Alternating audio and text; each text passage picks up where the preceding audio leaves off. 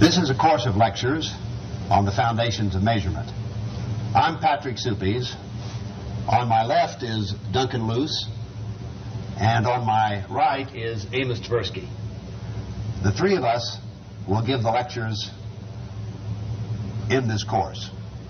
The lectures are based on the treatise Foundations of Measurement that the three of us have written with David Krantz. Not precisely, but in a general way, there will be a correlation between the lectures and the chapters of the treatise. The three of us have divided this introductory lecture into 5 parts. First, I'll begin discussing the foundations of measurement, what it is and what it is not. Second, I want to have something to say about the structural viewpoint and what we mean by a representation theorem. Third, Amos will discuss the prerequisites for the course, what an ordinary student might be expected to have as background. Fourth, Duncan will have something in more detail than we said thus far to say about the sequence of lectures themselves. Finally, the three of us together will discuss the relevance of the course to the various sciences and the kind of applications that the theory of measurement has. Let me begin then with this first part. What is the foundations of measurement? There are a number of salient points that should be made about foundations. I've tried to list them here. First, foundations looks at qualitative structures that are ordinarily thought of as empirical structures. We'll have an example in a moment. The observations, the empirical observations, are qualitative observations, and the point of the theory is to establish an isomorphism between a qualitative structure and a numerical structure. Measurement has been established when that isomorphism has been established. Another characteristic feature of the foundations of measurement, or fundamental measurement, is that ordinarily no prior measurements are assumed. In much laboratory work and in much measurement made in the ordinary world, a variety of other measurements are assumed. It's a characteristic of the foundations to start from the qualitative observations and assume no prior measurements are available. Let's take an example that I shall only sketch. The framework of this example will be talked about very extensively in a later lecture. A classical and important case of fundamental measurement is the measurement of mass. In particular, the measurement of mass using an equal arm balance, which I've sketched here in a very simple way. Suppose we have two objects, A and B. We put A in one pan of the balance, we put B in the other, and we find that the balance stays in horizontal equilibrium. And we'll say that A is equivalent in mass to B. If now we add a third object, C, to the pan of the balance in which A is, we observe that A and C together are heavier than B. We then have the qualitative observation that A combined with C, combined in the sense of being on the same pan of the balance, is heavier than B. And we write that combination by this operation O. So in this fundamental measurement of mass, what qualitative kind of structure and qualitative observations do we have? Well, we can see 3 things here. We have this relation of being equivalent, we have this relation of being strictly heavier than, and we have this operation of combination, which is empirically interpreted in terms of putting the two objects on the same pan of the balance at the same time. And so we want to impose a structure on these two relations and on this operation so that we have an isomorphism into the real numbers. I put isomorphism in quotes for a reason I'll explain in a moment. Now, what we want to preserve the structure and to have the same structure as we get a numerical representation is a function phi mapping the set of objects, cap A, into the real numbers. And in terms of the two relations I've written here, we want phi to have the property that phi of A, that is the number assigned to A, interpretation, the mass of A, phi of A is equal to phi of B if and only if A is an equivalent in mass to B. Secondly, in terms of this relation, phi of A plus phi of C is greater than phi of B if and only if A combined with C is, in terms of the qualitative observation on the balance, greater than B. Now, I put isomorphism in quotes up here because really, as we shall explain later, we have a homomorphism, a many-one relation. Many-one because distinct objects can be assigned the same mass. The study of such qualitative structures, of which this classic example is a prominent instance, is a main feature of the foundations of measurement. The theory of measurement, conceived in a broad way, consists of many additional disciplines, aspects, techniques, etc. It's important to say what this course and what the foundations of measurement is not. First, this course and the subject of foundations, as is generally conceived, is not a study of experimental techniques.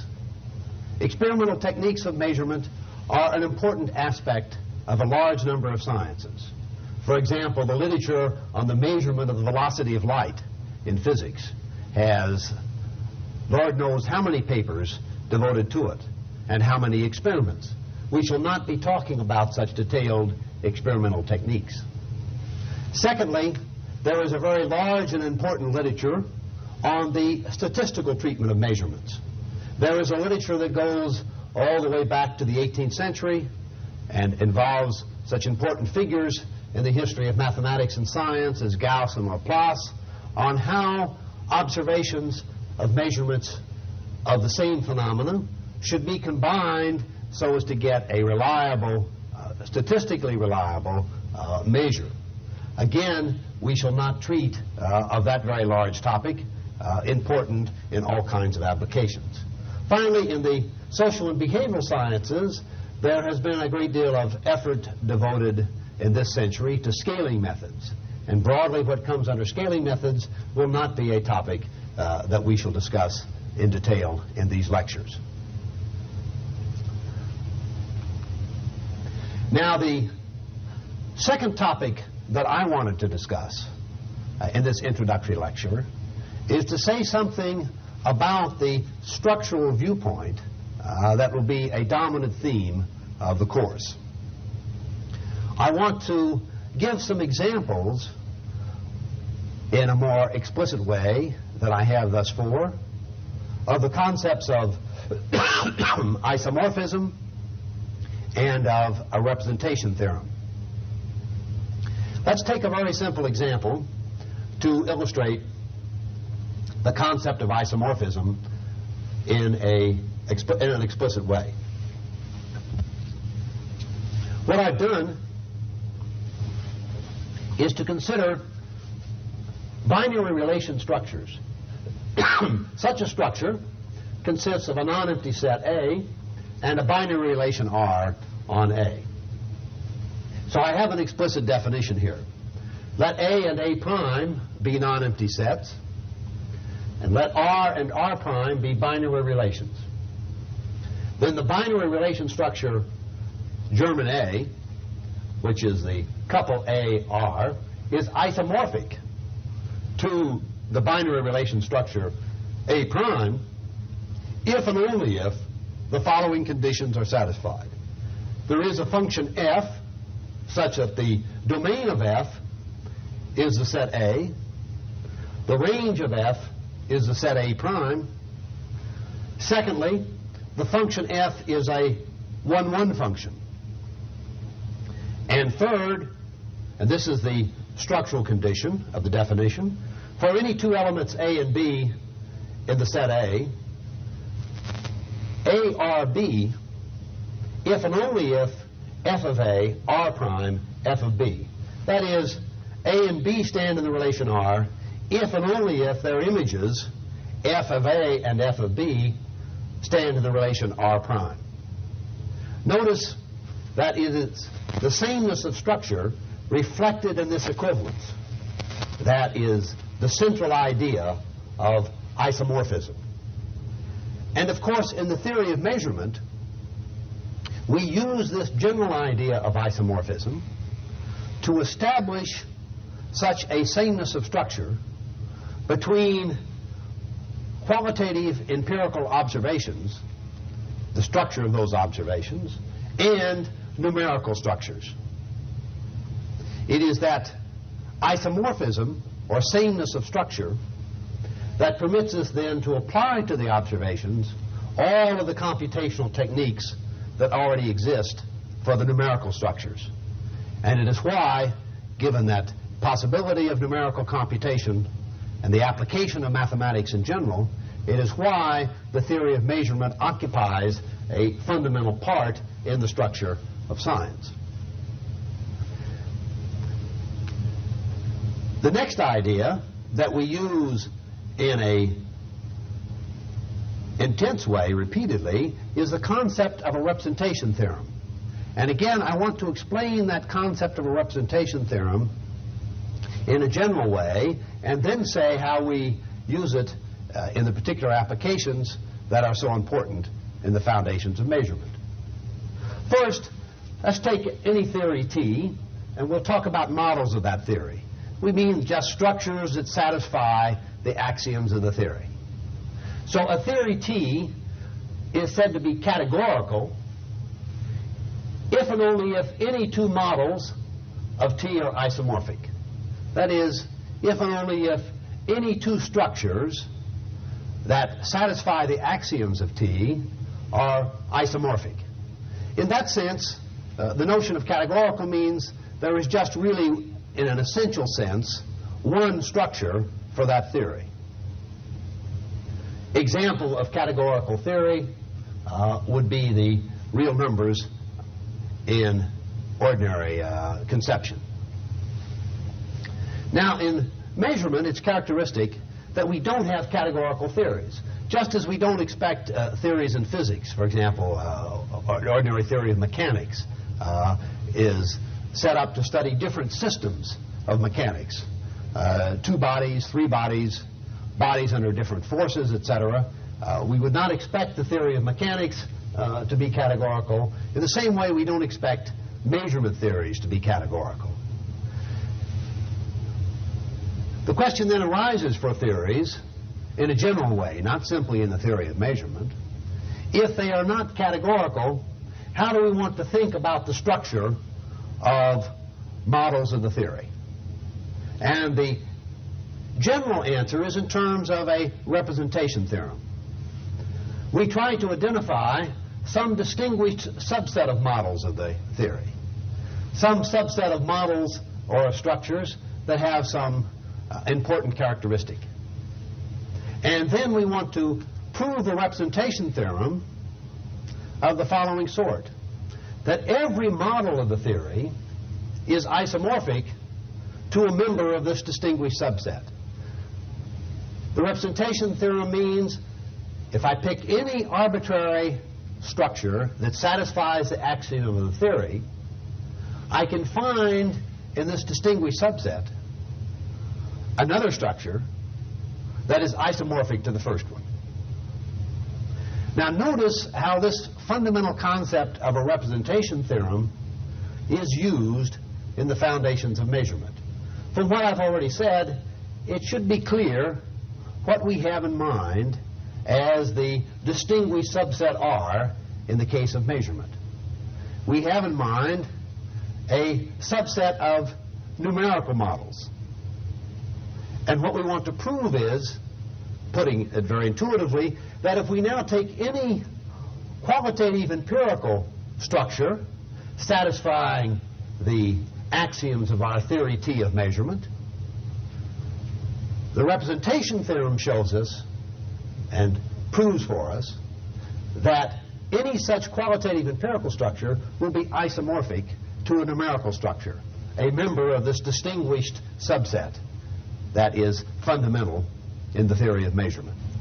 Accompanying the representation theorem for a theory of measurement is also the important uniqueness theorem. It is natural to ask, especially in the case of measurement, how unique is the representation? Let's consider some classical and simple examples. In the case of mass, for example, the fundamental measurement of mass is unique up to choice of a unit. We can use as the unit a gram, a pound, an ounce, etc. There is nothing in nature that tells us what that choice of unit should be. But once we've chosen the unit, then the representation is unique. Ordinary probability is absolutely unique.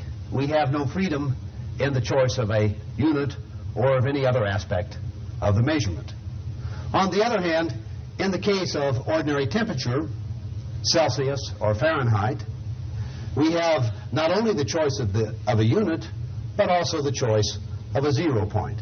So, for example, Celsius and Fahrenheit measurements of temperature differ not only in the choice of a unit, but also in the choice of a 0. In the case of utility, the ordinary measurement of utility or value is like the measurement of ordinary temperature. We have a choice of unit available and also a choice of the 0 point.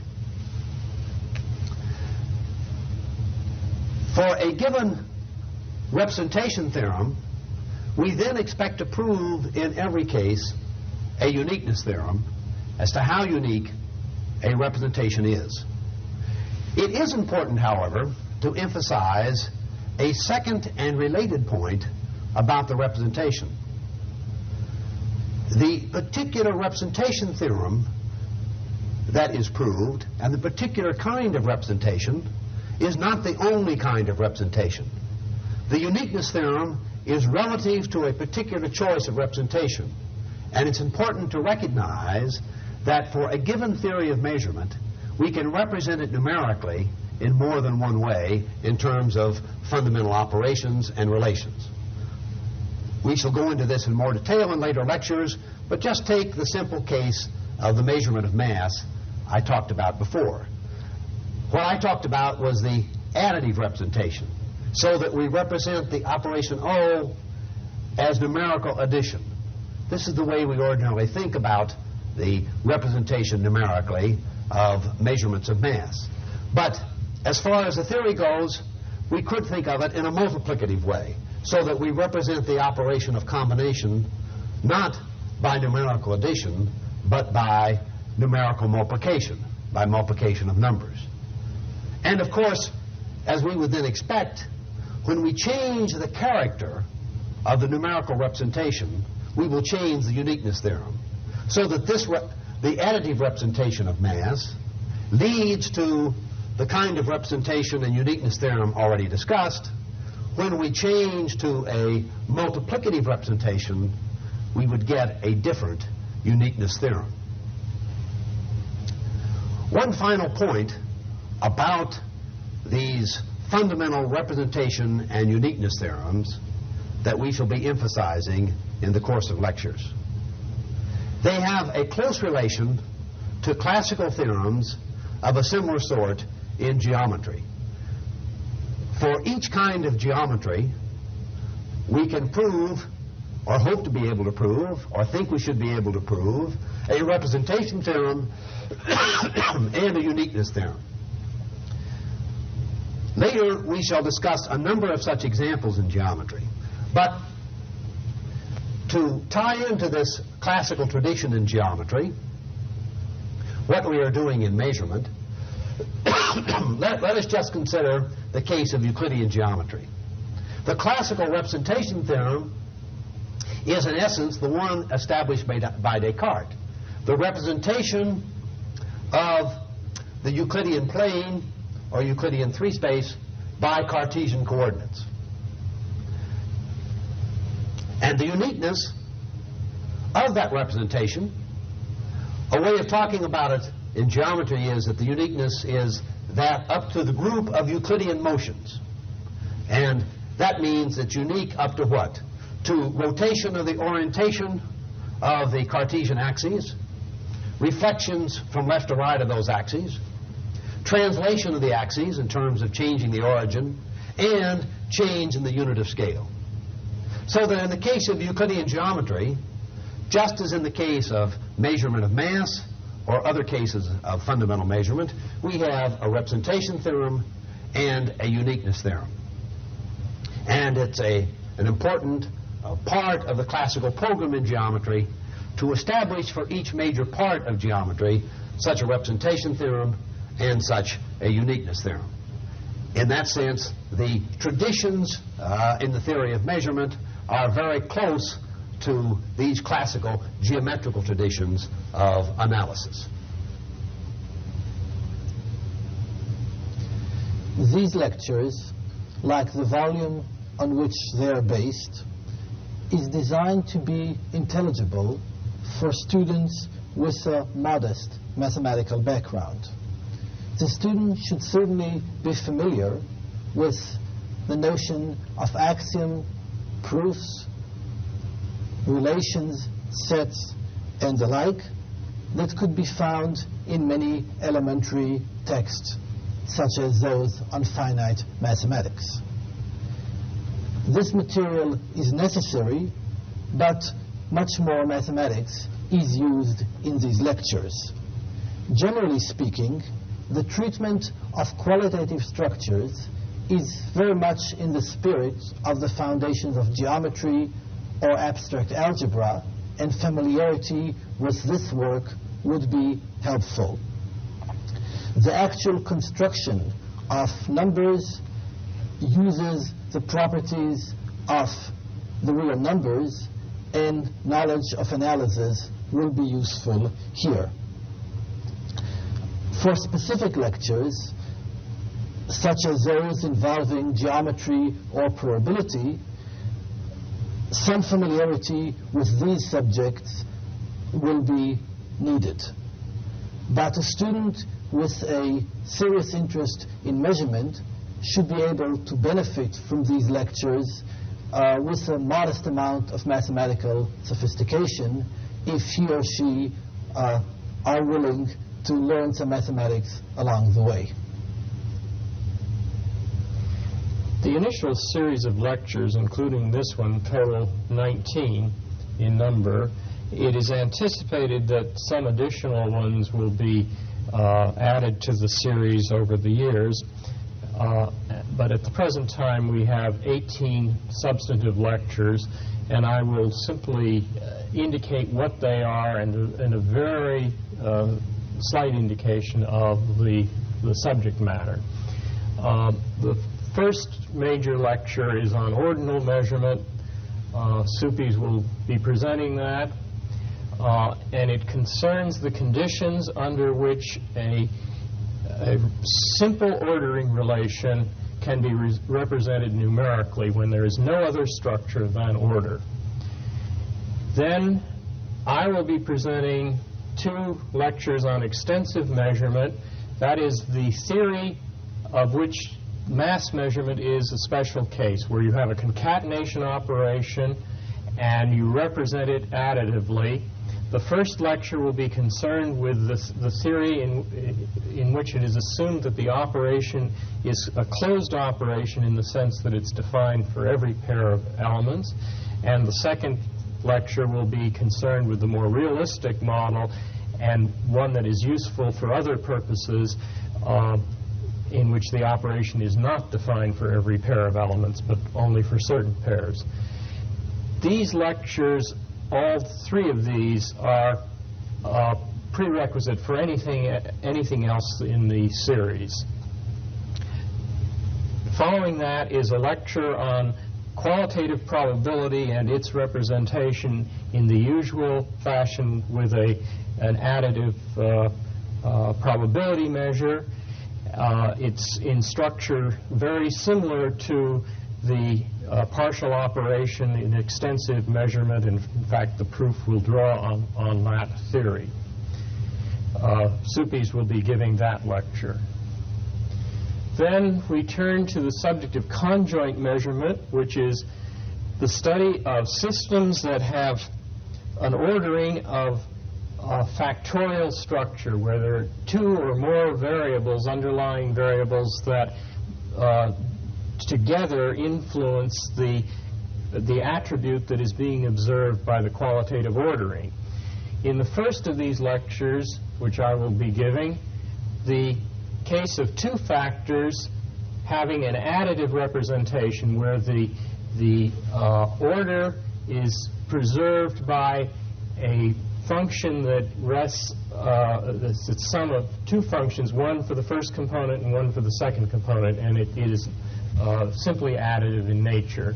The second lecture, which I will also give on conjoint measurement, is again concerned with the additive case, but with three factors or more, and also with the special case of for n equal 2, when the raw information is already provided in numerical form, but not necessarily in additive form, and the question is, given that numerical information, can it be transformed into an additive representation or not?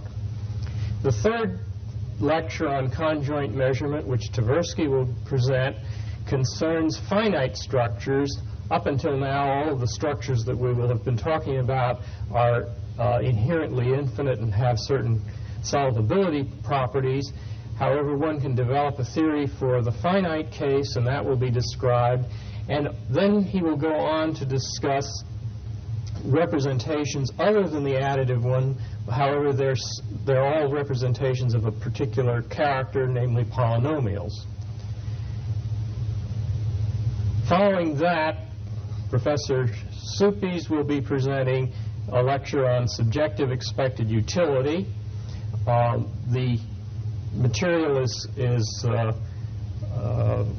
concerned with the representation of gambles, and it is asking about the existence of representations in which there is a probability measure associated with the chance events underlying the gambles, a utility measure associated with the outcomes, and that the ordering is represented by the expected utility.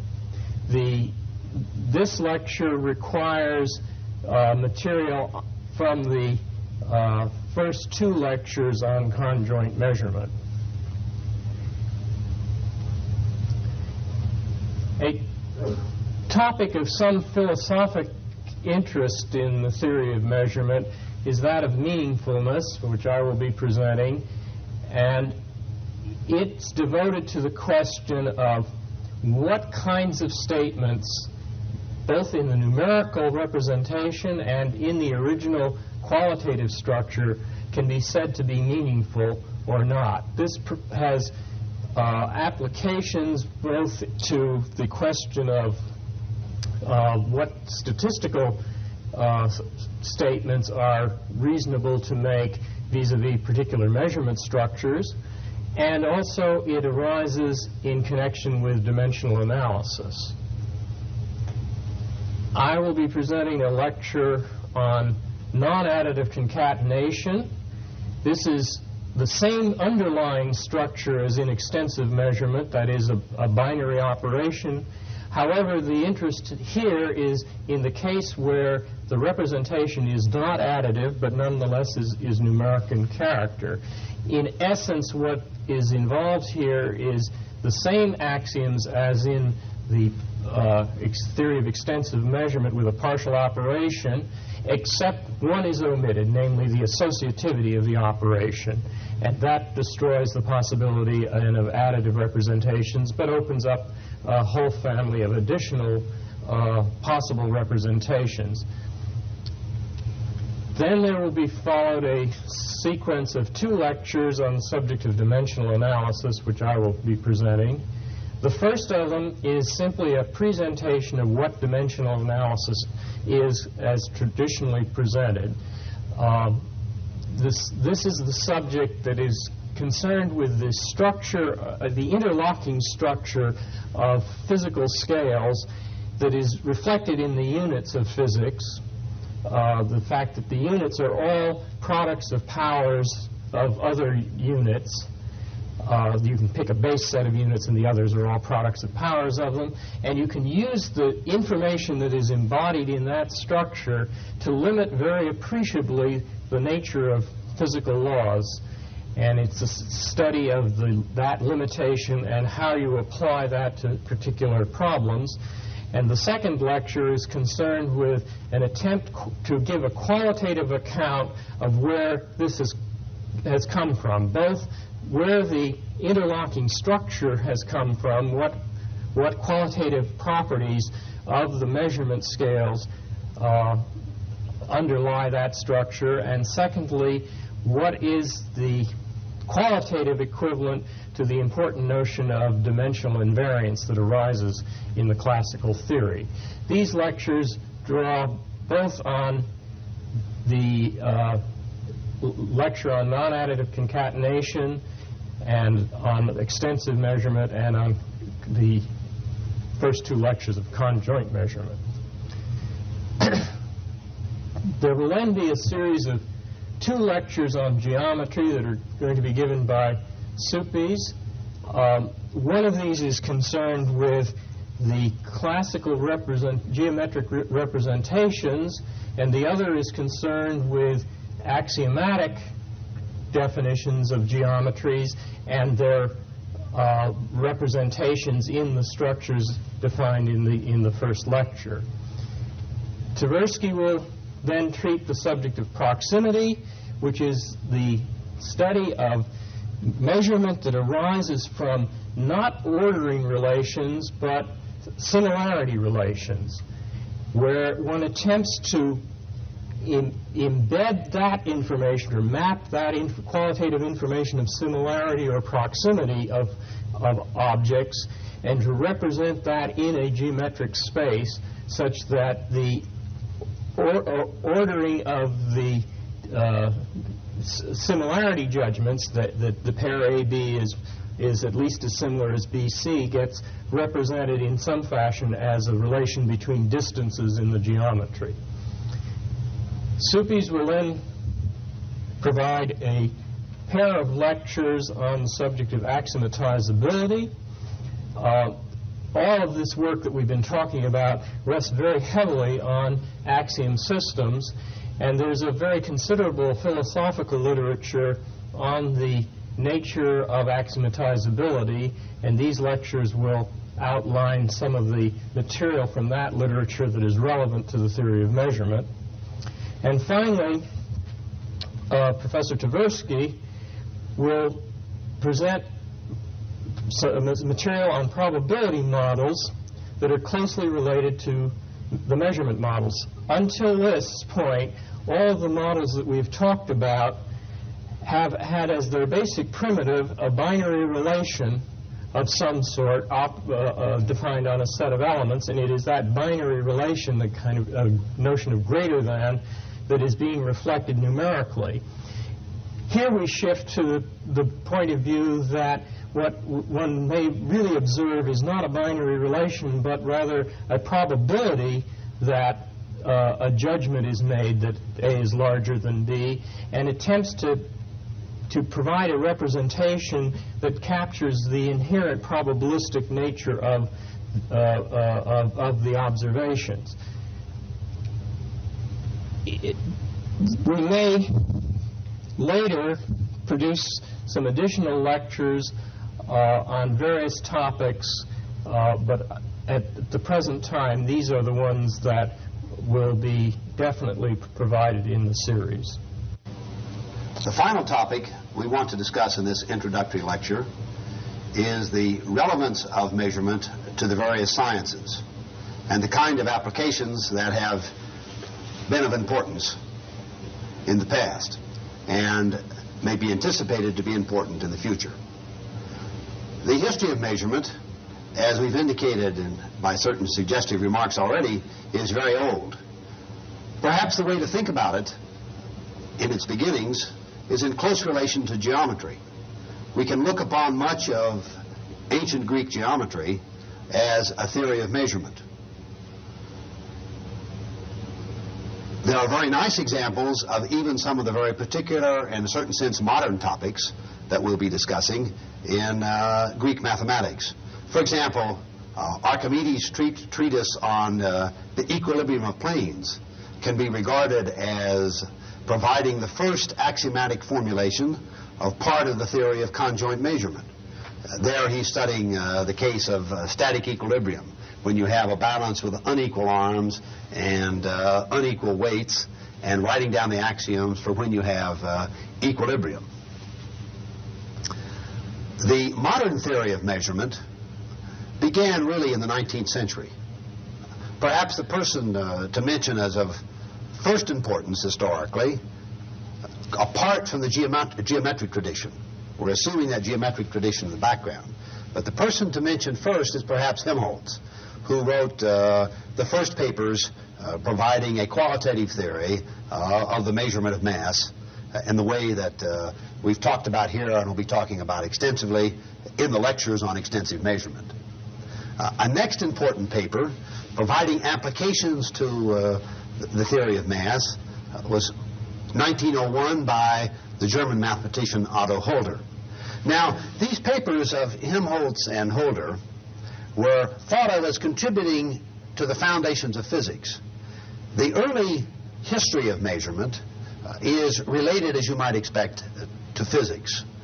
Discussions of the measurement of length, the measurement of mass, and the measurement of other quantities that are of importance in physics. There is more than we'll say in these lectures, a complicated and intricate history of the relation between the theory of measurement and important fundamental questions in physics. What I want to emphasize simply in these general remarks is the close connection between physics and the theory of measurement. Now, I think that Amos will tell us something about the relations of the theory of measurement to the social and behavioral sciences. There is an interesting difference here that although the study of the foundations of measurement in physics dates to the 19th century, is quite recent, measurement in physics has been established much earlier, and there was not much question about the fact that quantities such as mass or lengths and the like could be measured well and precisely. That was not the case in the social sciences. Yeah, I think that's, an important and fundamental distinction. In a certain sense, there wasn't the kind of controversy historically. In the case of the measurement of mass, people wanted an analysis, but there wasn't really a question, could it be done in some sense? That's right. And it is because of that that the foundational issues about measurement are so, in some sense, more important and central to theoretical analysis in the social than in the physical sciences.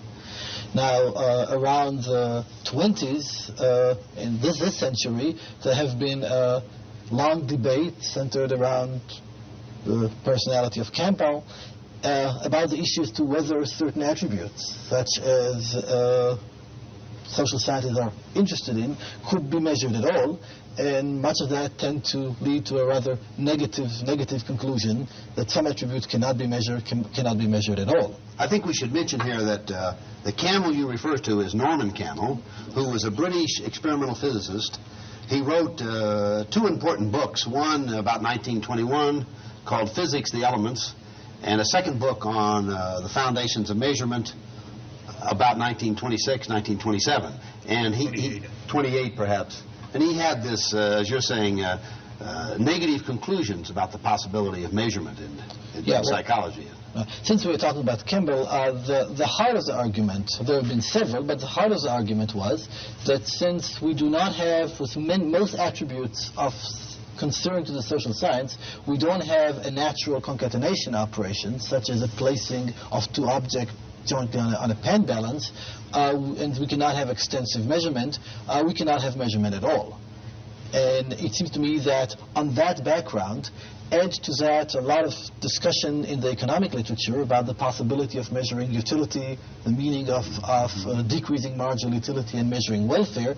The problem about what could be measured, whether it could be measured, and what is the meaning of measurement are absolutely a problem of central concern to the theory in social science. And while the work on the foundation of measurement, which started really later in the 40s, 50s and later, did not resolve all these issues, I believe that it is not unfair to say that have clarified many of the fundamental questions and put some of them as squarely as empirical question, others as sharply mathematical question, and others more philosophical or conceptual questions. So it seems to me that the major contribution of work on the foundation of measurement in the social science is really clarifying the status of those fundamental issues. I think it's worth adding, however, that some of the developments in the social sciences aspect of measurement that have, I think, altered the view of very many people from that of Campbell, who said that it wasn't possible to, at least the possibility of measurement occurring. Some of those developments feed back in our understanding of physical measurement. One of the curious things about the history is that there was this careful development of extensive measurement where you had a concatenation operation, and there, however, was very little by way of axiomatic development of an understanding of the interconnection between measurement scales that exists in physics and that I mentioned in connection with the remarks on dimensional analysis, and that is key to the method of dimensional analysis, namely that there are a number of scales that are related to each other by being products of powers. Take an example, that kinetic energy is 1/2 mass velocity squared. That's a very typical classical relationship among three scales in physics. And that structure, which is a conjoint structure by our current language, was never really axiomatized by the philosophers of physics. And it was not until the 1960s, in work that centered in economics and psychology, that this began to be clearly understood. And then, having gained that understanding, we were able to go back and provide a rather deeper understanding of what is involved in a subject such as dimensional analysis. So the point here that may be worth iterating. Pat Suppes mentioned earlier, when he discussed what foundation of measurement is and is not, that it's not a method for practical. We don't teach in these courses how actually to measure things. But it seems to me that we do want to mention that a lot of the question concerning the meaning of scale, the whole notion of scale types, what kind of transformation are admissible, what one could and could not sensibly do with the scale of measurement once constructed, are issues that are addressed in these lectures.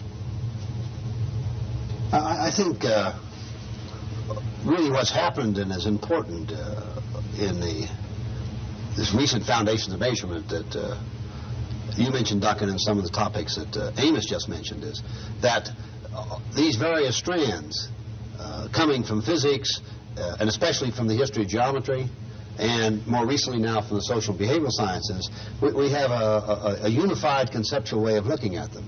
I mean, it's characteristic of that earlier work that in Campbell, there's no discussion. In fact, I'm not sure Campbell was really aware in a detailed way of all the work in geometry. For example, he certainly couldn't have said some of the things he said about extensive measurement as the only kind of measurement if he'd had any detailed understanding of the best work in the last part of the 19th century and the earlier part of the 20th century on the foundations of geometry. And I think what has happened in the last 2 decades is a much better and much deeper unified view of the subject. And it's always been a part of the foundations of physics, going, as I said earlier, all the way back to Archimedes. It's certainly been a part of the foundations of geometry and an integral part of geometry back at least to Eudoxus. But it's really only in these last couple of decades that we've had the unified view of it that we now have. Anything else that we want to say in closing this introductory lecture? Well, I think that one might say one more thing, and that has to do with the mathematics that is involved. One of the aspects of the work in the last 20 years has been to make reasonably clear what are the fundamental mathematical results from which all of the other measurement results derive.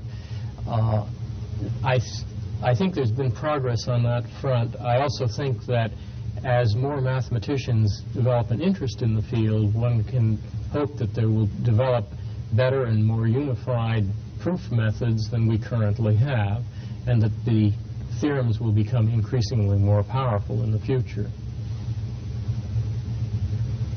Amos, do you have any final comments? Yes, well, it seems to me that when we talk about foundations of measurement, there are really different examples of foundational work in mathematics, like the work on foundations of probability or foundation of geometry. And it seems to me the foundations of measurement is really like the former in the sense that it has a lot of implications about the way you actually do and think about measurement.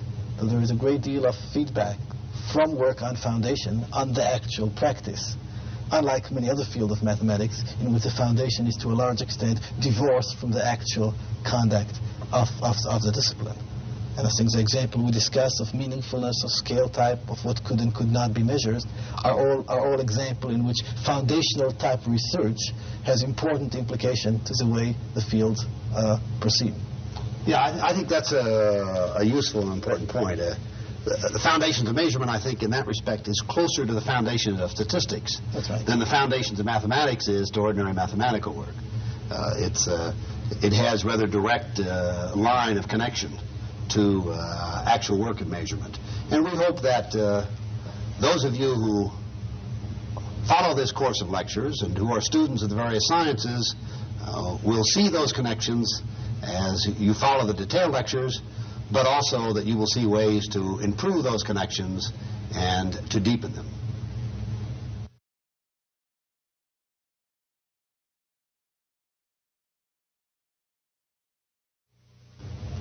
This is the lecture on ordinal measurement. Because this lecture comes at the beginning of the course, there are a number of fundamental concepts we need to consider. These concepts will be used throughout a number of lectures, so that it will be worth spending some time considering them, giving some examples, etc. Let's start with order properties of binary relations. Most of you will know these properties, but it'll be important to review them for reference here. First is transitivity. A relation is said to be transitive on a set A, let us say, if for any elements A, B, and C, if A bears a relation to B and B to C, then A bears a relation to C. Notice that I haven't used a general relation symbol, but what is an intuitive equal to or greater symbol. And we'll be using that throughout for the relations between objects. It, of course, is mirrored on the corresponding relation for equal to or greater among numbers. The second property is connectedness. For any two elements in the set, A and B, A is at least as great as B, or B is at least as great as A. Notice it's convenient, instead of saying equal to or greater, because we also don't want strictly equal, to say at least as great as.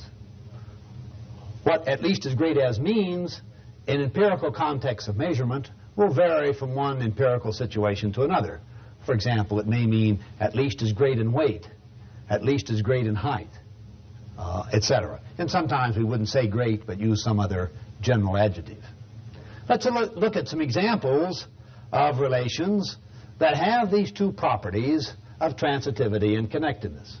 Well, the familiar numerical example is to take the set of real numbers and to take the ordinary numerical relation of equal to or greater. It's obvious and familiar that that relation is transitive and connected on the set of real numbers. It's important also to consider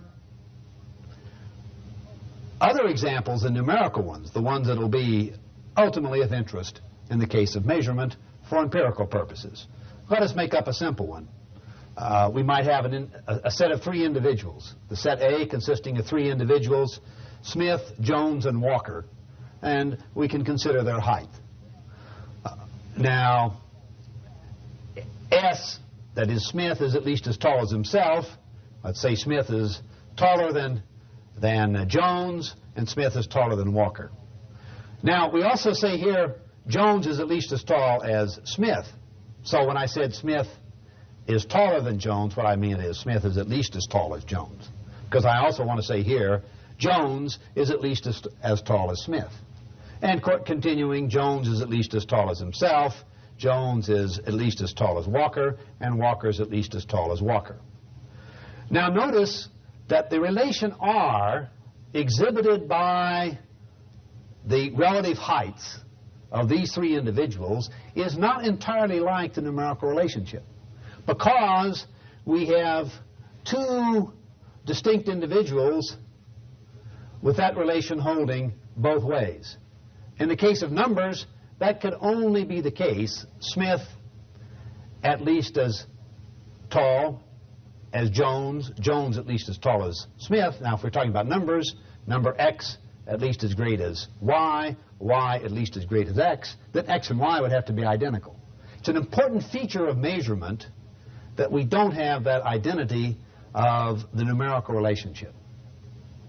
We'll talk about that some more, but I want to emphasize that this example 2 displays already a property that generalizes transitivity and connectedness beyond the numerical properties of the numerical relation. It's also easy to construct a counterexample that doesn't have one of these two properties. And let's consider an artificial example. The set A consists of three objects, M, N, and P. And the relation R on that set then consists of M bearing the relation to itself, M holding the relation R to N holding the relation to itself, N holding the relation to P, and P bearing the relation to itself.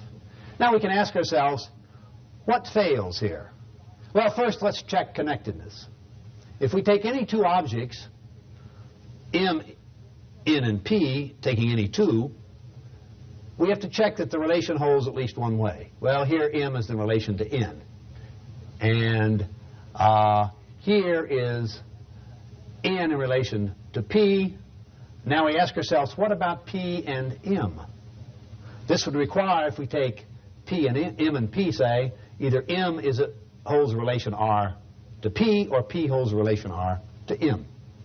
We look up here, and we don't have any such case. Consequently, the relation fails in connectedness. Now, it's also interesting to ask, what about transitivity? Well, the same example shows a failure in transitivity. We have M, the pair MN. Notice we exhibit always in these examples the relation holding by writing the pair. So M bears a relation R to M, shown by the pair MN. And N bears a relation to P. So by transitivity, we should have MP, M bearing the relation to P. So transitivity also fails. So this example is constructed to have both transitivity and connectivity fail. Let's go ahead now to some other properties. Antisymmetry. If A is at least as great as B and B is at least as great as A, then A is identical to B. Now that's the familiar property referred to earlier that the numerical relation equal to or greater than has. That goes beyond transitivity and connectedness. In fact, our second example, the case of Smith, Jones, and Walker, when we talked about their height, shows that antisymmetry is a property that is independent of transitivity and connectivity. Why is it independent? Well, this example satisfies transitivity and connectivity and doesn't satisfy anti-symmetry. It doesn't satisfy anti-symmetry just for the reason explained earlier. Smith and Jones are distinct individuals, and yet they have they're judged equivalent in height. And notice that's what we'd expect in measurement. In making numerical measurement, we would expect distinct objects to have the same numerical quality in many cases. For example, the same mass, maybe the same height, the same volume, and so forth. So anti-symmetry is a restricting condition, a familiar condition in terms of the number system. We'll see how we make extensive use of it in a moment. Now, a fourth order property that is important but redundant in terms of what we've said thus far is a relation being reflexive. A is at least as tall as A. A is at least as heavy as A. In general, air bears a relation greater than, at least as great as, to A. Notice, of course, that the reflexive property, A at least as great as A, is implied by connectedness, by the relation being connected. Because we just take B to be A, and we have here A at least as great as A, or A at least as great as A. But of course that just reduces to A at least as great as A. So connectedness implies a relation being reflexive. We don't need that as a separate property in terms of what we want to consider. Now, it is standard to take the properties we've talked about thus far to define then certain relations satisfying clusters of these properties.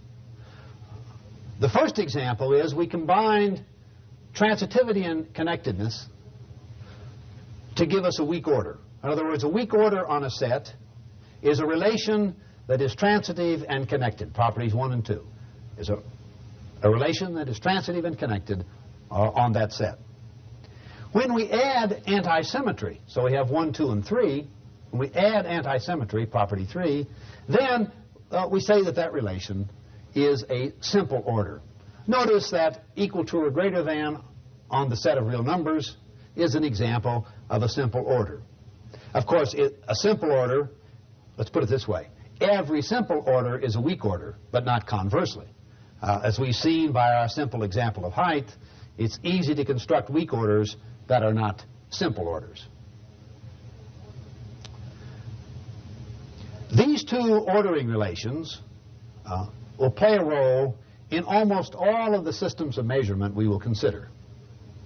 We'll be returning to them again and again. It'll be, in fact, customary in the various qualitative axiom systems considered in later lectures to start with supposing that we have a weak ordering of the objects in question, weak ordered according to some property or cluster of properties. Now, these two order relations occupy a primary role. But let us go on to another relation that is at least as important. To introduce this next relation, we have a fifth property, elementary property, of relations that we want to consider, namely symmetry. A relation on a set is symmetry if for any two objects A and B in the set, if A is at least as great as B, then B is at least as great as A. Or more generally, if A bears a relation R, we might say to B, then B bears a relation R to A. Symmetry, obviously, meaning the relation holds both ways. Now, if we combine symmetry with transitivity and connectedness introduced earlier, we get an equivalence relation. In other words, an equivalence relation has the property of being transitive, connected, and symmetric. It's a generalization of the notion of equality. We can define a relation that is an equivalence relation in terms of our at least as great and relation. And we'll use this wiggly symbol as a familiar symbol for equivalence. Notice how we would read this. A and B are equivalent in mass. A and B are equivalent in height. A and B are equivalent in riding speed, or whatever we may be considering. Notice the definition now. A is equivalent to B if and only if A is at least as great as B and B is at least as great as A. We also correspondingly can define a strict ordering relation. A is strictly greater than B if and only if A is at least as great as B, and it is not the case that B is at least as great as A. Now, familiar properties representing a generalization of the number system are then expressed in the following elementary statement.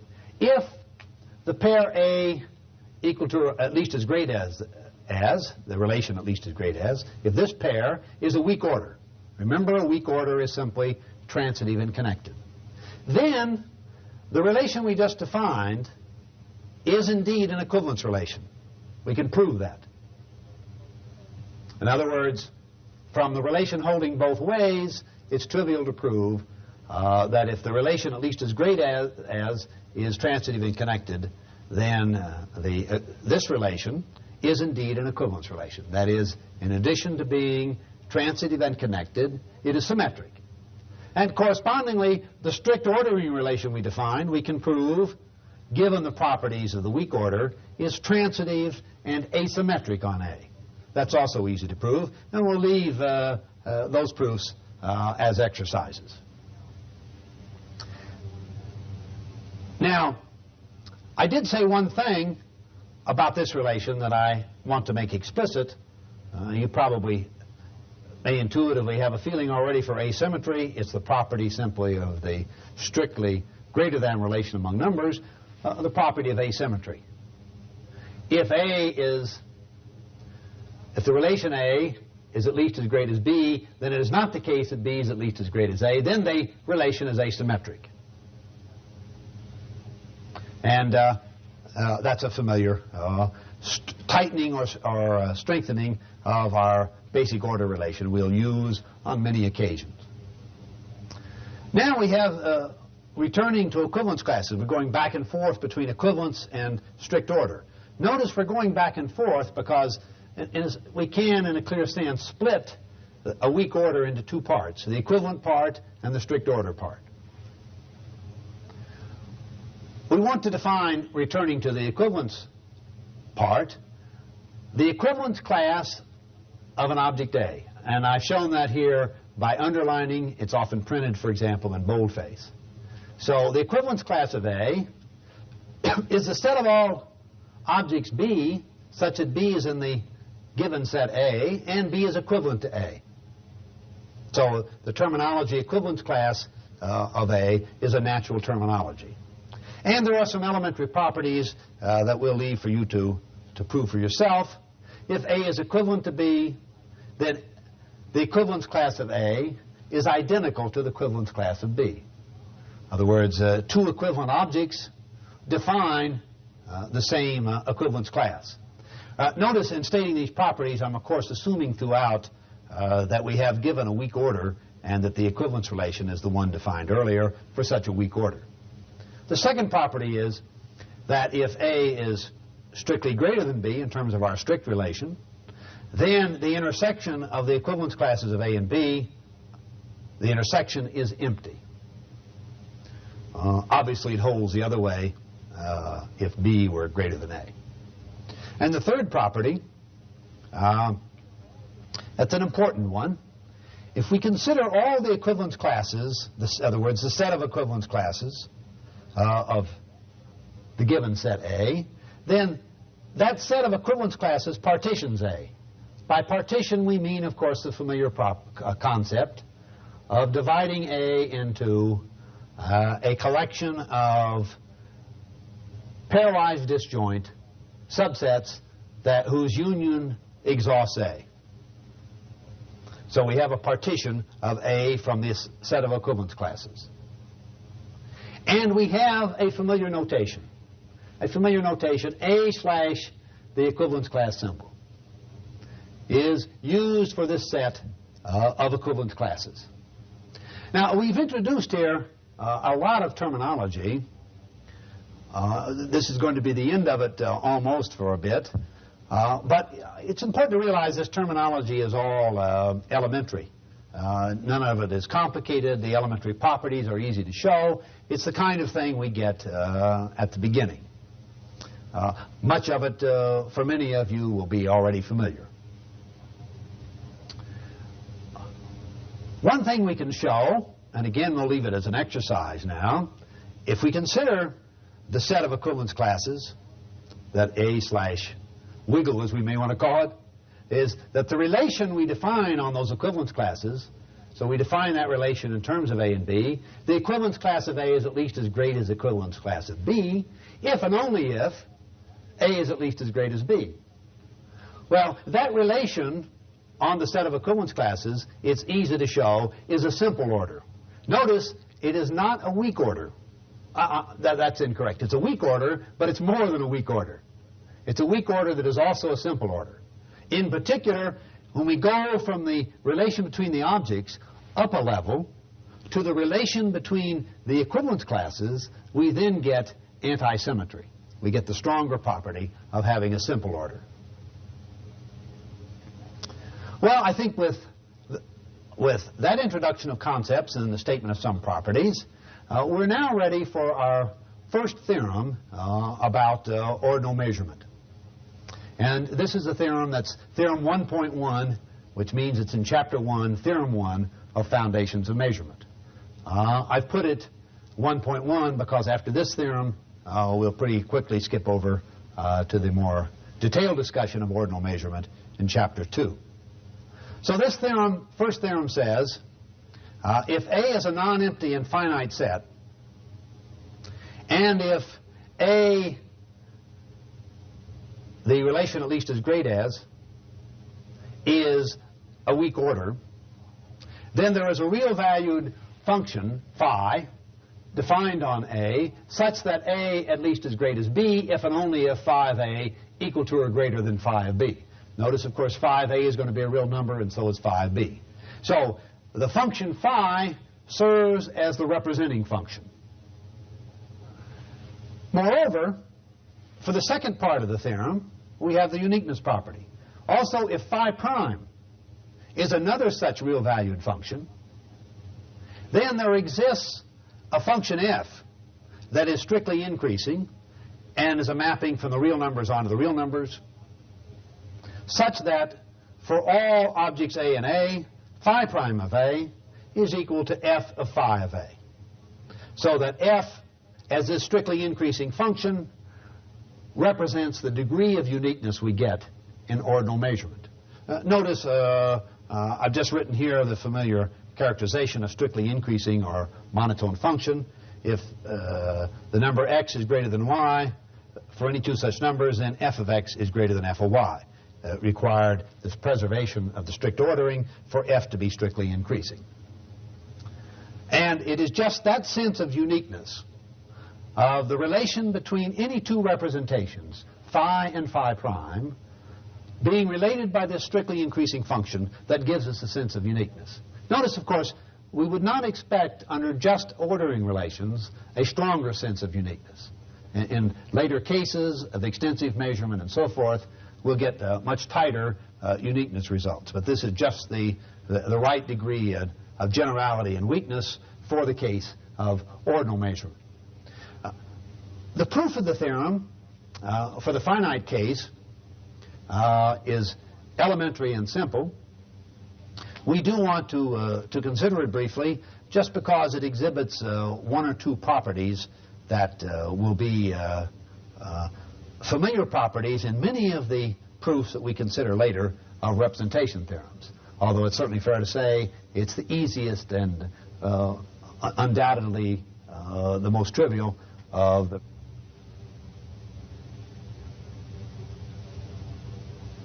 We now turn to a proof of Theorem 1.1. First, we need to consider only equivalence classes. The reason for that is that if A and B generate identical equivalence classes, then the number assigned to A must be the same as the number assigned to B. Phi of A is equal to phi of B. This is a step we'll take repeatedly in the proofs of representation theorems, is a reduction to the equivalence class structure. That's an obvious and straightforward step. The second and more important part is to construct the representing function phi. And again, we will use here a counting procedure, various modifications of which will be used repeatedly in more complicated proofs. So if we consider the equivalence class of A, we define phi of A. That is the number assigned to A in the following way. It's simply the number of distinct equivalence classes B such that A is at least as great as B. Notice that therefore includes in the counting procedure A itself. So that, for example, if A is the lowest equivalence class in the finite order, then phi of A would be 1. And if we had n equivalence classes and A is at the top of the ordering, then it's clear that phi of A would be n. Having defined phi by this simple counting procedure, starting from the bottom of the ordering, the next thing is to simply show that the if and only if condition holds. That is that, as you remember, A is at least as great as B, if and only if the number assigned to A is at least as great as the number assigned to B. That is, if and only if phi of A is equal to or greater than phi of B. So, for the first part of the if and only if, let's assume that the equivalence class of A is at least as great as the equivalence class of B. Then for every C, if B is at least as great as C, immediately by transitivity, we know that A is at least as great as C. Notice that I won't distinguish here between A and its equivalence class or B and its equivalence class in casual talk. Then A is at least as great as C by transitivity. So that means that C is counted for A, that is in the definition of phi of A, whenever it's counted for B, that is for phi of B, and therefore phi of A is at least as great as phi of B. So that by using transitivity, we have a proof in that direction. Now let's go the other way. Let's assume that is not the case, that A is at least as great as B. Then by connectivity, B must be at least as great as A. In fact, B must be strictly greater than A. Therefore, there exists a C that is counted in phi of B that is not counted in phi of A. Now, it's obvious what C will do, namely B itself. And so, we have that the number assigned to B is strictly greater than the number assigned to A. And so, we've proved the other half of the if and only if condition. And that completes the proof of the first part of Theorem 1.1. The counting approach used there, I repeat, is the simplest case of a procedure we shall use again and again. Now, the proof of the uniqueness is obvious here, and we'll omit it. Well, we won't go through the actual details, which are completely trivial. The severe restriction of Theorem 1.1 is, of course, that the set A is finite. In general, we would want to be able to make assertions for ordinal measurement in the cases in which the set A is infinite. You might ask, well, in empirical cases, isn't it the case, indeed, that A will always be finite? It's easy to think of examples where, for the purposes of theory or continuous monitoring of data, etc., it not necessarily is the case that A is finite. So we want to know, is it always true that if we have a weak order, that we can numerically represent it by the set of real numbers and the natural ordering relation on the real numbers? Well, the answer is no. And it's useful to consider a counterexample to show what the difficulty is. And let's now turn to that counterexample. The counterexample is a familiar and classical one, an important example to know its properties. We consider the lexicographical ordering of the plane. We're thinking of the plane as given by Cartesian coordinates. So the set A now is the Cartesian product of the real numbers with themselves, RE cross RE. The ordering relation on the plane That is the lexicographical ordering. It's called lexicographical because you look at the first coordinate. That dominates the ordering, but if you have equality in the first coordinate, you go to the second coordinate. It's called lexicographical, of course, because we can generalize it to beyond the plane to n dimensions. So the point xy is judged to be at least as great in this lexicographical ordering as x prime y prime, if and only if the first condition, x is strictly greater than x prime, or when that doesn't hold, x is identical to x prime, and y is equal to or greater than y prime.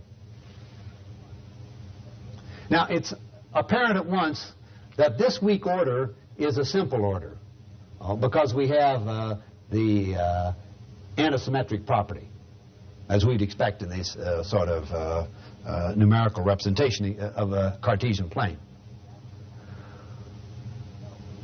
That antisymmetry condition tells us something at once that we will use in our proof of this counterexample, namely that any homomorphism, remember a homomorphism is a function from the set A into the real numbers that preserves the order. Well, this homomorphism, when the relation is a simple order, must also be an isomorphism, that is a 1-1 function.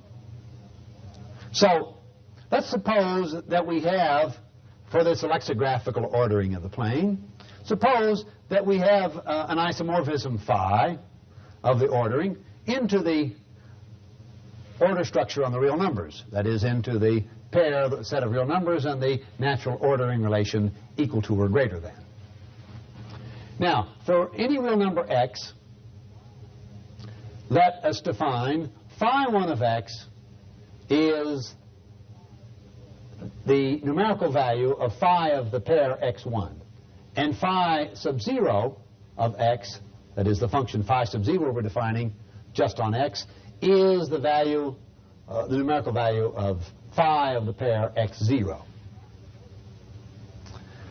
Since phi is order preserving, that's by hypothesis of its being an isomorphism, for every x, phi 1 of x is strictly greater than phi sub 0 of x.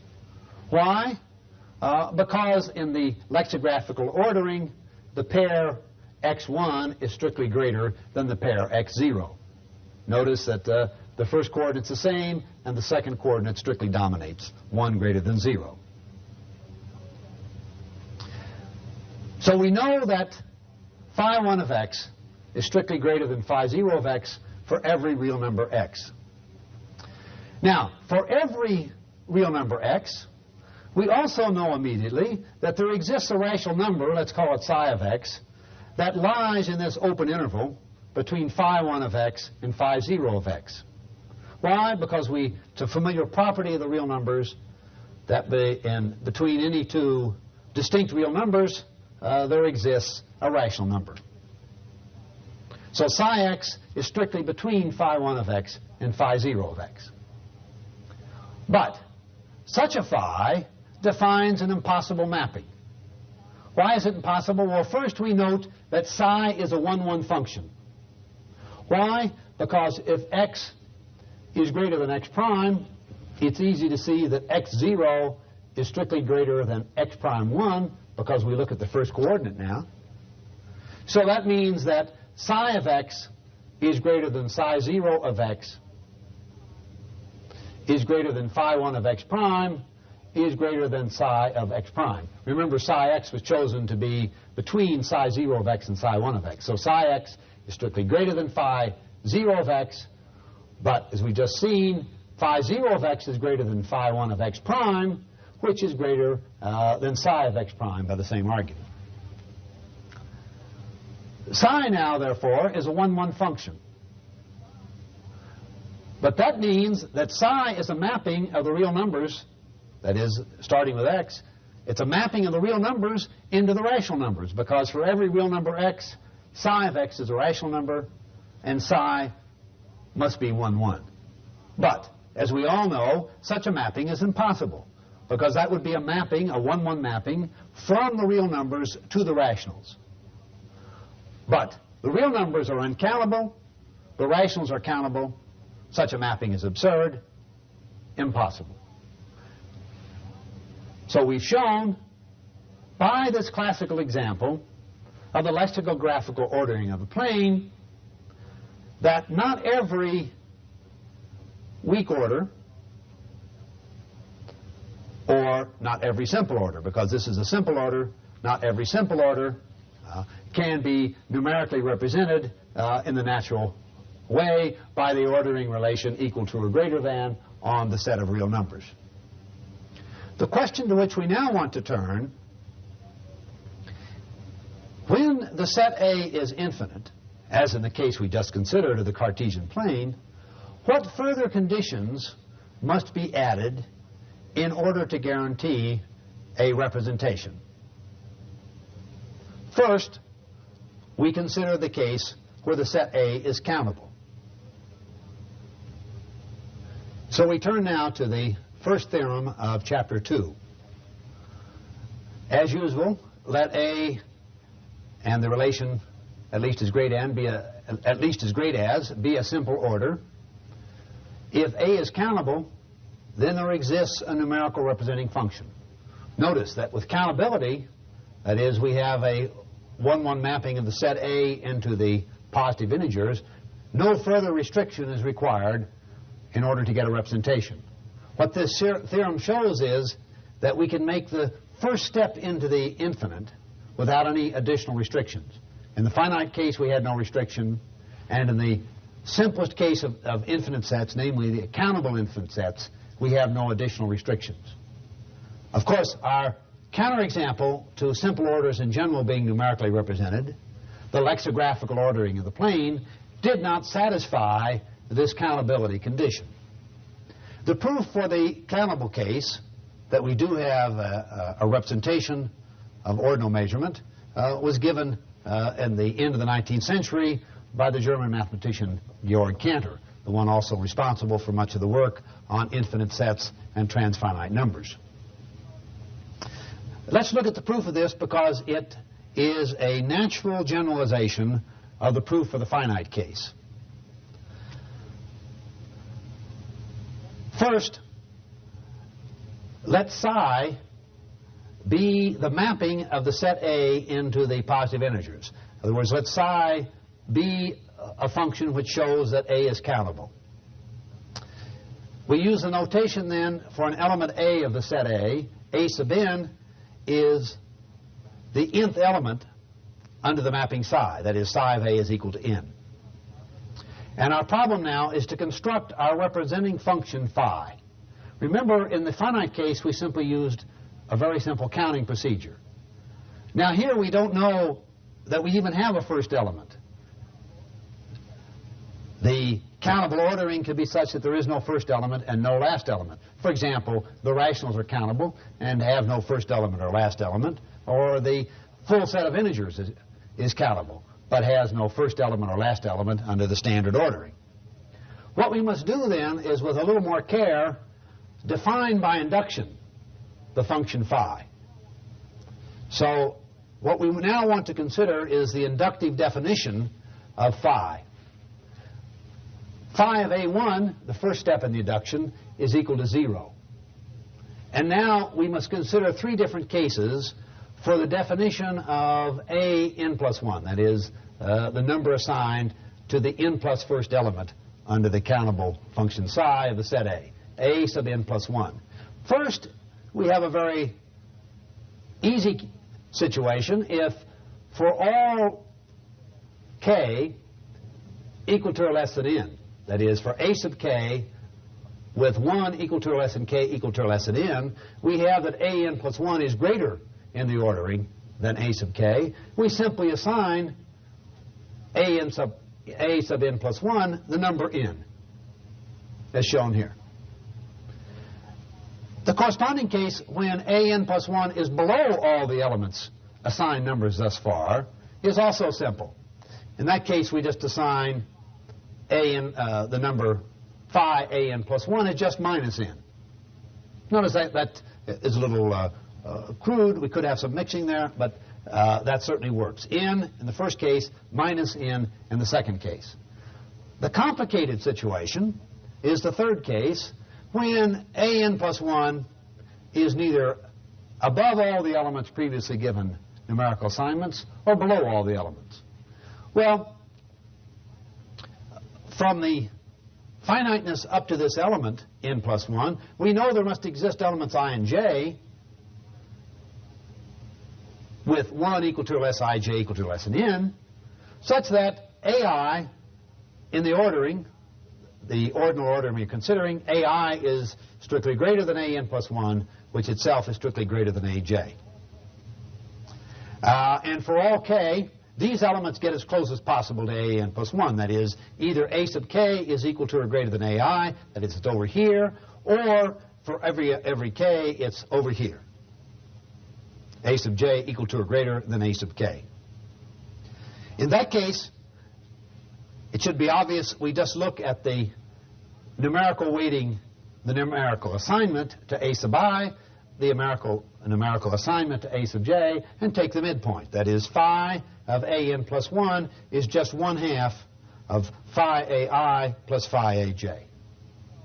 And that takes care, as is easy to show, of the three possible cases we could encounter in the inductive definition of the numerical value of a sub n plus 1. Now, that inductive definition doesn't prove that we have the proper order-preserving properties for phi, but that also proceeds by induction. We'll omit that proof, leave it as an exercise, but it's straightforward once we have in front of us this inductive definition of phi.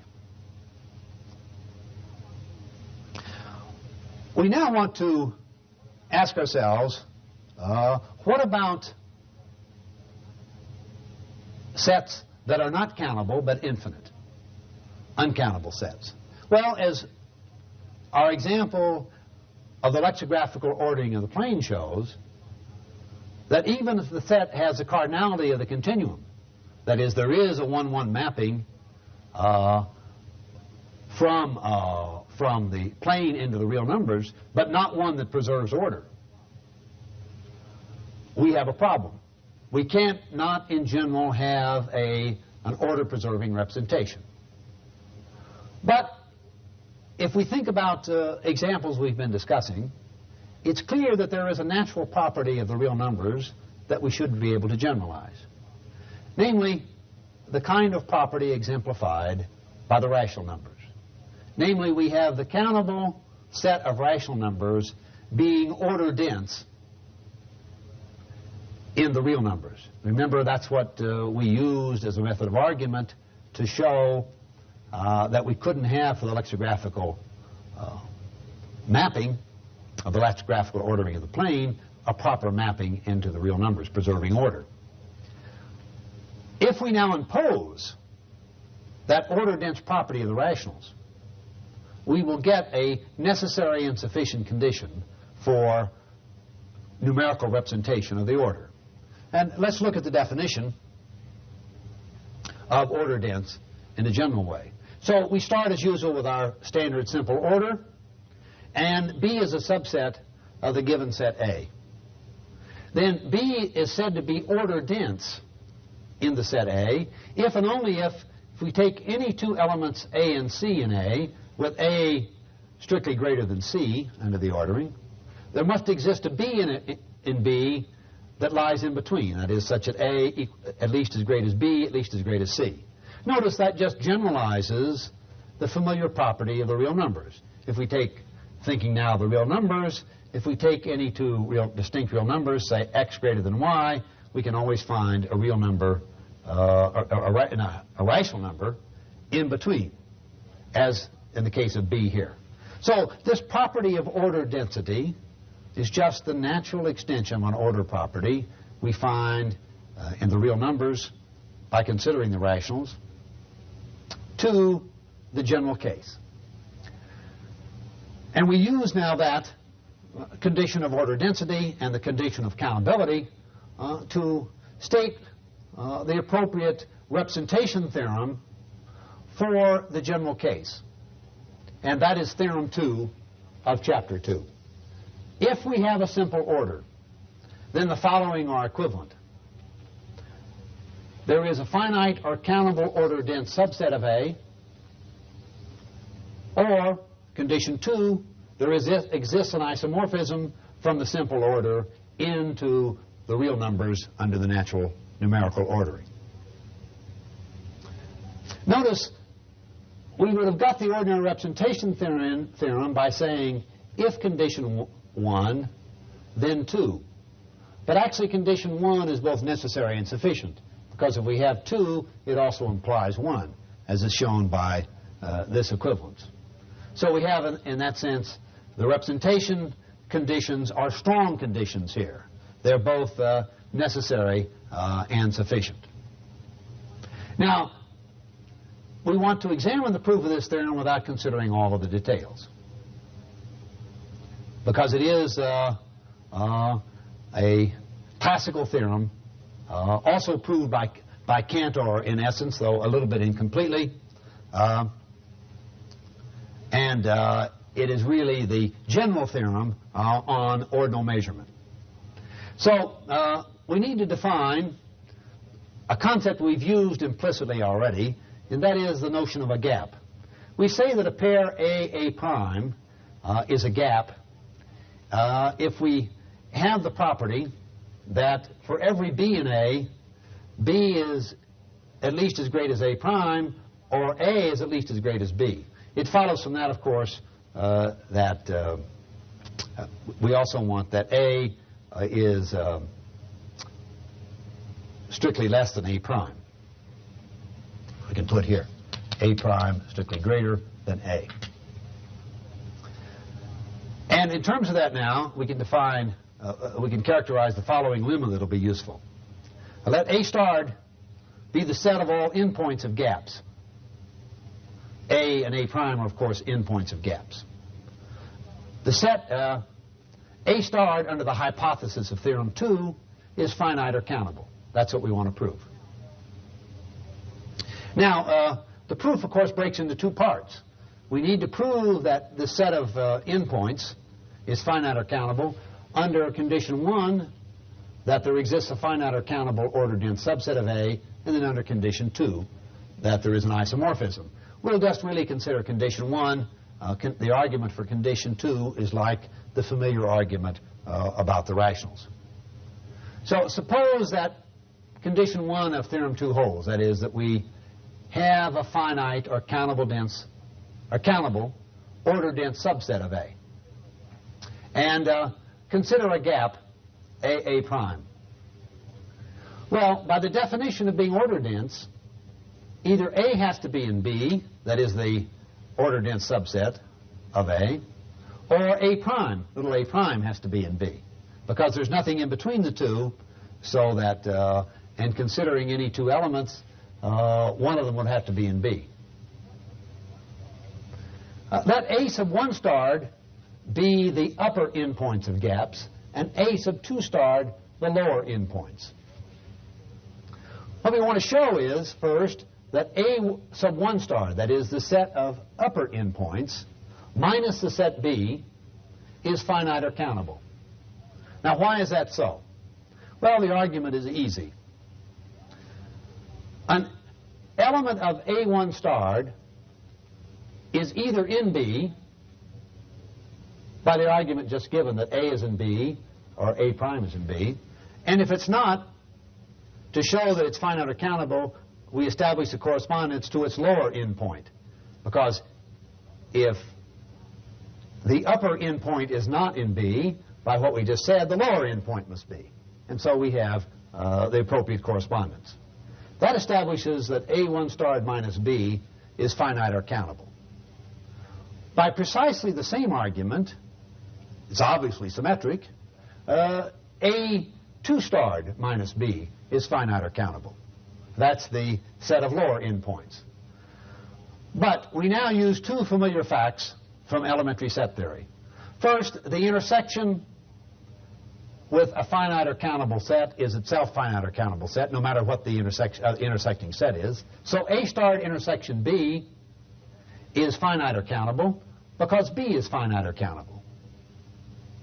And secondly, the union of finite or countable sets, the finite unions, must be also finite or countable. And A starred is the union of three sets that are finite or countable. A1 starred minus B, union A2 starred minus B, union A starred intersection B. It's easy to see that that's an exact representation of A starred. And so that proves that A starred under condition 1 of theorem 2 is finite or countable. And as said already, there's a familiar argument we'll not go through in the case condition 2 of theorem 2 is the one under consideration. With this lemma available, we are now in a position to go directly to the proof of theorem 2.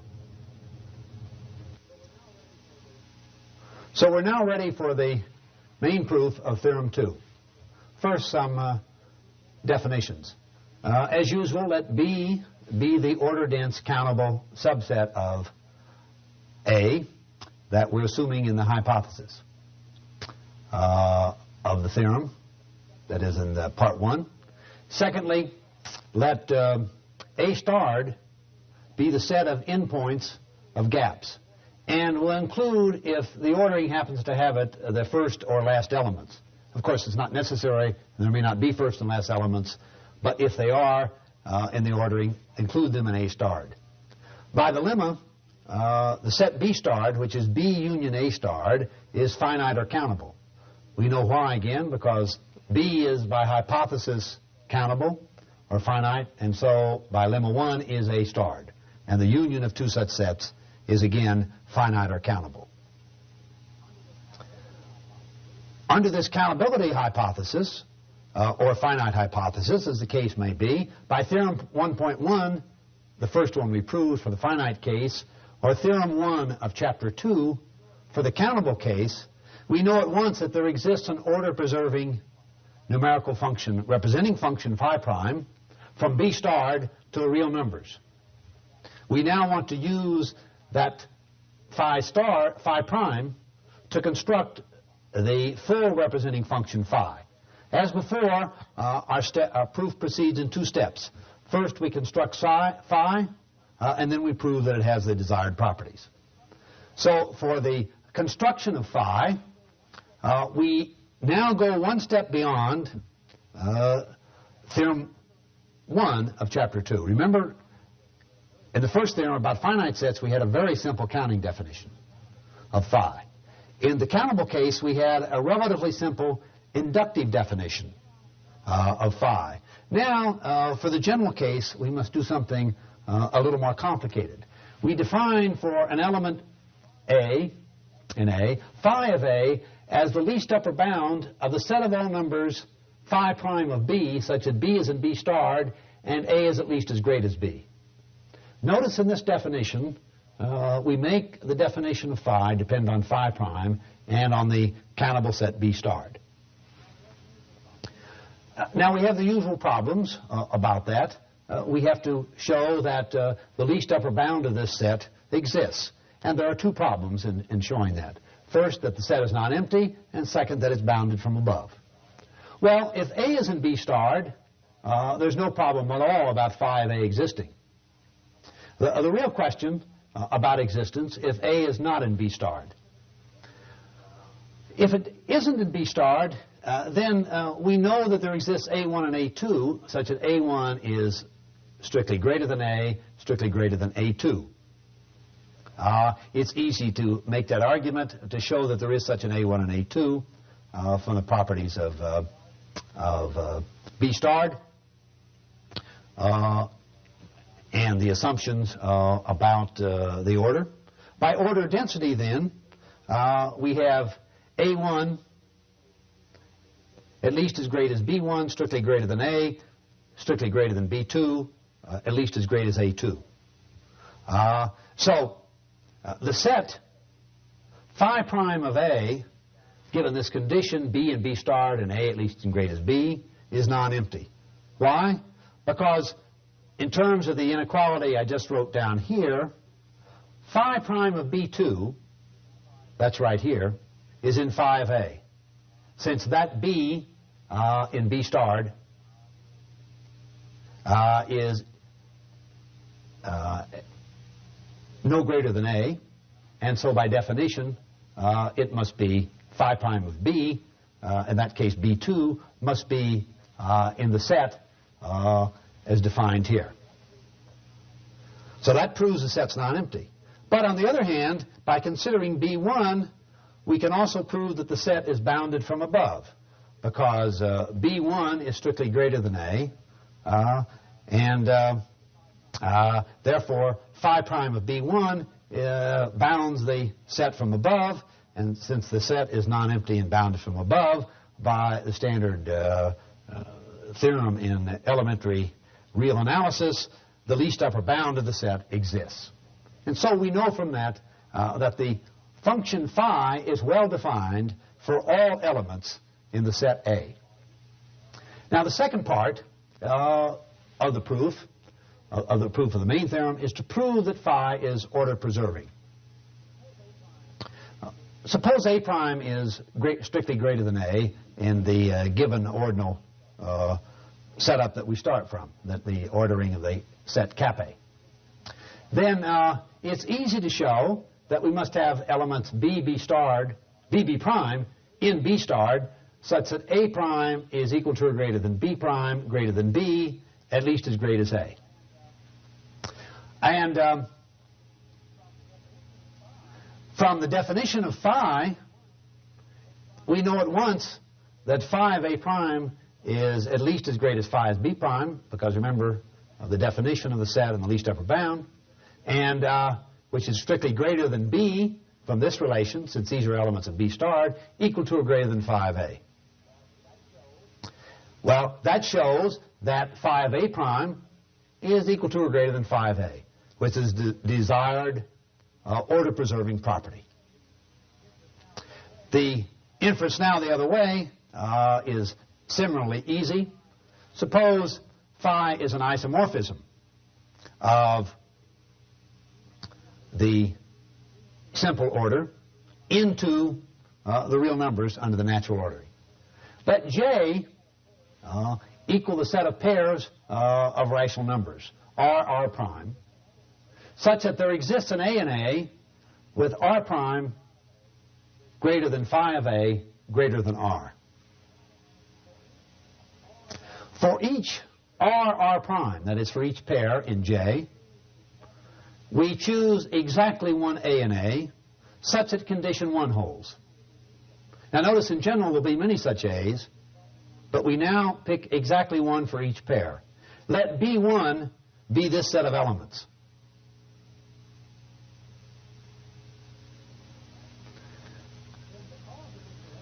Then because of this relation to these pairs of rational numbers,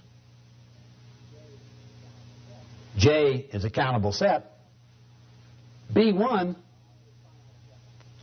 is finite or countable, because J is at most countable. That is, it's either finite or countable. B1 must be finite or countable, because there's this 1-1 relation between J and B1. Now, it's easy to show, that's the first part of B1. Remember, we're showing, under the hypothesis we're going now, that having phi is an isomorphism, there is such a finite or countable set that is order dense. And given B1 and its construction, it's an easy argument to show that B1 is also order dense. The only problem is to consider slightly carefully the case of gaps. And with that, we conclude the sketch of Theorem 2, the proof of it. The complete details of the proof are given in Chapter 2 of Foundations of Measurement. Now, I have not stated here the theorem on the uniqueness of representation in the case of for general sets A, because that statement is exactly the same as we considered for finite sets.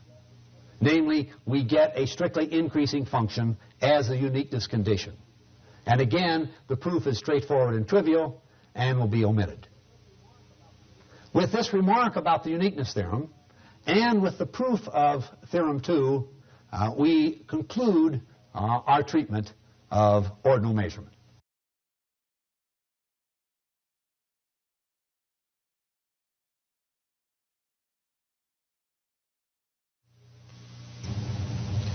This is the first lecture on the theory of extensive measurement.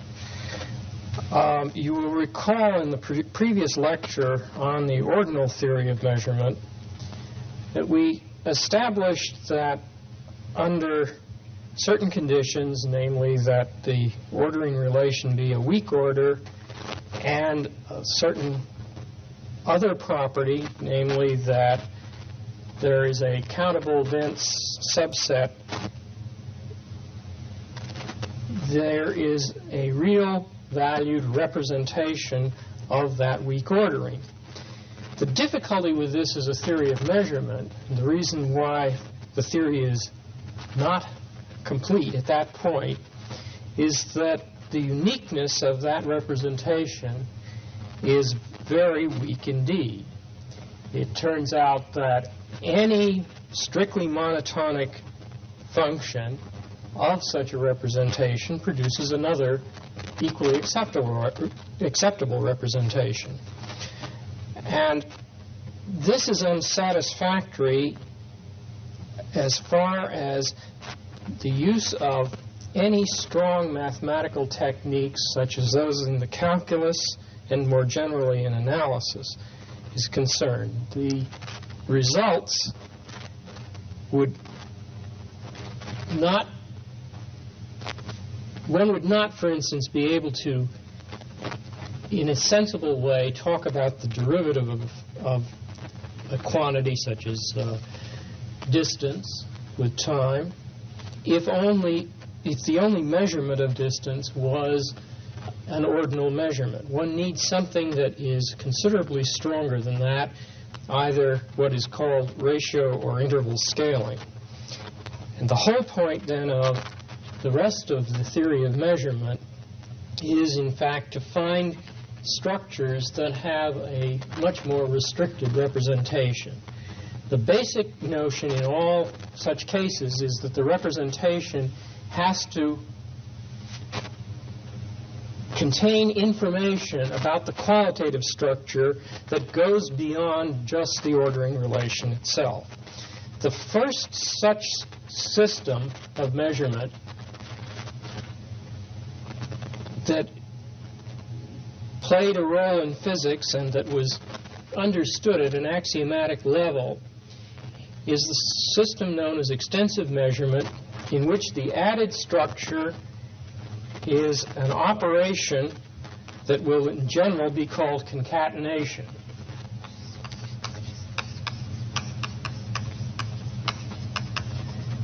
And I will denote such an operation by the symbol little o, and it is going to be a mapping from pairs of the elements, the Cartesian product of A with itself, into A.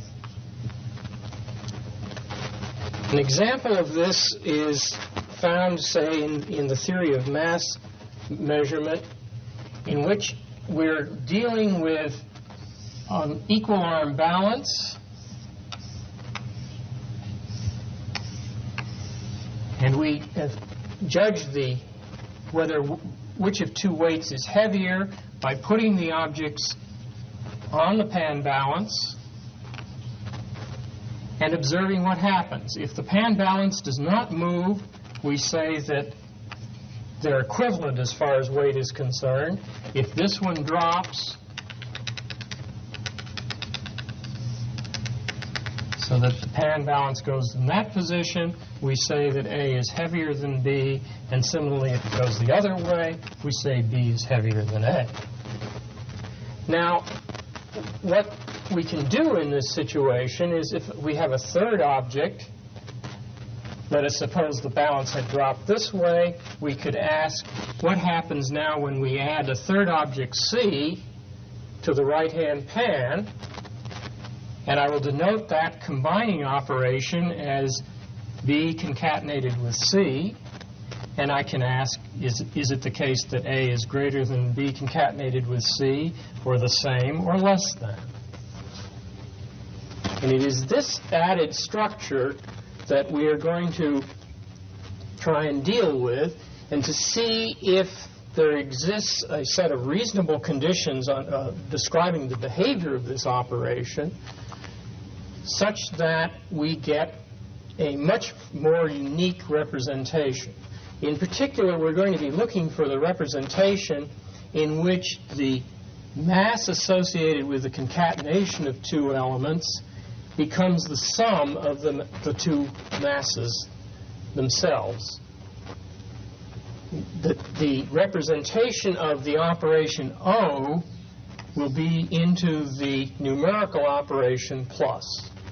That's the goal of the enterprise. All right, now let me begin to be a bit more formal about exactly what it is we want to prove. I'm going to begin with a non-empty set at A, which is the empirical objects that we're dealing with, a binary relation on A that I'm denoting by this qualitative greater than or equal to, and that is, for example, in the case of a mass measurement, the ordering that is determined by the movement of the pan balance. And a closed binary operation of concatenation, little o, that is defined on A. Now, what we're searching for are conditions under which a homomorphism exists from the qualitative structure, which I'll call script A, into the real numbers, positive real numbers, ordered by ordinary greater than or equal to, and with an operation plus. That is, by a homomorphism, I mean something that takes the qualitative ordering into the numerical ordering and preserves it, which is given by this condition, for all A and B. If A is greater than or equal to B qualitatively, then it's equivalent to the numerical assignment to A being numerically greater than or equal to the numerical assignment to B. And the homomorphism takes the operation O, the concatenation, into plus, and that is formally stated in the second line, that the numerical assignment to A concatenated with B is the numerical assignment of A added to the numerical assignment of B. The question is, under what conditions does such a homomorphism exist? So you want the theorem to read if and only if, and then some conditions. Now I'll turn to a set of conditions that was arrived at by Roberts and myself in 1968. There's a long history, incidentally, of various theorems that provided sufficient conditions. Began with work by Helmholtz, and then Hölder, Suppes, and various others have contributed to the problem. The first condition, first axiom, is that we're dealing with a weak order. That is, the relation qualitative greater than or equal to is connected. That is, it's defined for every pair of elements, and it is transitive. That is a property just of the ordering. Our second property is a property just of the concatenation and the indifference part of the ordering, and it is known as weak associativity, and it's stated here. And what it's saying is that given three elements, A, B, and C, I can think of concatenating all three together, and it doesn't matter how I do the grouping. That is, I can concatenate B with C and find some object that's equivalent to that, and then concatenate that object with A. Or I can concatenate A with B, find something that is equivalent to it, and concatenate it with C. And that I will find that those two things are equivalent under the qualitative ordering. Now you can see that we know that if we have an order-preserving numerical representation, we know from the lecture on ordinal measurement that the qualitative ordering must be a weak order. There's no other alternative. Similarly, if we have a weak order for the qualitative relation, and therefore the indifference relation is an equivalence relation, that coupled with the additivity of the representation forces the weak associativity, and it does so for the following reason. We know from if x and y and z are numbers, associativity holds there. In fact, we normally omit the parentheses because it does not matter how we group addition. Now, if that's the case for addition, and if, in fact, addition preserves the operation, the associativity of the operation is necessarily forced.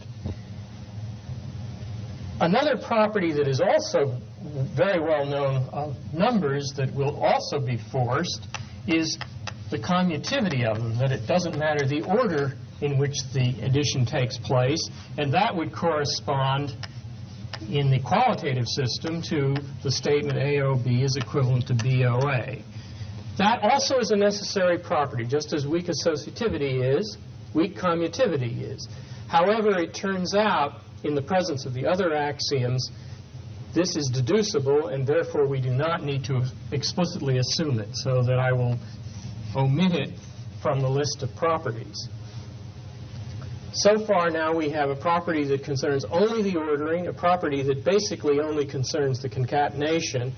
Our next property concerns an interlock between the two, and it's called monotonicity, and it is saying that if A is at least as large as B qualitatively, then adding the same element to both sides of the inequality does not change the order of the inequality. Whether I do it from the right or from the left, I get the same inequality.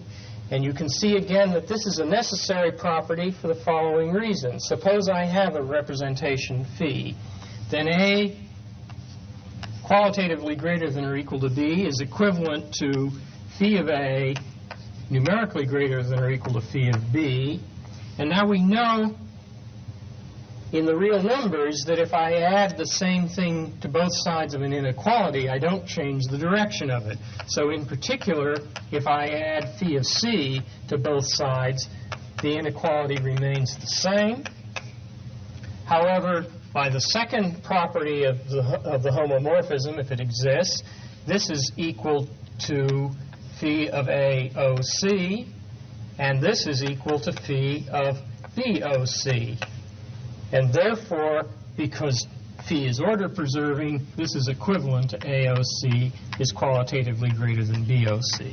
So this is again a necessary property of the homomorphism if one exists. Our final property, or not, it's actually not the final one, it's the fourth one, is a property that is known as the Archimedean one. And it plays a role in this system that's analogous to that of the countable order dense subset in the ordinal system. And in fact, it is possible to show that under the presence of the other axioms, the Archimedean condition implies the existence of a countable order dense subset. However, many people feel that this is a slightly more intuitive property, and I will state it, the axiom system in terms of this property. Let me begin by talking about what the Archimedean property of real numbers is. If I have real numbers x and y such that x is greater than y and both of them are greater than 0, the Archimedean property says that there exists an integer n. I'll use a positive integer n. I'll use I plus to stand for the set of all positive integers. There exists an integer n such that n copies of y, n times y, is greater than x. This is what we mean when we say that positive real numbers are commensurable. There are no two positive real numbers that are infinitely far apart. Is another way of intuitively describing what's involved in this property. Now, in order to impose analogous property in the qualitative structure, we have to worry about what we would mean by n copies of something. And that definition is given over here. It's an inductive definition of what I mean in the qualitative structure of n copies of A. One copy of A is A itself. Two copies of A is A concatenated with itself. Now, what that really means is that I am going to find an element A prime that is indifferent to A, and then I will combine A prime with A. But for short, we normally write that as A concatenated with A. 3A is A concatenated with A, then concatenated again. Now, by weak associativity, we know it doesn't matter how we put the brackets, but I'll write it in this fashion for reasons that will become apparent later. And this is the same as 2A concatenated with A. And in general, NA is n minus 1 copies of A concatenated with A. So there's no problem in qualitatively defining the analog of n copies of Y. In the present system, however, there is a difficulty in this condition of positivity, although once we get to the fifth property, that will be automatically ensured. And that would suggest then that the natural definition in the presence of positivity is to say that if A is larger than B, then there exists an n in I plus such that NB is greater than A. However, it turns out this is not quite strong enough. We need a slightly stronger property, which in the numerical system simply derives from the ordinary Archimedean property, but in the qualitative system it does not, and so I need to state it explicitly. The property can be described in the following way. Suppose I have numbers x, y, and u, v, and x is greater than y. Then the assertion is that there exists an integer n such that nx added to u is greater than ny added to the v. Or rewriting it, it says that n times x minus y is greater than v minus u. Now we see that in the case this number is positive, we know that because we've assumed x is greater than y. If in fact this is negative, there's no problem. Indeed, as long as this number, as long as x minus y is greater than v minus u, the property holds. If, on the other hand, v minus u is greater than x minus y, and that's positive, then by the ordinary Archimedean property, we know that such an n exists. It's in the analog of this version of the Archimedean property, the one that involves looking really at differences, is the one we'll impose here. And I've stated it here. It says that if A is greater than B, and C and D are any other two elements, then there exists an n such that n copies of A concatenated with C is at least as great as n copies of B concatenated with D.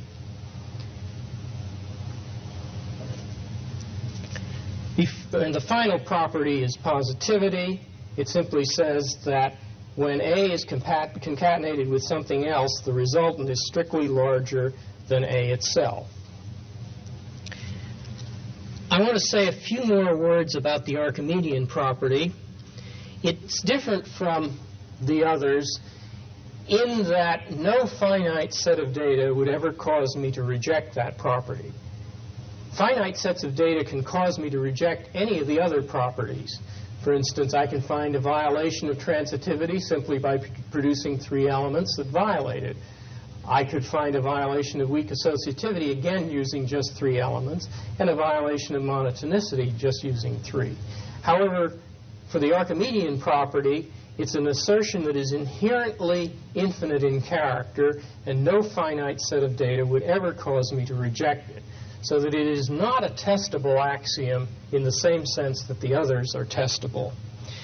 And one clearly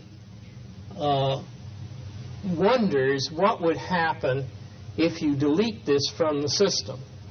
Now, it turns out that this has been studied by various people, and it is discussed some in the Foundations of Measurement. Basically, you have to make the domain into which you are mapping the structures more complicated than the real numbers. In fact, this kind of system that has been developed is called the non-standard reals. And one can develop the whole theory into the non-standard reals. However, it's considerably more complex, and little that is new really is uncovered in this fashion. So we will, in these lectures, simply always impose an Archimedean condition in order to maintain ourselves in the real number system.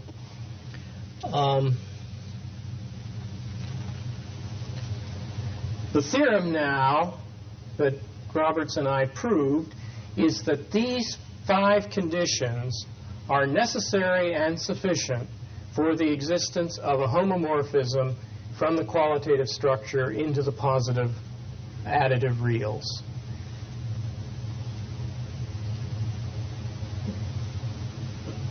Moreover,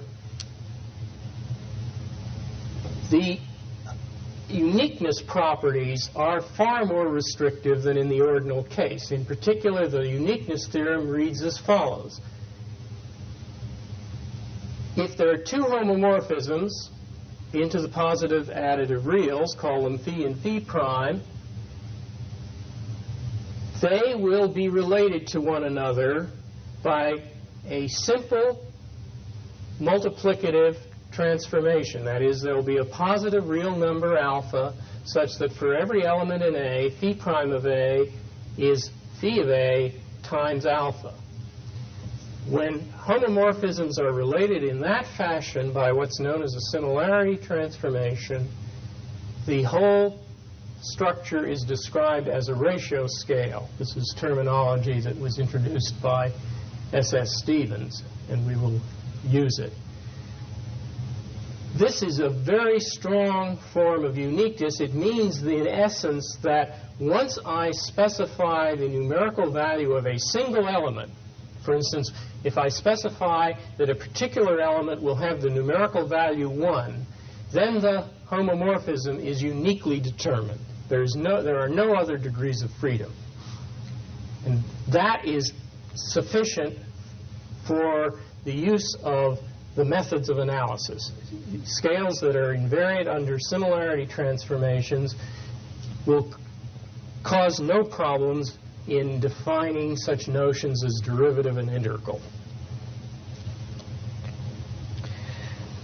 A question that one always has to ask about any axiom system like this is whether the axioms are consistent with one another, which is demonstrated simply by finding some real structure that satisfies them, and that in this case is completely trivial because we know that the reals under greater than or equal to and plus satisfy the axiom, so they're consistent.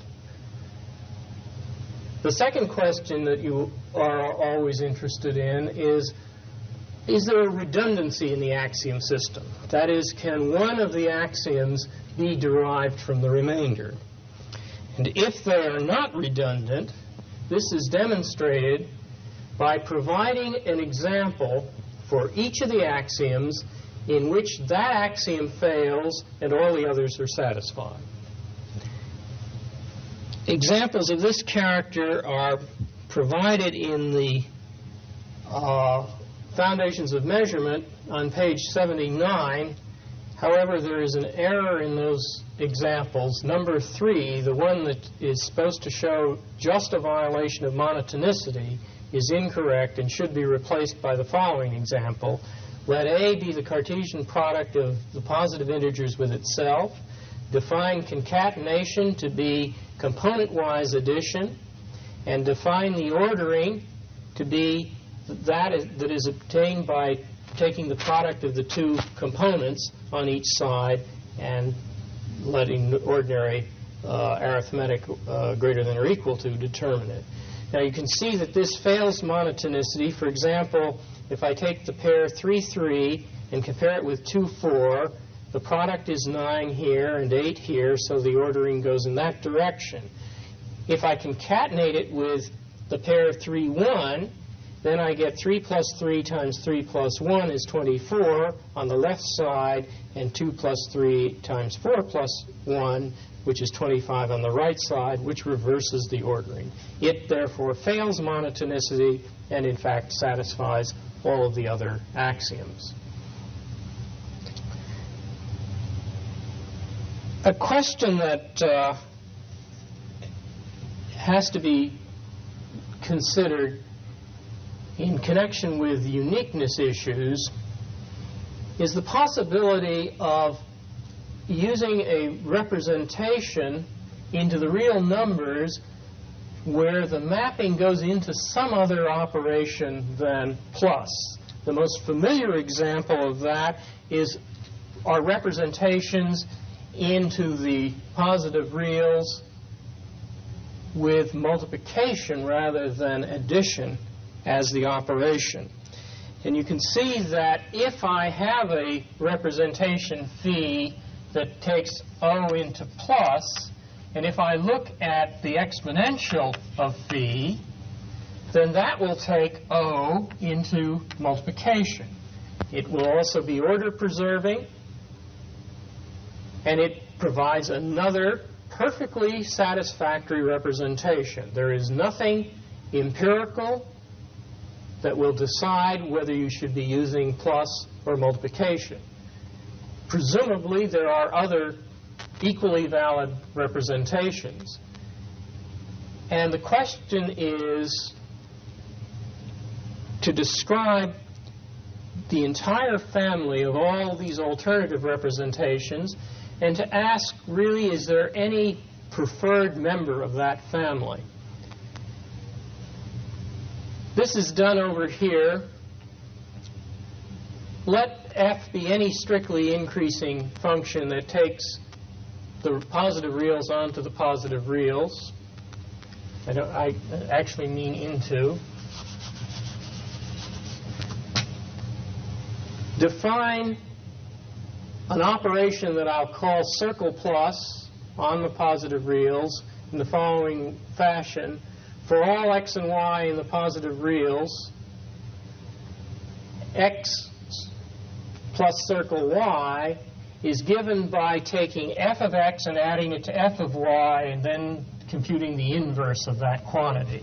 And the theorem is that phi is a homomorphism of A into the additive reals if and only if psi, which is equal to first computing phi and then the inverse of f, this is function composition here, is a homomorphism of A into the reals under greater than or equal to and the operation circle plus. Moreover, if phi prime is another circle plus homomorphism, I'm sorry, not phi prime, psi prime is another circle plus homomorphism, that will be true if and only if there is a positive constant such that psi prime is obtained from psi by applying the function f inverse alpha f. Or actually the computation is the other direction. You first compute f, then multiply it by alpha, and then take the inverse. So that the structure of the equivalent homomorphisms in this same operation is a one-parameter family of functions describable in this way. In the case of addition, of course, that one-parameter family is just multiplications by a constant.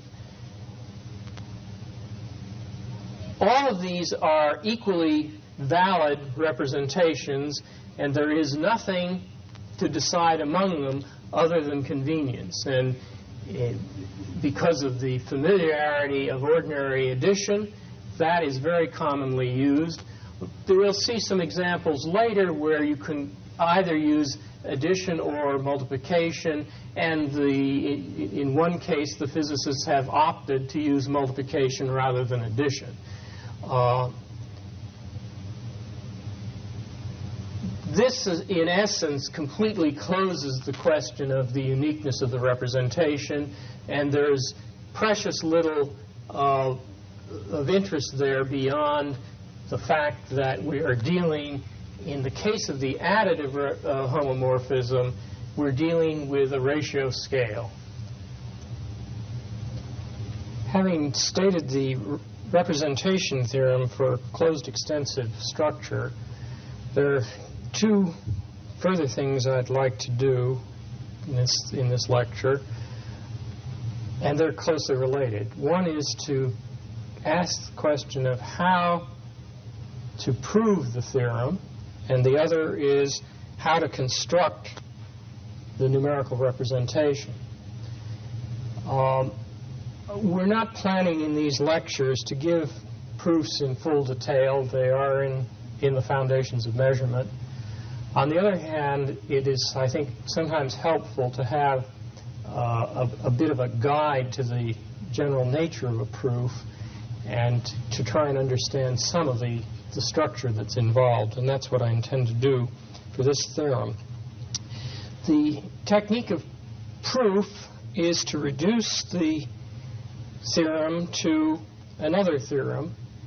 It is a classic theorem that arose in the study of measurement, but that has much wider use in mathematics. It's a theorem due to Holder, and I want to first describe that theorem and outline the nature of its proof, and then in the next lecture show how one applies that result to the proof of the closed extensive structures. Then, following that, I will consider a weakening of the axioms of the closed extensive structure to make them somewhat more realistic and useful in other contexts. So we turn now to the question of Holder's theorem, which is concerned with a structure that on the face of it looks fairly close to what we've been talking about. It will involve a set, a binary relation, but notice that I've written it slightly differently, and you'll see why in a moment, and an operation O, which will be a closed operation. I will say that such a structure is an Archimedean ordered group if the following conditions are met. First, that the operation on the structure is a group operation. That is, it has the following properties. O is associative. We recall what that is, that AOB concatenated with C is the same. Now it's going to be equality. I really mean strictly associative, as A concatenated with BOC. The second property is that there's a special element in A called the identity, and I'll denote it by E, that has the property that when it's concatenated with any element on either side, it simply reproduces that element. And the third group property is the existence for every element of an inverse element, which is denoted A to the minus 1. And the inverse element has the property that when it is concatenated with the given element, A, on either side, it produces the identity. You're familiar with various well-known groups. The additive reals form a group. The additive rationals form a group. In those cases, 0 is the identity. The multiplicative positive reals form a group, in which case the identity is 1. The second property of an Archimedean ordered group is that the set under the binary relation is a simple order. You recall a simple order is the same as a weak order. It's connected and transitive, but it has the additional property that if A is greater than or equal to B and B is greater than or equal to A qualitatively, that means that A is actually strictly the same as B. It equals B, not that it's indifferent to B. The third property is monotonicity, and that's essentially unchanged from the extensive structure. A is greater than or equal to B if and only AOC is greater than or equal to BOC. And similarly, on the other side, and I see I made a mistake here. This should read COB. The fourth property is the Archimedean property, and in this structure it's stated in the simplest possible way. You take an element A larger than B, and both of them larger than the identity. The assertion is there is an integer, positive integer, such that n copies of B exceeds A. Those are the properties of an Archimedean ordered group. And Holder's theorem, which is stated as theorem 2.5 in the foundations of measurement, is that every Archimedean ordered group is isomorphic.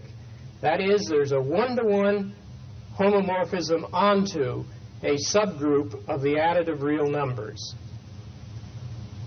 In other words, the class of all Archimedean ordered groups is not different from the class of all subgroups of the additive real numbers. Now I want to describe the general ideas that enter into a proof of Holder's theorem. The proof, incidentally, that is given in Chapter 2 rests on the theorem the proof that's given there of a theorem that we will be talking about in the next lecture. The proof that I'm going to outline here is a more direct proof, but essentially uses similar ideas. Let me denote by the symbol A+, the set of all elements in the Archimedean ordered group that are greater than the identity. I'm going to have to divide the proof into two parts, and this is very characteristic of the theory of measurement, that one runs into this repeatedly. And it depends on whether the set A+ does or doesn't have a minimal element. Now, to be concrete about this, again, think about the real numbers. The set of positive integers, for instance, does have a minimal element, namely 1. The set of positive rational numbers, however, does not have any minimal element. Given any rational greater than 0, there's a rational between it and 0. If A+ has a minimal element, let it be denoted as A sub 1. And now consider any other element B in A+. We know that if B is distinct from A1, B must be greater than A1. And so by the Archimedean axiom, we know that we can exceed B with some number of copies of A1. And what I want to do here is pick the smallest number that exceeds it. That is, I want to choose n so that n copies of A does not exceed B, but one more copy does. And then I choose C to be an element that is formed from B by taking the inverse of n copies of A1.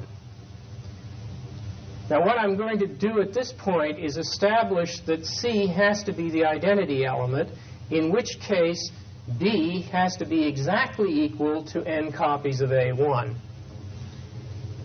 That is, what we will be showing is that in the case that A+ has a minimal element, every element in B is an integral set of copies of that minimal element.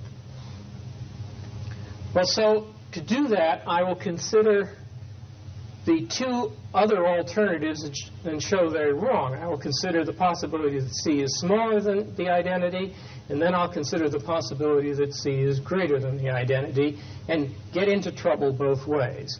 So let's first consider that E is, in fact, larger than C. Since E is the identity, n copies of A1 concatenated with E is just the same as n copies of A1.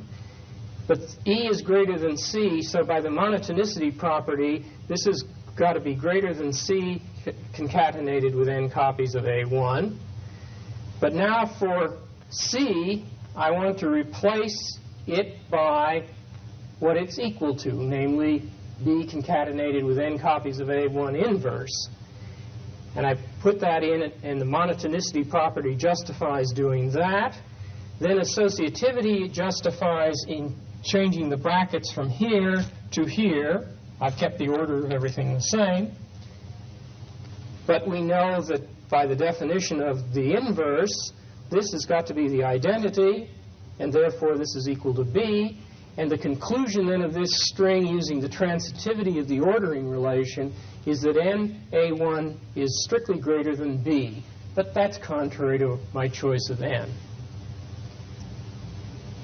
Now we consider the other possibility, namely that C is strictly greater than the identity.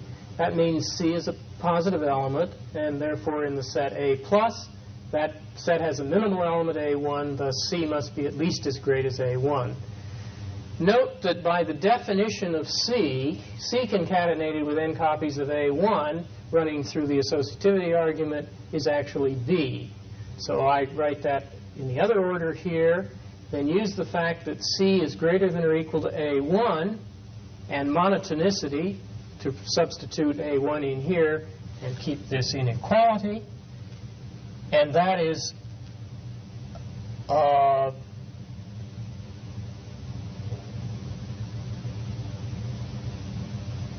n plus 1 copies of A1 using the associativity to get from here to there. But that is contradictory once again to the choice of n where we had that n plus 1 copies of A1 is actually strictly greater than B, and this inequality goes the other way. So the two contradictions rule out those two possibilities, leaving only the possibility that C equals E, from which it follows immediately that B is equal to n copies of A1. We then define the numerical scale to be phi of B equals n for B a positive element and B equaling n copies of A1, 0 if B is the identity, and minus n if B is less than E, where n is defined to be the number of copies of A1 that is equal to B inverse. It is easy to show from this and the definition, well, let me actually show it, that B concatenated with B inverse through monotonicity has to be E concatenated with B inverse, but by the property of the identity, this is equal to B inverse. So, and this, of course, is equal to E. So B inverse is strictly greater than E, so this makes sense here.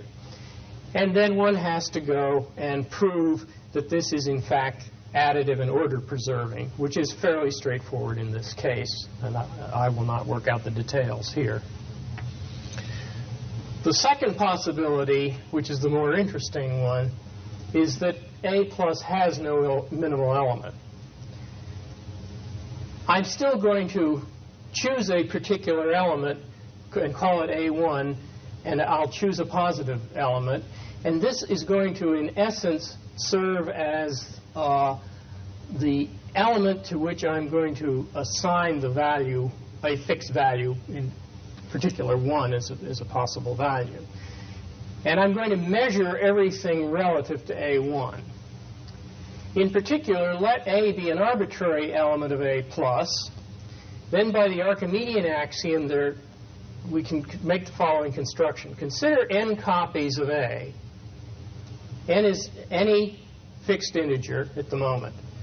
So I construct n copies of A, and then by the Archimedean axiom, I can find some integer which will depend both on n and A, such that m of n and A, that is, it's an integer that depends on n and A, plus 1 copies of A1 exceeds that, but only m copies of A1 does not exceed it. So we bound this by this number of copies on the right and on the left-hand side, and this on the right-hand side.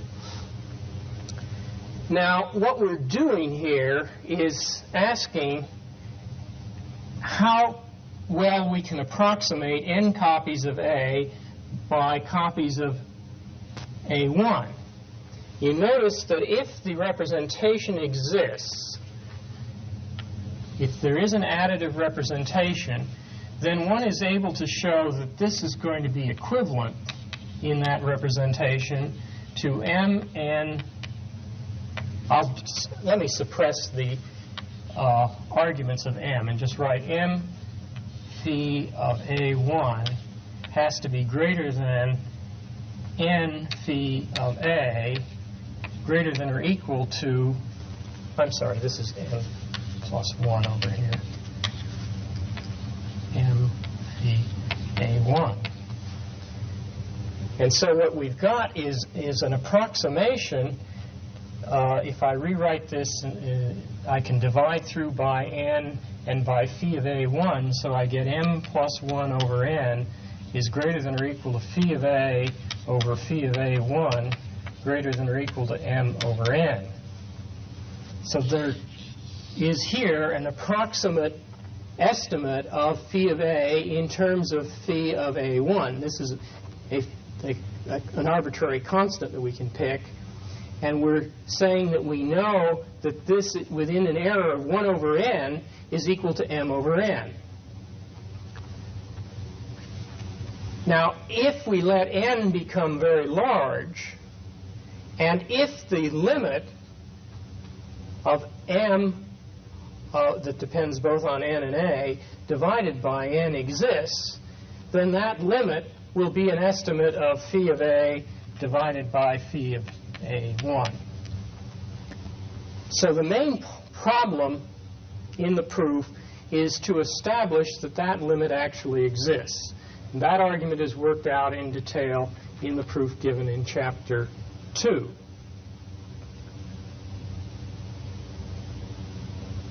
Now notice that at this part of the proof, we have provided a constructive method for approximating the numerical scale. We've said that the way to go about it is to make identical copies of the element in question and then bracket it by whatever our standard element is, and that this will give us an accuracy of estimate that is good up to 1 over n, so that if we want accuracy of 1 part in 100, we must choose n to be 100. If we want 1 in 1,000, we choose n to be 1,000, and so on. The additivity follows rather immediately on the assumption that the limit exists. Let me sketch the argument. For the concatenation of AOB, we have this bound, which is the same kind of bound that we've been looking at. And then for A and B separately, or n copies of A and n copies of B separately, we have these equations. Now notice that the latter two equations, using monotonicity, we can in essence add them up. And we find then that, I've lost an A1 here, that we're getting this quantity plus 2 has to exceed NA concatenated with NB, and then the sum of these two quantities times A1 are a bound on the other side, and that's less greater than or equal to. Now, if we knew that this was equal to n AOB, we'd be in good shape. And to prove that requires knowing that the operation O is commutative. Let me illustrate why commutativity enters here. Let me take the case n equals 2. Then you have 2A concatenated with 2B, which is equal to AOA concatenated with BOB. And on the other hand, 2 copies of AOB is AOB, O, AOB. Now we're free to, essentially to get rid of the parentheses by associativity. So this is really, can be written in that fashion, and this can be written in this fashion. But those are not equal unless we know we can interchange the order. If we can do that, then it's easy to see that they're equal, and by induction you can generalize it. So the next part of the proof, which can be found in page 78, is to show that O is actually a commutative operation. Once that has been established, then you see we know that this equality is satisfied. We know that this is a tight bound on this quantity. This bound here may be looser than that.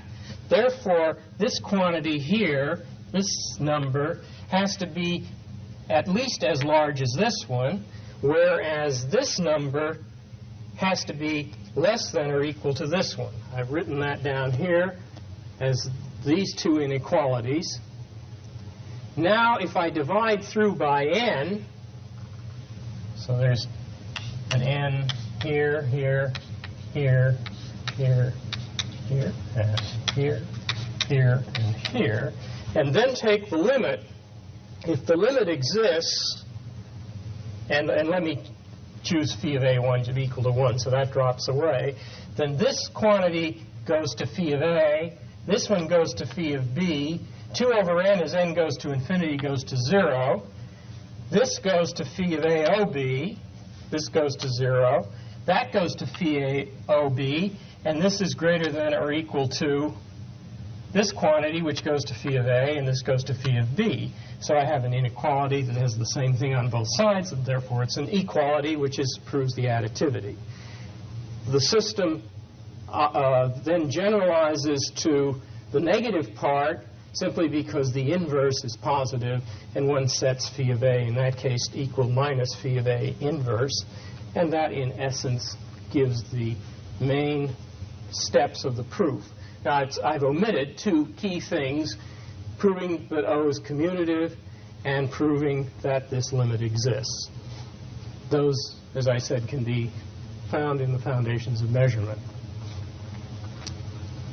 Now, in the next lecture, I will show how, in principle, you use this theorem, which is a very important theorem that will play a role at various times in our work, how you use this theorem to prove that a closed extensive structure has an additive representation.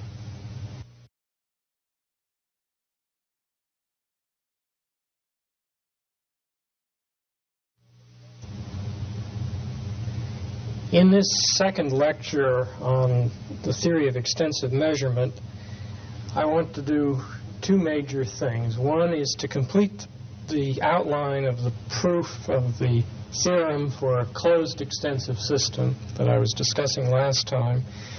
And second, in the second half hour, to describe a theorem that generalizes this one by relaxing the closure property of the operation.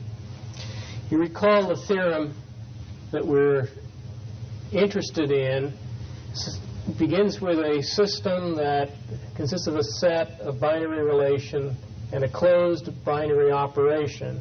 And it asserts that that structure has a homomorphism into the positive additive reals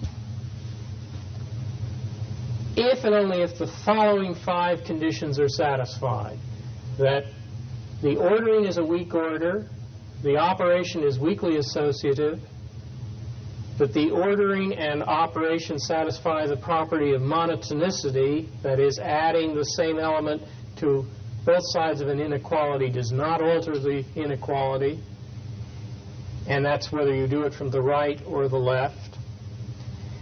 The fourth property is the Archimedean property cast in a slightly peculiar form, saying that if A is greater than B, then for some integer n copies of A concatenated with an arbitrary element C is at least as great as n copies, actually strictly greater, than n copies of B concatenated with an arbitrary but fixed element D. And positivity of the system says that if A is concatenated with B, that is something larger than A itself, or B for that matter.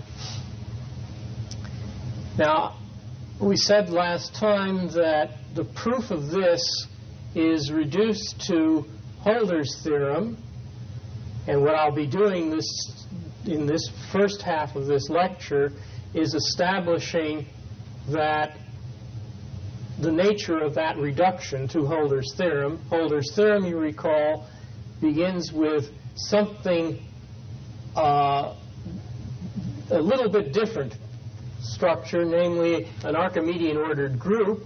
The O operation, instead of being what is called a semi-group operation as here, is a much stronger operation in the ordered group situation. It's a group operation. It's associative.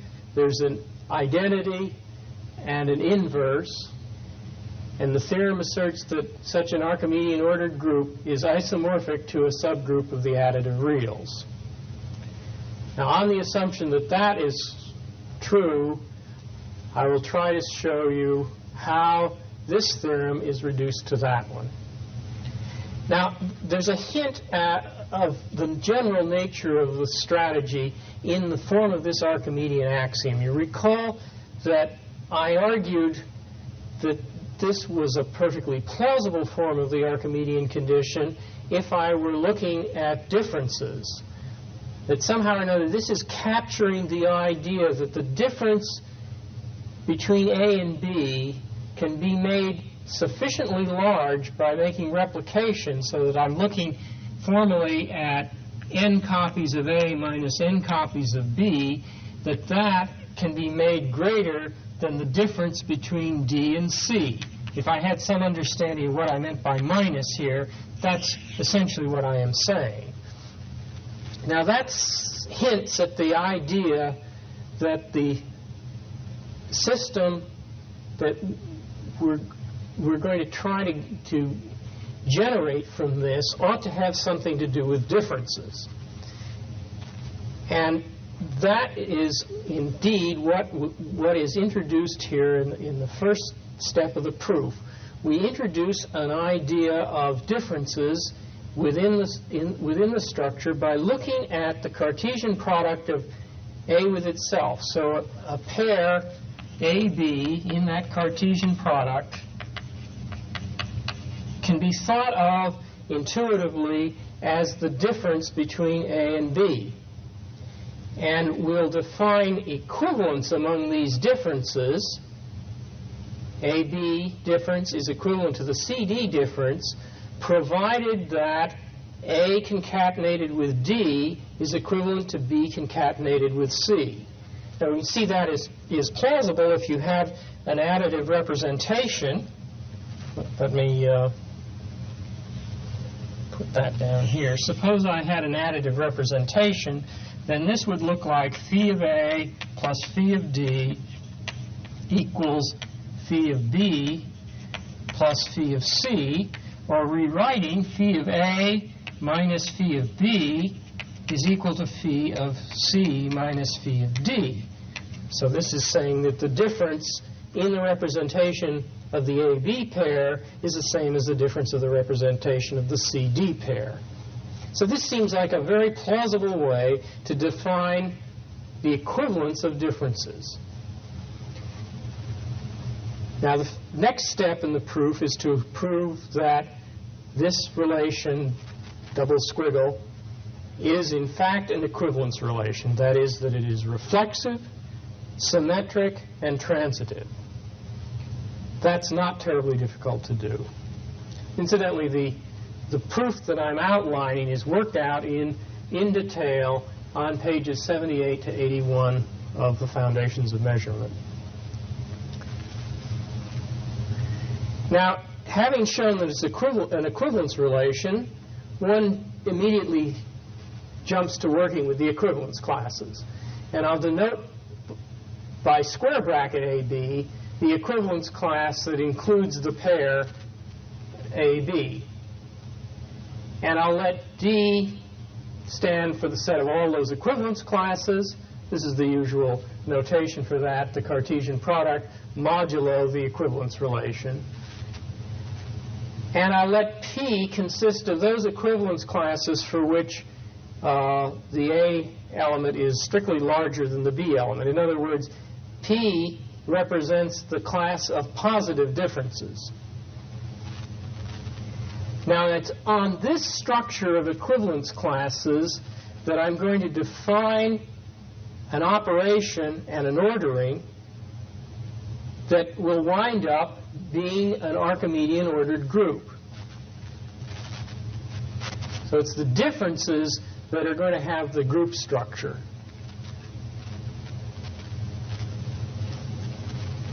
Now the definitions are as follows.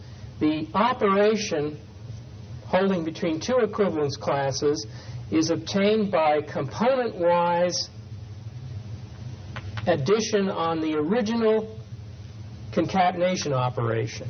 So it's the equivalence class that is formed from A concatenated with C and B concatenated with D.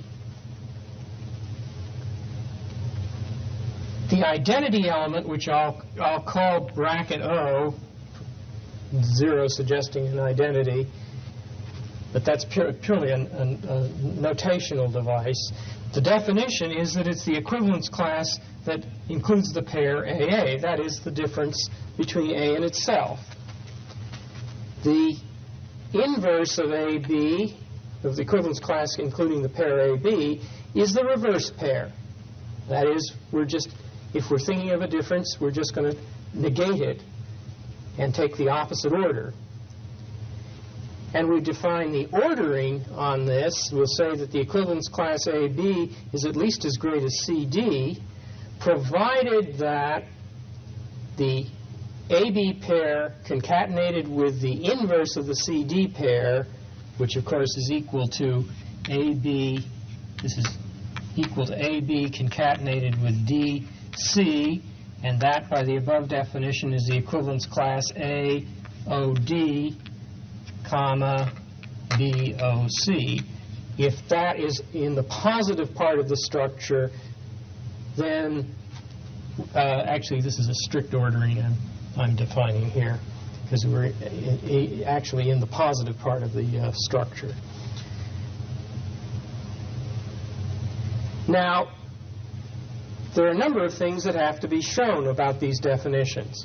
The first thing that you always must show in a situation such as this, where we're dealing with equivalence classes, is that all of the concepts are well defined. There's a potential ambiguity here in that there is no unique pair of elements that characterize an equivalence class. By the very nature of the idea, there are a whole lot of different pairs that are grouped together in the equivalence class, so that the label AB for the equivalence class is replaceable by any other pair that satisfies the double squiggle relation. Now you have to be careful in that situation that what you have defined is not dependent on the particular choice you have made for a representative from the equivalence class. And one has to go through each of these notions, the operation, the identity, the inverse, and the ordering, and establish that each one is well defined. This requires the use of many of the axioms to do that.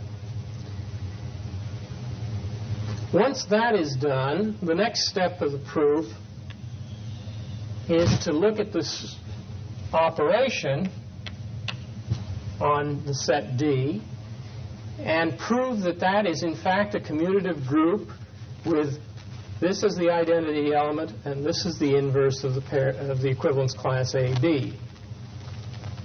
This is a fairly straightforward step in the proof. The next step is to establish the Archimedean property, again fairly straightforward, and then the monotonicity. And at that point, one has all of the properties in this constructed system. One has all the properties of an Archimedean ordered group. Therefore, by Holder's theorem, it has an additive representation. Well, let me call one of those representations psi. It's into an additive representation into some subgroup of the additive reals. Then, having that representation, I must, from it, attempt to construct a representation for the original system of the closed extensive system. And the very natural definition is to assign to the element A the psi value of the equivalence class of 2A, that is A concatenated with A, comma A. If we're dealing with a difference system, then 2A minus A amounts to A. So this seems like a very plausible definition. From it, one, and the other properties one's established, one shows that the difference, phi of A minus phi of B, is in fact actually equal to psi of the equivalence class containing the AB pair. So that this really does look like a difference in this scale, which is what you would expect since we have attempted to construct a system of differences. From this, it's easy to prove that phi is order-preserving, since if A is greater than or equal to B, the equivalence class containing AB is at least as great as the equivalence class of the identity, and that establishes this relation that psi of the AB pair is greater than or equal to 0. So that gets the order-preserving character of phi. The additivity of phi rests on showing independently for the closed concatenation system that the operation O is in fact commutative. Then, if you know it's commutative, you know that you can write the equivalence class of 2AOB, comma AOB as this product. You see where it's coming in here is this product by definition, 2A, A, star, 2B, B, is equal by definition of star to 2AO, 2B, AOB. Now the question is this equal to 2AOB? And that, as we ran into before, rests on having, as well as associativity, commutativity of O. So one has to prove that independently. Once that is done, then this step occurs. Since psi is additive in the operation star, this means this is additive, and that, of course, is the definition of phi of A, and that is the definition of phi of B, producing the additivity of the phi representation. So that's the general structure of this theorem that provides necessary and sufficient conditions for a closed extensive structure to be represented in the positive additive reals. Now, having that, one can begin to ask questions about how to improve the theorem. That is, or put another way, what's wrong with the theorem? Or what's wrong with it as a system of measurement? Presumably there's nothing wrong with it as a mathematical matter, but it may not be a satisfactory system of measurement for several reasons. One of these was discussed in connection with ordinal measurement, and the remarks here are not really different, and that is that empirically it may turn out that the indifference relation is in fact not transitive. In any empirical realization, it almost certainly will not be transitive, and there's a sense in which it has to be, the transitivity of it has to be viewed as an idealization. One, at least in physical situations, takes the position that were one able to provide sufficiently good equipment to make the qualitative measurements, one would find that it is indeed transitive. And in historical practice, improved methods of establishing the ordering have tended to take a system that showed intransitivities, and as you improved the methods, you lost them and only, in a certain sense, found them at a finer level of discriminability. This system has those potential difficulties. A second difficulty that is of very similar character is that the monotonicity property may fail to hold. one of the reasons would be, for instance, if I'm dealing, say, with the equal arm pan balance, and I start with an A and a B, and the pan, say, goes this way, and then I add a C on, something that's been established to be equivalent, the effect is to increase the total mass on both sides, therefore increase the pressure at this point and make the scale less sensitive. And so one might very well find, for instance, that A was, let us say, strictly greater than B, but then when I concatenated A with C and B with C, there's enough friction that this became an indifference. That kind of violation is to be expected. And again, I think the general feeling is that if one had ideal measurement conditions and sufficiently adequate equipment, one would find that this condition really didn't get violated. And certainly one doesn't expect to find a reverse. I mean, this sort of thing is almost certainly not going to occur. It's only the strict inequality may change into an indifference through the increased pressure.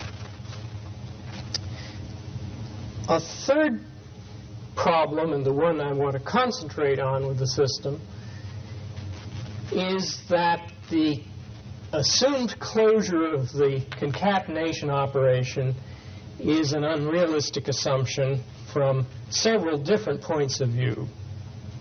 One would like to study systems in which the operation is not closed for at least three quite distinct reasons.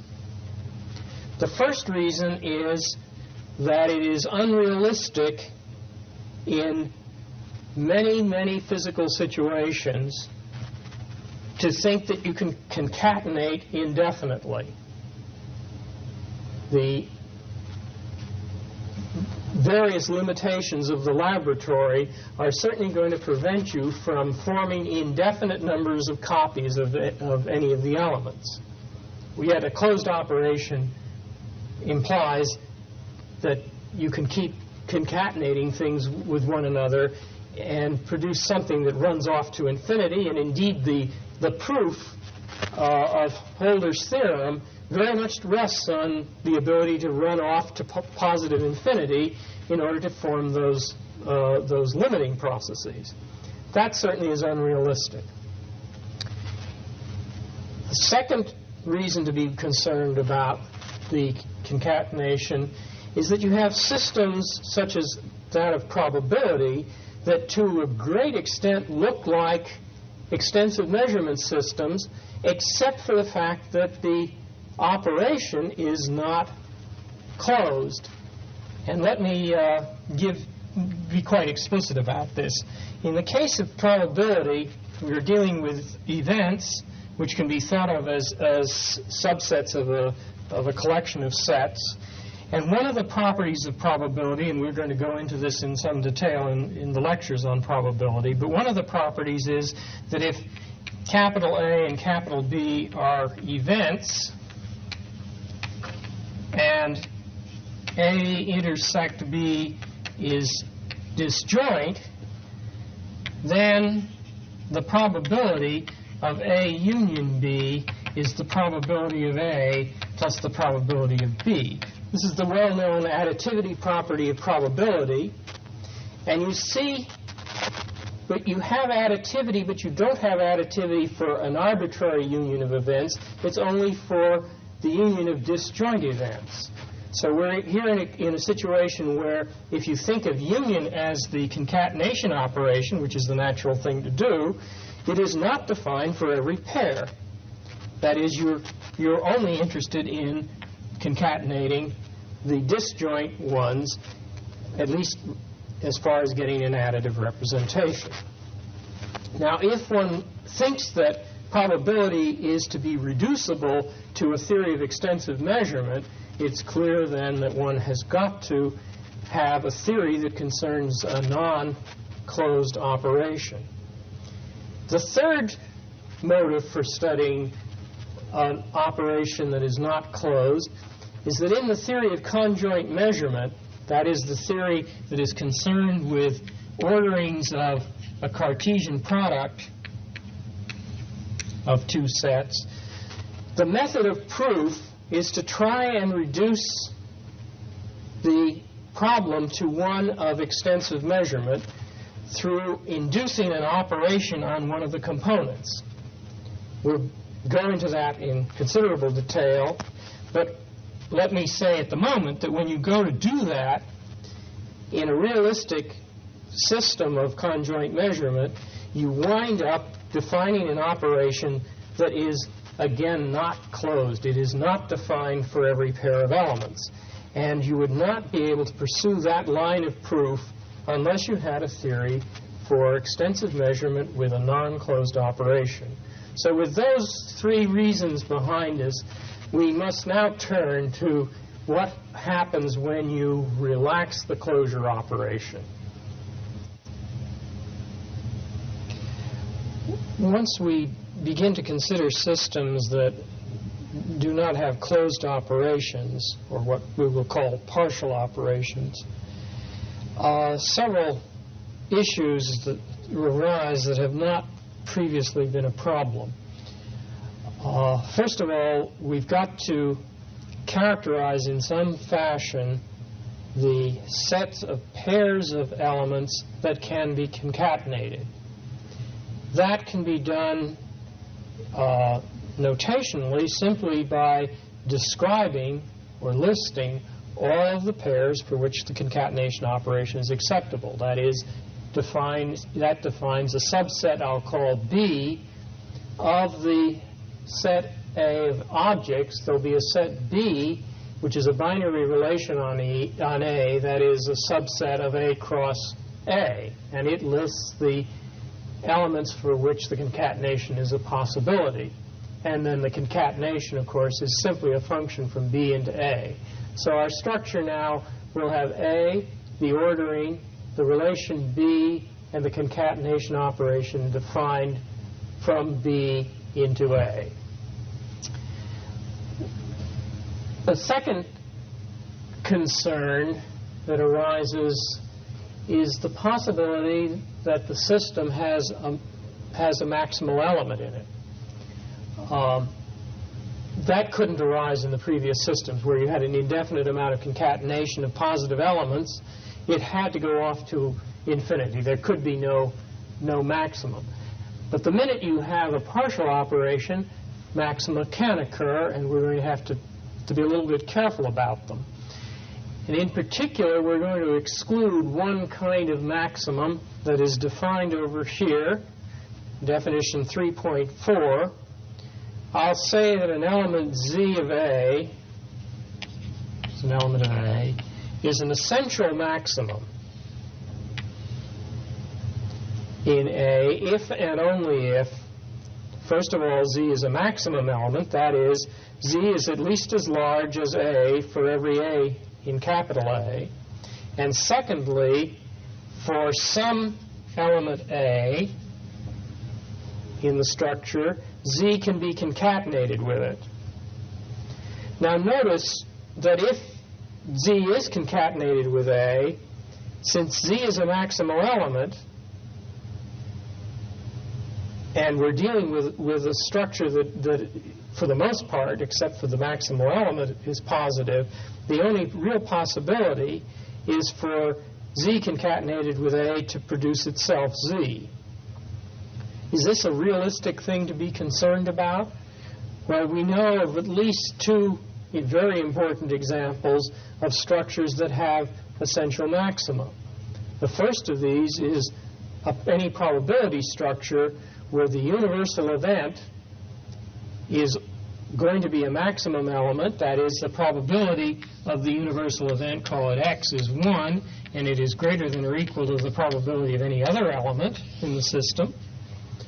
So it's a maximal element, and it is, in general, going to be essential in that one can concatenate it with something else, namely, if concatenation is the union operation, one can concatenate it with the null event.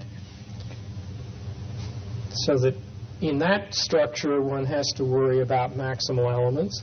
In another structure arising in the theory of relativity, the concatenation of velocities entails a maximal element, namely the velocity of light. And the velocity of light concatenated with any other velocity produces, again, the velocity of light. So this is not an idle matter. On the other hand, in the structure we're going to talk about, I'm going to simply exclude the notion of an essential maximum. That does not preclude, however, the possibility of an element in the system that is maximal and cannot be concatenated with anything else. And we have to be a little bit careful about such an element, as you'll see in the statement of one of the theorems. All right, now what we must do is, as before, characterize the behavior of the ordering, the operation, and now, of course, we have to worry about the domain of the operation, the set B. That, too, must be characterized. And it's intuitively reasonably clear that B cannot be too sparse. That is, if the operation, the existence of the operation is to have any bite in holding down what order-preserving mappings will do, the set B on which it's defined has to be sufficiently rich in the whole structure as to cause some constraints. If, for instance, B consisted of just one pair of elements, and there's nothing at the moment that would exclude that possibility, then the operation would be only defined for that pair of elements, and that would provide very little constraint on the system.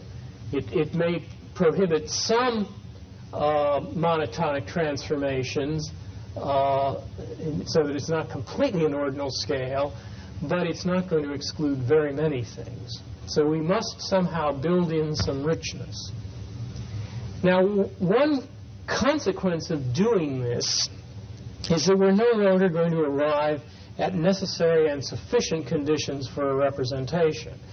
We are going to be imposing constraints on the system that are much stronger than those that are imposed just by the existence of an additive representation. So the theorem will not, in some sense, be as satisfactory as the one with the closed operation. Or looked at another way, the original theorem was highly restrictive. If the notion of a closed operation had not been in this part of the hypotheses of the theorem, but had been listed as an explicit axiom, then the closure of the operation would indeed have been restrictive, much beyond the order-preserving and additive aspects of the representation. Given we're working with a partial operation, that restrictive nature becomes very apparent in the nature of the theorem. Now let us look at the axioms that have been proposed for what is called an extensive structure with no essential maximum. As before, the ordering is a weak ordering, and the operation satisfies weak associativity. On the other hand, here I must conditionalize it on the assumption that if BC is in B and A, comma, BOC is in B, and so on the same thing on the right-hand side. I have to assume that all of these concatenations exist. But if they exist, then weak associativity holds. The next two conditions are of quite a different character than what we've seen before. These are what are called structural axioms. They don't follow from the representation we're interested in. They are restrictive. There are other systems not satisfying these that can have an additive representation. The first of these is a constraint on B, and in fact it buries together two things that might well I think might better have been separated, although this is the way it's presented in the foundations of measurement. The first is the assertion that if A is concatenated with C, that is, if A can be concatenated with C, and A is at least as large as B qualitatively, then C can be concatenated with B, and the monotonicity property is stated as AOC is at least as large as COB. Now we're, in a way, bringing in commutativity of the operation by this funny indirect method of reversing the order here. But the important thing, that's all very technical, but the important thing here to understand is that we're saying that if we can concatenate A and C, and if we deal with something that is smaller than one of the components, then that can be concatenated with the other side. And so it's a structure that if you know the two things can be concatenated, then things that are below them in the ordering will be concatenated. That's a very restrictive requirement on the set B, but it is one that ensures that there will be a sufficient richness of the operation. The second requirement that we're going to impose is one that's ensuring that there are an adequate number of elements in the whole system to work with. Basically, the intuition that's involved behind this assumption, that I'll state explicitly in a minute, is that we want to be able to produce small elements in the system. Recall that in the proof of Hölder's theorem and therefore of the closed extensive structure, what we did was run off copies of things to infinity and compare how many copies of one large number of copies of something matched another. But here in a system where we may very well have maximal elements and we're not permitted to concatenate indefinitely, we're going to have to follow a different route. Namely, we're going to have to look for very small elements and then build up from them using the limiting process by essentially going down to things that are very near zero. That is ensured, the possibility of that is ensured by this axiom, which says that if A is larger than B, then I can always find an element D in the set A, such that B can be concatenated with D, and that B, when it is concatenated with D, does not exceed A. That is, there's something sufficiently small to fit in the difference between A and B. It doesn't have to fit it exactly, but it will fit within that difference, and that gives us the small elements that we need. The fifth axiom is positivity. It's, as before, it says that if A and B can be concatenated, then AOB is strictly larger than A. Now, when we come to deal with the Archimedean axiom, we have to go about things a little differently than before.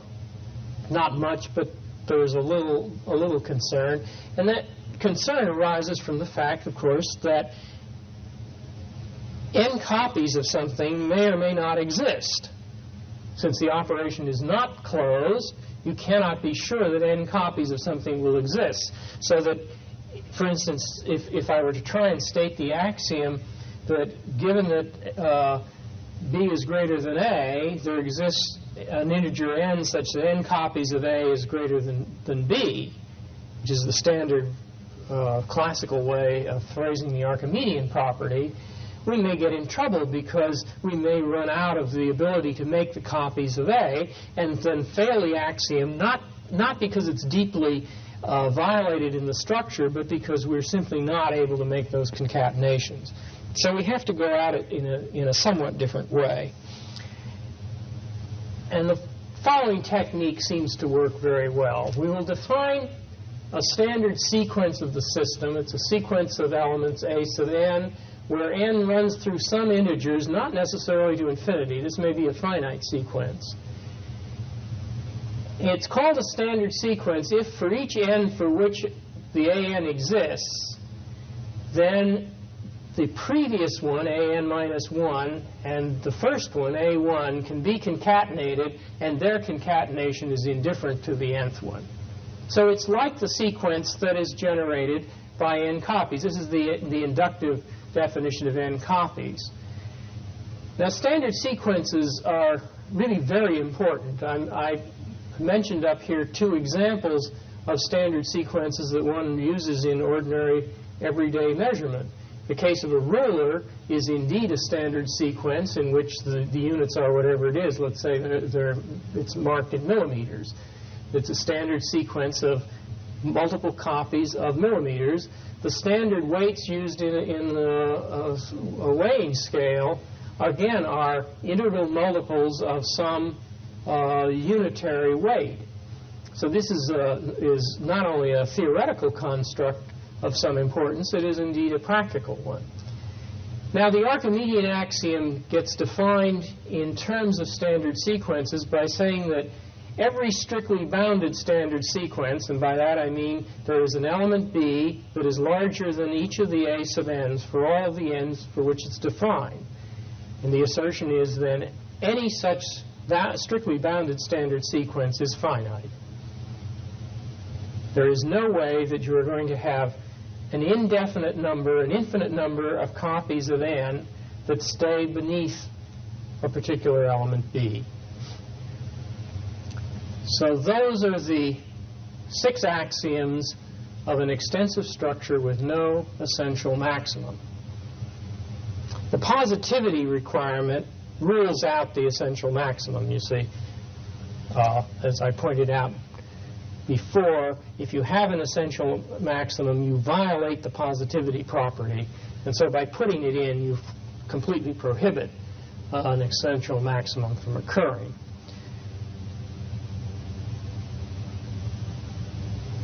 Now, the theorem that is proved, theorem 3.3, has as its representation that if A is an extensive structure with no essential maximum, then there exists a homomorphism into the additive positive reals.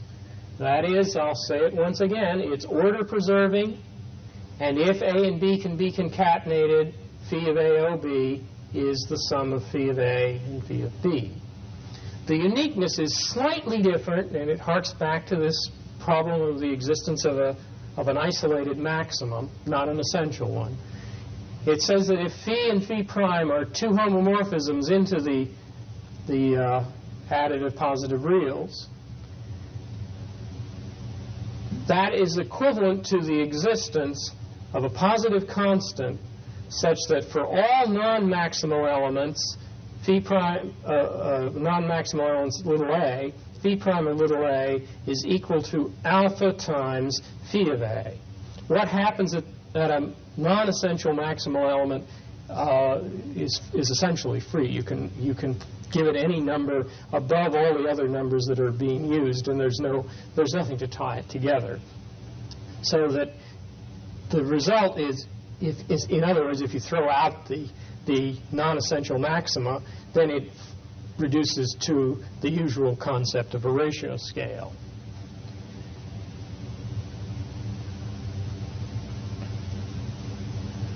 Now, once again, you can ask the question, are the axioms independent? And that's discussed on page 86. And once again, a small error has been made in those examples, and the third one should be replaced by this example. It's the positive rationals. It's ordered by greater than or equal to, and the operation is in fact closed, and it is defined to be A plus 2B. And that axiom manages to violate this third condition and satisfies all the others. So the axioms are once again independent. Now there's considerable room for potential modifications of the system. one can change these structural axioms and quite possibly provide something that is weaker and get the same fundamental theorem. Often, it is necessary when you further weaken structural axioms, it is often necessary to compensate that weakening by adding more conditions that are necessary under the representation. There are many, many statements that are necessary that we're not explicitly stating here in the form of the axioms.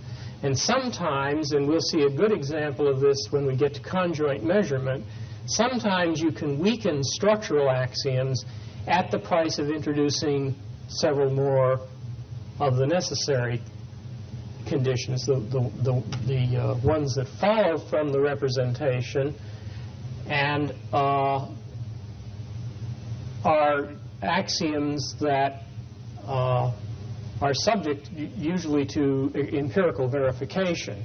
You see, one of the things that is generally true of the structural axioms is that you really can't verify them empirically. You can try to convince yourself that an empirical context has these properties, but it's usually not very easy to carry out any direct verification of them, particularly something like a solvability condition is hard to know how to verify it.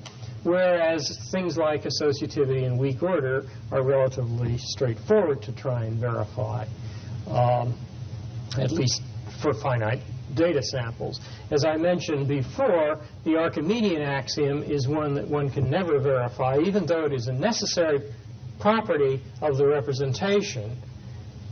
It has to do with in a deep way with the fact that you're going into the real number system. The fact is that no finite set of data is capable ever of rejecting or verifying the Archimedean condition. Now, the proof of this theorem is not really very easy. It's quite lengthy.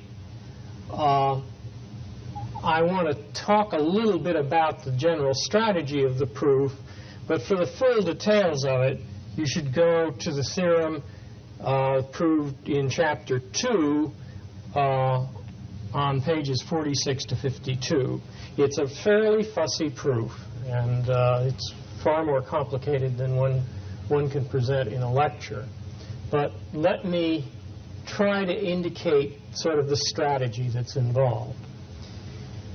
Suppose B is an element larger than A, then define n of AB to be the largest positive integer such that n copies of A exist and B is still larger than n minus 1 copies of A. Now, what one does is to establish the existence of a sequence, the descending sequence of elements A1, A2, AM, such that for every element B in the structure, if one goes out far enough on that sequence, that is, if you go to sufficiently large M, you can find the existence of an integer NAM, comma B. And moreover, that integer, once you get out far enough, is increasing to infinity as the index M goes to infinity.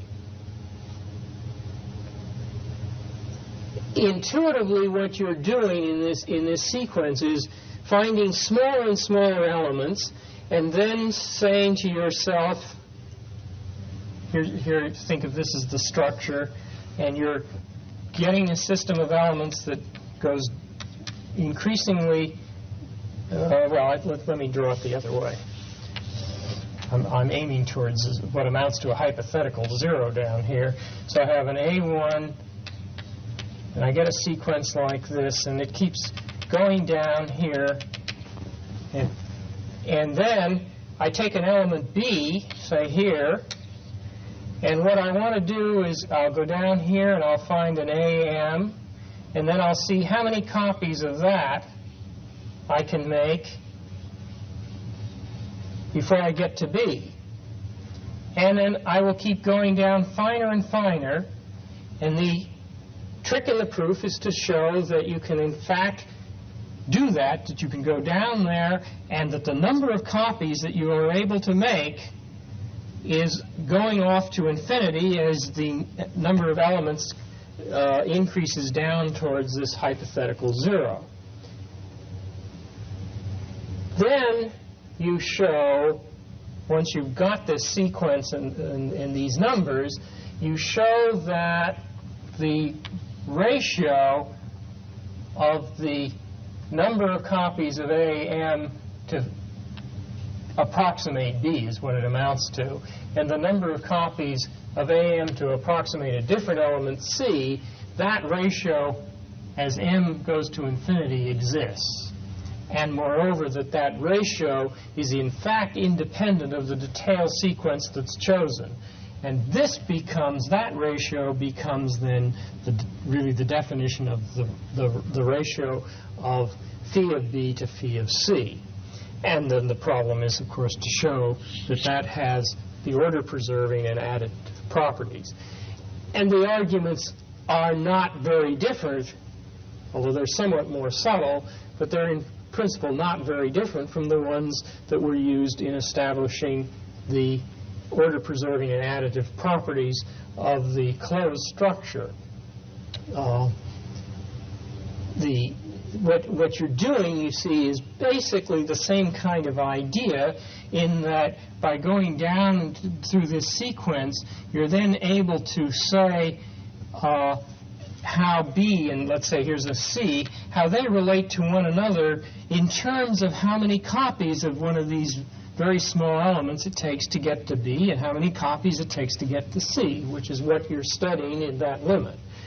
And so it's a kind of an artifice to take advantage of the fact that you can go get to very small elements instead of the artifice or the trick that was used in Holder's theorem, which was to run everything up to very large elements and then make the comparisons up there. So that's the general strategy of proving this theorem, which is theorem 3.3, the third theorem in chapter 3, which is due really to the authors of the Foundations of Measurement, although it is related to a number of other theorems that are in the literature, and those relations are discussed in the text.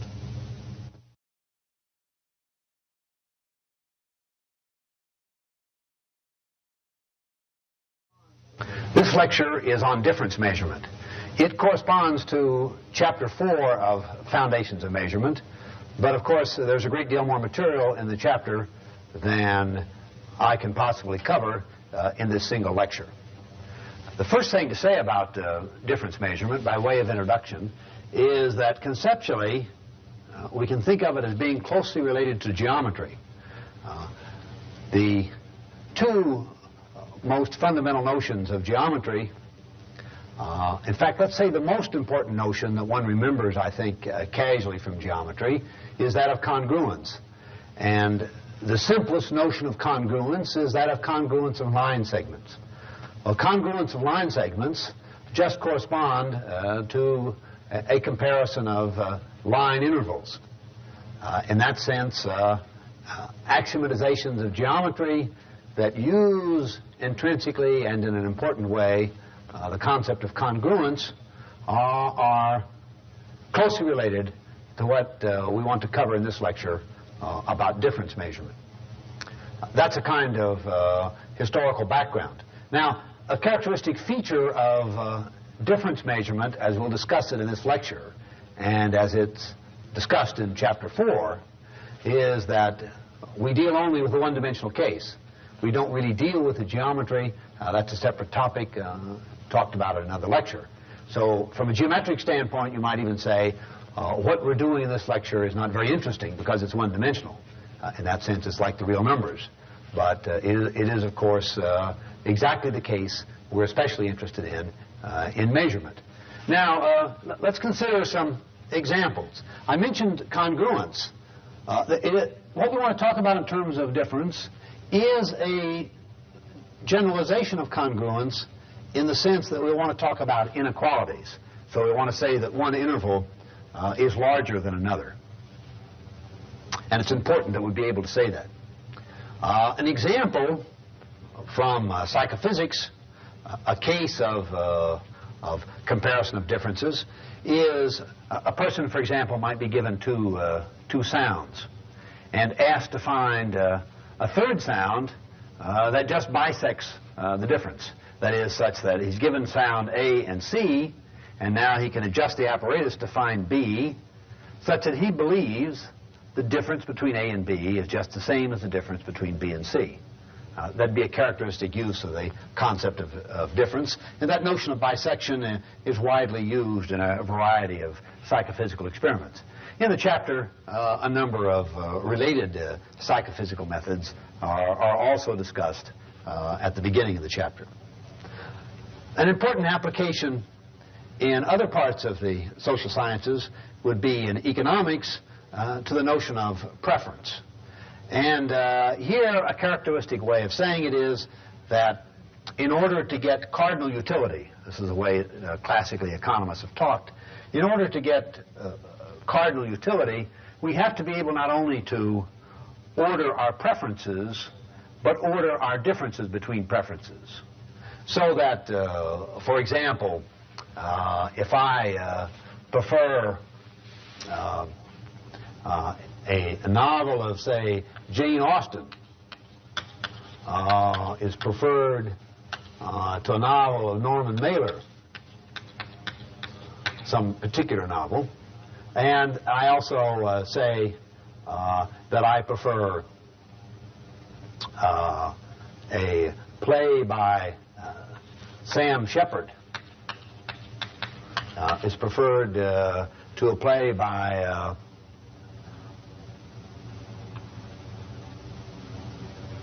you can put in your favorite dramatist there. Let me put in, say, Augie. Now what we would say is that in order to get a real sense of your preference and to have a cardinal utility, we have to ask for judgments. Well, do you prefer Austen? Is the difference between your preference for Austen over Mailer greater than your preference for Shepard over Augie? And such questions of difference are required in order to go on from an ordinal sense of utility, just an ordering, to a cardinal utility, which in terms of the theory of measurement means measurement up to fixing a unit and fixing a 0 point, that is, up to a linear transformation. Now, historically in economics, there's been objection to the kind of thing I just described in the sense that you can't get direct behavioral evidence for the differences. You can get direct behavioral evidence in terms of the choices for the direct preferences, but not for the differences, the ordering of the differences. And it's been a subject of research to identify many different ways of observing directly or indirectly the differences in preference as well as the preferences. That's discussed some of the chapter and in many other places in the literature. I'll not review it here. It is important to be aware of the fact that there is a large and at times rather controversial literature about the way in which one is to get evidence from individuals about their differences, not just their preferences, but as it's sometimes put, about another way is about the intensity of their preferences. And this use of intensity here also is important to remark that in the classical measurement literature, difference measurement is often called intensive measurement, whereas what we have talked about in the previous lectures about extensive measurement is contrasted, and the difference that one has in mind historically. This distinction goes back a very long ways. In intensive measurement, you don't have any natural operation of combination, whereas in extensive measurement you do. And as we said at the introductory lecture in discussing some of the history, of course there are people in the past like Norman Cammell, who was in the earlier part of the century very influential in the foundations of measurement, both the theory and the philosophy of measurement, who claimed that in the case of intensive measurement, there couldn't be any fundamental measurement. You couldn't start from scratch. Well, if Cammell had thought at all of and known very much geometry, he would have known how wrong that idea was. And the examples we give in this lecture illustrate also that in this classical sense, fundamental intensive measurement is certainly possible.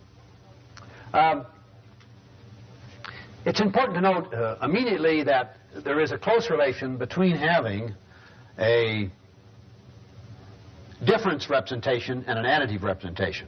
An additive representation is shown here if we have differences, algebraic differences. So we have the representation 5a minus 5b is equal to or greater than 5c minus 5d. Then immediately that's the same as saying in the additive representation 5a plus 5d is equal to or greater than 5c plus 5b.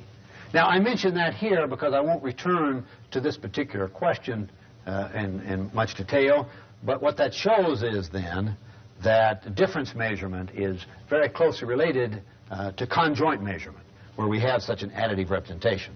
And conjoint measurement is an important topic later on in this course and in the also in Foundations of Measurement book itself. I mentioned that there's this classical contrast between intensive and extensive measurement. It's interesting to note again, and I don't think Cammell was at all aware of Holder's important work of 1901, that in Holder's classical paper on measurement of 1901, there's already a reduction of the intensive or difference case to the extensive measurement. And the idea is very, very simple. Intuitively, you simply treat as an object the differences. And let's take these differences to be positive here. That'll be the simplest case. So a minus b is some positive, thinking of it in real numbers would be some positive real number. We can think of it abstractly as a certain object. And if a minus b is the same as b minus c, then we have a combination of a combined with a, which would be the same then in terms of thinking of these the magnitude of the intervals as a minus c. So it's very clear how you can set that up, and Holder does that in a very well-defined and conceptual way, in a very clear mathematical way. So it's easy to reduce difference measurement in order to, for example, prove something or to show the relation to extensive measurement. Now, I've already remarked about some of these relations to congruence. When we reflect on it and the various kinds of experiments that people are interested in and the way they want to think about differences, there's sort of three obvious variations, and we'll discuss each of them in differing degrees of detail. First, we can simply have positive differences. And so this is very close to what I was saying about Holder. The interval AB is equal to or greater than the interval CD, and that's represented just by a function on the interval.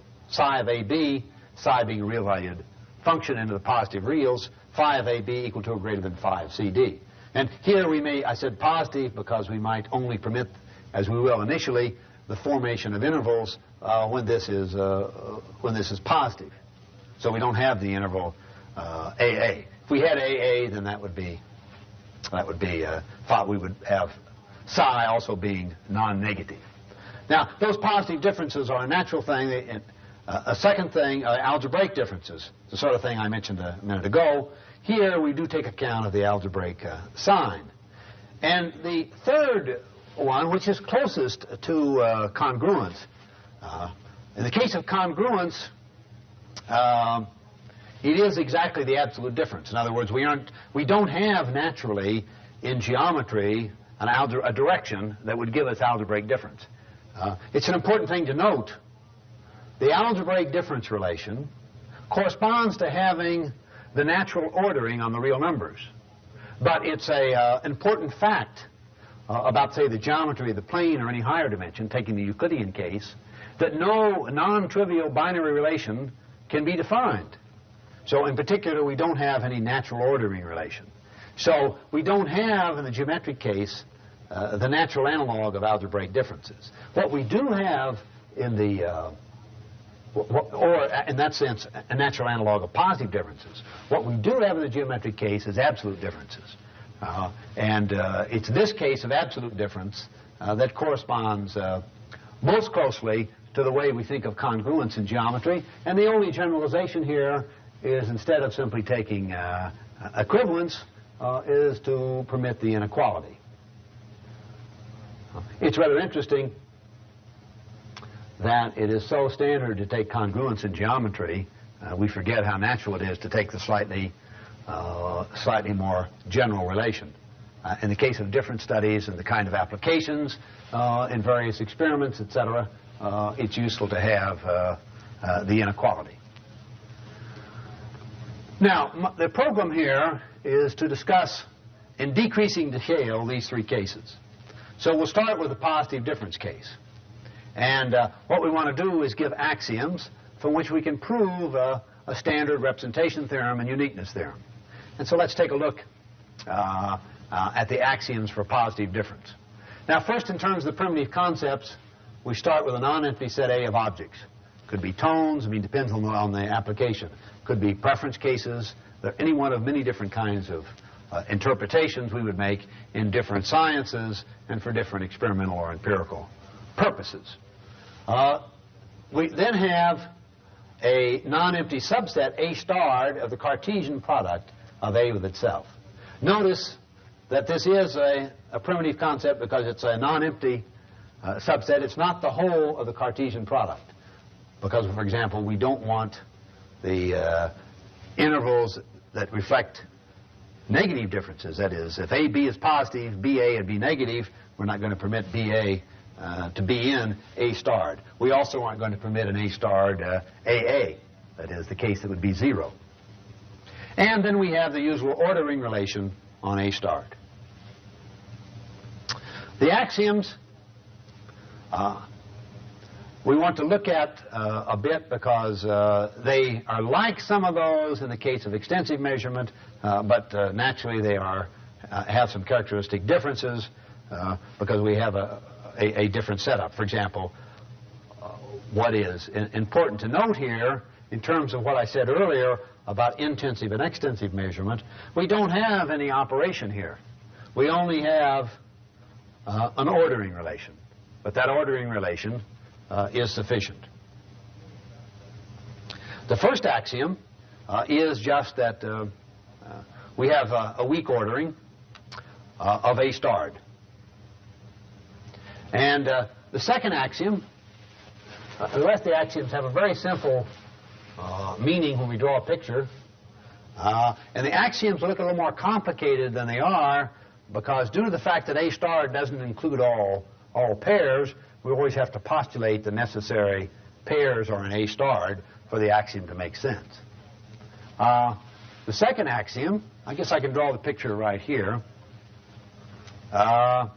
It just says, if we think on the line, we have AB, and this will be positive in the line. It'd be simpler to draw that way. AB, and we have BC. Then we want to have the closure property. If AB is in A starred, and BC is, then we want the closure property that the larger interval AC is in A starred. And the reason for that closure property on A starred is that we want to be able to have additivity.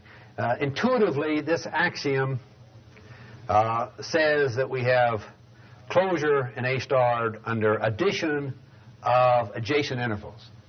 And it'd be a rather awkward mathematical structure if we didn't postulate that. The third axiom also says, using that same diagram, which we can draw here, that if we have A, B, and C, then if we look at AB and we look at BC, we would expect that the whole interval AC, the addition of AB and BC, must be strictly greater than either AB or BC. And notice the strict positivity of all of the intervals in A starred can be seen from axiom 3. Axiom 4 is a very natural additivity axiom in the same spirit. But this axiom says if we have within A starred A, B, and C, and so we have A, B, and B, C. And we also have the intervals A prime, B prime, and C prime. I've drawn it. I want to redraw it. I do it rather badly for the intuitive meaning. I want to make the intervals A, B, and C larger than the prime ones, A, B, and C. What this is now, if we compare A, B, and A prime, B prime, and A, B is the unprimed interval is bigger. We compare BC with B prime, C prime. And BC is bigger than B prime, C prime. Then this whole interval AC is going to be greater than A prime, C prime. That's extremely intuitive. And so what we get from axiom 4 is a kind of monotonicity of ordering under a combination or a kind of additivity. Now axiom 5 is again a structural axiom that shows if we have a picture, let's draw a picture again, if we have AB and that's greater than say CD, and notice I'm making it positive to the left, easy to draw that way, keeping the left to right ordering the letters, then we can have a D prime such that AD prime, there exists such that AD prime is equivalent to CD. Historical remarks in order there. What that really corresponds to is the classical axiom in geometry for laying off segments. We're given a segment of given length CD. We have a segment array AB. Starting from A, we go to B. Then we can find the point D prime such that AD prime is equivalent to CD. So this axiom corresponds to that classical laying off of segments. And we also have that we can find another point, it's symmetric, D double prime, such that D double prime B is also equivalent to CD, which in terms of that laying off of segments mean we could have started at B and going toward A. We get that point D double prime. So that's very natural construction. It's not something, of course, that would always hold. If we were given an arbitrary set A, we're postulating a structure on A that permits this axiom to be satisfied. In the kind of bisection experiment I mentioned earlier, we could certainly find that. For example, we could, in that case, get a special case of D prime equal to D double prime. Or more generally, if we heard two tones, CD, we could find, and given A, we could find the D prime, such that AD prime is equivalent to CD, etc. Same thing about preferences. I could give many different empirical examples. The geometrical meaning, though, is perhaps the simplest to say in a very direct way. It's just like laying off of segments. And finally, we have a sixth axiom, which I haven't written down formally because it has a more or less standard form in terms of standard sequences. That's given on page 147 of the text and is, of course, necessary and to get the desired representation. Let's turn now to the theorem we want to get given these 6 axioms on a positive difference structure. What we assert is, as a representation theorem, there exists a real-valued function psi from mapping A starred into the positive reals, such that if AB and CD are an A starred, then AB is judged equal to or greater than CD as intervals, if and only if psi of AB equal to or greater than psi of CD. And secondly, we have the kind of additivity for adjacent intervals. If AB and BC are an A starred, then psi of AC is just equal to psi of AB plus psi of BC. You can see how close this representation is to what I was saying earlier about the Holder reduction to extensive measurement.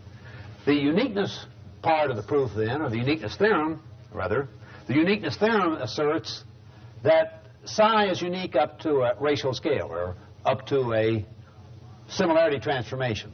Namely, if we have a psi prime with the same two properties then there exists a real number alpha greater than 0 such that psi prime is equal to alpha psi.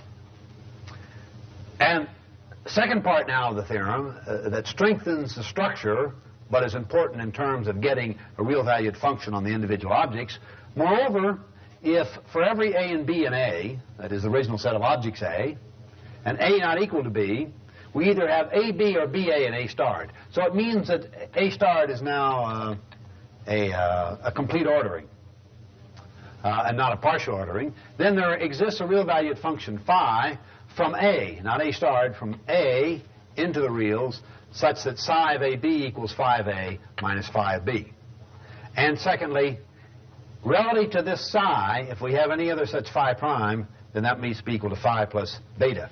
Beta, of course, being a translation parameter. And this is what we'd expect. But notice, of course, that as in the case of the geometry, when we get to the objects themselves, not the length of the intervals, but the objects themselves, we don't have a natural origin. That's reflected in beta here. That's what we mean by having an interval scale. All right, now let's take a look at the proof of this theorem. The first place we want to simply, as I said, follow Holder's idea. Now the first thing we have to look at in carrying through that idea technically is that if I had an interval AB and one CD, I can't concatenate them where they aren't adjacent. Well, there's an obvious move we make in the theory of measurement, and it's a characteristic move and one we use here. We form equivalence classes, and then we can concatenate the equivalence classes arbitrarily because we can be assured there's an appropriate concrete representation to carry out the operation. So we form the equivalence class, given any interval AB, we form the equivalence class AB. I've shown that here by underlining in the text. It's printed in boldface. The equivalence class AB is the set of all intervals CD and A starred such that CD is equivalent to AB. Then we want to form the set B, which is the set of all intervals in A starred underline. That is the set of all these intervals. And there exists AB such that AB is in gamma and BC is in delta. That is, there exists AB and BC in the original set A such that AB is in gamma, BC is in delta. So, in other words, B is just the carrying of the pairs up to the equivalence classes. That is a comparison of intervals. And then the operation O is a mapping of B into A starred. So we combine these pairs to go into A starred. Now notice something, so we're to be clear about it. B is itself not the ordering relation at the equivalence class level. We postulate we have the equivalent, we bring that equivalence class relation up in the standard way, printing it in boldface or underlining it as we wish. B is a set of equivalence classes of intervals, pairs of equivalence classes of intervals. We need this in order to get the exact structure for the representation we want, to reduce this to one of the standard cases we would use, for example, in extensive measurement. Before we say that, let's look at this simple lemma, that if we have gamma O delta equals AC,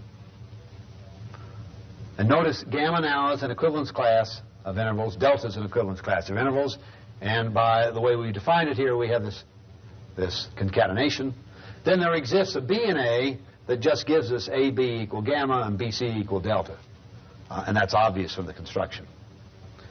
We can show that's always the case using axiom 5, the one I just discussed, the axiom I like to call the one corresponding geometrically to the laying off of segments.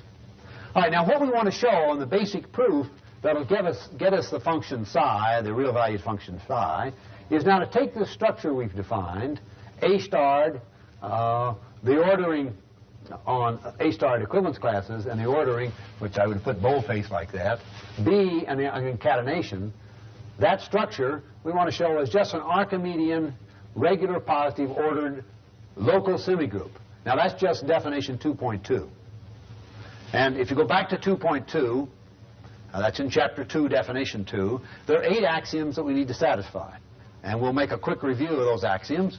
We can show that this structure we so constructed, by using the axioms directly on positive differences, will satisfy the axioms for this local semigroup, which will then give us immediately the representation, psi.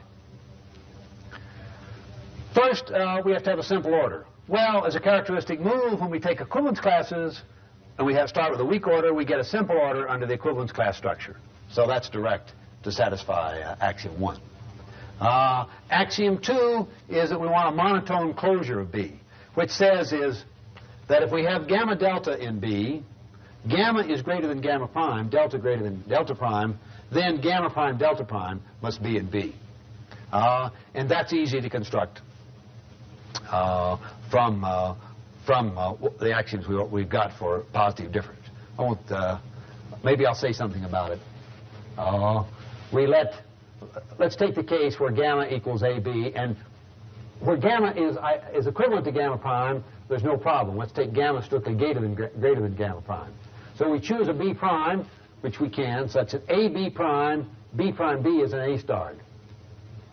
And AB prime is equal to gamma prime. Essentially, we're using axiom 5.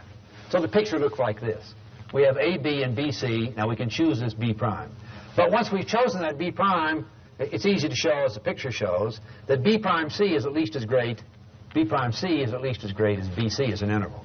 Then we can choose C prime such that B prime C prime is equal to delta prime, and so we have gamma prime delta prime in B.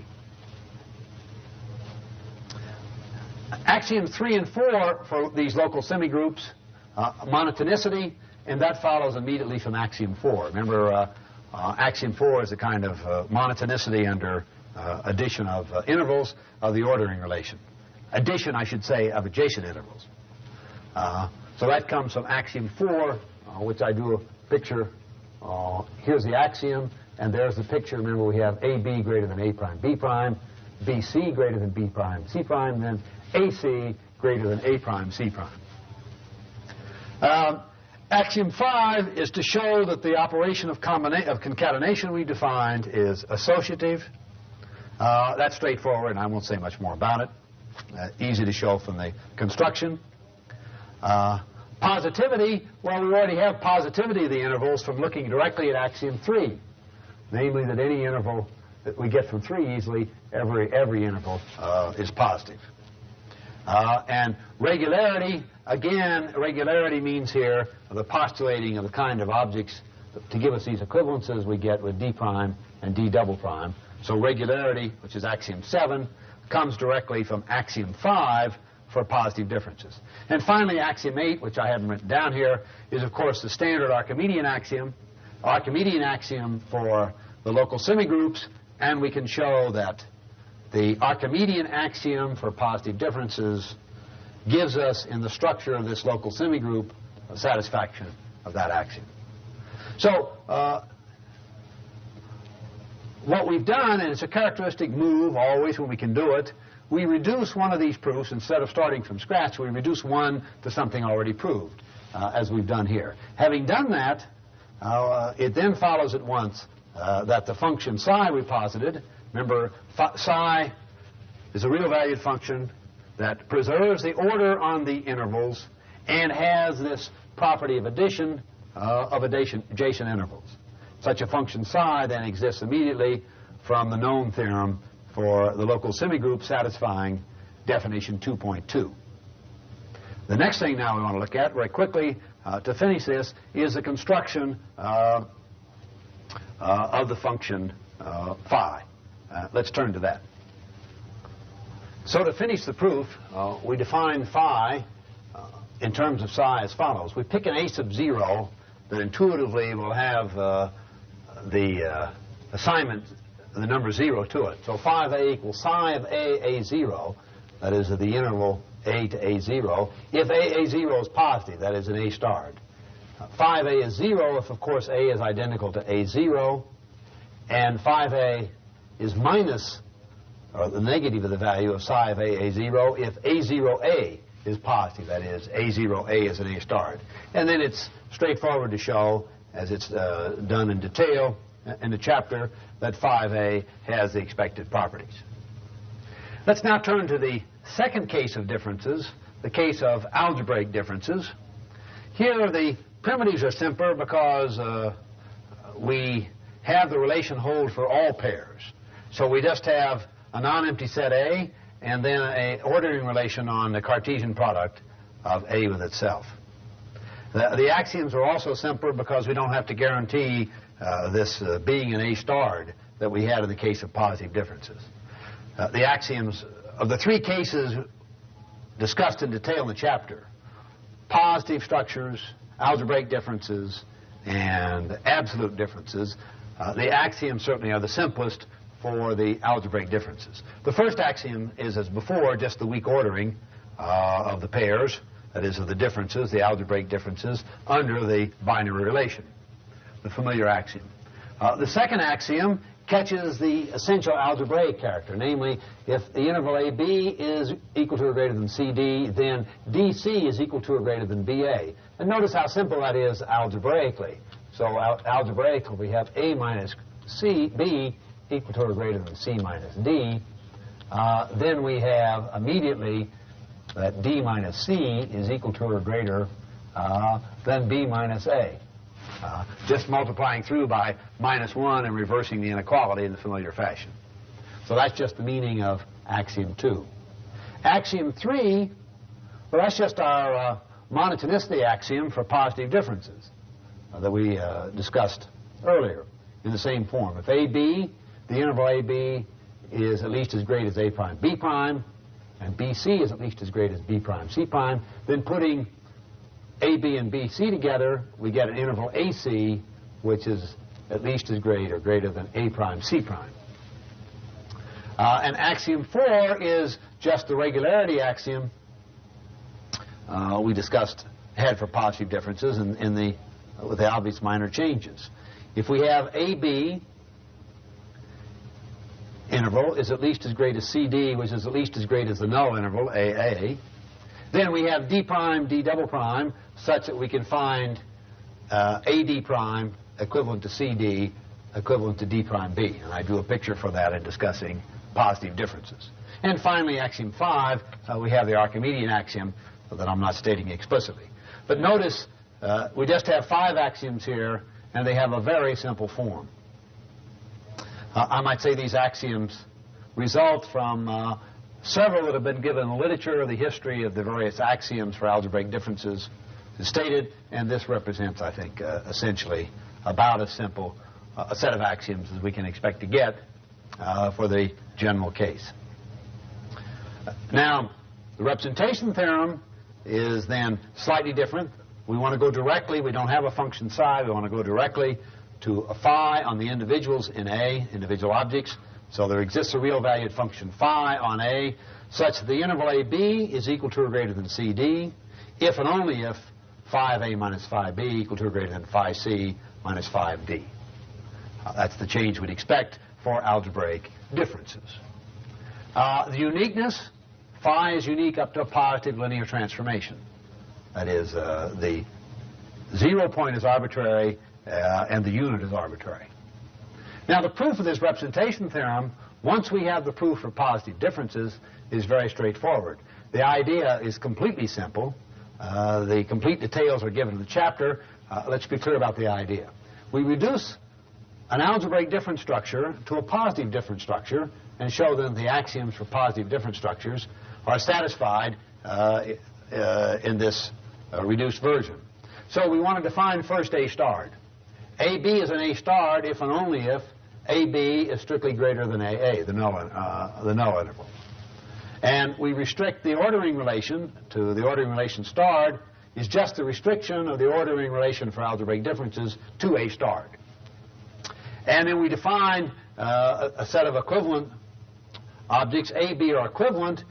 Well, formally we can put it neither AB nor BA is an A starred. Intuitively it just means that in the ordering A is equivalent to B.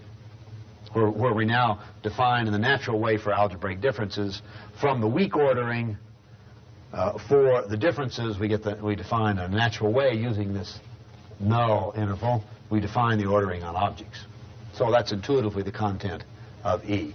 And then we just have these E equivalence classes, and we prove in a direct way that we have satisfaction for these E equivalence classes of the positive difference structures using A starred as shown. And I won't walk through the details of that. It's very similar to what we've already discussed for positive difference structures. The reduction is intuitively quite straightforward. There is an important point, not only a mathematical point about the representation, but one that is sometimes of concern in applications. Namely, we can have alternative numerical representations. Remember, as we emphasize in the discussion of the various representation theorems, the exact form of the numerical representation is not God-given. There are alternative choices, and there's nothing in the mathematical structures themselves, these alternative structures for numerical representation, that dictate a choice to us. It's a matter of convenience, what fits in with the theoretical setting they're going to be used, and so forth. So we can, in the case of algebraic differences, if we define a function psi, now this psi has nothing to do with the psi function I defined in proving the representation theorem for positive differences. This is the new psi. If psi is defined as e to the phi, then psi in this form is a racial representation. And this familiar exponential relation here between psi and phi is a way of going from the difference representation to the ratio. And obviously you can go from the ratio to the phi by taking logarithms. And the racial representation has in this kind of formulation where the interval AB is at least as great as CD if and only if the ratio of phi of A to phi of B is equal to or greater than phi of C to phi of D. And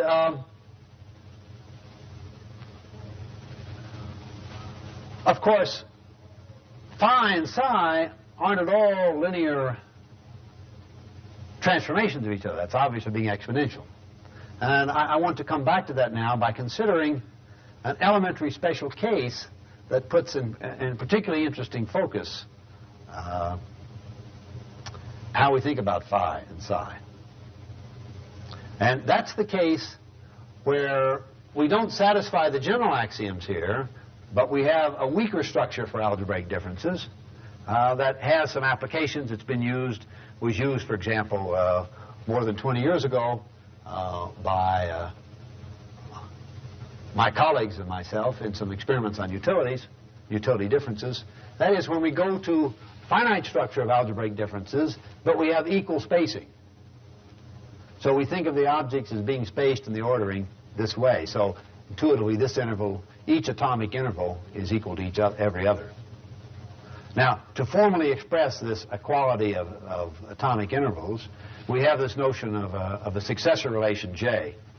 B is the successor of J if and only if AB strictly greater than AA, that is the null relation, and it is not the case there exists a C such that AB is strictly greater than AC, greater than null. That is, you can't find, if you have A and we have B here, we can't find a C in between.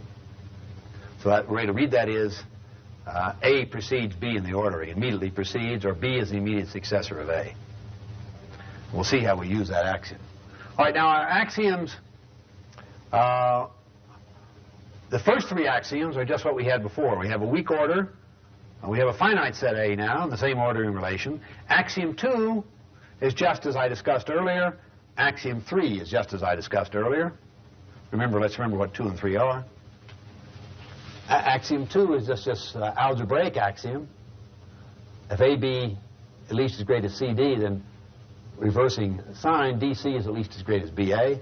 And axiom 3, the monotonicity axiom. So we have those three simple axioms: weak order, algebraic sign, monotonicity, and we just add one more axiom. If A is the immediate predecessor of B, and C is the immediate predecessor of D, then the interval AB is equivalent to CD. So, for example, draw out a picture. We have A here and B here as an atomic interval, and C, D is an atomic interval, that C is the immediate predecessor of D. Then we say that these two intervals must be equivalent. So that equal spacing is a particularly simple structure, and we can get immediately from these four axioms. Everything, as you'll notice, is totally elementary.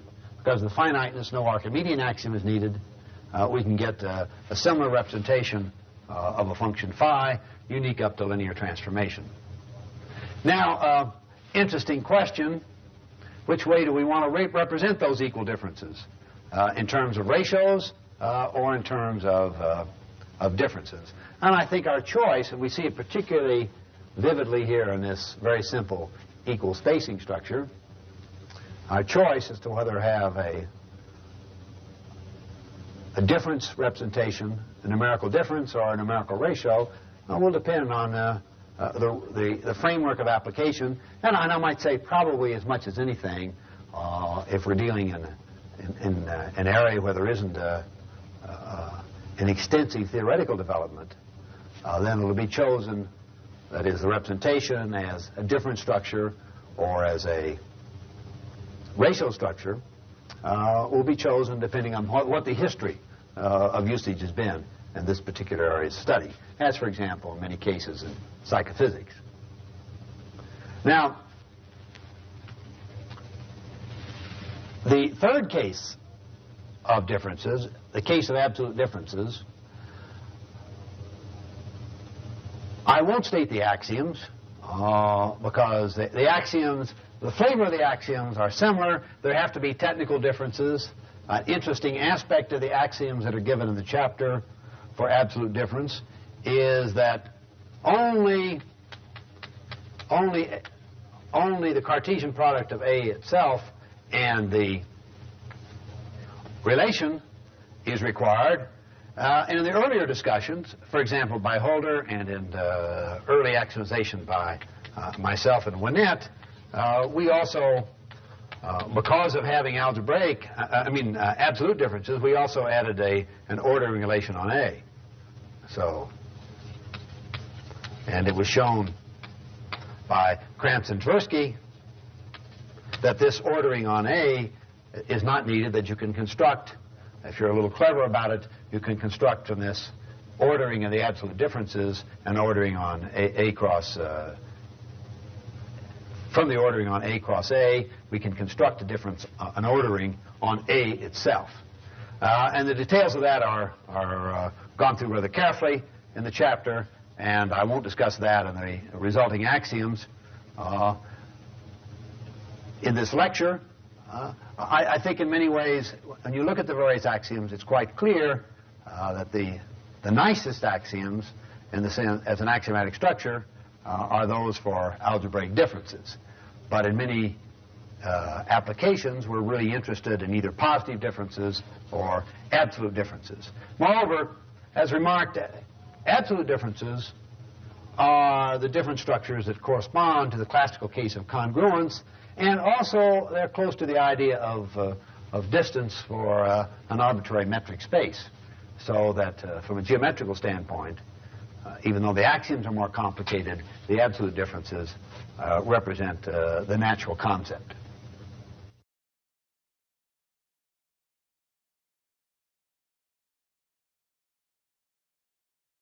Ratio scale property is, in some ways, one of the more important aspects of extensive measurement. The third motive for looking at these non-additive concatenation structures is that in the theory of conjoint measurement, one used a device of mapping the conjoint structure onto an operation on a single component. And when the conjoint structure satisfied the conditions that lead to additivity there, it turned out that that component, the structure induced on the component, was an extensive structure. Now, if you go to more general conjoint structures that are not additive in character, you can still probably carry out the same induction on a component, put an ordering on the component, but then it's reasonable to expect that that will not be additive, and you, at that point, cannot proceed with the kind of construction that we used before unless you understand how non-extensive concatenation structures behave. So it's for those reasons we want to look into this topic. I will present a definition that is due to Narens and myself, and let me first just say quite generally, what it amounts to is the same structure that we used in extensive measurement, namely a set of objects, an ordering relation on them, a relation that describes what elements can be concatenated, and the concatenation operation. And the axioms that I'm going to have I've written down here are almost identical to those of extensive measurement. There are trivial changes had to be made, but they're really very minor, except one axiom is omitted. The associativity axiom does not appear at all. What remains is the weak ordering assumption, a non-triviality assumption that there really is a distinction between at least two elements.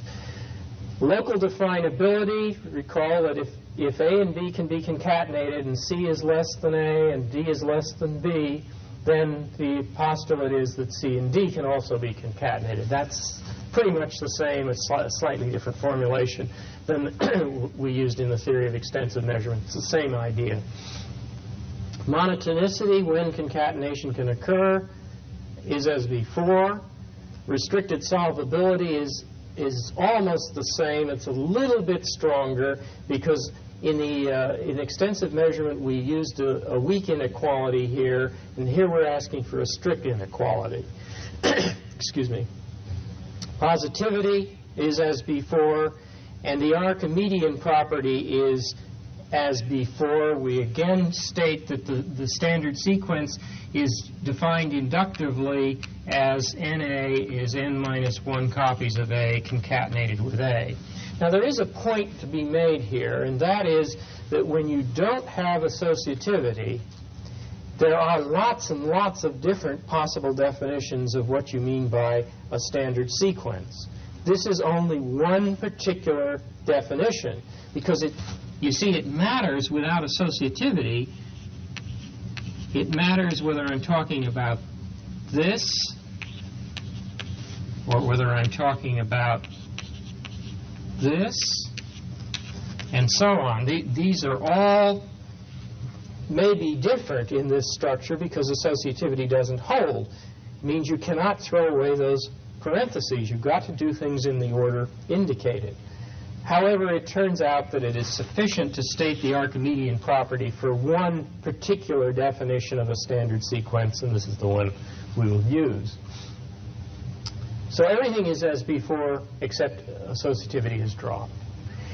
I should warn you that it takes a certain amount of time to get used to proving results in this framework. We are so used to the associativity property that it is invoked without mention in very many proofs of results when associativity is assumed. The danger, of course, is that in this situation one will invoke associativity inadvertently, and you have to really be on the lookout that you're not bringing it in some implicit fashion. The theorem that Narens and I presented in 1976 is the following, that if A is a positive concatenation structure, any structure of this character, then there exists a homomorphism phi into a real positive concatenation structure that's of the form that's on the positive reals, greater than or equal to some subset of the reals cross the reals with a numerical operation, not of course addition, but some other numerical operation defined on the set S. By a homomorphism, I mean the usual thing. The structure is preserved. That is, the qualitative inequality goes into numerical inequality, and the qualitative operation O goes into the numerical operation O dot. The idea of the proof is as follows. You use the axioms, in particular the restricted solvability axiom, to establish the existence of a sequence of elements in the structure, A sub n being a typical element, such that an is indifferent to the next higher element in the structure composed with itself. Intuitively, what you're doing is having the element an plus 1 is intuitively the half of an. That is, you combine it with itself and you get an. So that it's a descending sequence, and it also has the property that for every element in B, if you go out far enough in the sequence, it becomes smaller than that element B. So the first step is to prove the existence of such a sequence. The second step then is to look at what you get from taking the sequence, which is countable, and now make as many copies as you can of each of the elements. I've symbolized it this way. This is somewhat misleading, but let me describe it in words. We don't need symbols for it. You use the ability to make copies of these to the extent that you can. I mean, we are restricted in this system that we have only local definability, so you cannot necessarily make an indefinite number of copies, but you make as many as you can. It cannot be more than a countable number. It may be finite. You then look at the union of all of those elements, and that's clearly a countable set. But what you're able to show is that it is an order-dense subset of the structure. That puts us then in the position of being able to invoke the Cantor-Burkhoff theorem of ordinal measurement, and that establishes that there's an order-preserving numerical function phi. So we've got a function that preserves the order. And then what we do is simply construct the operation so that in the reals, we construct an operation that will preserve under phi the given concatenation operation. This seems like as though it's slightly immoral. I mean, what we're doing is generating first an order-preserving function, and then having gotten it, we construct for ourselves a binary operation which does the job. And we do it, it's the simplest thing in the world. You just, for any two numbers, x and y, that lie in the domain of the image of A under the order-preserving function phi, and if the inverses under phi of these two elements can be concatenated, then we define the concatenation of x and y in the numerical operation O star as simply what you get by inverting x back into A, y back into A, concatenating there, and then mapping back into the reals. So that what we're doing is as follows. Here's A, here's the reals, or well, we'll call it phi of A, but it's in the reals, positive reals. So that the phi function is mapping in like this. We pick an x and we pick a y. We look back through the mapping to whatever element it was that mapped into x. We look back in the mapping to what mapped into y. If those two can be concatenated, then we concatenate them. That forms an element here, and we map back in there, and we call that x circle dot long. And that has the desired property of preserving the operation. Now, one can wonder how unique all of this is. And once again, the uniqueness question has, in a way, two parts to it. You recall when we were talking about extensive measurement, we asked about the uniqueness when the two homomorphisms go into the same numerical operation. There we were using plus. There was also a question about going to other numerical operations, which was a separate issue. And the uniqueness theorem that I'm going to state here concerns two homomorphisms into the same operation. So I assume phi and phi prime are both circle dot homomorphisms. That is, they use the same numerical operation. And let me further assume that they have the same image. That is, they map onto the same set of numbers. The assertion is that if we can find any element little a in the structure such that the two homomorphisms agree at that point, then they are in fact identical. Now that statement is also true of the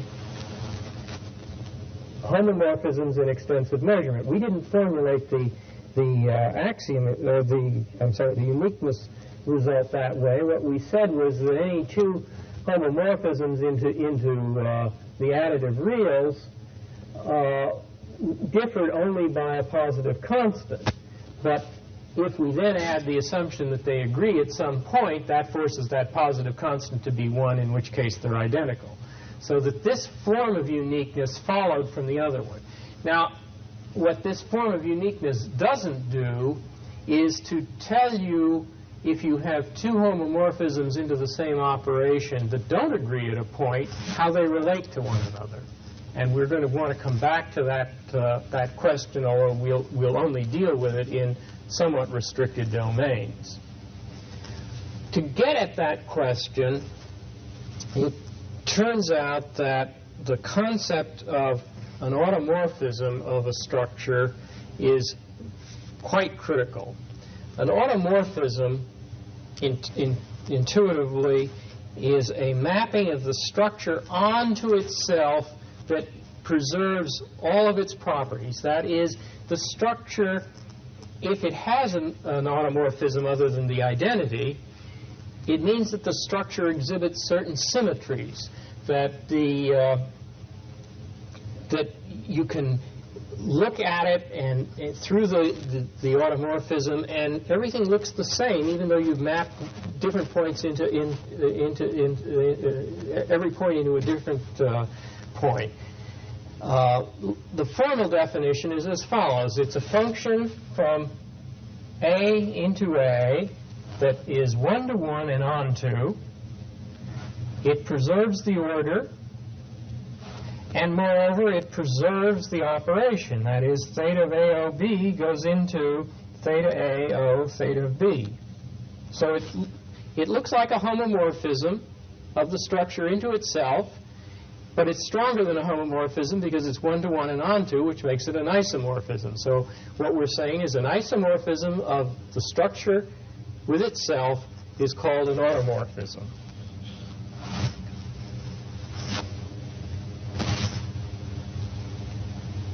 Now, Cohen and Narens proved that if one has a positive concatenation structure with a homomorphism phi into the operation circle dot, then, and if theta is an automorphism of that structure, then the function that is obtained by first applying the automorphism and then the homomorphism is again a circle dot homomorphism of the structure. If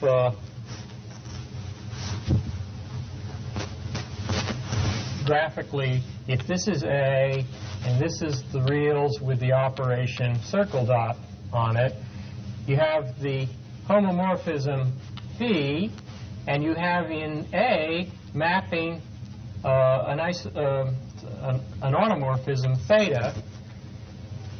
And what's being said here is that if I first apply theta and then apply phi, that will also produce That produces this mapping, and that mapping, phi after theta, is in fact, again, a circle dot homomorphism. And the second part is that if you have two circle dot homomorphisms, phi prime and phi, such that their images are exactly the same, then there exists an automorphism, theta, such that phi prime is phi applied to theta. So that the uniqueness is captured in these positive concatenation structures by knowing the automorphisms of the structure. So this puts it far more closely in the framework that we're used to, namely a characterization of how two homomorphisms into the same operation are related to one another. Now, it differs somewhat because, after all, in the theory of extensive measurement, we showed something of the form phi prime was alpha, where alpha is a number, times phi, so that what we were saying there was that we could characterize in the domain of the reals a certain class of transformations that relate the two homomorphisms. What we're saying here is not a transformation in the reals, but rather a transformation in the positive concatenation structure, in the qualitative structure that causes the two homomorphisms to be related. These are distinct notions, and what we will be doing a little bit later on is restricting ourselves to certain types of positive concatenation structures where we in fact can represent the uniqueness in this way we were used to, the ratio scale uniqueness that we're used to from extensive measurement. The automorphisms of positive concatenation structures turn out to be far more regular than one had any reason a priori to expect. And that is what I want to next talk about. And the story begins with the following theorem that's reported in Cohen and Narens in 1980. Suppose theta is an automorphism of a positive concatenation structure, and that for some element in the structure A, one of three things could happen.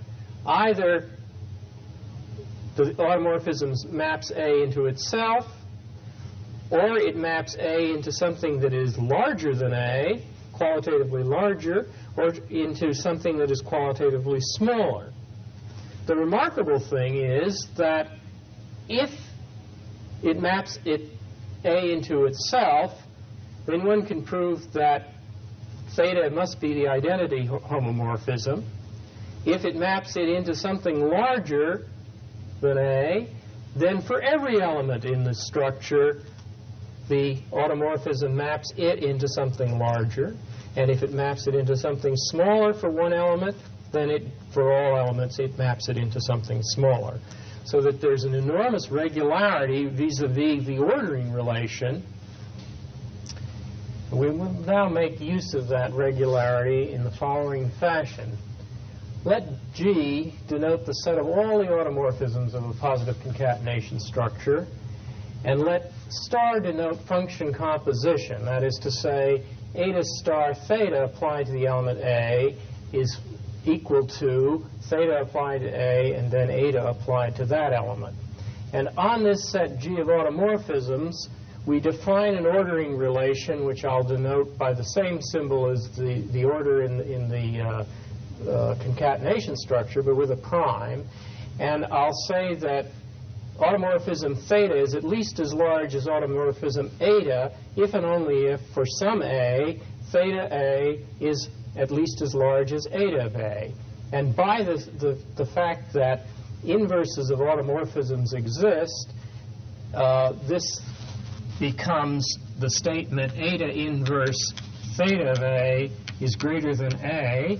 And we know by the preceding theorem that this is quite independent of the choice of the element A. If it's true of one element, it's true of them all. So that this is a well-defined definition, and it establishes this ordering on the set of automorphisms. Actually, under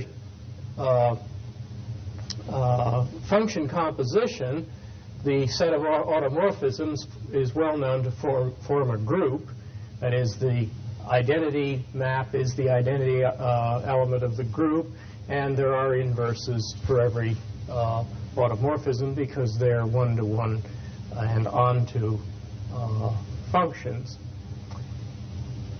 With that notion of an ordering on G, we have the following rather remarkable theorem due to Cohen and Nernst, and that is that for a positive concatenation structure, the system consisting of the set of automorphisms, the ordering, and the composition operation is in fact an Archimedean ordered group.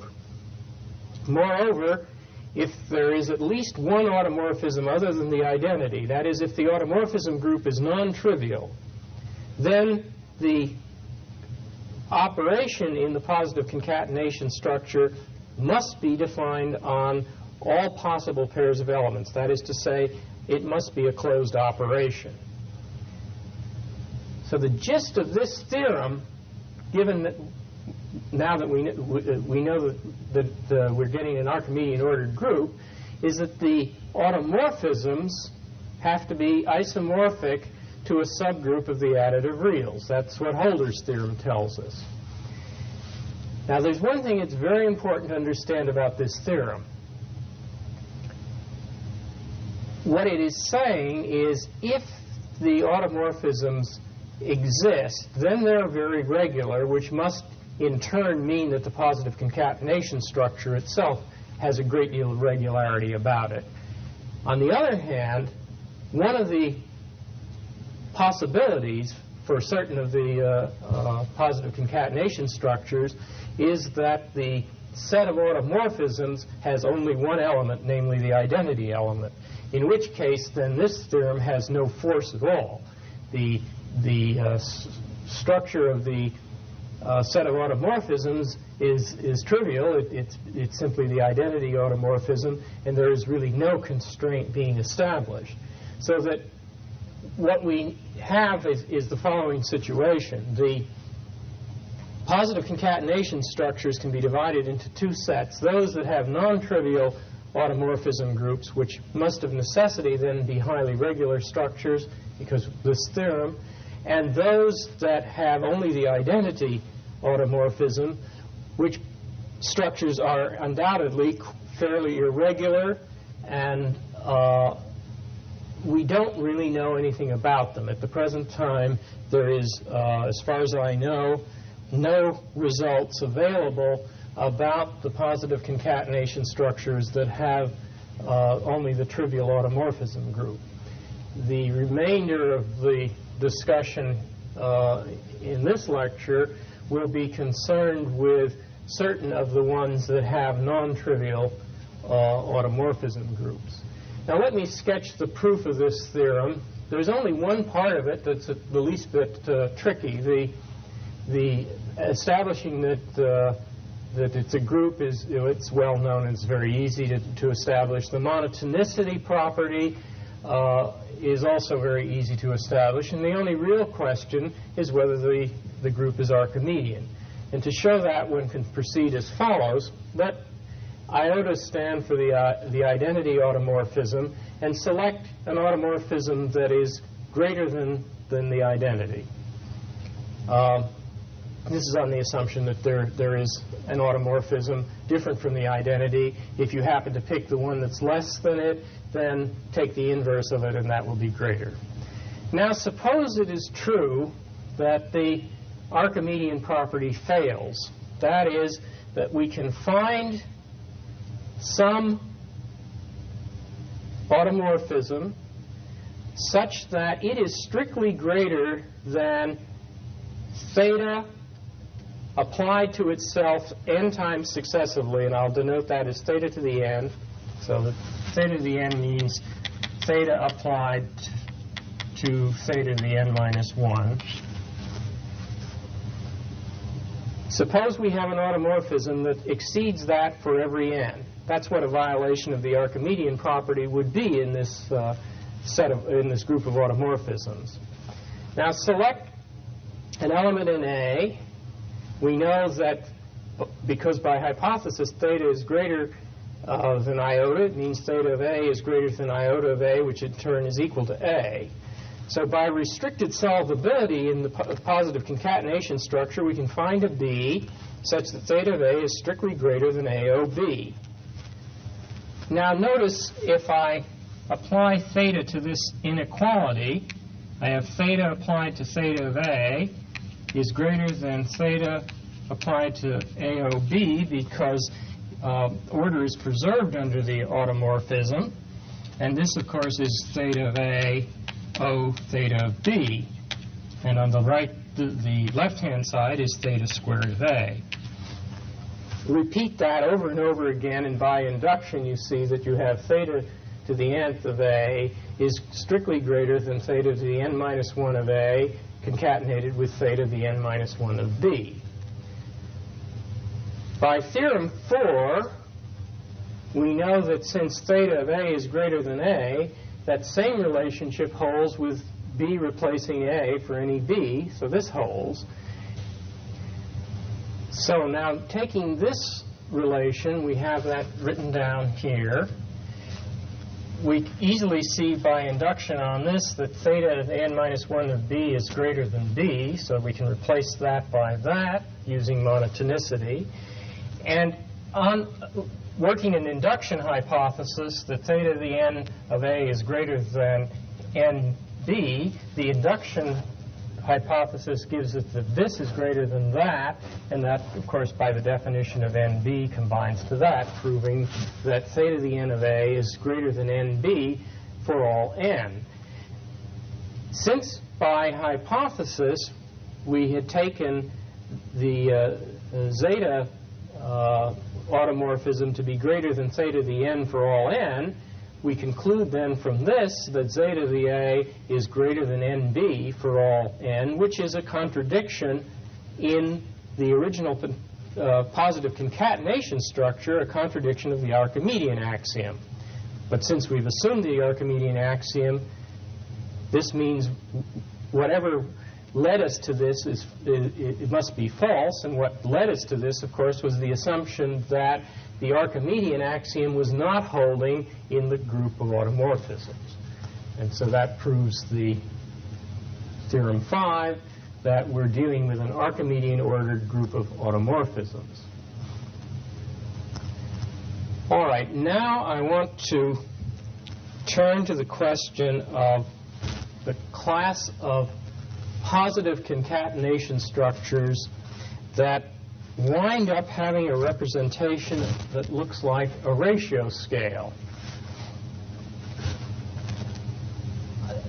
The results that I will be presenting are sufficient conditions to getting a ratio scale. They're not necessary. That is, there may be other structures that have ratio scale representations than these, but this is a class that does. We'll say that a positive concatenation structure in the reals, actually the positive reals, with the numerical operation circle dot, we'll call that a unit structure if and only if there exists some real function f such that the operation circle dot is of this structure. X circle dot y is a function, the function f, of the ratio of x to y, then that's multiplied by y. Now, why would we be interested in this kind of a structure? Well, you see that if you make a ratio scale change in the variables, say I increase them by the amount alpha, alpha is a number greater than 0, and I look at alpha x concatenated with alpha y, then in this form you have f of alpha x over alpha y, and then alpha y here. But the alpha in here cancels, so this looks like f of x over y and y here, all multiplied by alpha. and that is just alpha times x circle dot y. So a change of scale by alpha is invariant under this particular operation when it is of this form.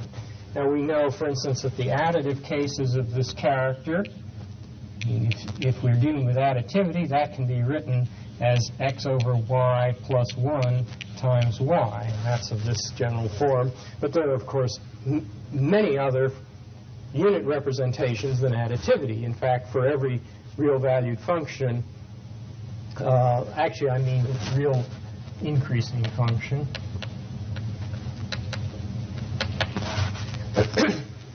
any one of them will generate a binary operation that has the appropriate ratio characteristic.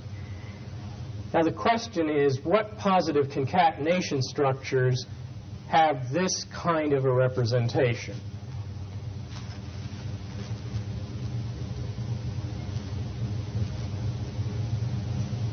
The first thing I want to do, however, before I mention that, is to talk about the uniqueness of that representation. This theorem, number 14 in the chapter, asserts how they're related. Suppose that we have a positive concatenation structure which has two unit representations. Phi maps the concatenation structure into a representation which involves the function f. Psi maps it into a representation that involves the function g.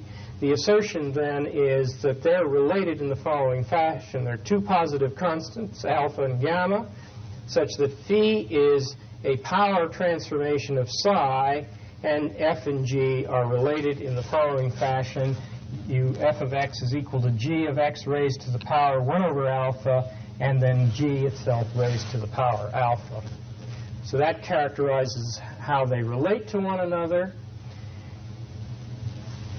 In order to discuss some of the positive concatenation structures that have this type of representation, we need to introduce several new concepts that are fairly important. The first of these is a device, a qualitative device, to ensure that the representation will be onto the positive reals. It's a concept that has arisen in the study of the real number system, but can be generalized to any ordered structure. And the name it goes under is Dedekind completeness. We'll say that an ordered structure is Dedekind complete if for every non-empty bounded subset there is a least upper bound to that subset. Now, the well-known examples are of this concept are in the reals. In particular, the set of real numbers, or the positive reals, is Dedekind complete, whereas the rational numbers are not Dedekind complete. For example, if I look at the rational numbers m over n, such that m over n squared is less than 2, or put another way, that m over n is less than the square root of 2, that's a bounded set, clearly. It's bounded by the real number square root of 2. It does not, however, have a least upper bound. That is, a least upper bound in the rationals. Because if I take any rational p over q that bounds the set, that is greater than the square root of 2, it cannot be equal to the square root of 2 because the square root of 2 is not rational. If I take any such rational and say, well, that's the least upper bound, I immediately know I'm wrong, because between any real number and a rational number greater than it is another rational number. And so there will be no least upper bound. What we're doing by assuming Dedekind completeness in the positive concatenation structure is essentially eliminating the possibility that the rationals would be, or something similar to the rationals, would be a representation of the structure. We're tending to, as you'll see, to actually force the representation to be onto the real numbers, which is typical of most models of attributes that are used in the physical sciences. We'll say that a positive concatenation structure is a fundamental unit structure, FUS, if it meets two conditions. The one we just talked about, the positive concatenation structure should be Dedekind complete, and a second condition, which turns out to be very important, called one-point homogeneity. And this says that for every pair of elements A and B in capital A, there exists an automorphism that maps A into B. That forces an enormous number of automorphisms on the structure, which means that it forces a great deal of internal symmetry on the structure, because you can map from any point to any other point with an automorphism. That's what this is asserting.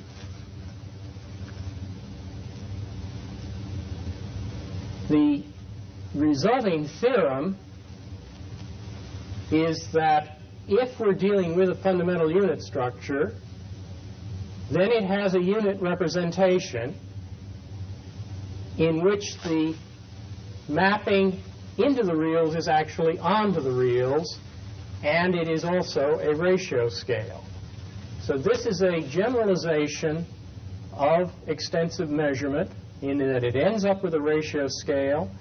It ends up with a formulation of the operation that is of this character, and the mapping is onto the positive reals. So it's a genuine generalization of extensive measurement that continues, however, to have the very nice property of there being a ratio scale.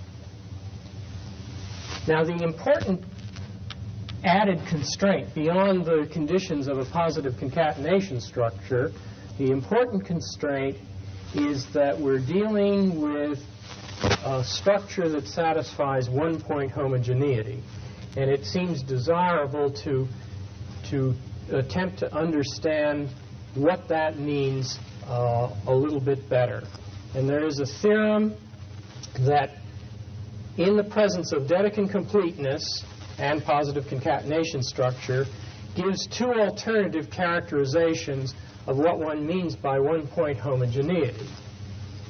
The first of these is that, and this is probably the more interesting of the two, is that the n-copy operator, when applied to a concatenation, is equal to n copies of A concatenated with n copies of B. You may recall that in the lecture on extensive measurement, we several times ran into the need for this particular relationship, and in that context we were able, by means of associativity and commutativity, to establish that it would hold. Here we're saying that this same property is equivalent to one-point homogeneity, and we're not, of course, assuming either commutativity or associativity to get it. It's a very strong condition on the n-point or n-copy operator. In fact, another way of saying what this property is that it's saying the n-copy operator is itself an automorphism. You see, if I define theta sub n to mean theta sub n of A is equal to n copies of A, then what this is saying is that theta sub n is an automorphism.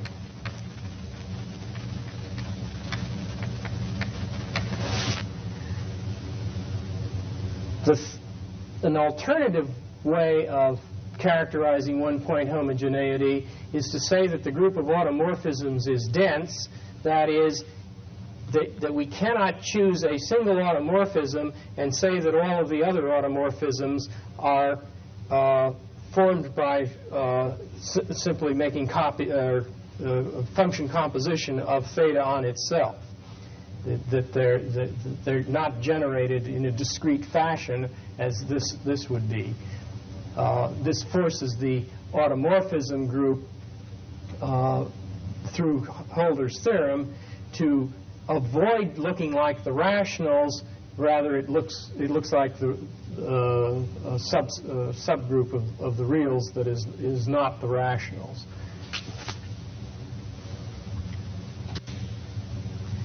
Let us turn now to another major use of positive concatenation structures, and that is in connection with non-additive conjoint structures.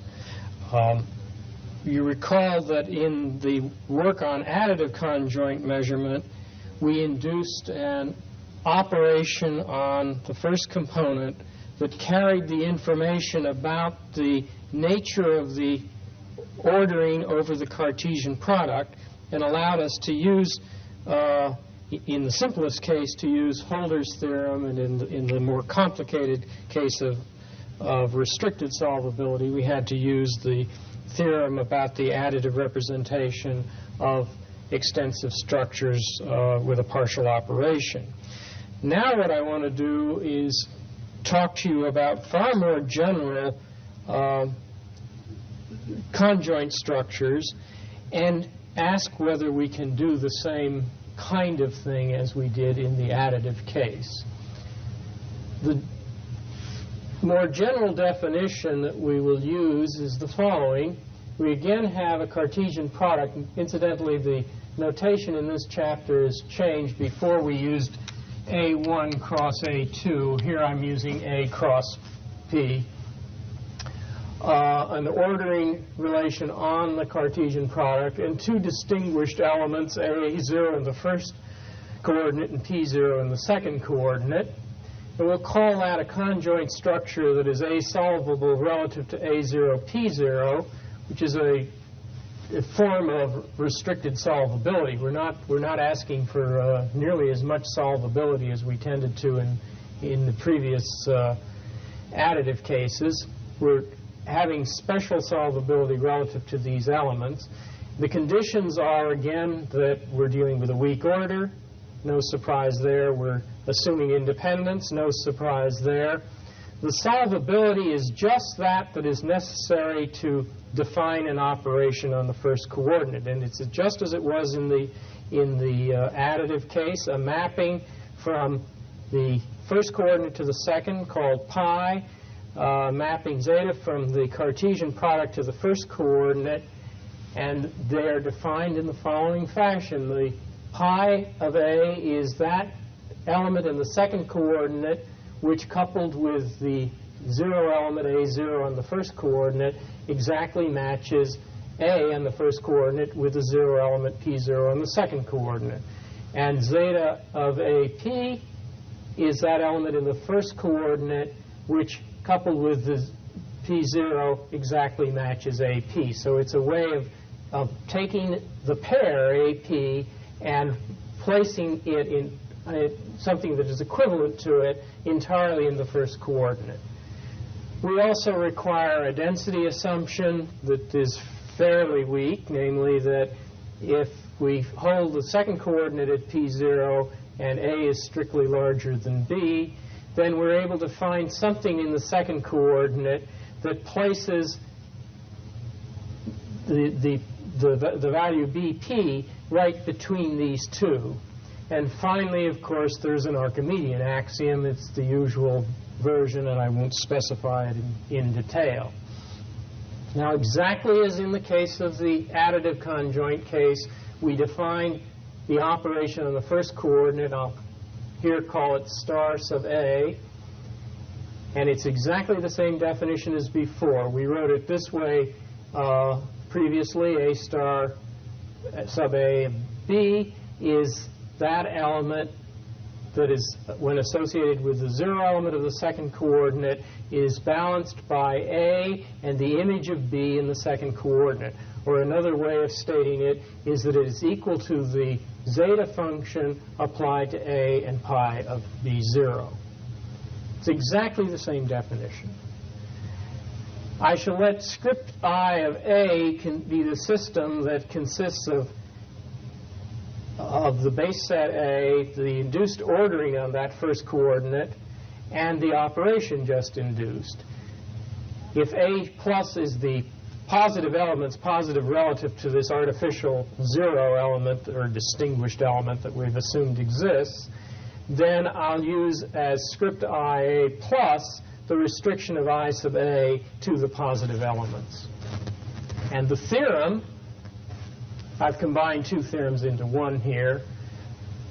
The first one says that suppose we're dealing with a solvable conjoint structure satisfying the axioms we just discussed, and suppose that the element A0, P0 is not maximal in this conjoint structure, then the structure I sub A plus, that is the induced ordering on the first component, the induced operation on the first component, but restricted just to the positive elements, is a closed operation and forms a positive concatenation structure. So what we're inducing from this conjoint structure on the first coordinate is a positive concatenation structure. That is very strong evidence that we've captured a very reasonable type of structure in the definition of a positive concatenation structure. The fact that that's what pops out from the conjoint structure of a very general character is very reinforcing that that's a sensible definition. The second theorem, 20, is the converse, which says if I have a positive concatenation structure with a closed operation, restricted only to the extent that it is possible to adjoin to that structure what amounts to a zero element in a consistent fashion, which is a slightly technical matter, but I think one can get the idea of what's involved. It has to be attached in such a way as to not violate the ordering relations and at the same time have the property that A star A0 should be equivalent to A and the other way around. A0 star A little a should be equivalent to A.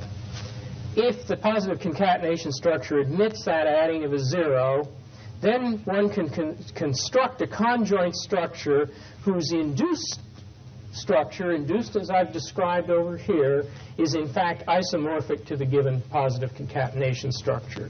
The gist of the converse is that nothing more restrictive than positive concatenation structure falls out of this induced operation from the conjoint structure. So that it is just exactly the right idea that is needed to study the conjoint structure, the general class of conjoint structures, and to reduce their analysis to the analysis of a concatenation structure.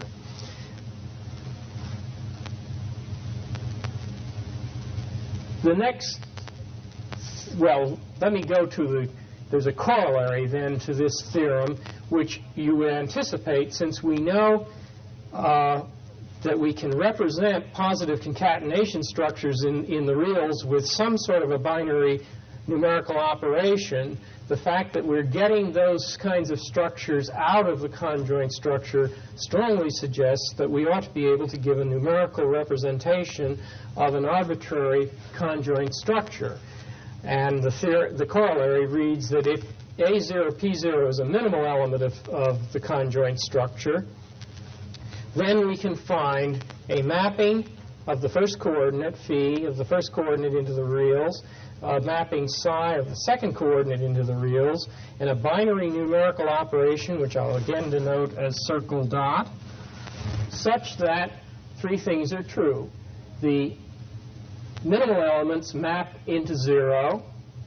They act like identities vis-a-vis the operation. And third, the operation is order preserving. That is, if I have the inequality AP greater than or equal to BQ, that is equivalent to the numerical inequality phi of A with a circle dot operation to psi of P is greater than or equal to phi of B circle dot psi of Q. And of course the additive case is when circle dot is plus. But this is a general case. It's saying that we're going to be able to represent any conjoint structure by a binary numerical operation on scales on each of the separate coordinates. This is then a generalization of the theorems that we talked about in the additive case. The additive case is very simply related. Well, let me state the theorem. Theorem 21 says that if we have one of these solvable conjoint structures, then that structure satisfies the Thompson condition, which you recall is the double cancellation property for indifference. That is, the Thompson condition is AX is indifferent to FQ, and FP is indifferent to BX. Then we can cancel out the X's and cancel out the Q and conclude AP is indifferent to BQ. So that the Thompson condition on the conjoint structure is exactly equivalent to the induced operation being associative. That gives us a quite adequate understanding of the general structure of conjoint measurement and how it relates to the induced operation. In the second lecture on dimensional analysis, we will return to these kinds of structures, in particular the unit structure representations, and pursue further some of the properties of general conjoint structures when they're interlocked with unit structures on one or both of the components.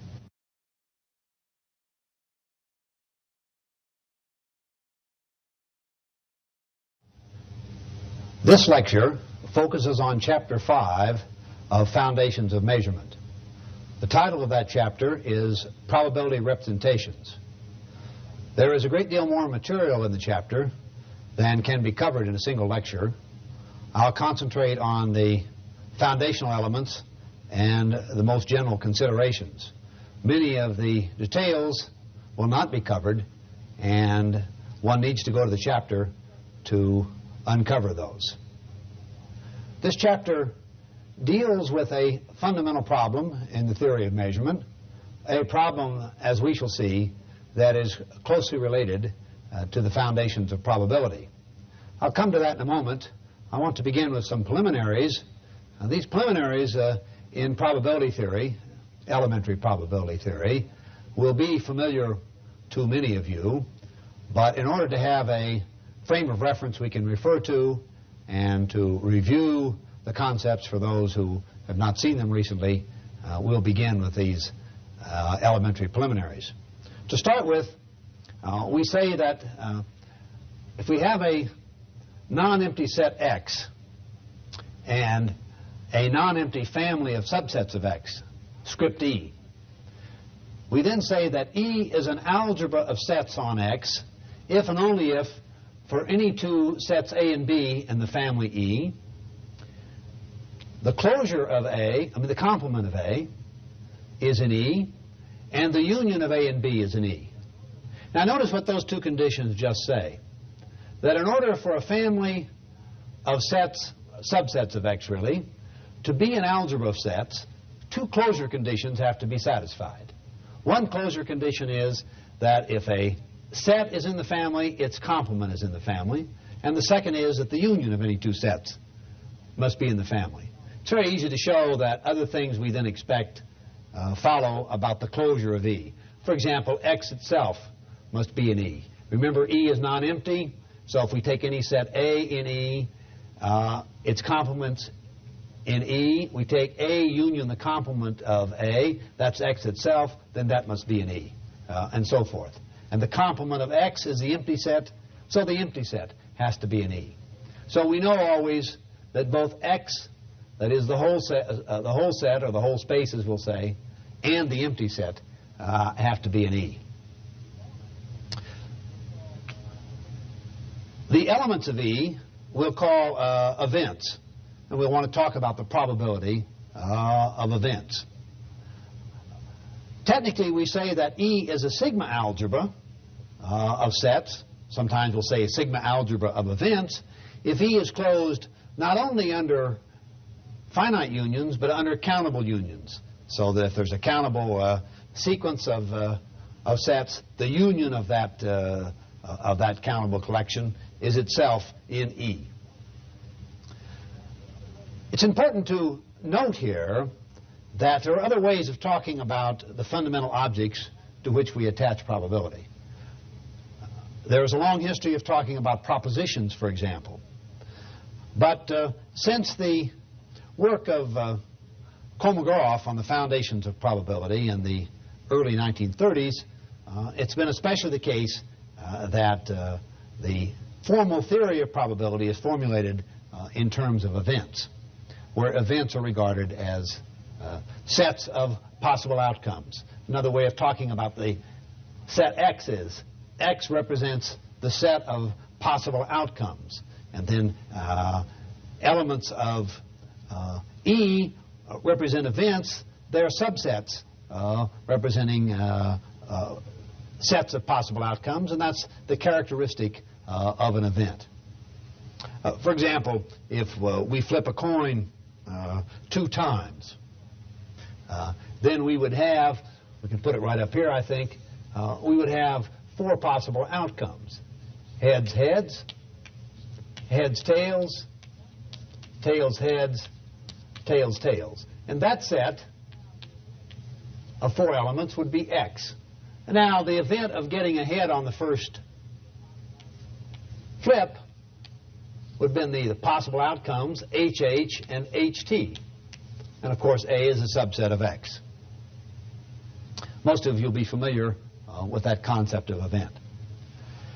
We introduce probability, by definition 2, a triple XEP, where X is a non-empty set, E is an algebra of sets on X, and P satisfies the conditions to be stated in a moment. Such a triple is a finitely additive probability space if and only if, for every 2 events A and B and E, familiar conditions hold. The probability of A, and this is of course the numerical probability, notice the condition is that P is a real valued function from E to the real numbers, and in particular it'll be on the interval 0 to 1 because P, for any event A, it's non-negative, the probability is equal to or greater than 1, and the probability of the whole space X is equal to 1. The third axiom is the familiar additivity property for disjoint events. If the intersection of A and B is empty, then the probability of A union B is simply the probability of A plus the probability of B. As we'll see in some of our later discussion, this condition that the intersection must be empty, and we don't have unrestricted additivity, is a troublesome feature of probability theory. As in the case of the algebra of events being a sigma algebra, if it is closed under countable unions, we have a familiar and standard condition on the probability space. The space we defined by the 3 axioms is finitely additive. It's said to be countably additive if, in addition, the following 2 further axioms are satisfied. Axiom 4, E is a sigma algebra on X.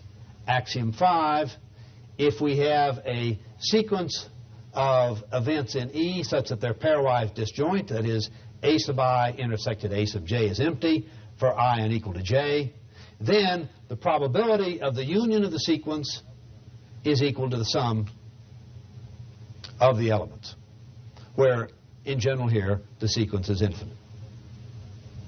Well, we won't say too much about countably additivity, but it's important to have this condition in front of us for work in many scientific contexts with probability theory. It's essential to have not only finite additivity, but in the standard framework, countable additivity.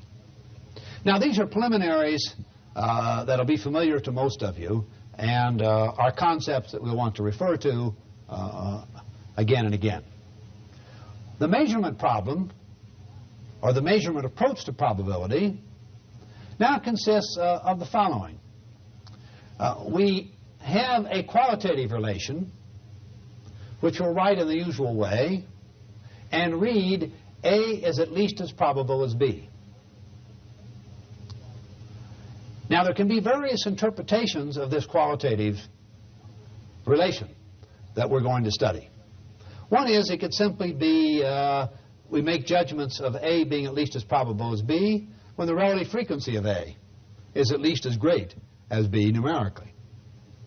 Another example might be using a classical definition of probability the way in which Laplace and others did at the beginning of the 19th century and earlier. And we have some principles of symmetry. For example, we appeal to principles of symmetry if we look at a symmetric die with the ordinary 6 faces. We say, well, the event of an receiving an even number up on a throw of the die is at least as probable as the event of getting the face with 3 on it, 3 dots, say. And the reason we accept that judgment is because of some principles of symmetry that we accept about that die. A third and most general framework for making qualitative judgments is to regard these judgments as subjective or personal or as considered opinion. There are many such examples. When we ask a meteorologist to predict tomorrow's weather, the meteorologist will use a great deal of scientific information, a great deal of data gathered, in fact, from all over the world about the weather. But when he finally comes down to making a forecast for you, that forecast will be regarded as a judgment. And in many cases, forecasters are now giving probabilities in conjunction with their judgment, so that it is not unusual to see a forecast of the weather to say that the probability of rain tomorrow is at least 0.6. Now, those judgments can be regarded as based upon a subjective judgment or a personal judgment on the part of the expert, the meteorologist, assessing all of the information in front of him. There are many other contexts in which such personal judgments are made. A person investing in the stock market may decide to invest in one stock rather than another because of his judgment of the relative risk or the relative probability of an increase in value. When we decide to make all sorts of choices, such summations of many aspects of our experience enter into making what we can call will call a subjective judgment. Now, in the second lecture, we'll put this discussion in more of a decision framework. In the present lecture, we will restrict ourselves just to the case of beliefs insofar as we're using the third interpretation. We'll restrict ourselves just to the case of qualitative probability judgments. We'll go on to the case of decisions, of talking about one act or one decision preferred to another in the second lecture. My point that's fundamental is that though in the current literature of the foundations of probability, the tendency is certainly to regard the qualitative interpretation, the qualitative relation, as primarily to be interpreted as a subjective judgment. That is not necessarily an interpretation that is forced upon us. The other two examples I've given, in terms of relative frequency or in terms of principles of symmetry, can also be defended and be used in such a qualitative context.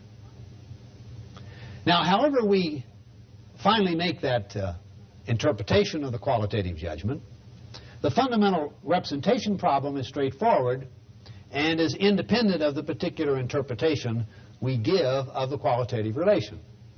What we desire is a set of conditions on the qualitative relation such that there is a probability measure, P, let's say, that strictly agrees with the qualitative relation. In the ordinary measurement sense, event A is judged qualitative at least as probable as B, if and only if the numerical probability P of A is equal to or greater numerically than P of B. Secondly, in terms of uniqueness, we want, in the best sense here, a very strong sense of uniqueness, that there is exactly one such measure. Because we think of probability as being uniquely defined with the probability of the whole space X being equal to 1. Notice that without P of X equal to 1, we might think of probability in terms of a ratio scale, but then, for example, the familiar relative frequency interpretation won't work if we have simply an arbitrary ratio scale. We'll have something more to say about that in the second lecture. The first problem we want to look at is the obvious qualitative features we would expect this relation to have.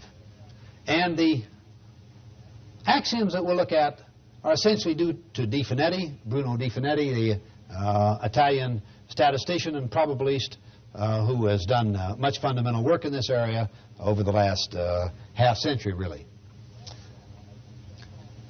Before we characterize such qualitative structures, there is one preliminary definition that is a generalization of what is discussed in the earlier lectures on extensive measurement that give us a way of formulating, for the present and immediate purposes, the Archimedean property. We say that a sequence of events, A1, ... A sub I, etc., is a standard sequence relative to the given event A, if and only if, for every I equal 1, 2, etc., there exist events B sub I, C sub I in the family, or in the algebra of sets, such that these conditions are satisfied. A1 is equal to B1, and B1 is equivalent to A1. The intersection of BI and CI is empty.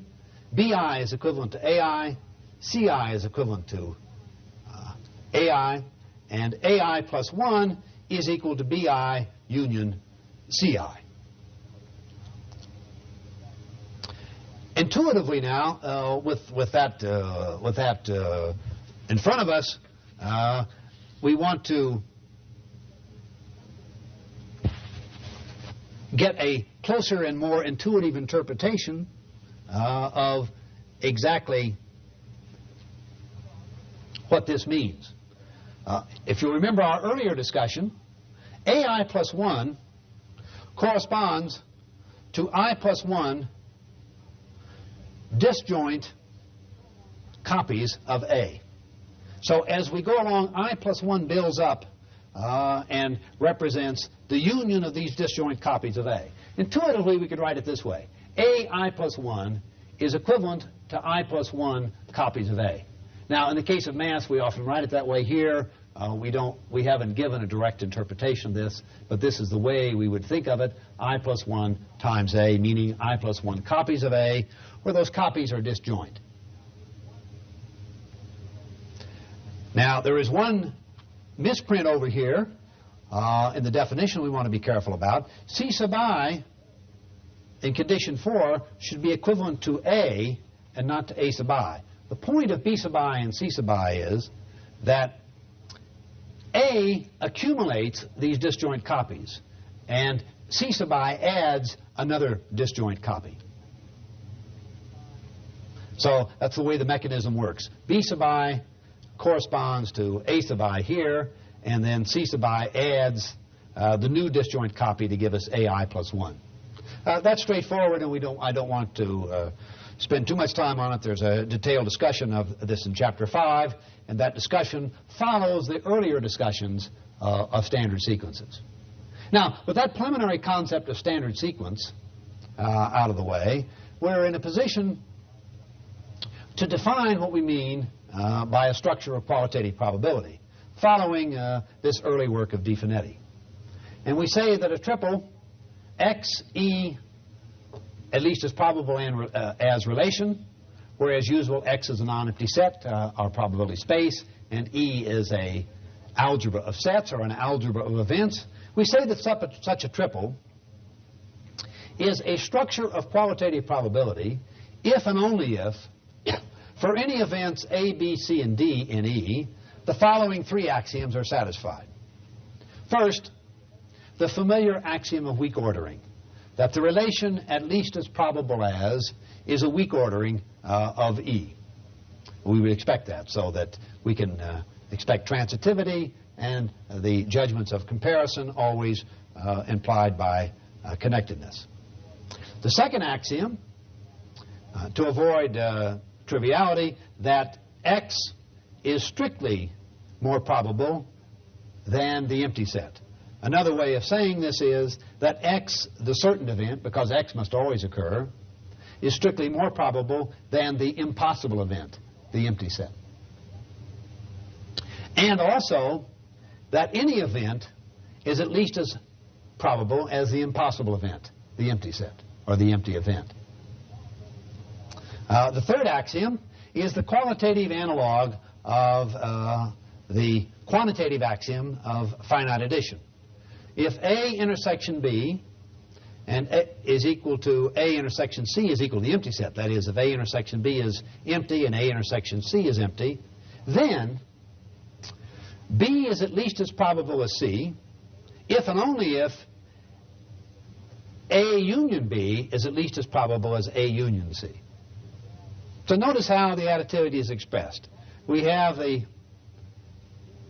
qualitative judgment about B and C. Then we can add to both sides, so to speak, to both B and C, a disjoint event A, and that inequality should be preserved. The intuitive appeal of that is obvious. If B has been judged at least as probable as C, then the addition of some event necessarily disjoint from B and C shouldn't change the direction of that judgment. Now we want to add an additional condition that such qualitative structures are Archimedean, and that we then want to examine what we can say about the representation of such qualitative probability structures.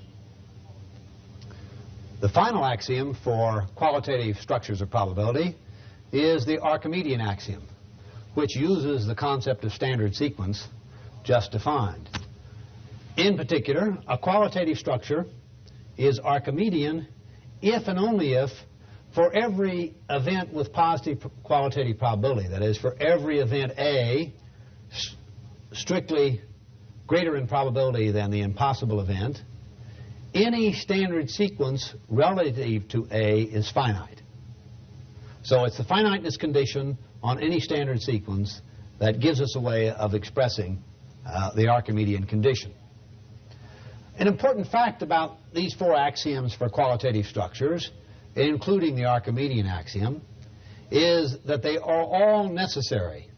That is, that if we assume the existence of a probability measure, it is easy to prove that the axioms follow as a consequence. That's left as an exercise. It's an important feature of the four axioms we stated. The axioms are necessary.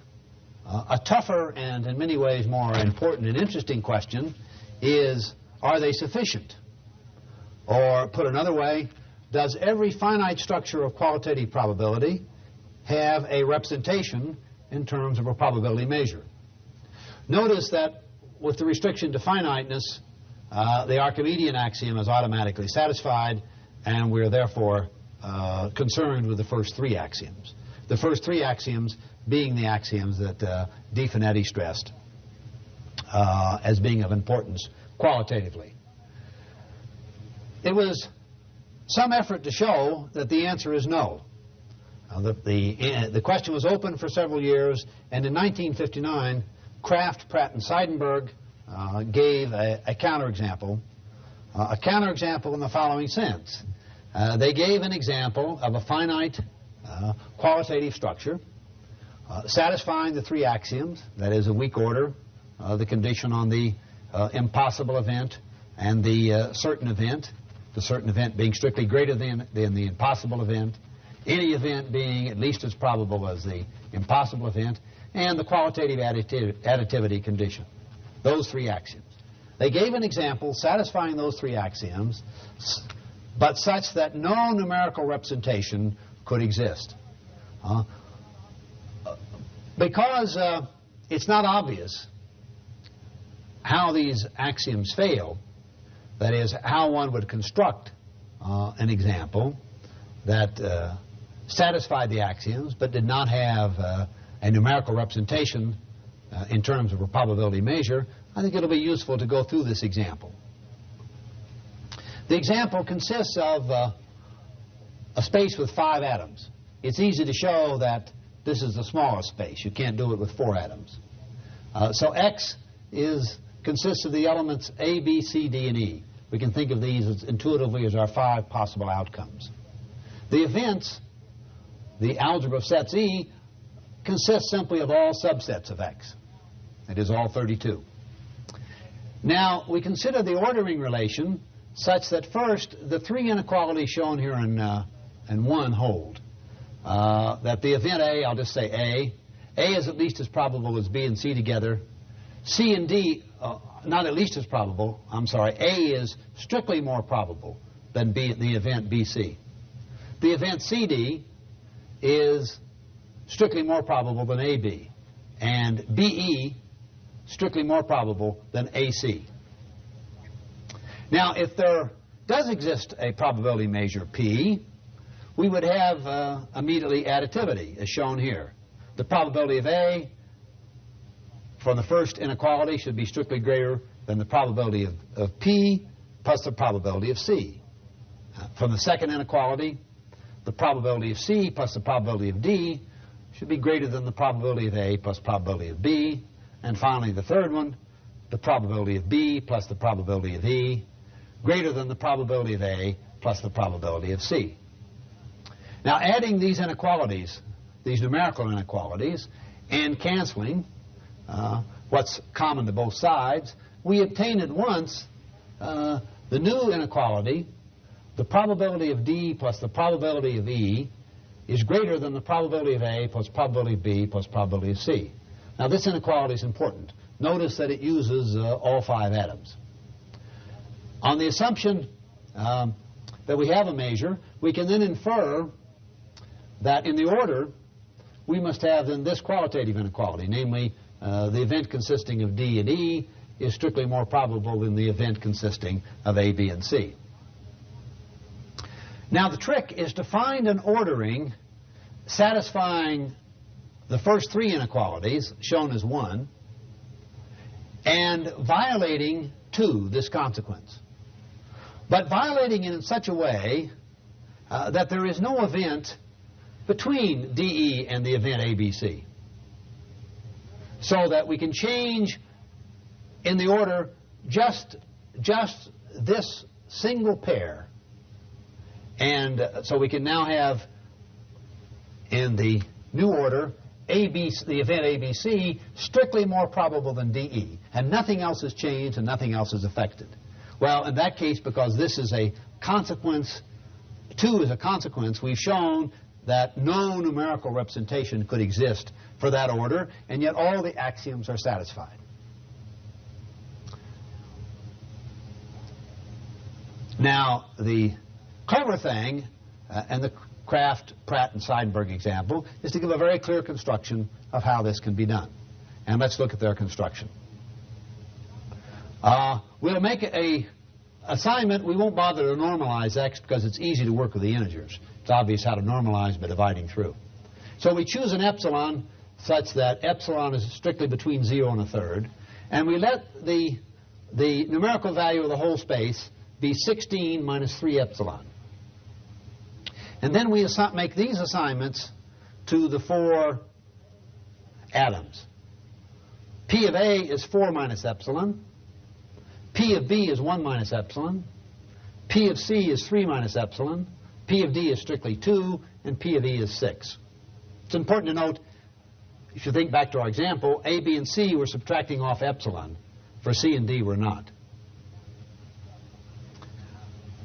Now, it's easy to check that under this numerical assignment P, inequality 1 holds. Thus, for example, A is 4 minus epsilon, which is strictly greater than P of B plus P of C, which is 4 minus 2 epsilon, and so forth. You can easily check that. Secondly, we can check immediately that P of D plus P of E is 8. On the other hand, P of A plus P of B plus P of C is 8 minus 3 epsilon. That satisfies 2. Now, in order to satisfy the axioms in such a way that we can reverse that ordering, we can make the event ABC qualitatively strictly more probable than the event DE, we have to make sure that there's no distinct event P of A that lies between these two. Well, it's clear from knowing that P of the numerical value of DE is 8 and the numerical value of P of ABC is 8 minus 3 epsilon that we have to have an event PA equal to 8 minus I epsilon. But we notice that 8, in terms of the integer values of the atoms, can only occur in 2 combinations of 1, 2, 3, 4, and 6. Notice only those integers occur here. 1, 2, 3, 4, and 6 for the 5 atoms. And then for the case of 3 of them, we subtract epsilon. But 8 can occur, which must be here, in only 2 distinct ways. Must be, of course, distinct atoms. We can have 1 plus 3 plus 4 or 2 plus 6. But 1 plus 3 plus 4 is just ABC. 2 plus 6 is just DE. And therefore, we conclude there can be no distinct A between these two, and we can reverse that ordering, violate the numerical representation, and thereby show, with this counterexample, it is not possible to prove that the axioms for a qualitative structure, the 3 axioms we've considered, with the Archimedean axiom being redundant in the finite case, that these 3 axioms are strong enough to give us a basis for proving a numerical representation theorem. Given the failure of the qualitative axioms of De Finetti, together with the Archimedean condition, to be sufficient to guarantee the existence of a representing probability measure, it's natural to ask for sufficient conditions. And there's quite a history of the study of such conditions. In 1937, De Finetti introduced the following axiom, which we'll call phi prime, and it was also introduced by the American mathematician B.O. Koopman, probably independently in 1940, in 2 papers. These papers are all referred to in Foundations of Measurement. And this axiom simply says that for every n, there is a partition, C sub 1 to C sub n, of the probability space X, such that the elements of the partition are equivalent, so that the partition divides the space into ever finer subsets. And notice the axiom holds for every n. So I pick any n, 15, 100, 10 to the 20th. There exists such a partition of equivalent elements, equivalent in qualitative probability. That, of course, is a very strong axiom. It's also evident that such an axiom is not necessary. It's easy to give examples of which it isn't necessary. It's not even necessary, of course, in the case when the set X is infinite. Clearly, it's an implication of this axiom phi prime that the structure of qualitative probability be infinite. In a certain mathematical way, it's a natural condition. But it also, we'll have to recognize, is a very strong kind of regularity condition that is in no sense necessary. Now, Savage, it's Leonard J. Savage, in 1954, in his well-known and influential book, Foundations of Statistics, introduced a related but different axiom, which we'll call phi double prime. And that is under, again, the assumption that we have a structure of qualitative probability. If A, B, and B are events, and A is strictly more probable than B qualitatively, then there exists a partition of C1 to Cn of the space X such that we can add the elements of the partition to B and not change the inequality. That is, the partition is sufficiently fine that no matter how close B is to A in qualitative probability, the events can be added, as shown here, to B. If we take any of those events and add them to B, we still will not be as probable as A. That's obviously a related property. Savage pointed out that you could think of this axiom being satisfied by rolling a fair die n times for the n required here. And of course the axiom phi prime would require directly that for any n we could roll the die n times and get such a partition. That'd be one way of realizing axiom phi prime. Now, though, it's interesting that though axiom phi prime, Savage's axiom, only calls for the existence of a partition with n elements, whereas axiom of Di-Finetti and Koopman requires a partition for each n. In fact, you can show that Savage's axiom implies axiom phi prime. And the important fact about both these axioms, whether we're talking about the Di-Finetti-Koopman axiom or the Savage axiom, is that necessarily they imply that the structure of qualitative probability is infinite. That is, that the set X is infinite. Now, in 1967, Duncan Luce introduced a weaker axiom that is also sufficient. This axiom is a little more complicated to formulate, as one might expect from its being weaker. So again, if we have a qualitative structure of probability, I haven't written that down, but that's assumed here, and if A, B, C, and D are events, and are such that A and B are disjoint, and A is strictly more probable than C, and B is at least as probable as D, then there exist events C prime, D prime, and E prime such that these four conditions are satisfied. E is equivalent in qualitative probability to the union of A and B. C prime and D prime are disjoint events. C prime union D prime are contained in the event E. C prime is equivalent to C, and D prime is equivalent to D. This axiom can be satisfied in finite structures, though not really in most finite structures, but it's easy to show there exist finite structures in which the axiom is satisfied. Luce also showed originally in his 1967 paper that axiom 5 is strictly weaker than Savage's axiom just stated. Now, Luce proved at the same time Theorem 1, this is Theorem 1 of Chapter 5 of Foundations of Measurement, that if we have a Archimedean qualitative probability structure satisfying his axiom 5, then there exists a unique representing measure P. And the proof of that is given in Chapter 5. Now, even though Luce's axiom 5 is weaker than either the Di-Finetti-Koopman axiom or the Savage axiom, as stressed, it is sufficient but not necessary. It's natural to look for a simpler axiom, and also very desirable to have axioms that are both necessary and sufficient for either the finite or infinite case. In fact, we would like, in general, a unified treatment.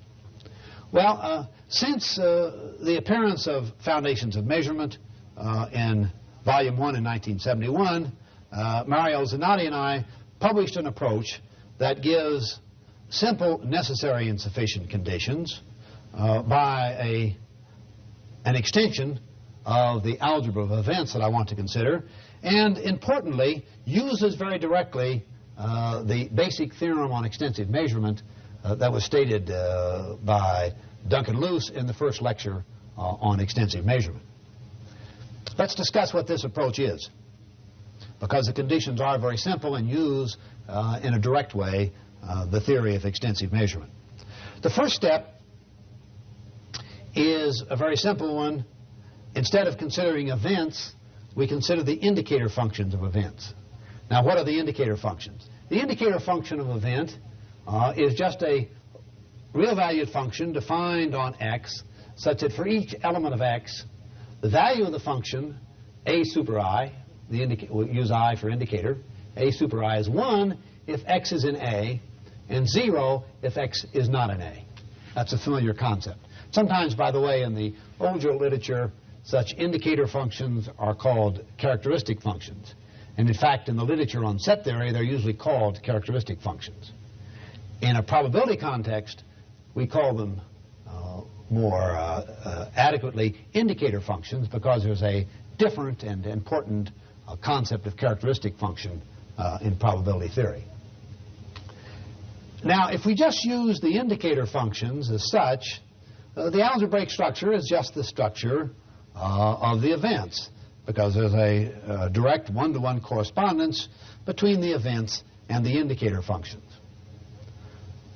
The important extension is to close the indicator functions under functional addition. So if we have two indicator functions, a super I and b super I, we consider their sum. And their sum, of course, is in general no longer an indicator function, because the value of this sum in general could be 2 as well as 0 or 1. Formally, if we're given a space X or a set X and E as the standard algebra of events or sets on X, we let E starred be the smallest set of functions such that defined on X, such that if A is in E, that is if A is an event, then the indicator function of A is in E starred. And secondly, that E starred is closed under addition. That is, if A starred and B starred are two functions in E starred, then the functional sum, A starred plus B starred, is also in E starred. That's just saying formally what I said above about closing the indicator functions. From a probability standpoint, we call such functions in E starred extended indicator functions. But these extended indicator functions are just a very restricted set of random variables. What kind of random variables are they? They are just random variables that have non-negative integer values.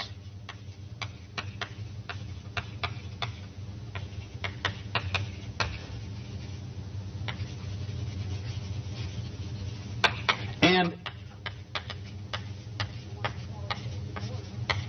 we want to qualitatively order, now not the probability, of course, the random variable, that's not the correct way of talking about the random variables, but their expectations. So the extension here is from events to a very restricted set of random variables, and from probability to expectation of these random variables. So we can talk about the expectation of A starred and the expectation of B starred, or if we had two such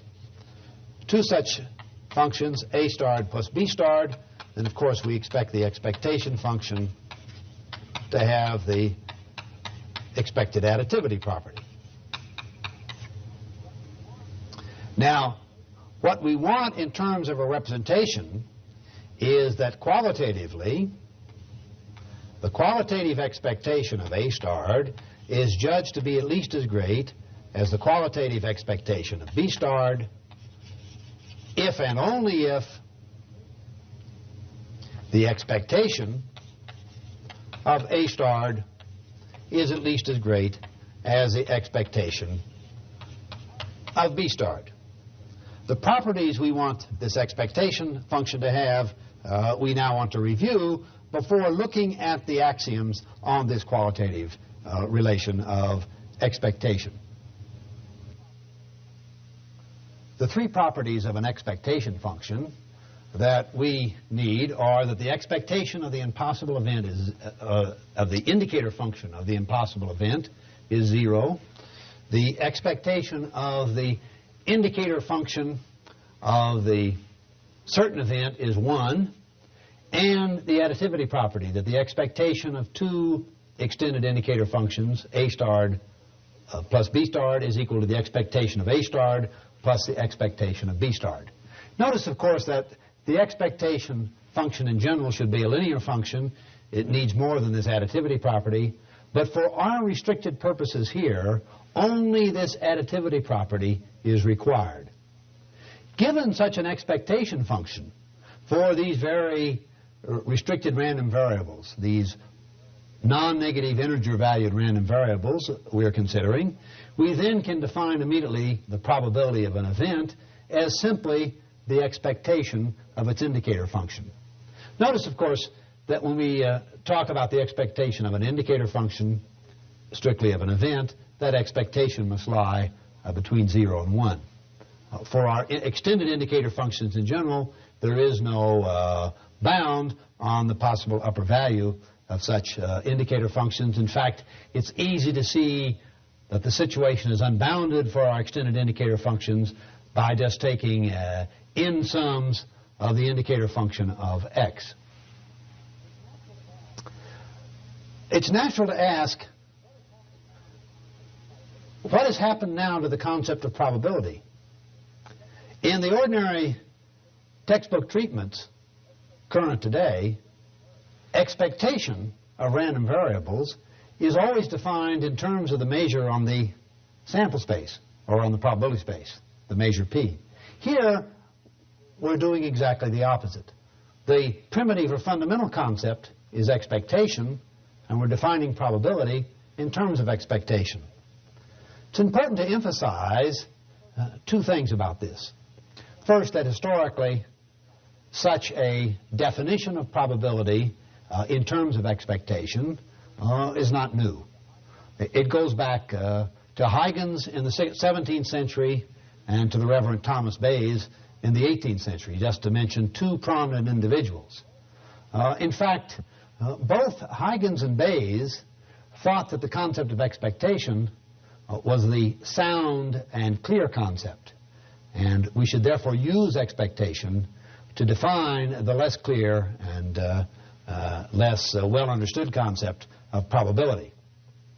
The second point is that in ordinary talk about quantitative properties, expectation and not probability is the usual concept, the concept we use in ordinary talk. Let me give two examples.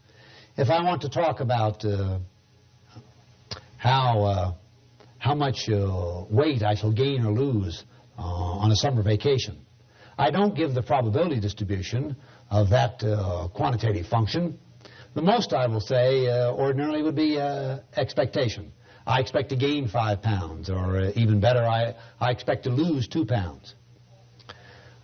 Secondly, in talking about a child, for example, how tall do you expect this child to be as an adult?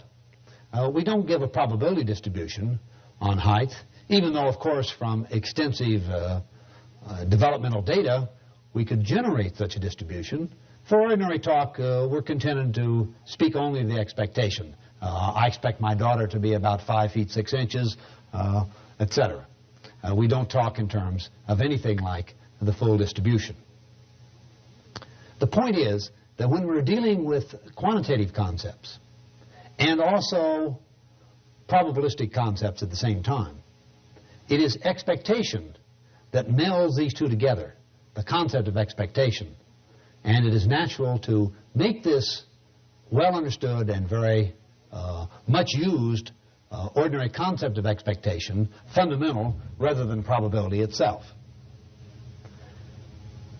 It's important to also recognize that in physics, as a third general point, in physics the concept of expectation is really the one that is fundamental rather than the concept of probability. Now, let's proceed then, corresponding to our development of a structure of qualitative probability, to develop a structure of qualitative expectation. And the parallelness will be very apparent. Let X be a non-empty set as before. Let E be an algebra of sets or events on X. And let us have the usual binary relation, but now not on E, but on E starred. We'll call this the qualitative expectation relation. Then we say that a triple X E starred, the binary relation of qualitative expectation, this triple, is a qualitative expectation structure corresponding to a qualitative probability structure if and only if for every A starred, B starred, C starred in E starred, the following four axioms are satisfied. And now as we look at these axioms, we'll see they're an exact parallel for the four axioms discussed earlier for qualitative probability structures. But as we shall see in this case, they are not only necessary, but sufficient to have a numerical representation. Axiom 1 is that we have the usual weak ordering. Axiom 2 is just that the indicator function of the certain event is strictly greater in expectation, qualitative expectation, than the indicator function of the impossible event, and that for any event A, the indicator function of that event is at least as qualitative, at least as great an expectation as the expectation of the indicator function of the impossible event. Notice axiom 2 is just a completely direct translation of axiom 2 for qualitative probability structures. Now the critical change and the really important change is in axiom 3. Axiom 3 says unrestrictedly that if extended indicator function B starred is at least as great an expectation qualitatively as C starred, if that's if and only if A starred plus B starred is at least as great an expectation as A starred plus C starred. The important point is that we now add A starred to both sides in this functional addition in an unrestricted manner. And this is really the critical change in many ways, that we don't have a restriction to A and B being disjoint events and A and C being disjoint events. We have an unrestricted axiom, as we have in the case of the abstract case of extensive measurement. And finally, axiom 4 is just an appropriate form of the Archimedean axiom here. If A starred is strictly greater in qualitative expectation than B starred, then for every C starred that is an extended indicator function, there is a positive integer n such that in A starred. Now, in A starred is just A starred added to itself n times. So what the copies are here is straightforward. In A starred is at least as great as in B starred plus C starred. So notice that if we think of the difference between A and B, we can think of n as being n copies of that. Then for any C starred, n times that difference will be at least as great as C starred. That's another way of formulating the Archimedean axiom. Now the important point is those are just almost identical in basic structure to the four axioms for qualitative probability structures already discussed. And these four axioms are the basis for the following theorem. That X, E starred, at least as great as an expectation, be a qualitative expectation structure. Then there exists a unique expectation function on E starred. Moreover, axioms 1 to 4 are necessary and sufficient so that there exists a representing probability measure on E. Notice that in the case of the representing probability measure on E, we don't say that the measure is unique. The measure is only unique if it has to also satisfy the requirements for the expectation function. And in general, that might not be the case. But as an expectation function, the expectation function is unique. So we have quite a contrast here to the qualitative probability structure in the sense that though the axioms are enormously similar, by this extension to extended indicator functions, we are able to get a unique expectation function. The axioms are not only sufficient to show there is a unique function, they are also necessary. Now, the proof of this is very straightforward. It just uses results already stated by Duncan Luce in the first lecture on extensive measurement, results that are given in Chapter 3 of Foundations of Measurement.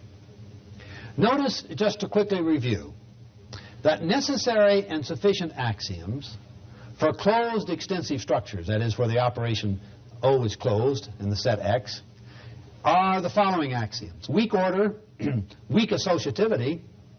Notice that we don't have to have identity here, though in the case of our extended indicator functions, of course, we have identity here. We have something slightly stronger because functional addition is certainly associative with strict identity. Monotonicity, which is just what we have in axiom 3, and goes both ways, of course, because functional addition is commutative, so both AOC equal to or greater than BOC and COA equal to or greater than COB as required here. The commutivity guarantees both ways. The Archimedean property,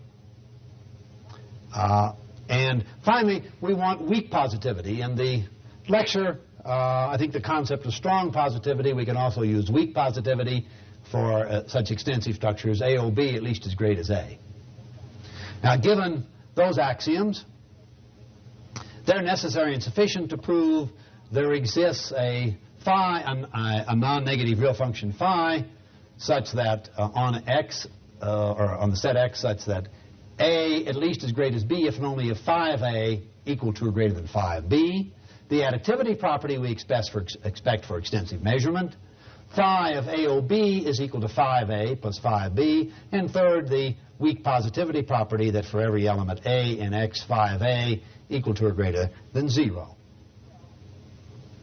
Well, we see immediately that we have such an expectation function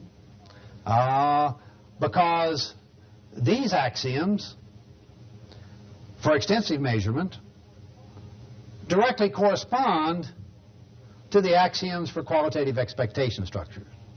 The changes are all completely minor. We certainly have a weak order. The weak associativity is in fact replaced by strong associativity with identity. The monotonicity corresponds to axiom 3 for qualitative expectation structures. The Archimedean axiom we have, the weak positivity will come from the second part of axiom 2. Let's go over here and remind ourselves of axiom 2. That the expectation of any indicator function for an event is at least as great as for the empty event, the indicator function for the empty event. And we get uniqueness of the expectation function as opposed to the standard ratio scale in the case of extensive structures, because we're requiring for the natural interpretation that the expectation of the indicator function of the whole space X is 1. That fixes, in other words, the unit. So we immediately get from the theorem that Duncan Luce stated in the first lecture on extensive measurement, the proof of the desired theorem 2 here about qualitative expectation structures. It's a familiar fact in the abstract study of structures and their application in various parts of science that sometimes relatively small changes in the structure will lead to considerable simplification. That's the case here. By going from events to the slightly larger structure of extended indicator functions, we could say in another way of putting it, to non-negative integer valued random variables, we get a way of stating necessary and sufficient axioms that are almost exactly the axioms considered for qualitative probability structures, but with this requirement that they hold in the larger set, we're able to get the appropriate numerical representation. Examples of such extensions, familiar examples, are the extensions of the rational numbers to the real numbers to the complex numbers, satisfying different kinds of requirements. In one sense, the axioms we've just given then give a relatively satisfying answer to the provision of necessary and sufficient axioms to have the existence of a probability measure. The probability measure in general is not unique. The problem appears to be extremely complicated to give necessary and sufficient conditions directly on the events to have a unique measure. But I think it's fair to argue that for all probability work, we all really want to have an expectation function. We'll ordinarily work with random variables extensively, and once we are willing to consider the expectation of some simple class of random variables as we have, that's enough to make the measure unique.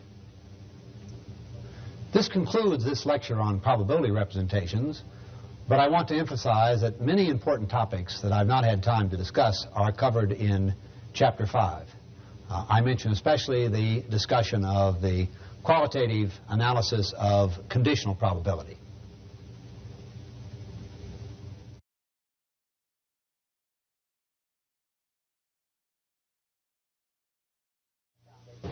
This lecture corresponds to Chapter 8 of Foundations of Measurement.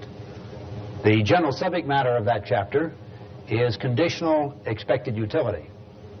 It follows in a natural way on the previous lecture concerning probability models and simply the representation of subjective beliefs in terms of a probability function. Another term that is used in the chapter and that is familiar in the literature is subjective expected utility. The title of the chapter is Conditional Expected Utility. We'll see in a moment the reason for the word conditional. The point of the word subjective is that both the utility function or value function and the belief function are meant to represent subjective elements, in general special to a given individual. The maxim of rational behavior for an individual is to maximize his subjective expected utility in making a decision. Now, the first point that we'll want to examine in this lecture is what does this mean, more particularly in terms of a mathematical formulation.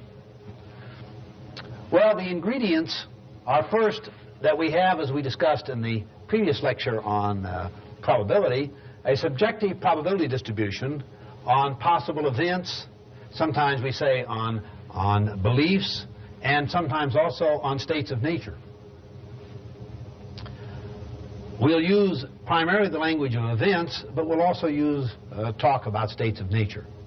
The point is that that is meant to be a subjective distribution, reflecting my beliefs about the probability of various possible events occurring. Typical examples would be my subjective estimate of rain this afternoon or no rain this afternoon. The second ingredient is a utility function on outcomes or consequences. This function is meant to represent my subjective valuation of the consequences to me of various outcomes that would follow on the occurrence of a particular state of nature. Now, let's look at these ingredients in a somewhat more formal way, to go back over it again, and we'll do this in about 3 levels. We need an algebra E of events on the set X of possible states of nature. So we'll repeatedly use X for the states of nature, and we'll use script E for the algebra of events on X. Secondly, we need a set C of possible consequences. Notice it's characteristic of this theory that there's an asymmetry between states of nature and events on the one hand and consequences on the other. There is no structure assumed on the set C, whereas in the case of events we have the standard algebra of events. The third ingredient is a set of decisions. And the decisions are functions that map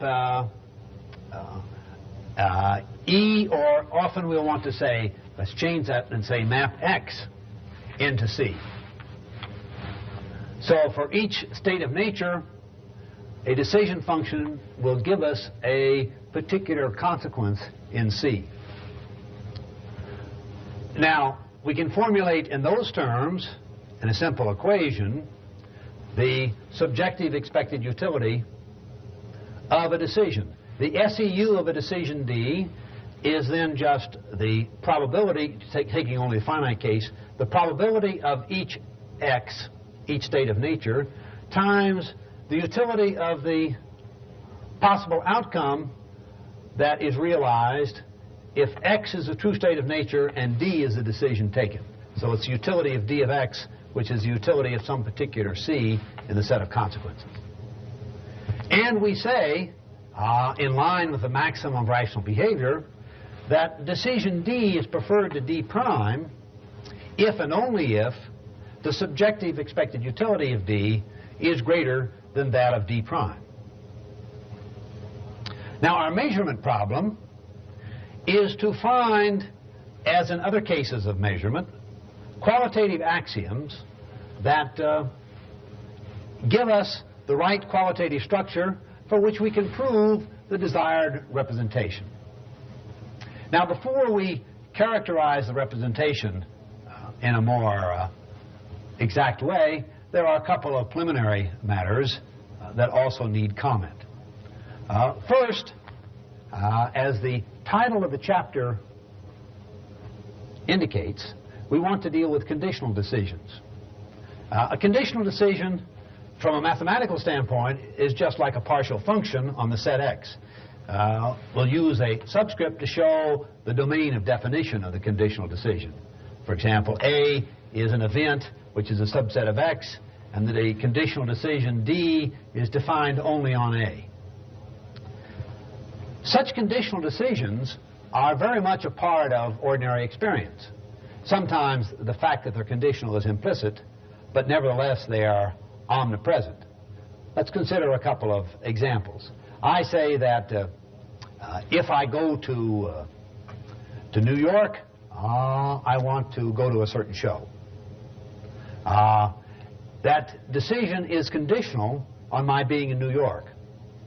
I tell someone, an old friend that I see, I shall certainly look you up when we are in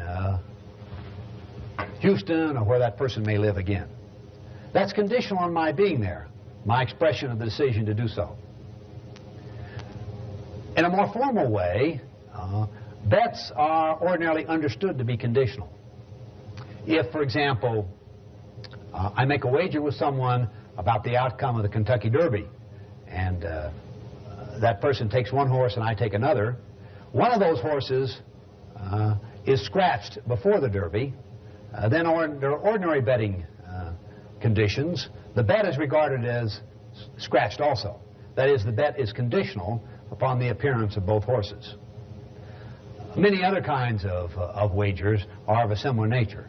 But wagers are not so important as the fact that most decisions we take in ordinary experience are conditional in character. They depend upon the presence of a certain context. If that context disappears, then the decision is no longer relevant. In other words, the decision is conditional upon the occurrence of the context. Now, notice in dealing with conditional decisions, there's a natural closure condition we want.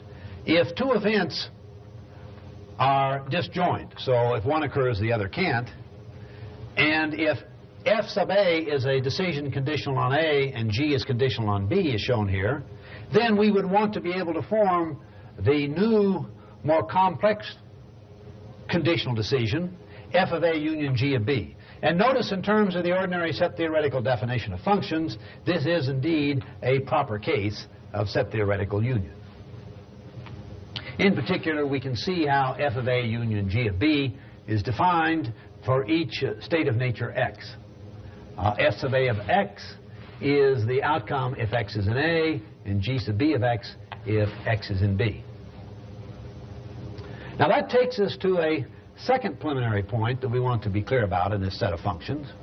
We could, of course, take the set of decisions to be simply all decisions, all conditional decisions. that would then include the total decisions as well. But in general, it's not desirable to consider such a large set. For instance, many of those decisions, if we take all possible functions from X to C, that is from the set of states of nature to the set of possible consequences, many of those functions won't intuitively make too good sense. Consequently, we want to restrict D, but certain closure conditions are natural.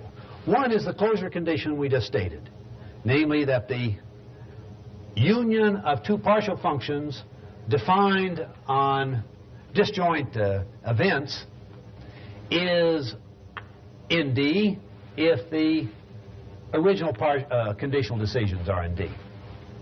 The second one is that if A and B are non-null events, so intuitively they have positive probability, and B is a subset of A, so if B occurs, A must, and f of A is in D, then f of B is in D. When I say f of A, I mean f restricted to A is in D, then f restricted to B is in D. Now, the third preliminary that I've skipped by, but that we need in our general formulation, we need a subfamily, script N we'll call it, of null events. Intuitively, the set of null events are just those that'll be assigned probability 0. Notice that the set of null events is always non-empty. Why? Because the empty set necessarily is always in script N. Now, in terms of the notions we've introduced, let's look at the expected representation. First, the primitive notions that I've mentioned somewhat casually are the following. We have X, that is cap X, the set of possible states of nature. We have E, the algebra of possible events that are subsets of X. Not all subsets, remember, but that is a proper algebra of events. We have script N, which is a family of null events. Understood that script N is a subset of script E. We have set C, written as script C, which is a set of possible consequences. We have script D, which is a set of conditional decisions. And finally, we have the important preference relation, which is a preference ordering on decisions. And the intuitive idea is that this preference ordering is in terms of the expected utility of different decisions. Now, the representation that we anticipate in the general case is that we have qualitative axioms on such structures, especially reflected by axioms on the ordering relation of preference, such that we can prove the existence of a probability measure P and a utility function U with the following three properties. First, that an event A is a null event if and only if the probability assigned to A is equal to 0. Secondly, the conditional decision F sub A is weakly preferred to G sub B if and only if the utility or expected utility of F sub A is at least as great as the utility of G sub B. Recognize, of course, here that U, the utility function, is a numerical function expressing value, numerical value, or numerical utility. The third property is that if A and B are disjoint events, that is, their intersection is empty, then the expected utility of the conditional decision F sub A union G sub B is equal to the expected utility of F sub A times the probability of the event A given A union B plus the expected utility of G sub B times the probability of event B given A union B. And you'll notice how this expression for the union of these disjoint events, the utility times the probability, is an exact analog of what has been written over here initially in formulating how we define subjective expected utility. The one difference is that we are not going all the way back to the set X. And that's the point that I want to comment on next. There's a good reason why we don't go all the way back to consequences in talking about the expected utility of decisions. The standard method in the literature is to use constant decisions. That is, a decision C such on a subset A of X, that is an event A. For every state of nature in A, the decision has the value of C. That is, it's a constant function, always with the consequence C. And in general, this is an unrealistic kind of feature. There are too many situations in which these constant functions don't, in any standard application, exist. The external world is changing too much to permit their existence. It also imposes a strong additional closure condition on the set of decisions to require the existence of such constant functions. Their existence has been criticized as unrealistic for 20 or 30 years, and it's a good feature not to have in the present theory. There are perhaps other devices, but this is the natural device for bringing the utility all the way down to the set C of consequences. And since we won't introduce these constant functions, we won't get that result. What we now want to consider are axioms on structures. We'll call these structures conditional decision structures, having, as we've said, a set of states of nature, an algebra of events, non-null events, a set of consequences, a set of conditional decisions, and a preference ordering on decisions. Now, the axioms are rather complicated, so we need to lay out what kind of objects are the axioms stated in terms of. Well, we want to state the axioms for any two events that are non-null. That is, that are in E where we subtracted off the null events.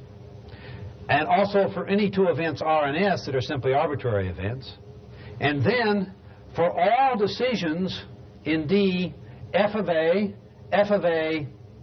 with superscript I, that'll be a numbering through the positive integers in general, f of A union R, where F, that is restricted to A union R, G sub B, G restricted to B, G sub B super I, that is the same enumeration as for F of I, H sub A with the same possibility I, and K restricted to B with the same possibility I. Now that seems like a lot of different decisions, but it's convenient to have those available in notation for complete and explicit statement of the axioms. There are 9 axioms, some of which we've already referred to. Let's go through them now. The first axiom is the one most explicitly mentioned, namely the closure axiom on the set of decisions.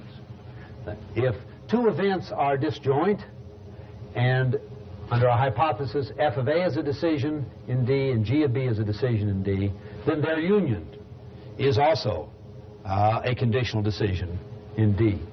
And secondly, if B is a subset of A, that is, the event B is a subset of the event A, and under hypothesis, as already stated, f of A is a decision, then f sub B is a conditional decision. The restriction of A to B has a closure property in D. The second axiom is the familiar ordering axiom. The preference relation on D is a weak ordering. As always, that means it's connected and transitive. The third axiom, and now we get into some new territory, is called the union and difference axiom. If two events are disjoint, and f of A, I'll just say f of, it should be f sub A, or f given A would be even better. F given A, or f sub A, is equivalent in preference to G given B. Then we can join the two, and they'll be indifferent to each one by itself. That is, f given A together with G given B, that is, f given A union G given B, is equivalent in preference to f given A. Now this is an important axiom to get a feeling for. that kind of property is not common, and that's because of the expected utility. In other words, just because we've widened the range of possible events doesn't mean we've either increased or decreased the utility. And in fact, what this says is that if we have the same valuation of f over a as we do of g over b, then combining the two should keep us exactly with the same utility value. The next axiom we call independence. This is the language used, for example, in conjoint measurement. It is very similar to Di Finetti's axiom in subjective probability that was discussed in the probability lecture. Namely now, if two events are disjoint again, then F1 given A is weakly referred to F2 given A if and only if F1 given A union G of B is weakly referred to F2A given A union G given B. Notice that it's like the Di Finetti axiom because we're adding this new disjoint conditional decision, disjoint in the sense that the domains are disjoint, G of B to both sides, and that should not change the sense of preference. If there was some interaction between F and G on these distinct domains, we wouldn't have the appropriate independence, and the axiom would be violated. It's quite reasonable to expect this axiom to hold. Notice, of course, this axiom is not now simply an axiom on subjective probability, as it was in the Di Finetti case discussed in the previous lecture. This is an axiom on expected utility, but it has the same kind of defense.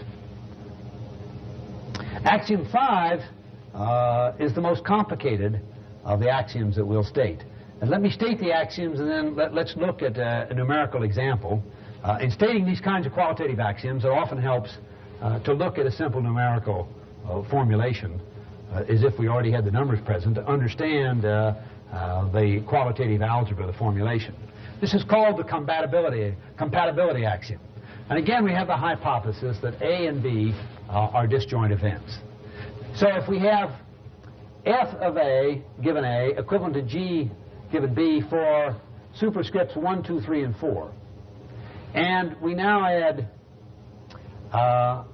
to f given A1 K given B1, and that is equivalent by hypothesis to f given A2 with K given B2 added, and correspondingly H super 1 given A is combined with G given B, that is G sub 1 given B, and that's equivalent in preference to H super 2 given A combined with G given B super 2. If that hypothesis, that has three parts now about equivalence and preference, then if we rearrange things in the following fashion, we must have the following equivalence.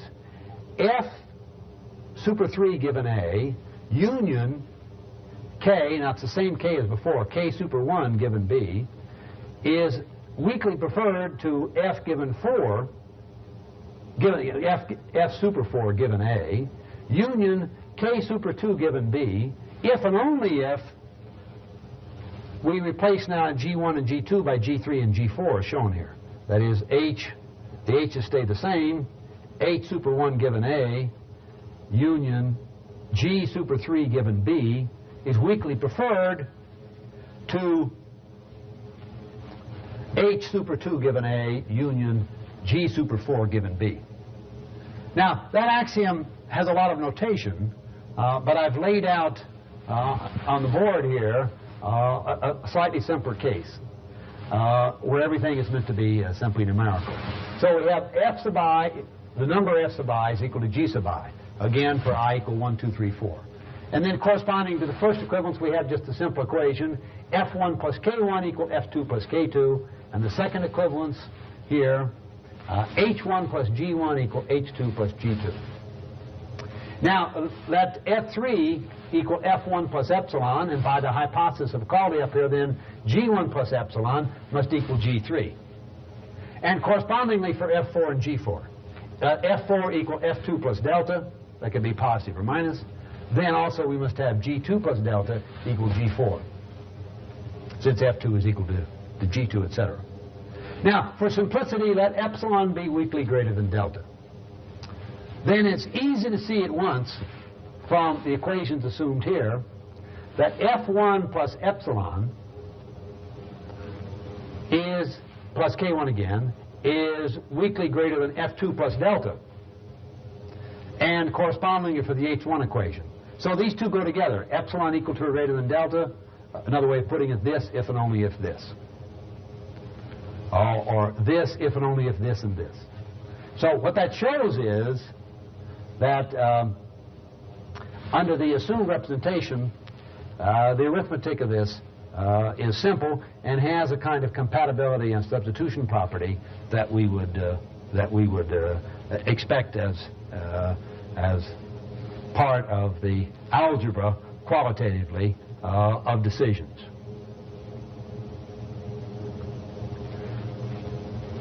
You may find it useful to work out still another actual numerical example, but I think these simple equations that I put down here, these very simple linear equations and these weak inequalities make clear exactly what axiom 5 expresses.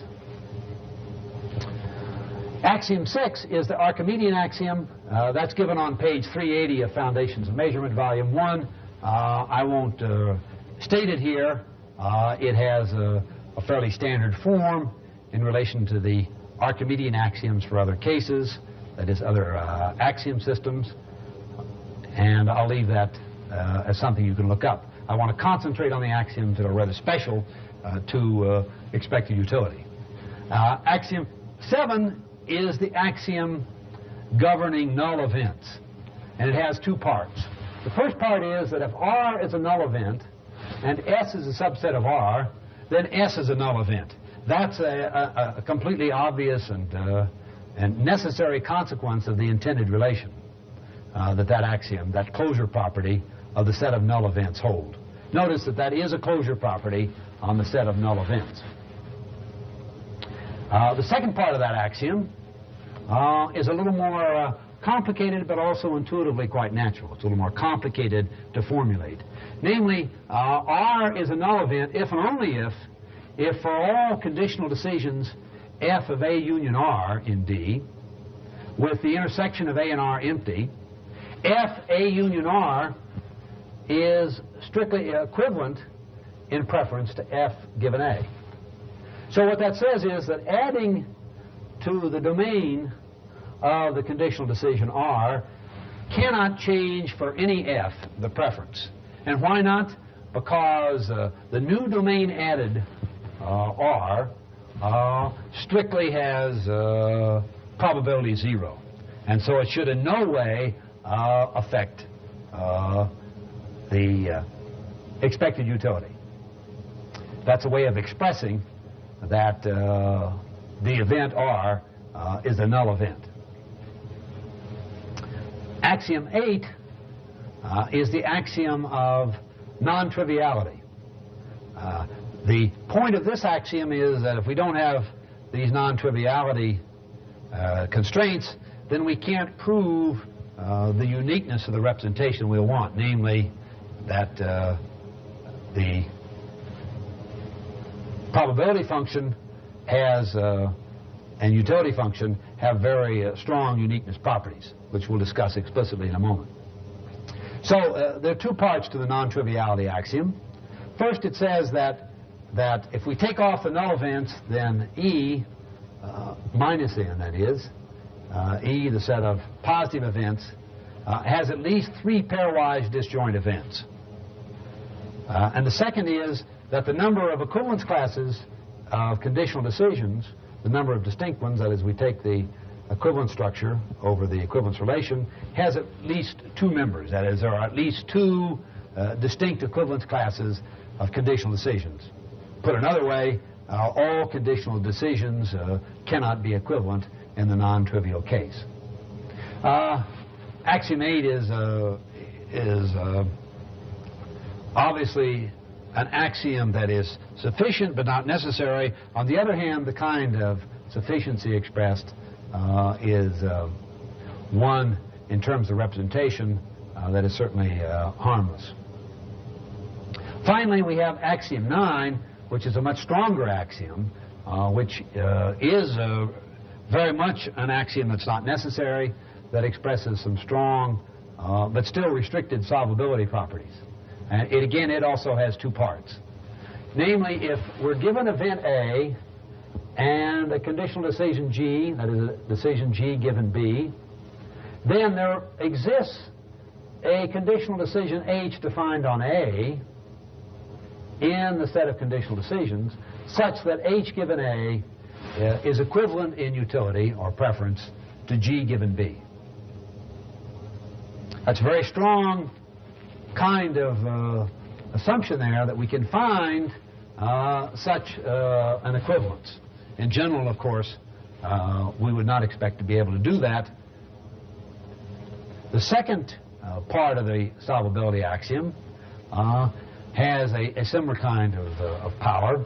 If, again, as usual, A and B are disjoint events, and now we have, this is where the restricted comes in, if we have f of A union B bounded on the two sides by H1 and union GB and H2 union GB, more strictly H super 1 given A union G given B, and the same with H2, then, so we have f of A union B, that is F given A union B, F restricted to the domain A union B.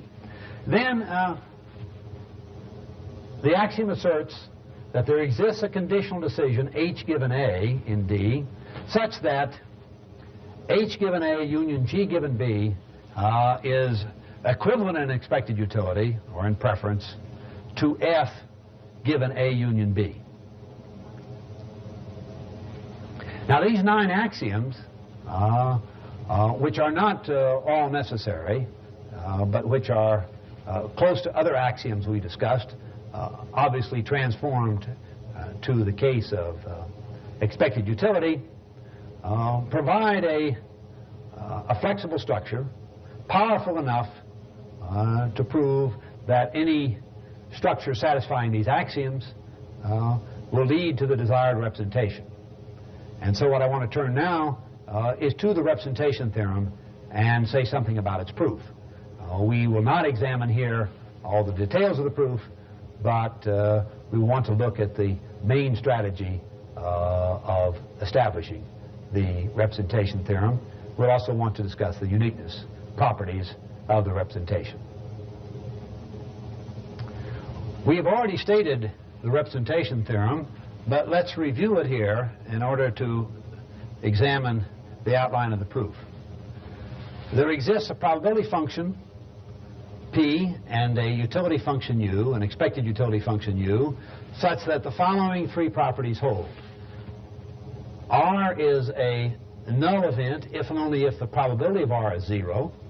Secondly, the f of A, that is F, the conditional decision F given A, is weakly preferred to G given B if and only if the expected utility of F given A is at least as great as the expected utility of G given B. Third, if A and B are disjoint events, then we have the additivity property, weighted additivity property. The expected utility of the combined conditional event F given A union G given B is equal to the expected utility of F given A times the probability of A given A union B plus the expected utility of G given B times the probability of B given A union B. And secondly, the probability function P is unique and the expected utility function U is unique up to a positive linear transformation. Now, the proof of this theorem, as in all the cases of such representations, is, when examined in detail, even using available tools, as we shall in this proof, long and complex. All we want to do here is get the general strategy of the proof and examine its main steps. The details we shall not certainly consider in this lecture. The general strategy is important. We use directly results on additive conjoint measurement. And how this is done can be sketched as follows. Let A1 to AN be pairwise disjoint positive events. That is, these are events in E minus N. Then the union for any conditional decision functions, F super 1 on A1 union out to F super N on AN, is weakly preferred to the union of corresponding G functions if and only if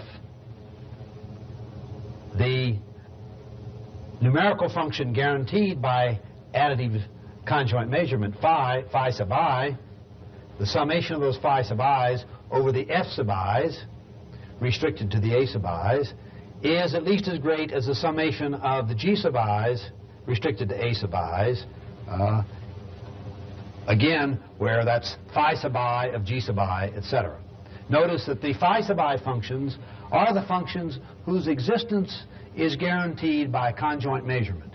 Now, the way in which we get those conjoint measurement results is to show that the 9 axioms, and of course it doesn't involve all 9, but that the axioms permit us to show that conditional decision structures satisfy, under this restricted formulation, the axioms for additive conjoint measurement. And those details are given in the proof of the theorem in Chapter 8. The important point is that in order to get the first numerical handle, what we've done is to reduce the problem to that of using results already proved about additive conjoint measurement. It's very much to be emphasized in these more complex measurement structures that we consider that if we don't use previous results, the proofs would really be much too long and much too troublesome to follow. There are already a considerable amount of necessary detail, as you could easily see from examining the complete proof in Chapter 8. Now, having this conjoint measurement viewpoint in front of us, we now break the proof of the theorem, of the mean representation theorem, into 6 parts. First, we want to have a construction of utility and probability functions. And in this conjoint result, it's convenient to let D sub A, that script D sub A, be the set of conditional decision functions restricted to the set A. And so we have 2 such domains for A and B disjoint, and we construct an additive representation with phi AB for D sub A and phi BA for D sub B, so that phi of A comma B plus phi B comma A is exactly the expected utility function A union B. It's easy to show that we can get that in a straightforward way from the additive conjoint representation. Now, we know for the additive conjoint representation that there exist positive constants. That's part of knowing the linear transformation results for the phi's. There exist positive constants. P of A given A union B, we'll label them, and P of B given A union B, such that phi of AB is equal to this representation in terms of U of A, plus a constant beta AB, and phi of B comma A is P of the constant P of B given A union B times expected utility function U sub B, plus another constant beta B of A. And by normalizing, we can get the betas equal to 0. So, in that fashion, using the conjoint measurement results, we construct in a rather direct way the expected utility function, and we get out as positive constants the desired probability, the desired probabilities, and again, by normalizing, we show that these positive constants lie between 0 and 1. The second step is to get the important expected utility decomposition, the weighted addition we've talked about. And that, again, we get by fairly straightforward manipulation from what we've already pulled out of the additive conjoint representation. The third step is to deal, now tackling the problem of finite additivity of the probability measure, is to first do it for the very special case of null events. That argument is straightforward, and then once that argument is completed, we extend it to conditional probability and finite additivity for arbitrary events. Again, the arguments here are a little tedious, both 3 and 4, but straightforward. The fifth step is the important one of showing that the order is preserved on D by the expected utility functions U sub A and U sub B.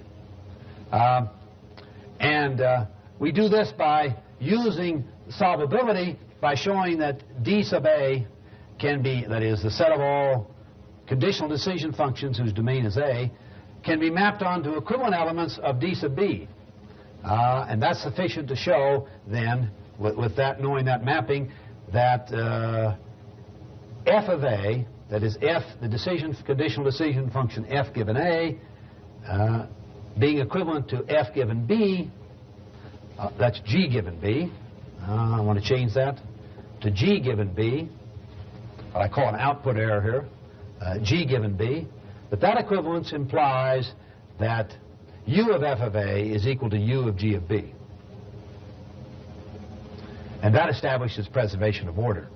And finally, we get by standard argument the uniqueness. It's very easy to show the uniqueness from what's already been shown about the positive linear transformations in the case of conjoint measurement, and it's a very direct argument from the representation form of the decomposition, expected utility decomposition, to show that the probability function must be unique. Now, this is the main theorem and the most important theorem proved in Chapter 8. On the other hand, the literature on the subject of expected utility is almost overwhelming by now. So much has been written, so many different kinds of hypotheses have been explored, even the experimental literature in which various ideas have been tested in terms of actual behavior rather than simply laying down rules for normative behavior to consider. What I want to do in concluding this lecture is to examine some of the most important topics that are covered in the chapter and that have had impact in the literature. I should also mention that a great deal of the literature up to the publication of Foundations of Measurement in 1971 is covered in the references. And I'll just mention a few of the most interesting and important results here. In terms of the long history of discussion of utility, it's especially interesting to ask, what about the relation between utility and money? And there's a very nice result that goes back to Fonsagel in 1959, at least. He introduced the following consistency assumption. Let now A and B be amounts of money, so we may think of what's called a gamble here. We get, if A occurs, we get amount lowercase a, and if event cap B occurs, we get lowercase b. And assume that that gamble is equivalent to amount of money C if event C occurs.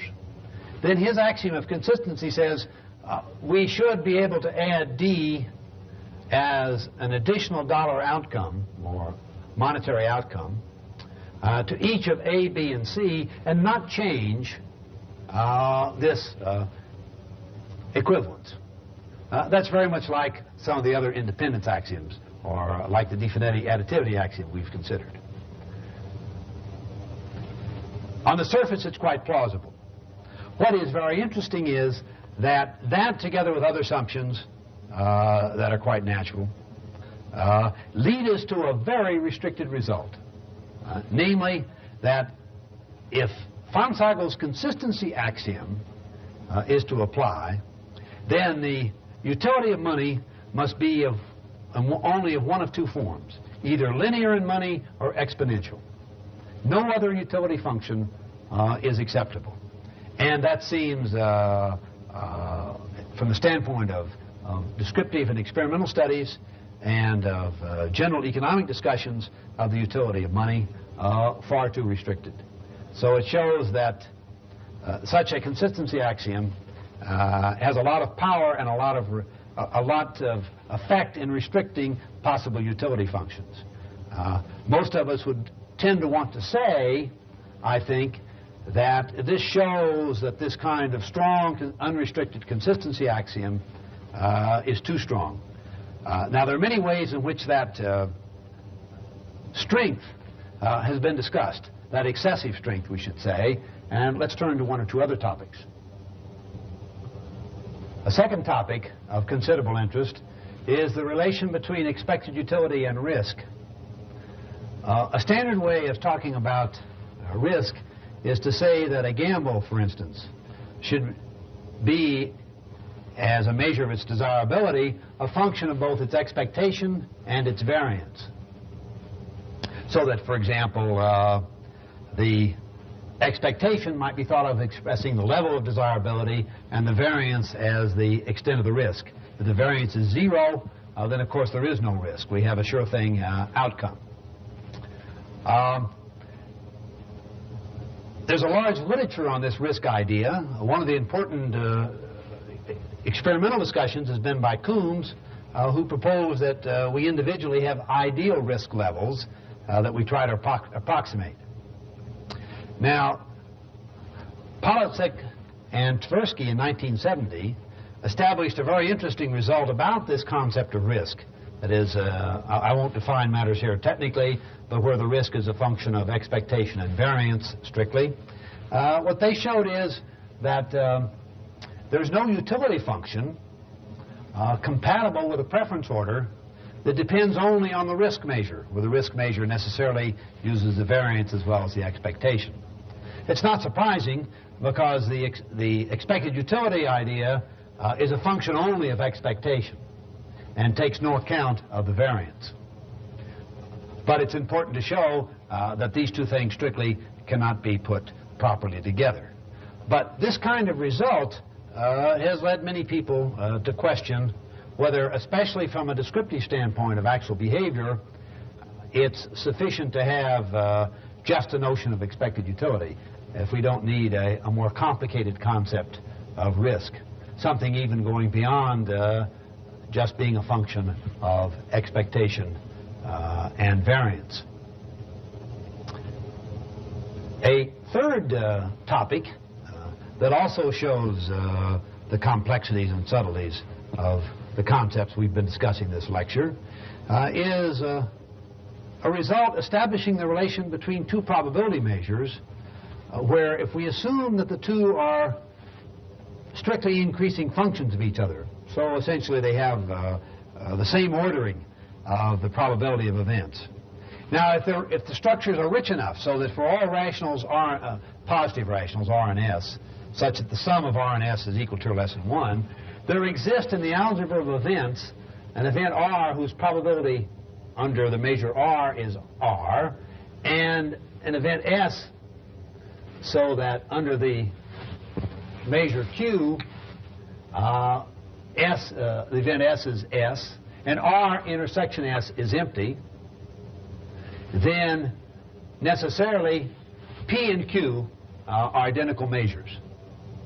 This shows that if events have the same ordering, if probability measures have the same ordering, give the same ordering of events in terms of qualitative judgments of probability, then if there's any richness to the structure, those measures must be identical. This theorem has been used to point out that under not too strong an assumptions, two individuals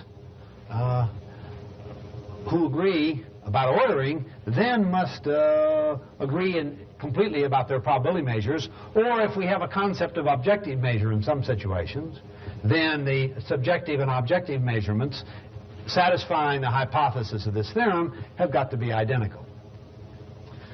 The other conclusion is that whenever there's any richness of structure and two subjective measures are distinct, or there is an objective measure that differs from a subjective measurement, then there has to be a scrambling of order that's different for the two. And I think that scrambling of order is, of course, a very plausible idea. If we think about rich structures, it does seem implausible that the ordering always would be the same, and for two individuals or for an individual standing in relation to some objectively or experimentally defined measure.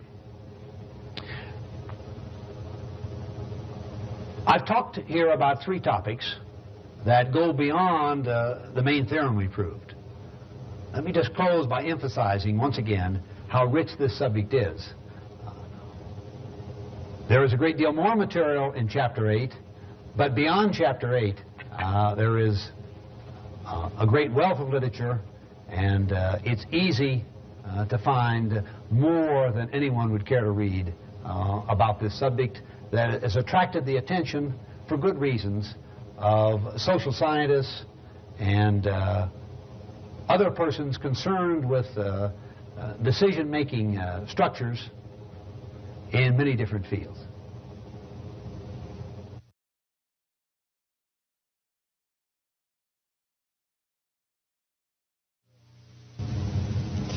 This is the first lecture on the topic of conjoint measurement, and it will be concerned with additive representations.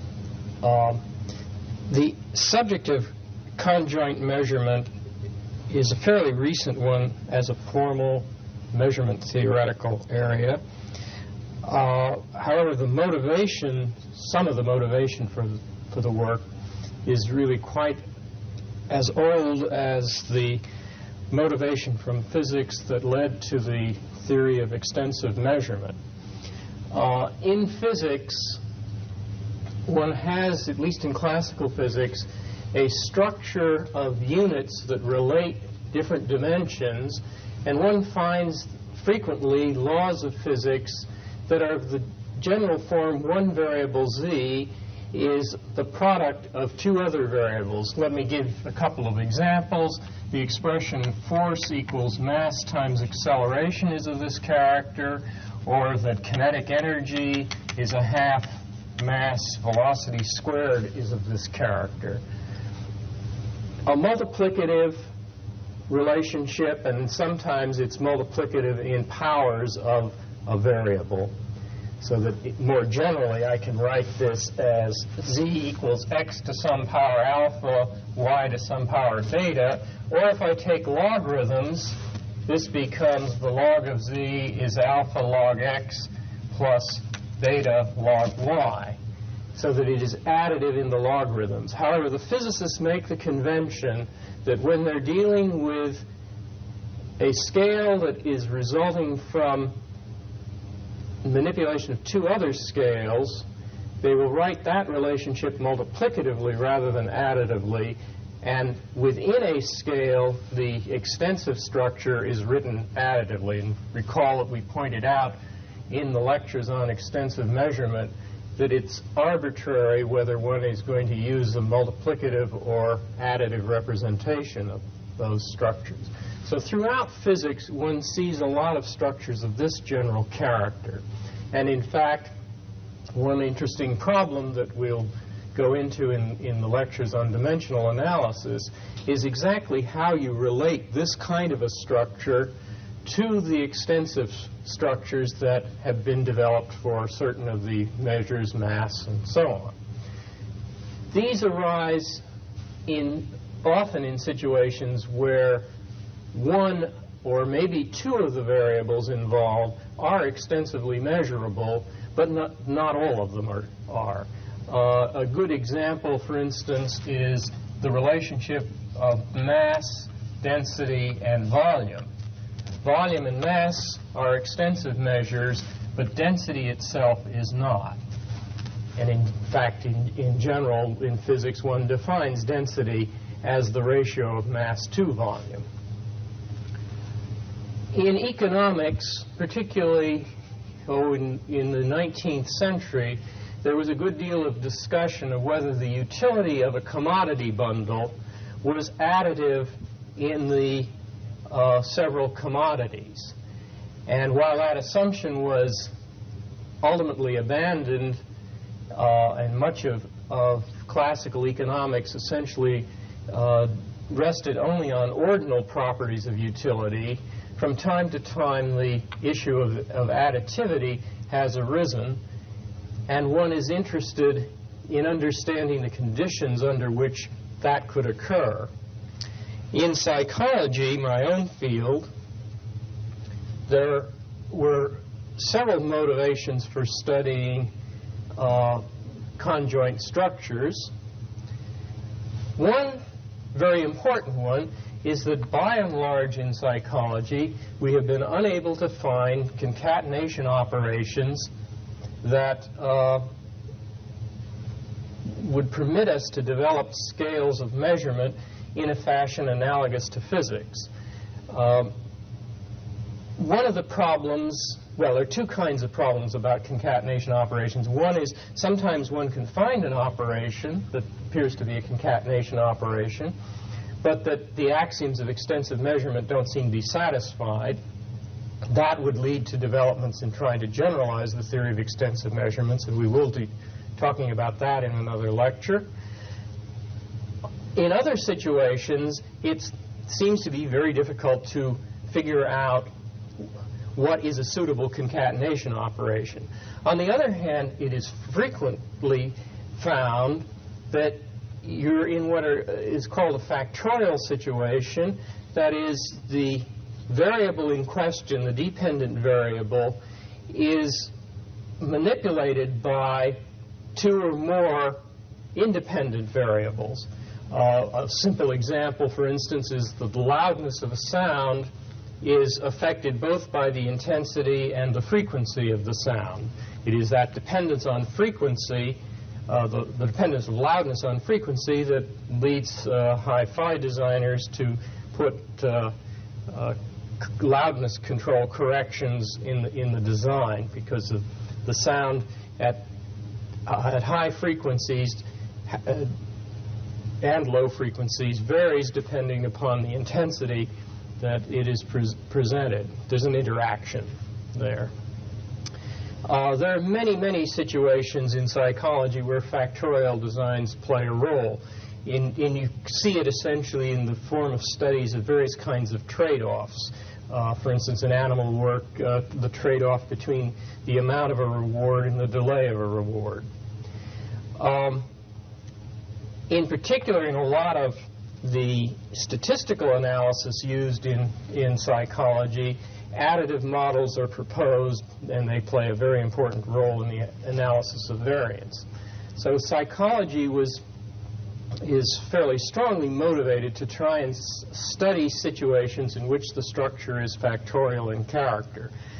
I should also point out that in the period of the 1920s, there was an attack made by measurement theorists who had grown out of physics, an attack on measurement in psychology, claiming that because of the lack of concatenation operations and so of extensive structures, that measurement was not really feasible in psychology. The developments of conjoint measurement, in the opinion of many people, belie that charge on the part of particularly the philosopher and physicist Campbell.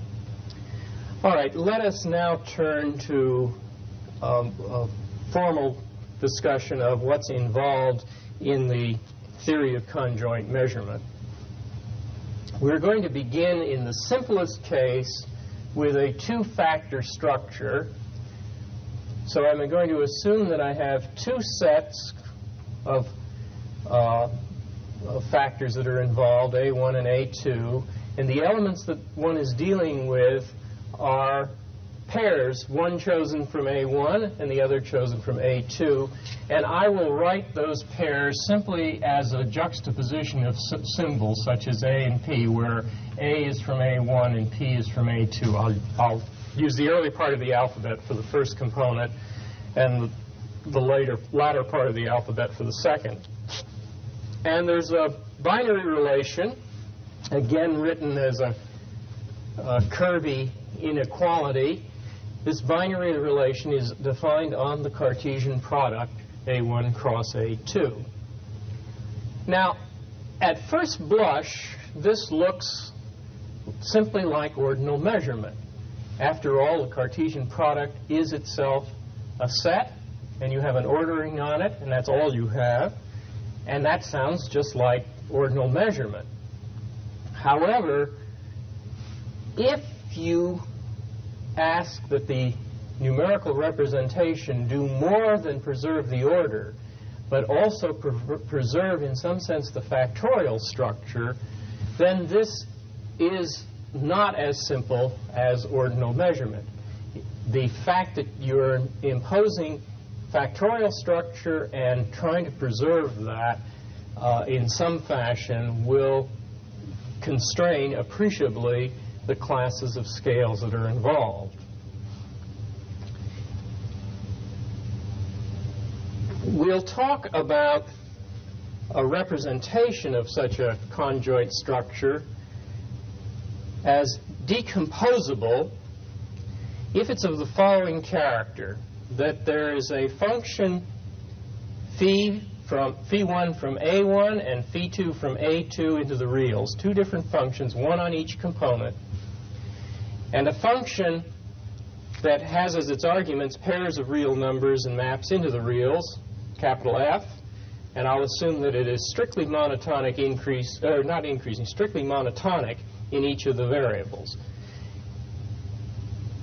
Then we'll say this constitutes a decomposable representation if for every A and B in A1 and P and Q in A2, the ordering AP is greater than or equal to BQ holds qualitatively if and only if the composition of phi of A1, the scale value associated with A1, combined through the function F with the scale value associated with P, is greater than or equal numerically to the scale value of B1 combined through F with the scale value of Q.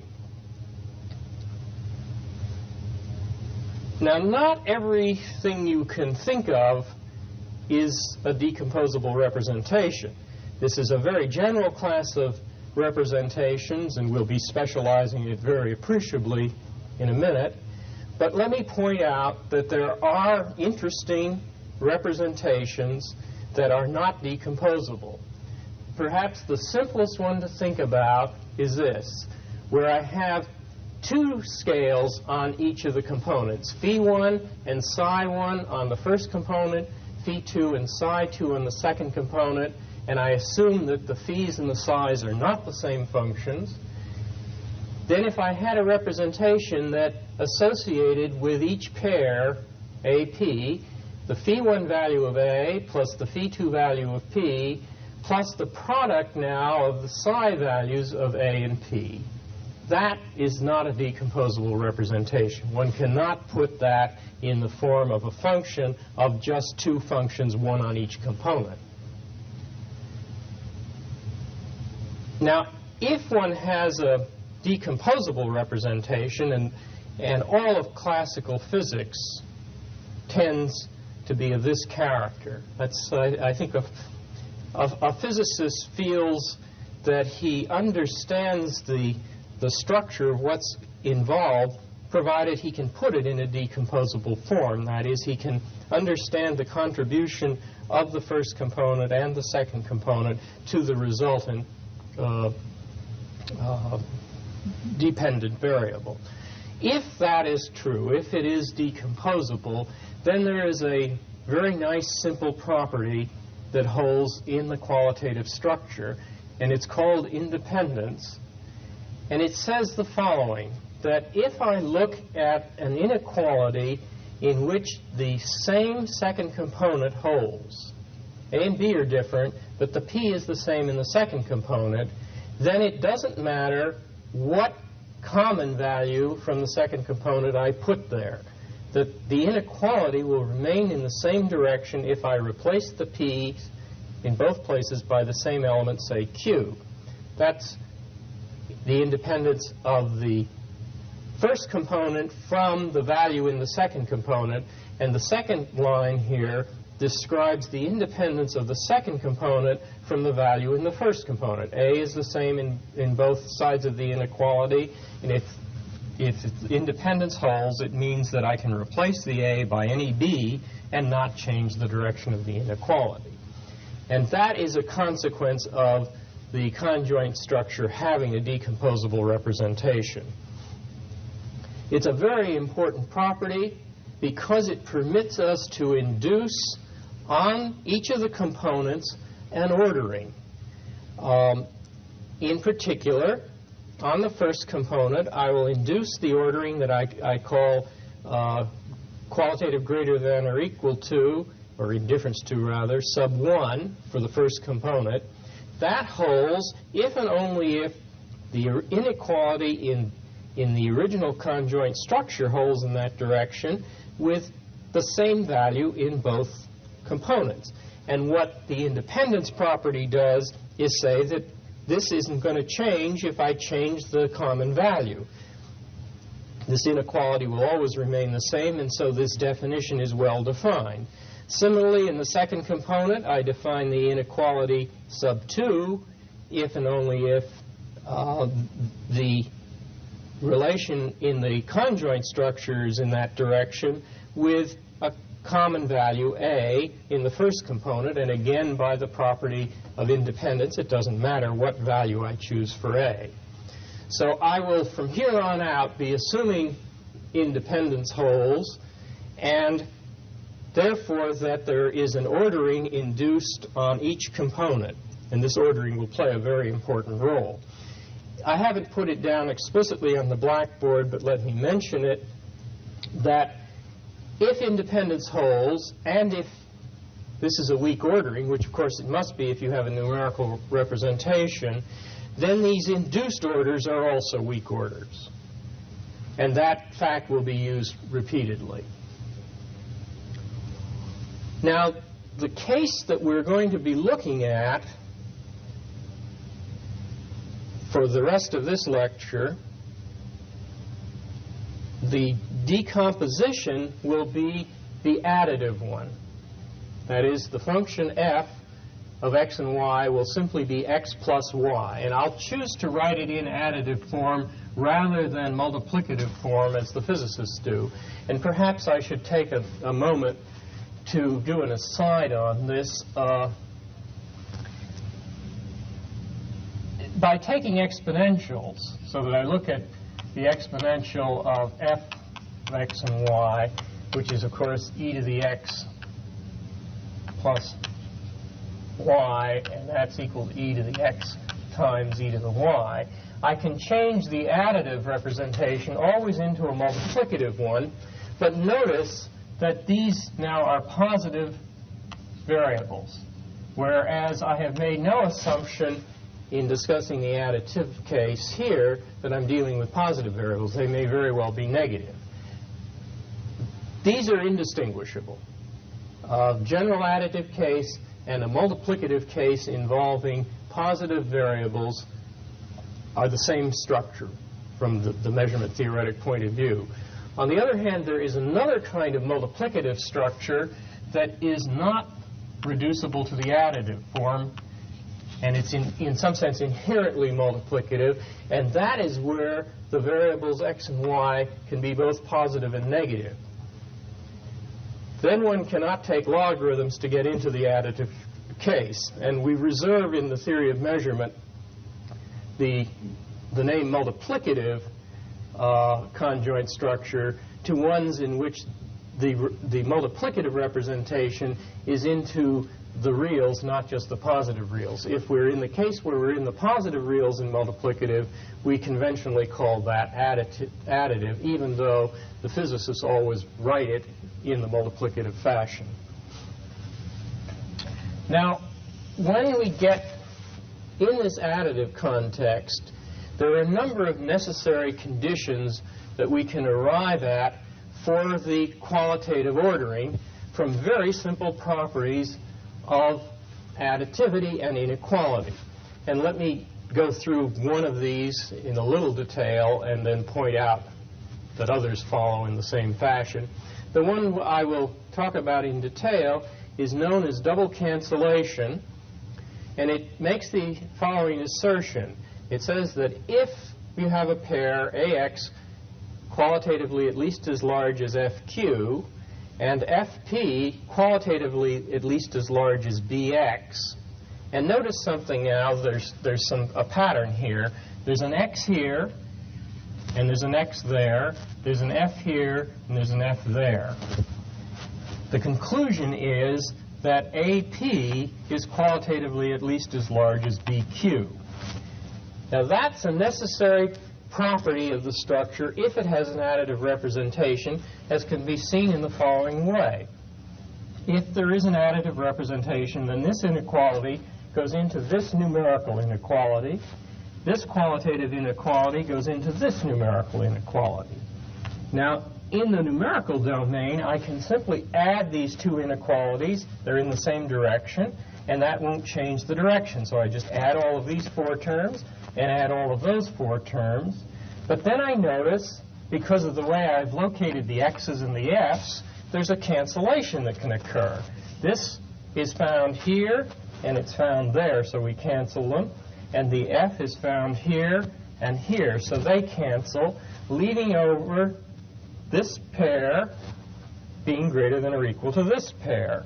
And that corresponds, given that we're dealing with a numerical representation, so that it's an if and only if statement, that implies this condition.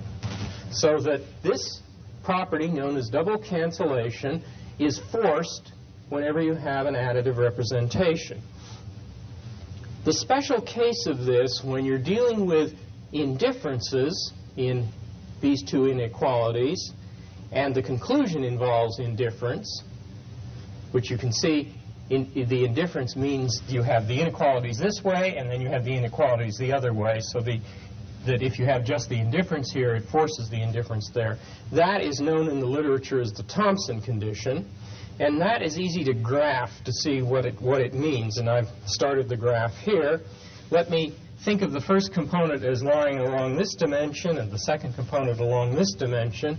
Then the first equivalence, in the case of the Thompson condition, says that the pair AX, here's A and here's X, so it's that point, and the pair FQ, here, this point, it's saying they lie on an indifference curve. That is, they're indifferent to one another, and there are various other points that are indifferent to them, and so you generate a curve called an indifference curve. Similarly, the second equation says the pair FP is on this point, and that's indifferent to the pair BX, which is on this point, and so they're on an indifference curve. Now the conclusion is that the pair AP, so I go from A on up to P, and I'll mark that as a square point. And the pair BQ, that's B here, and the Q comes over here. That produces a square point. The assertion is that they, too, lie on an indifference curve, that the structure of indifference curves is very strongly constrained in that fashion. Another necessary property, if you have an additive representation, is known as triple cancellation. You see that the name double cancellation here means there are two antecedent inequalities. Triple cancellation means there are three antecedent inequalities. And notice again the pattern. I've got an X here, and I have it on the left over there, and here it's on the right. I've got a Y here on the right and the corresponding Y on the left. I have an F on the left and an F on the right, and a G on the right and a G on the left. And so in the additive representation, those are all going to cancel, and I'm left over with the A on the left left, and a P on the left, and a B on the right, and a Q on the right. So the conclusion is that if these antecedent inequalities hold, then this resultant inequality must hold. And similarly, if I have this for just indifference, it forces indifference here, and that is known as the Reidemeister condition. Now, you see the pattern of the game, and you can start asking some questions. First of all, I've listed double cancellation here. Is there any other version of double cancellation? Are there any other patterns of inequalities, a pair of inequalities leading to a third? And the answer is yes, there's one more, and that is transitivity. Transitivity would take the form, say, AP greater than or equal to FX, FX greater than or equal to BQ, and that implies AP greater than or equal to BQ. And notice it is a cancellation property. The F's cancel and the X's cancel because they're on opposite sides. We've, of course, have already assumed that in the weak ordering assumption, and there's no reason to put it in anew, but it is an example of another cancellation property involving two antecedents. Those are the only possibilities. Now, when we go to triple cancellations, this is one of them. There are two inherently different other possibilities that I'm not going to write down at the triple level. Now you can ask, suppose I go to level of 4 inequalities, and indeed you again can find patterns where they will do the canceling leading to a single inequality, and there are quite a few more quadruple cancellation properties, and as you increase the number of antecedent, the number of possible inequalities rises very rapidly. So that the assumption of additivity forces a very large number of necessary conditions of this property. Now, one of the issues in the theory is how many of these do we really need? Can we get along with only a few of them in some fashion and derive all of the others? Or do we have to, in fact, in some way, list all of the possible cancellation properties? It will turn out that if we deal with sufficiently dense structures, and I'll define what I mean by that shortly, structures that in a sense are infinite in character, we will be able to deal with very few of these cancellation properties. On the other hand, if one is dealing with finite structures, which will be covered in a different lecture, then one is forced to state in some fashion essentially all conceivable cancellation properties that none will, or very few will derive from the existence of the others. All right, now I need to worry about two more things before I can state the theorem, or a theorem, the first theorem about an additive representation. As you might expect, I have to deal with the Archimedean issue. And what we do is introduce again a concept of a standard sequence. A sequence of elements A sub I from the first component is said to be a standard sequence if and only if we can find two elements, P and Q, in the second component, and they've got to be chosen so they're not indifferent to each other in the induced order and on the second component. I want them to be distinct, one larger than the other. And it turns out, if I can find P and Q such that for all pairs of elements in the sequence, AN minus 1 and AN, they're successive elements in the sequence, and I don't want to state that there. The indifference ANQ indifferent to AN minus 1P obtains. Now, there's a certain way of graphing this that may give you an idea of what's involved here. Suppose I think of the two components as lines that are lined up parallel to one another. So for some purposes, it's useful to make the graph as if it's orthogonal, but for this purpose it's better to put them side by side. And now I have my P and Q on the second component, and what a standard sequence is a series on the first component which intuitively has the property that the interval between successive ones over here exactly corresponds to the interval between P and Q. Now, the way we say that is that we combine, for instance, A1 with P and A2 with Q, and they just balance each other. They're just indifferent. And then we look at the A2, A3 one. We put A2 with P and A3 with Q, and again they just balance. And then when we go from the interval 3 to 4, we combine A4 with Q and A3 with P, and they just balance. A balance being shown as an intersection at the midpoint between the two lines. So that the standard sequence is, in some sense, a replica of intervals all equivalent to the same interval on the second component. It's our way of establishing a unit, well, not really, I'm sorry, not a unit. We're establishing a common interval growth on one component. There's a similar definition, of course, the other way, where we fix the two elements over here and build up the sequence of intervals on the right-hand component. And in the case of the additive structure that we're trying to get at, these intervals will turn out to actually have numerically the same values in the representation. They're essentially at multiples of one another and play just the same kind of role as the standard sequence did in the theory of extensive measurement.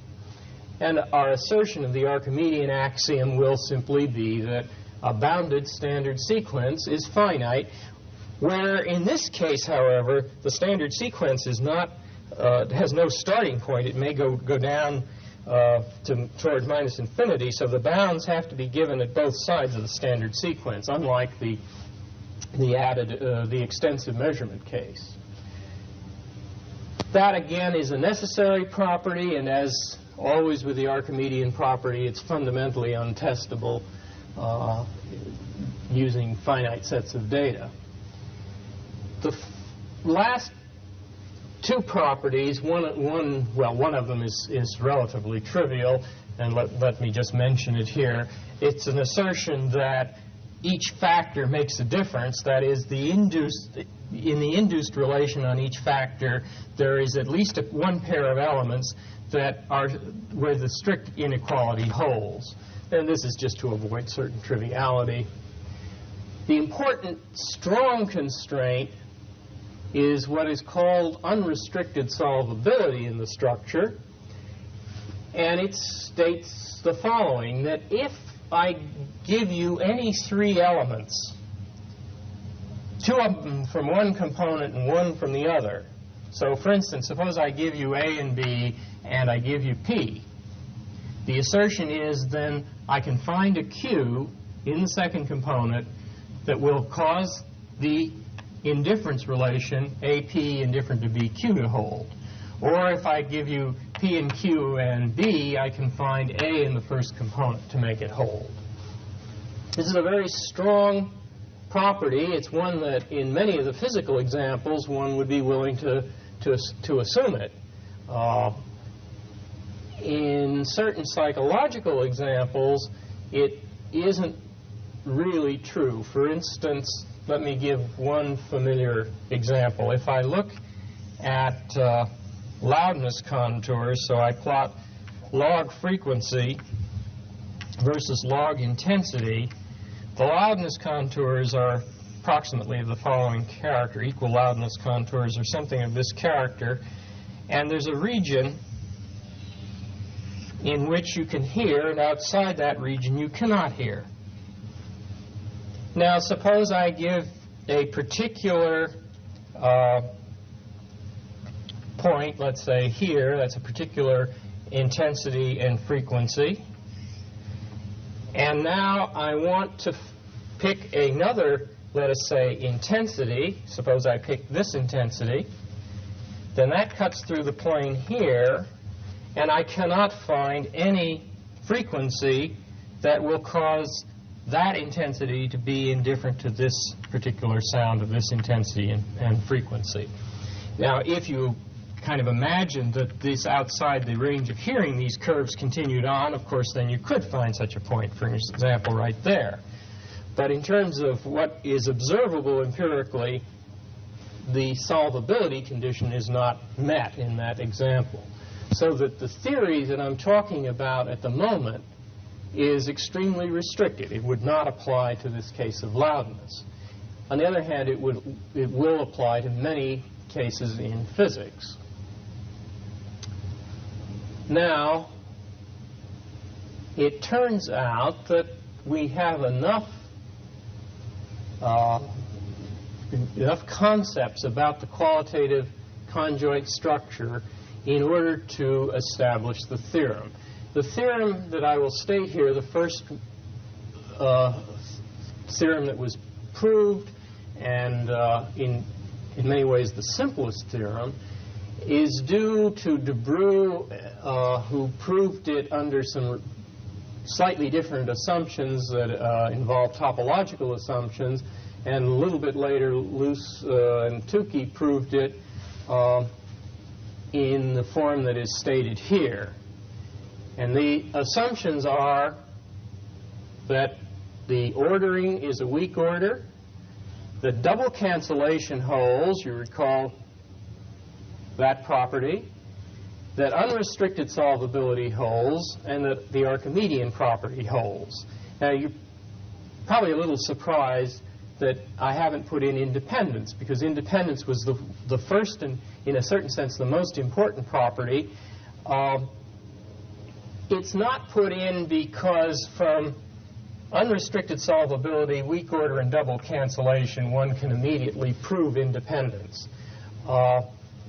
And so you first put in these properties and then derive independence, and I'll do that in a moment, and then that makes the Archimedean property make sense in that we now assume every strictly bounded standard sequence is finite. And the conclusion of the representation conclusion is that there is an additive representation of the conjoint structure under these assumptions.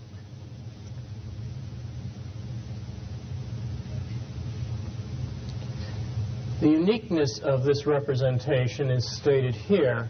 If we have phi1 and phi2 as one additive representation and phi1 prime, phi2 prime as a second one, then the assertion is that there exist three constants. Alpha is a positive one, and beta 1 and beta 2, which may be positive or negative, such that for all elements in the system, phi I prime is alpha phi I plus beta I. That is, there is a linear relationship, positive linear relationship between phi I prime and phi I. Note, however, that while the additive term, which controls the zero of the scale, is independent for the two scales, the first and the second one, the unit of it, which is represented by this coefficient, is the same for both. There's a common unit.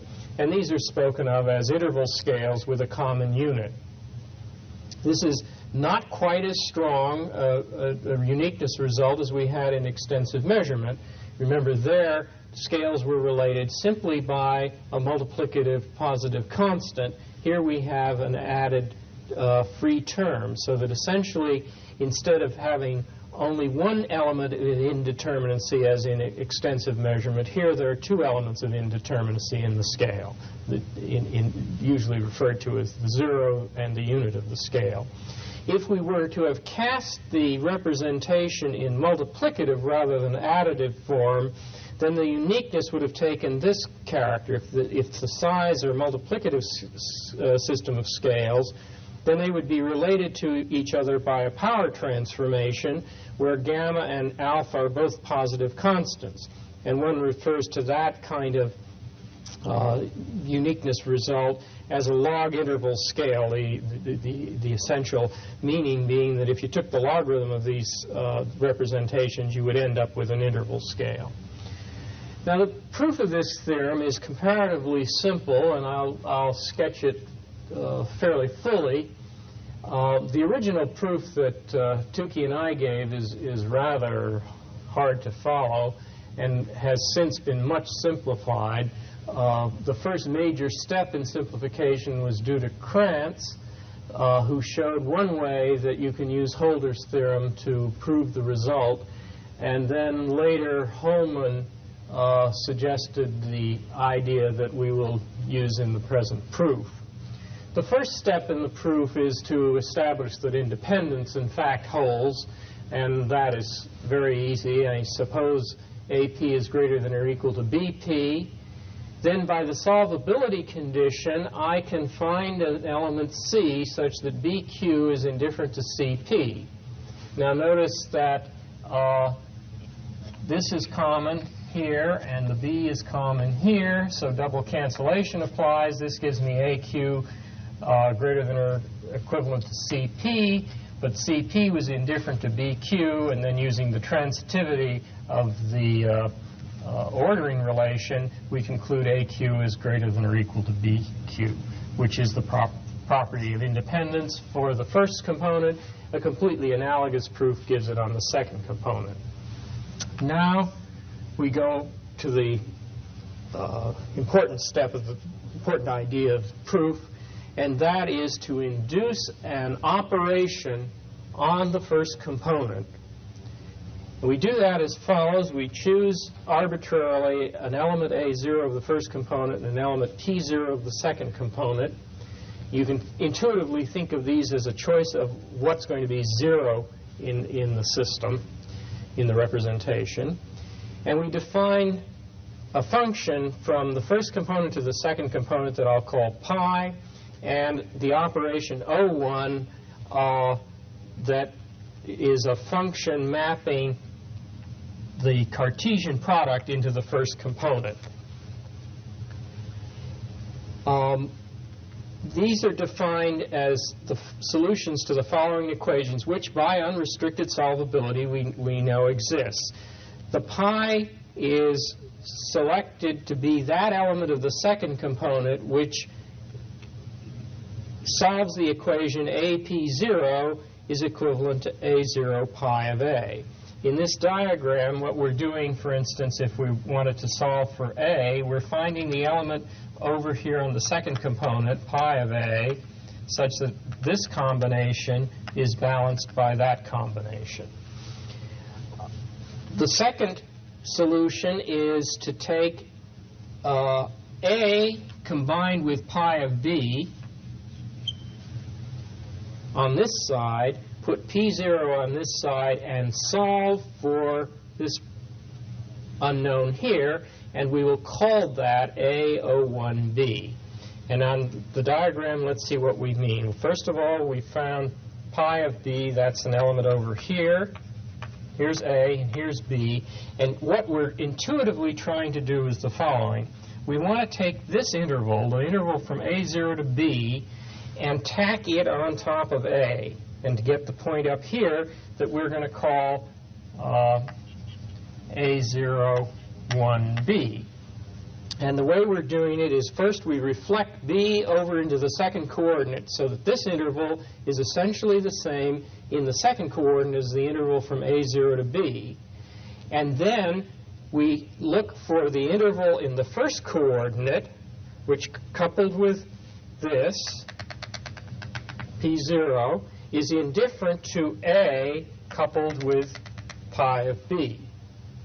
And that is a way then of essentially taking the interval from A0 to B and shifting it up so that it now lies from A to wherever it goes, and we're calling that A0 sub 1 B.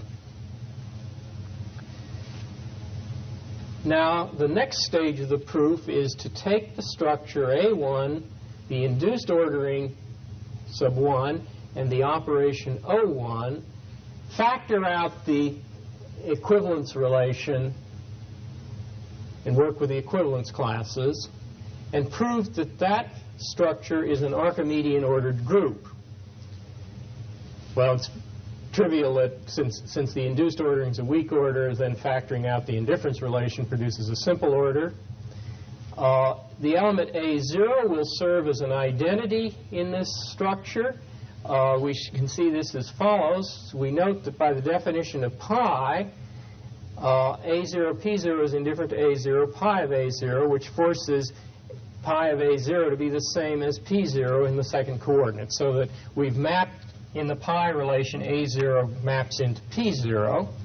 And now if I look at A concatenated with A0 and P0 in the second coordinate, I can replace the P0 in the second coordinate by pi of A0, and that,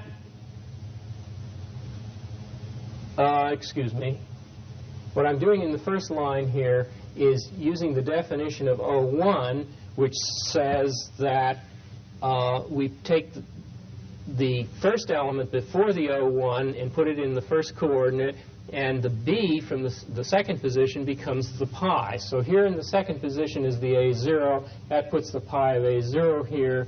And then we use the fact that pi of A0 is the same as P0.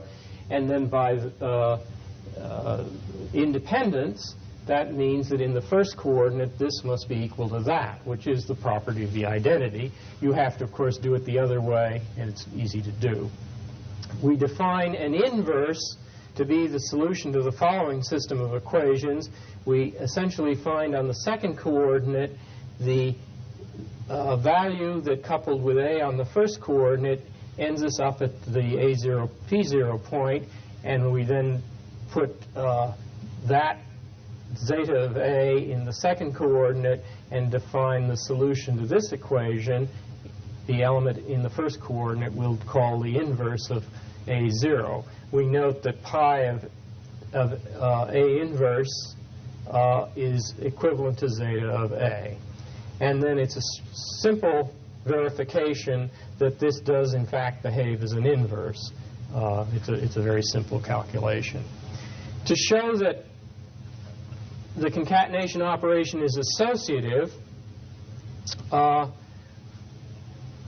we first use the definition of pi and double cancellation to prove that you can always interchange the A and a B in an expression of the form A pi B. It is equivalent to saying B pi of A, and I'll be using that in a second. Now, I observed that A0B, 1 here, is by definition this quantity, and B0 sub 1 of C is by definition this quantity. And notice I can use double cancellation because the B's are in common here and the P0s are common here, and that gives me this expression, which I'll hold on to for a second. And now I'm ready to work with associativity. So I look at the element A0 concatenated with these I'm forgetting the ones on the O's here. Better stick them all in. So I've got A0 concatenated with B concatenated with C1, and that is by definition of this O0 term equal to A comma pi of B O sub 1C. And now I use the fact that I can invert them. I can interchange what's here and here, just like that. I've already proved that. And then I get from this to here using what I proved here. I know that BOC pi of A is AOB pi of C. That gives me this. And that then, by the definition of O1, yields this. And then by independence, this is a common term here, so by definition, this has to be equivalent in the first coordinate to that. The monotonicity follows very simply. If I begin with A at least as great as B, then I can put, by the independence property a common value, which I'll choose to be pi of c in the second component. That then by definition is A01 of c and B01 of c on the right-hand side with a common P0. And using independence, that yields the property that we want for monotonicity. Of course, you have to do the other side, but it's essentially the same proof. I won't give the proof that the Archimedean property holds, but you can see that it's been built into the axiom so that it's very easy to prove it. Then I use Holder's theorem. I know there's an additive representation, which I'll call phi1, of this Archimedean ordered group that I've constructed on the first component. And I can define phi2 in terms of phi1 using the operation pi, which converts, pi takes an element of the first coordinate and maps it into an equivalent one on the second coordinate. If I take the inverse of that operation, then I go from the second coordinate back to the first coordinate. So I take my p, go back to the first coordinate, and compute phi1 of that value and define that to be phi2 of p. And now I'm ready to prove that the sum phi1 plus phi2 is in fact an additive representation. Let me pick an A and B in A1 and a P and Q in A2 such that the inequality AP greater than or equal to BQ obtains qualitatively. And let me define the elements C and P to be those elements that map into P and Q respectively. So that inequality can be, we can replace the P by pi of C and the Q by pi of D. Then we know by definition of O1 that this is equivalent to A01 of C is greater than or equal in the first coordinate to B01 of D. And that by Holder's theorem then has the property phi1 A01C is greater than or equal to phi1 B01D. But Holder's theorem not only says that it exists, it says that it's additive. So that's equivalent to this statement using the additivity of the operation of the representation of the operation O1. But now C is replaced by pi inverse of P, and D is replaced by pi inverse of Q. And that, of course, is what we've defined to be phi2 of P, and this is phi2 of Q. We substitute that, and there's the additive representation. The uniqueness of this representation follows almost directly from the uniqueness of Holder's theorem, but I won't work out the details. It's a very easy matter to prove it. So that the essence of the proof idea is to map what amounts to the Cartesian structure under the relation, to map that into an operation on the first component. The Cartesian product coupled with the relation on it is being reflected entirely in this first component through this operation O1. And the fact that it can be then shown to be an Archimedean ordered group permits us to use the result we already had to perform the construction. Now, this is a very simple result and easy to remember, but it does suffer from the fact that it is fairly restricted and cannot be applied in certain situations. The reason for the restrictiveness comes not from any of the necessary properties, the weak order, double cancellation, and Archimedean can't be the source of the problem. If you're going to have an additive representation, they've got to hold. But it comes from the unrestricted solvability. That's a very strong condition.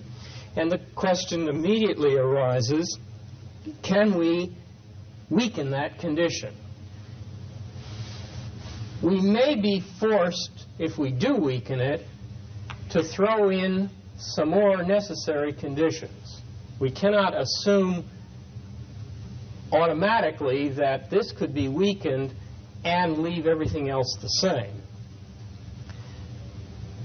Now, the form of weakening that has been explored in the literature, really there are two forms of it, and I'm going to talk about one of them in this lecture. The other form is to consider structures that are finite and in which really no solvability is postulated at all. And those will be dealt with in a separate lecture. In this lecture, I'm going to continue to work with structures that have an enormous amount of richness, but I'm not going to require that all equations be solved. Rather, the condition is as follows. Suppose that I have in the structure an inequality of this form. Now, let's notice what the pattern is. There's the element AP is here, and I've got a common Q here on the second coordinate, and there's an element in the first coordinate that causes, when combined with Q, isn't as large as the AP value, and another element that I'm calling B upper in the first coordinate, which when combined with Q, at least is as large as AP. And the assertion is that whenever that obtains, then there exists somewhere between B upper and B lower an element B that causes an exact solution. And there's a similar property on the second component. I won't write it explicitly, but it's a complete analog of that property. Now this, you see, what this property is saying is that, well, there may be circumstances in which you can't find the solution because you can't find something that's above it and something that's below it with Q in the second coordinate. But if you can ever get in that position of bounding the AP term, then we're essentially saying that things are sufficiently continuous in the first coordinate that we can find an element that brings the B star down just to the point where it causes indifference with the AP term. With that concept of solvability, the theorem is changed only slightly.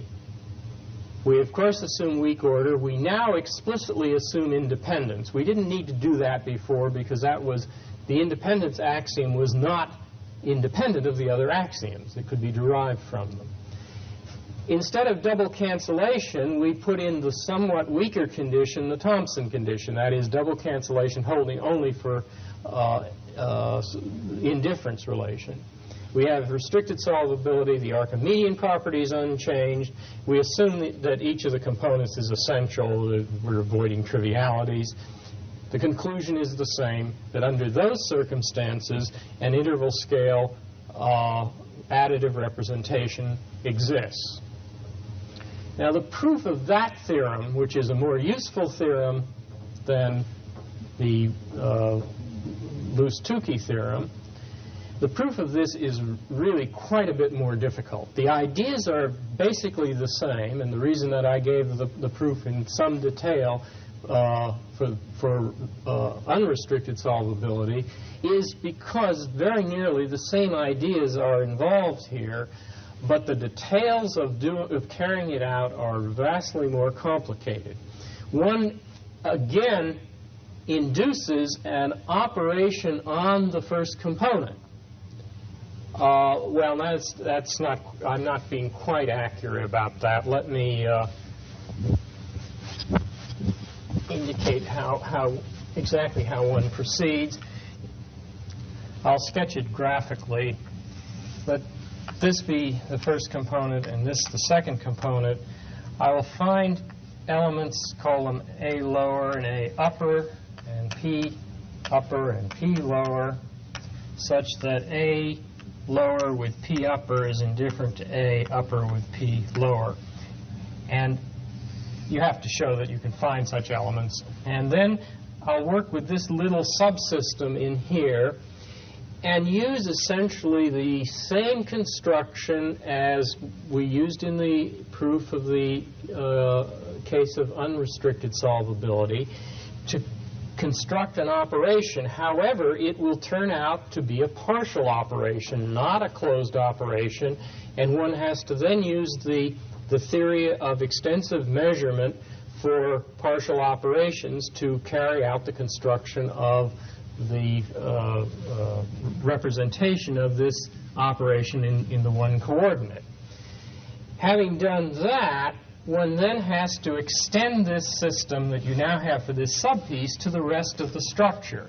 And basically one does a mapping operation that takes any points in here and moves them down into this structure in a very systematic fashion, and essentially reduces the problem from wherever you are beginning to an analogous point move down here, but you count the number of steps that were involved, and this permits you to carry out a very systematic construction.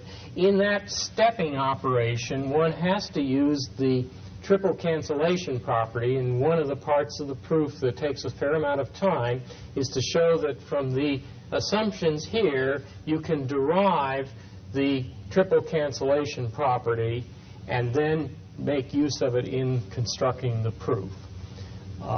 This is all worked out in considerable detail in the foundations of measurement.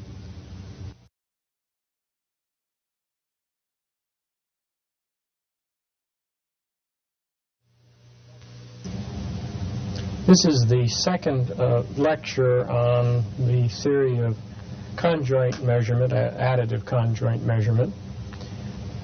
You will recall in the previous lecture we discussed the case of two components, and in this lecture we're going to do two things that are fairly closely related to the previous one.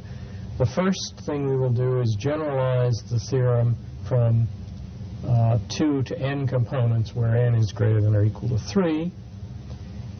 And the second thing we will do is quite distinct from that, is go back to the two-component case and talk about what happens when the data are provided in numerical form rather than just in qualitative form. There are some advantages that one can take if the data are in numerical form. I'm assuming they're in numerical form, but not conspicuously additive. All right, to go to the generalization to n components, let me remind you of the gist of the theorem for two components.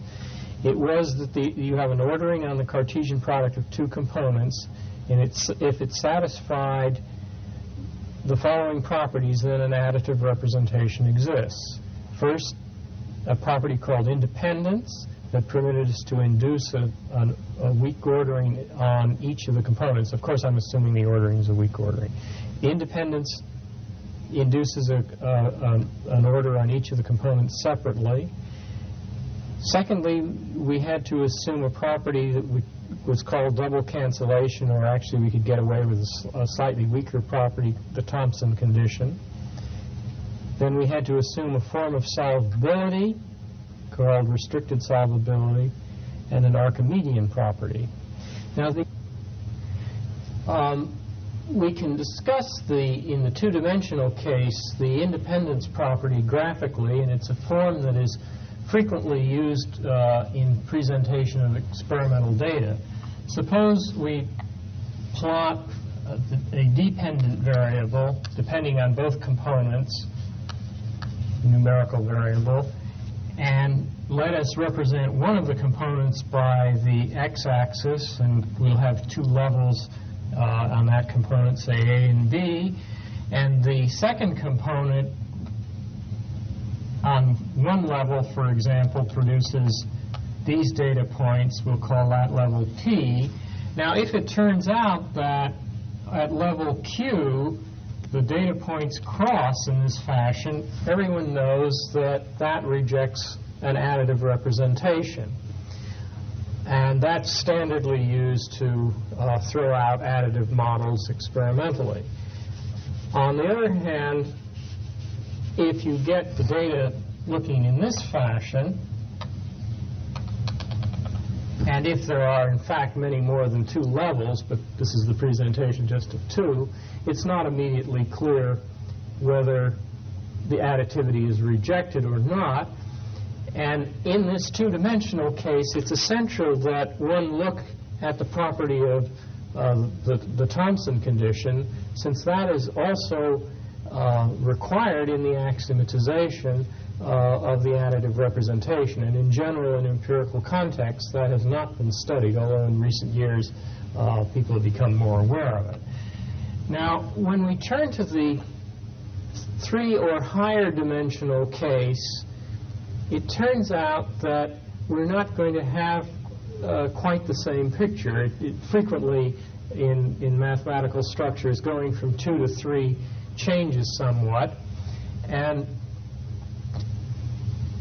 let me try and describe the situation with n factors. The first thing we have to do is introduce the definition again of independence when you have more than 2 factors. And there are 2 ways one can think of doing it, and I will present one of them.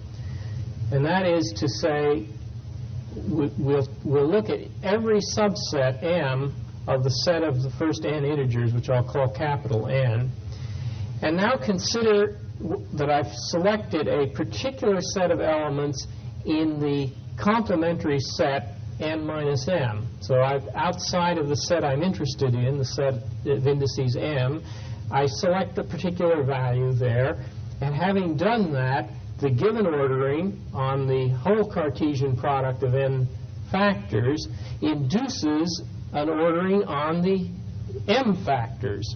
It, of course, is in general dependent on that particular choice of values outside of the set of factors that I'm interested in. Now, the assertion of independence is that it, in fact, does not depend on that choice. That is, for all choices of vectors in the n minus m components, whether it be this A one or a B one, a different one, the induced ordering is exactly the same, and one then suppresses the choice outside of the set M. And that is the notion of independence. It generalizes the notion we had for 2 factors. If I specialize this for n equal 2, I get the old definition back. Now, it does assume more than is needed in order to just induce an unambiguous ordering on each component separately. See, we've induced an unambiguous ordering on every subset of components, not just individual ones. Now, one at this point, when you first attack the problem, think the next step was to try and figure out a generalization of the Thomson condition. We needed that in the 2-dimensional case. Presumably, we should get it in the 3-dimensional case, but that turns out not to be necessary. Lemma 614 in the text states the situation in the following way. Suppose that the conjoint structure on n components satisfies the weak order condition, independence as I've just defined it, and restricted solvability, which I'll later specify it's the obvious generalization of restricted solvability in the n equal 2 case. Then the subsystem, any of the subsystems involving 2 components with the induced relation that is induced via the independence definition, in fact satisfies double cancellation. So what we're saying here, let's make clear we understand this lemma, that once you have 3 or more factors and this strong form of independence on those factors, that forces on each of the 2-dimensional subsystems the double cancellation property that was needed in order to get the additive representation. Now, the proof given for the case of restricted solvability is rather laborious. In the case of unrestricted solvability, the proof is very simple, and I think I'll go through it. So I'll assume unrestricted solvability, and I'll just assume 3 components. The thing obviously generalizes. And so the supposition is now on, let's say, the first two components, we're going to check for double cancellation. So we assume the two necessary inequalities or antecedent inequalities for the double cancellation property. AX is greater than or equal to FQ, FP is greater than or equal to BX. You remember that involved the F's on both sides of the inequality and the X's on both sides. Now, select any element U in the third component and solve, and here's where unrestricted solvability comes in, solve for V in this equation. You have Fx and AXU, all of those are known, and now you solve for this V here to make an equality. By equation 1 and independence, I can put the same element on both sides of this inequality, and it will hold in the three-dimensional case. In particular, let me put U there. That gives me equation 4. Now, combine equations 3 and 4. You see that this term and this term are identical. Therefore, by the transitivity of the ordering, you get Fxv greater than or equal to Fqu in this equation. Now we can apply independence. We've got a common term here. We can replace it by any other common term. And in particular, let's replace it by V, giving us this equation. Now go back to hypothesis 2. We haven't yet used that. And by independence, we may add V to both sides of that without altering it. That gives us equation 7. And then we combine 6 and 7, and you see this term is the same as that term. Therefore, FPV is greater than or equal to BQU. Once again, we will use independence in equation 3, and we will replace X, which is common on both sides, by another value, namely P. When we do that, we get equation 9. And now, if you look at 8 and 9, you see that you have the FPV term common. So by transitivity, APU is greater than or equal to BQU. And then, of course, using independence, the induced relation on the first two coordinates is AP greater than or equal to BQ, which is the property of double cancellation. Now, as I said, it can also be proved in the context of restricted solvability, but the proof is significantly more complicated. As you can imagine, the problem is that you don't always have the solutions you want when you want them in the case of restricted solvability, and you have to work around that difficulty. All right, then the theorem that can be proved in this case is, as you would expect, that you're not going to require any form of double cancellation. So what you assume is a weak ordering, the independence, restricted solvability, and now let me be explicit what it says. It's just what you'd expect it to say. That is, you're given a particular element, A1 through AN, and you're given that for a certain choice of Q1, Q2, and Qn, except on the ith coordinate you have something special, and I'll call it B super bar, is greater than or equal to the n-tuple of A's. In turn, that is greater than or equal to the same Q's, except in the ith position there's an element that's, I'll call Bi lower bar. And this is to be true for each I now. You've got, well, the statement of this is for a particular I, but and the conclusion is that then there exists a BI in capital AI such that, in fact, strict equality holds.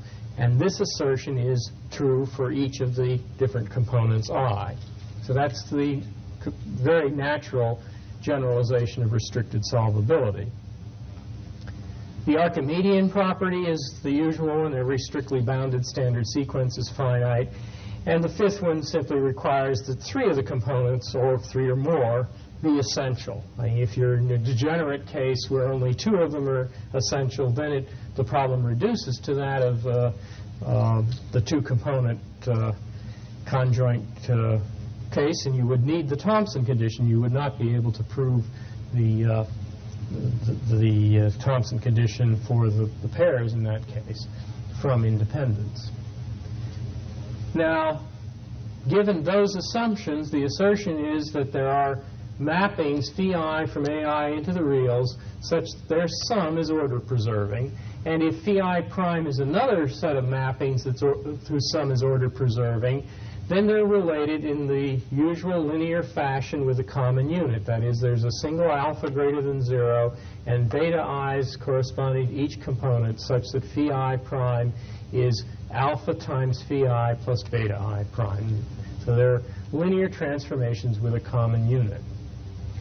Now, the proof of this is not entirely trivial, but the general strategy of it is easily outlined. What you do is consider any pair of components.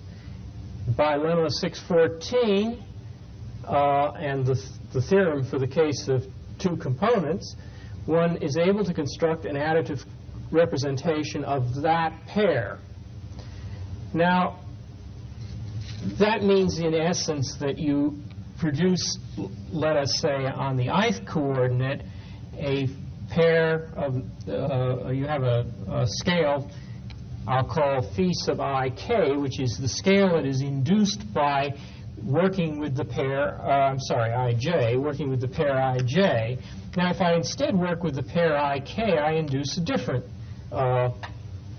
additive scale that will enter into an additive relation with, on the kth coordinate, something that it was conditional on working with I, just as in this case I will be working with an additive representation that I can denote that way. So the first index on these representations denotes the coordinate you're dealing with, and the second one denotes the coordinate that was used to match it. Now the question is, do these two relate to one another in any simple way? And the answer is yes, they do. They're in fact linearly related.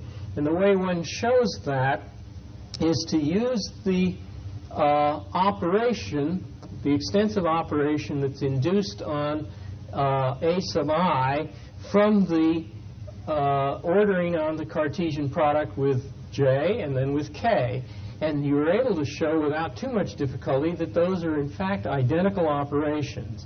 And thus the uniqueness theorem for the extensive structures forces these scales to be, these induced scales to be linearly related.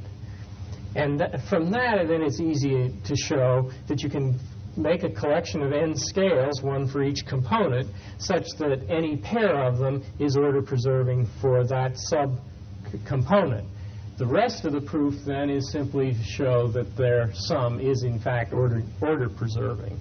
But this is the mechanism really of constructing them, and it does rest entirely on understanding that the general concept of independence in the n-dimensional case forces double cancellation on the pairs. So that's the theorem that generalizes it. There are various specializations of it discussed in the book, which I will not go into in this lecture. Let us turn now to the question of what additional help we can get in a situation where the data are presented to us, the conjoint measurement data are presented to us in numerical form. This happens fairly often in experimental situations in two different ways, and there are two separate developments that would go along with each one. The first one, the case one that I'll talk about, has as examples things of the following sort. First example, let us denote by X, a real number, the intensity of a signal that is being presented to the left ear, and Y, the intensity of a simultaneous signal or tone to the right ear. And let us denote by F of XY the mean reaction time to respond to that signal complex, so that the subject is sitting and waiting to respond. Simultaneously, tones come to the left and the right ear, and he is to respond as rapidly as possible, and f of xy is the mean reaction time. So everything is numerical there. It's but it's typically a conjoint measurement situation in the sense that you've got two components and one dependent variable, and that dependent variable, of course, induces an order on the product space of the intensities to the two ears. As a second example, let x denote the age of a person, let y denote the weight to height ratio of that person, and let f of xy be the probability of his having a heart attack in the next year. Again, everything is numerical, and it is definitely a factorial situation of the conjoint sort. So abstractly, I'm going to then consider the following general situation. There are scales x from the first component into the reals, y from the second component into the reals, and a function f, capital F, that maps the reals, or it'll turn out really subsets of the reals, into the reals, such that the ordering in the conjoint case is represented by, or usually induced by, in practice, that you don't have the ordering given independently of its induction through this numerical function f. But in any event, you can think of it there being an ordering, holding if and only if the f is corresponding to, let me just restate it. The AP is greater than or equal to BQ, provided f of the numerical measure associated with A and y, the numerical measure associated with P, is greater than or equal to the f applied to the numerical measure associated with B and that associated with Q. Now the question is there some way, some easy way of telling whether this is an additive structure? I mean, we could, of course, induce that ordering and operate on it using the fundamental theory of conjoint measurement, but the question always arises when you're dealing with these numerical functions: isn't there a simpler way of answering the question whether there's an additive representation? That is, the question is, can we find functions little f, f1, and f2 such that when you apply little f to capital F, that will permit it to be represented as f1 of x plus f2 of x. And that is an additive representation, of course, of that ordering induced by capital F. And I'll call that relationship star. That is a classic problem that was raised in the statistical literature and was solved in the 1930s, if I'm not mistaken. The theorem is stated as theorem 6.4 in the text, and it reads as follows. We'll assume that the function f is defined on the numerical Cartesian product onto an interval z, and we'll assume these are all open real intervals. Moreover, we'll assume that the partial derivative of f, the second partial derivative, exists, and that f of x, the first partial derivative, times the second partial, the two first partial derivatives, the product of the two first partial derivatives, are not equal to 0. Or put another way, neither first partial derivative has 0 anywhere. The assertion then is that the equation star, this additive representation over here, holds with function f such that its second derivative exists and its first derivative is non-zero. These are restrictions that are necessary to avoid the ambiguity of dividing by 0, and also in order to you have to have the derivatives existing for the kind of proof that we'll see. That holds if and only if there's an integrable function g that maps the interval z on which the image of f into the reals, such that the second partial of f divided by the product of the two first partials is a function only of f itself. And if that's the case, then the functions little f and f1 and f2 are given by these explicit formulas in terms of g. That is, once you know what g is, then you can compute this function, and having computed that function, you down here have to compute its derivative, substitute it in here, and carry out that integration, and you get an expression for f1, and then f2 is simply the f expression less the f1 expression. Now let us see why that is so. The necessity argument goes as follows. Suppose the equation star in fact holds. We compute the partial derivative of that equation with respect to x.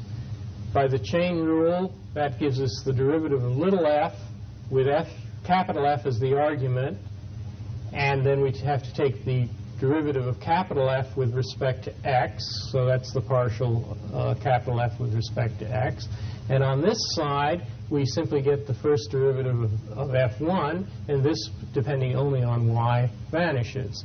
Now we take this equation and take the partial with respect to y, and you get, this is a product of two functions here, so you get the one function, f sub x, times the derivative of that, which is little f double prime, evaluated f, and then using the chain rule, you have capital F the partial of that with respect to y, plus then the other term, which is f prime of f times the partial of this with respect to y, which is the second partial. And this, of course, is a function only of x. I'd better make it explicit. So taking this partial with respect to y gives 0. And now if I rearrange this equation, which I can do because by my assumptions this is not 0 and this is not 0, so that then rearranging it I get this term, this divided by that, is equal to minus this second derivative of f divided by the first derivative, which can be expressed as minus the derivative of the logarithm, and that's a function only of f itself. And that's the condition that we stated was necessary and sufficient for this representation. And once you have this expression, now you integrate it in order to get this form, and then direct substitution leads into these equations without any difficulty. The reverse of the argument, the sufficiency, proceeds as follows. F1 is of this general form, where the z here, well, I really should call this x. It's the first argument.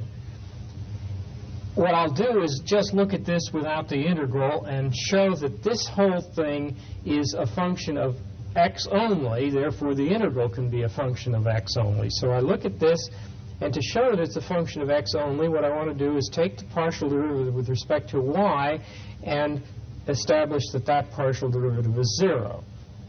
So the partial derivative of this with respect to y is fx, then the second, now taking the derivative of that, it's the second derivative evaluated at f times the partial of f with respect to y, plus then the other direction, you get this term here, and the partial of f sub x with respect to y.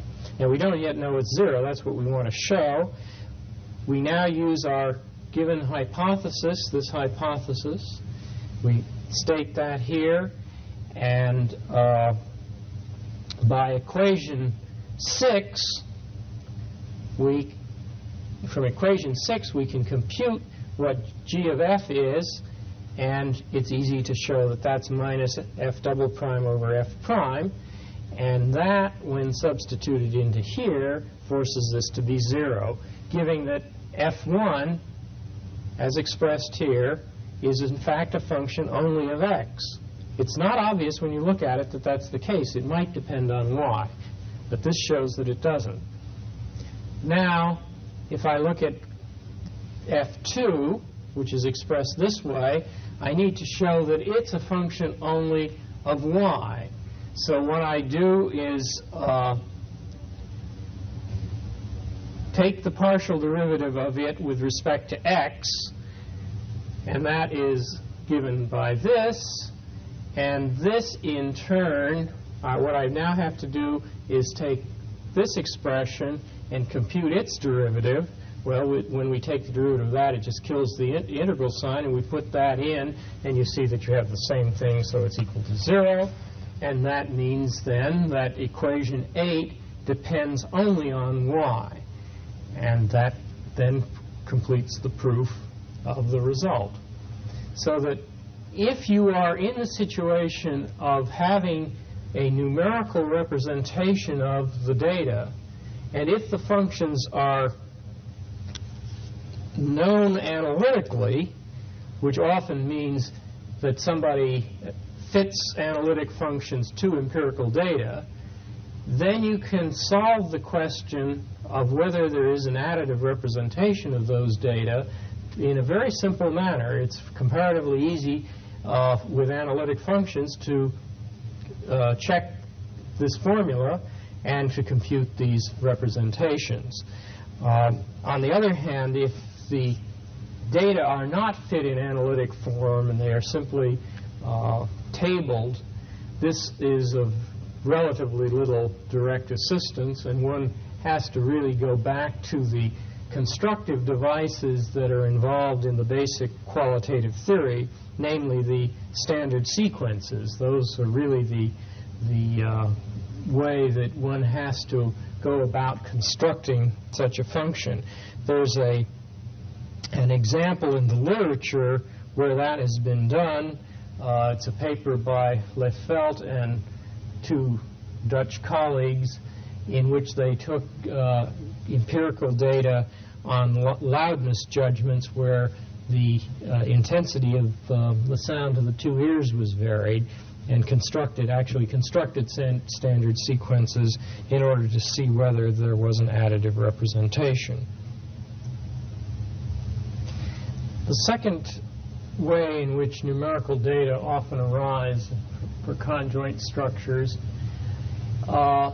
is in the form of indifference or trade-off curves. I'll give a couple of examples. The first one might be that you performed an experiment involving animals that have to select between alternatives where each alternative is characterized by a certain amount of food reward and a certain delay in receiving that reward.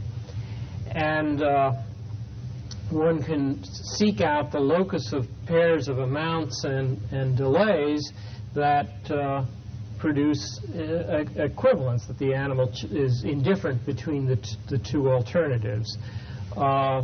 The second example are the very commonly discussed indifference curves of economics. And in general, a great deal of scientific work describes the trade-offs between two and sometimes more variables. And you can always think of those trade-offs as being represented as one variable y as against another, and you have a locus of points that are all judged indifferent to one another. Another kind of example are the equal loudness contours that I mentioned in discussing the solvability condition in the last lecture. In terms of the previous numerical representation of capital F of x and y, where f represents a numerical dependent variable, what we're seeking out here, what we have available, is the set of pairs xy such that f of xy is a constant. Or we may rewrite this in the form of expressing y as a function f sub lambda of x whenever f of xy equals lambda, and the indifference curves are of this character. And so the question now that can be raised is that given a family of indifference curves, that is, functions f lambda of one real variable against another, where little lowercase lambda lies in some index set. And here I've only got 3 curves. I might have a continuum of curves, depends on the situation. The question is, when is it reasonable to suppose that these indifference curves arose from some function of two variables being set equal to a constant, and that function is capable of being transformed into additive form, so that you have f of lambda, which of course is another constant, call it c. Little f is applied to capital F and yields an additive representation. And so the issue is, when can you think that your indifference curves have come from that kind of structure? Now, it's clear from this sort of equation that if I've transformed the variable x to f1 of x and the variable y to f2 of y, then in the transformed plane, these are straight lines, and you have indifference curves that are parallel straight lines. So the issue is, when can I transform a system of curves here into a system of parallel straight lines? The general statement of what's involved for this to be done is caught in the following definition. We'll say that a family of strictly increasing scales, there's a convention matter here whether we're dealing with decreasing or increasing functions. Usually people draw indifference curves, as I have, as decreasing functions, but it's quite trivial to transform the whole thing into a discussion of increasing functions, and that's the way the literature has been cast, so I'll treat it that way. So we have a family of increasing scales, and we're going to call that family uniform if and only if there is an increasing function phi such that the new family of scales that is generated by taking phi inverse of the argument and then applying f lambda to it are parallel in the following sense, that given two indices, lambda and mu, there exists a constant that depends on lambda and mu, such that in the transformed domain, they differ simply by a shift. The only difference between the scale at lambda and the scale at mu is a shift in the argument, so that these kinds of functions, they're increasing and they are parallel to each other in the sense that there's a constant displacement between them. If this is the lambda scale and this is the mu scale, then this constant is k lambda mu.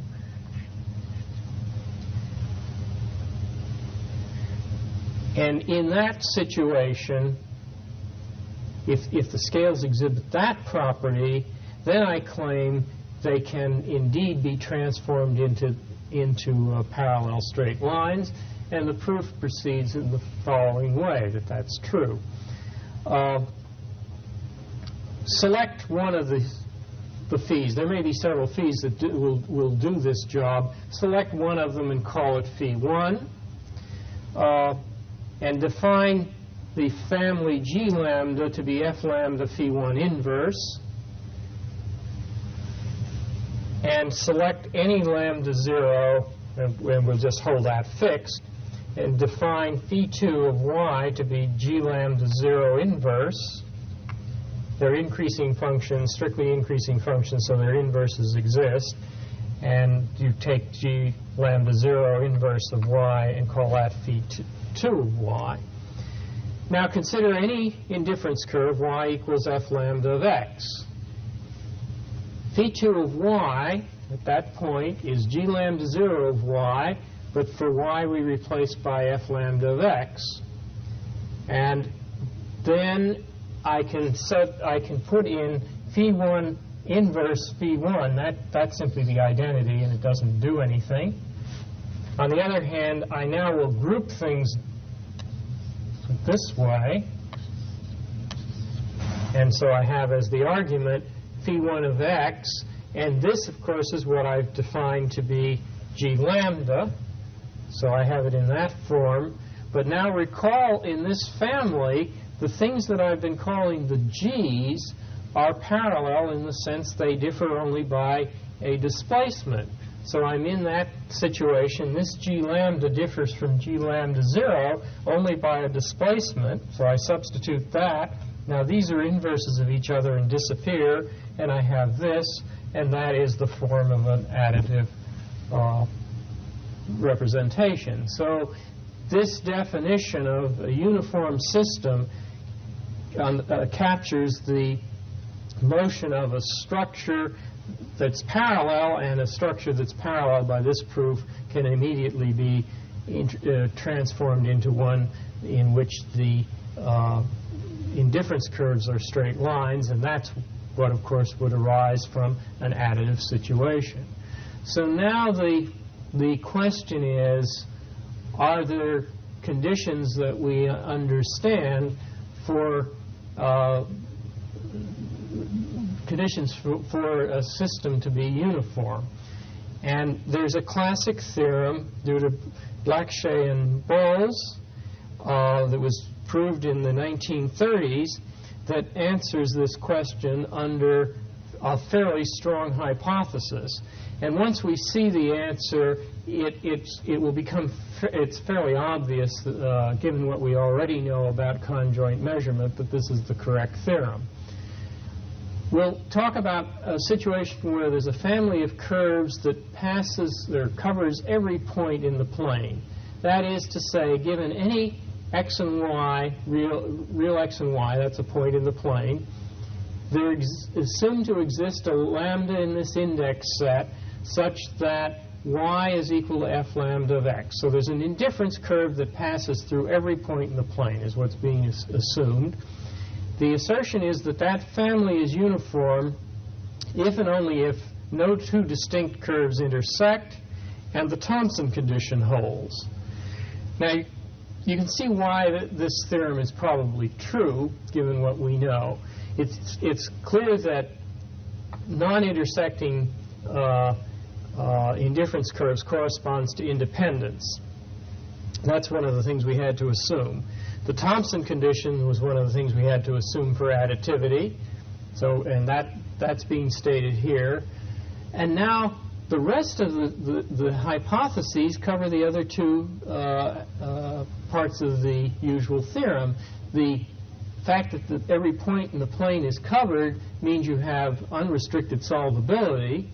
And the fact that you're dealing with a numerical system, of course, guarantees that the Archimedean axiom is correct. So you've got all the things you need for additivity in the theorem. And it's essentially what it's saying is if you've got a very strong form of solvability and you have the Archimedean condition, then there's nothing to check other than independence, that is, that the indifference curves not intersect, and that the Thompson condition holds. And that, of course, the Thompson condition is the hardest thing to check in this situation. That takes a certain amount of care. Now, this theorem was generalized in recent years by Michael Levine, and what he did was relax very appreciably the assumption that every point in the plane is covered by the family. And he instead assumed that he was dealing with a situation in which he had a finite number of indifference curves. And the results are contained in theorems 8 and 9 of chapter 6. I won't describe them in detail. On the other hand, I will try to describe the general nature of the theorems. In this case of a finite number of indifference curves, it breaks up into really two situations. The two situations correspond, as we've run into before, to whether or not what you're dealing with looks like the integers or whether it looks like the rational numbers. And if it looks like the integers, you get one situation. If it looks like the rationals, you get a situation that then can be by completing the rationals just the way it's done in the real number system, you get the density of the Blanchet theorem. And so what Levine has done is considered these two cases separately. Theorem 8 concerns the case that looks like the integers. And what one means by this is the following. He takes any two of the family and considers the function that's constructed by first evaluating the inverse of the one and then applying the other. And this permits him to generate a whole additional set of curves in the plane in general. And the one case is that if all of these curves look like one curve being raised to powers, that's the discrete case that's analogous to the integers, and one can get an exact solution to the problem. However, it turns out that the function phi that renders the scales parallel to one another is not very unique. He's able to characterize the uniqueness of it, but it's not an interval scale, as, for instance, in the Blanchet theorem, we are indeed dealing with an interval scale. The other case that arises is when these functions are not expressible as powers of a single function, but rather they continue to generate much in the way of rational numbers, and while they don't cover the plane, they come very close to it. They're a sense in which they're dense in the plane. This is actually covering them, covering every point, whereas in the second case here, what one gets is a high degree of density. You've begun with only a finite number of curves, and you keep generating things sequentially from them, and you get a countable but dense set of curves. And then what he has to do is impose some assumptions, and these get to be quite technical, that permit you to fill in the remaining points in a systematic way such that this theorem then applies. And he is then able to show, using that theorem, that in fact the structure is uniform. The nature of those assumptions is, of course, again, that the curves don't cross. That's the independence requirement. And the technical assumption is that you're able to embed this countable system into an uncountable one in a systematic way. And that settles the problem of the finite number of curves. Now, the question of how one uses this information in particular empirical situations is much trickier, and that, while there's been work done on it, Levine has done considerable work on the problem. I think that the statistical data issues are sufficiently far removed from the main thrust of this set of lectures on measurement that I will not go into it any further. The last lecture on conjoint measurement will take up the problem of what you do in a factorial situation where you have only finite structures. Everything that we've been talking about involving some degree of solvability has been assuming continuous or nearly continuous structures, certainly infinite structures, whereas, of course, any data situation is entirely finite in character. And the problem has been studied, and we will talk about those results in the next lecture. That is, Professor Tversky will talk about them in the next lecture on finite conjoint structures.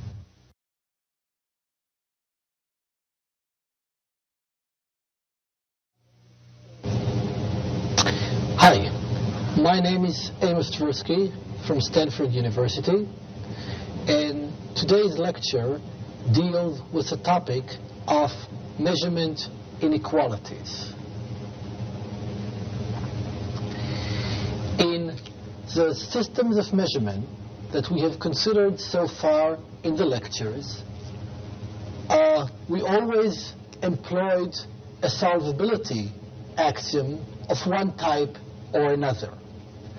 In the context of extensive measurement, we have assumed that if A is larger than B, say if A is heavier or longer than B, then our object set is rich enough to include an object C such that A matches the combined effect of B and C.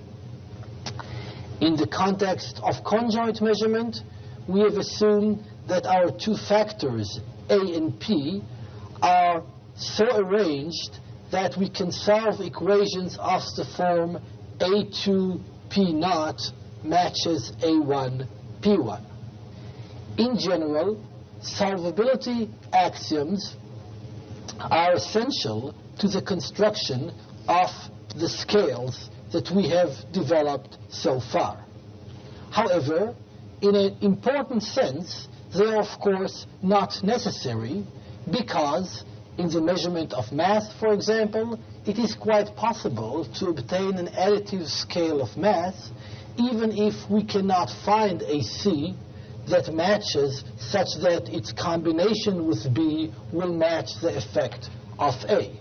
Similarly, in conjoint measurement, we may find additive representations for various structures even when one of the factors or more are discrete, so such equations could not be solved. It's important to realize that in some sense, solvability axioms in their various forms are innocuous. They only require that certain constructions could be carried out. They don't impose constraints on the nature of the solutions.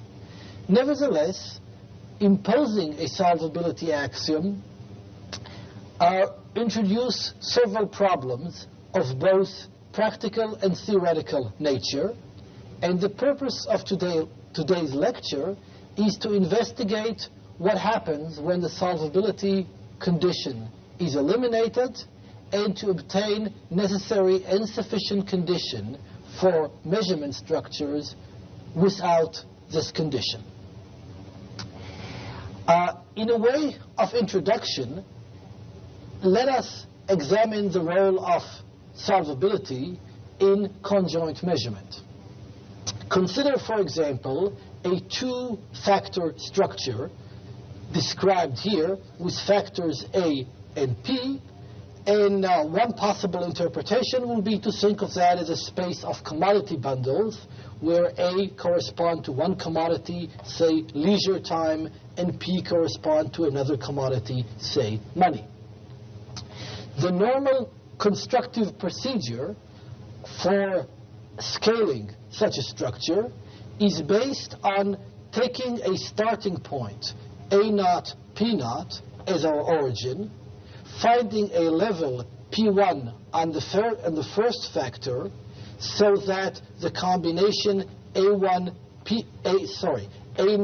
P1 matches the effect of A1 P0, and then constructing further points along the space by solving equations.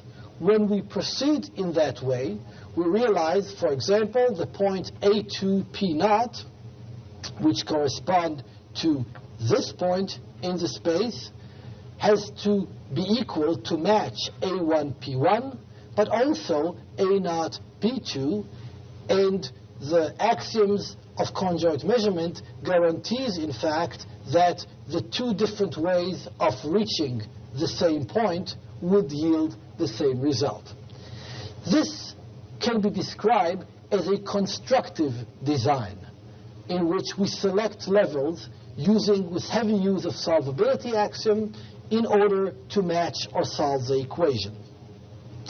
Many designs in the social sciences, however, are better described, are not constructive in character.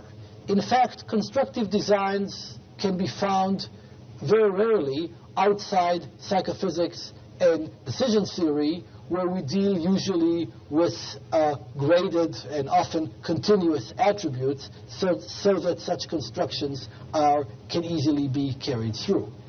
Most experiments in the social sciences have a factorial structure of the type described here. One usually starts with a product set, say A cross B, with several finite number of levels on each factor, and then obtain some measure of the effect of each of these cells. And the question is, under what condition can we find an additive representation for such a factorial structure?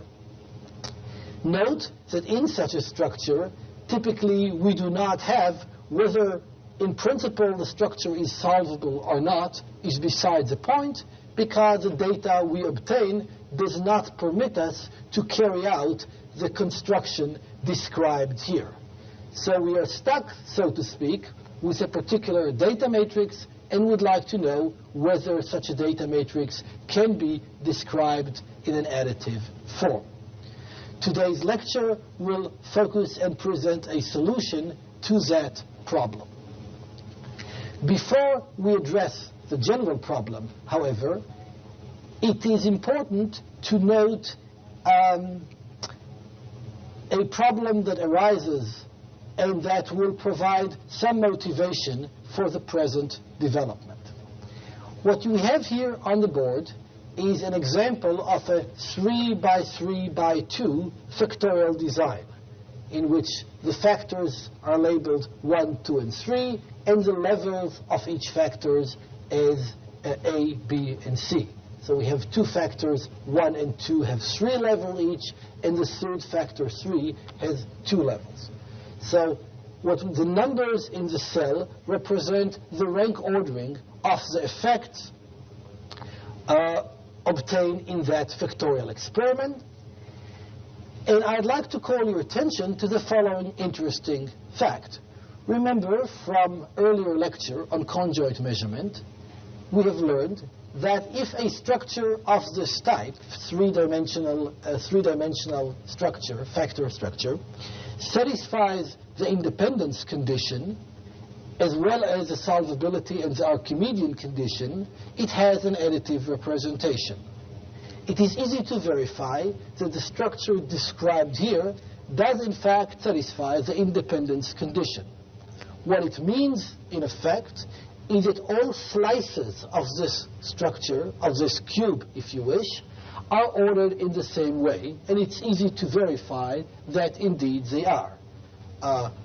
To take an example, we have here 1, 5, 7, 2, 6, 8. If we take a slice along the vertical side, we have 1, 2, 3, 4, 11, 12. If we take a slice here, we have 11, 13, 17, 12, 14, 18. And it's easy to check that this structure does satisfy the independence condition. Nevertheless, even if the testable property of independence is satisfied in the data, and even if solvability is satisfied in the data generating, in the population from which this result is viewed as a sample, we still may not have an additive representation for this particular structure.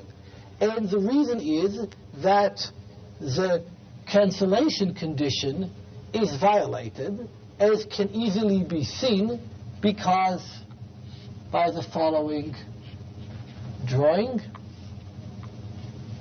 This cell is greater than this cell is greater than this cell, but this cell is greater than this cell, contrary to the cancellation condition of additive conjoint measurement. Consequently, we do not have, there is no additive representation for this structure.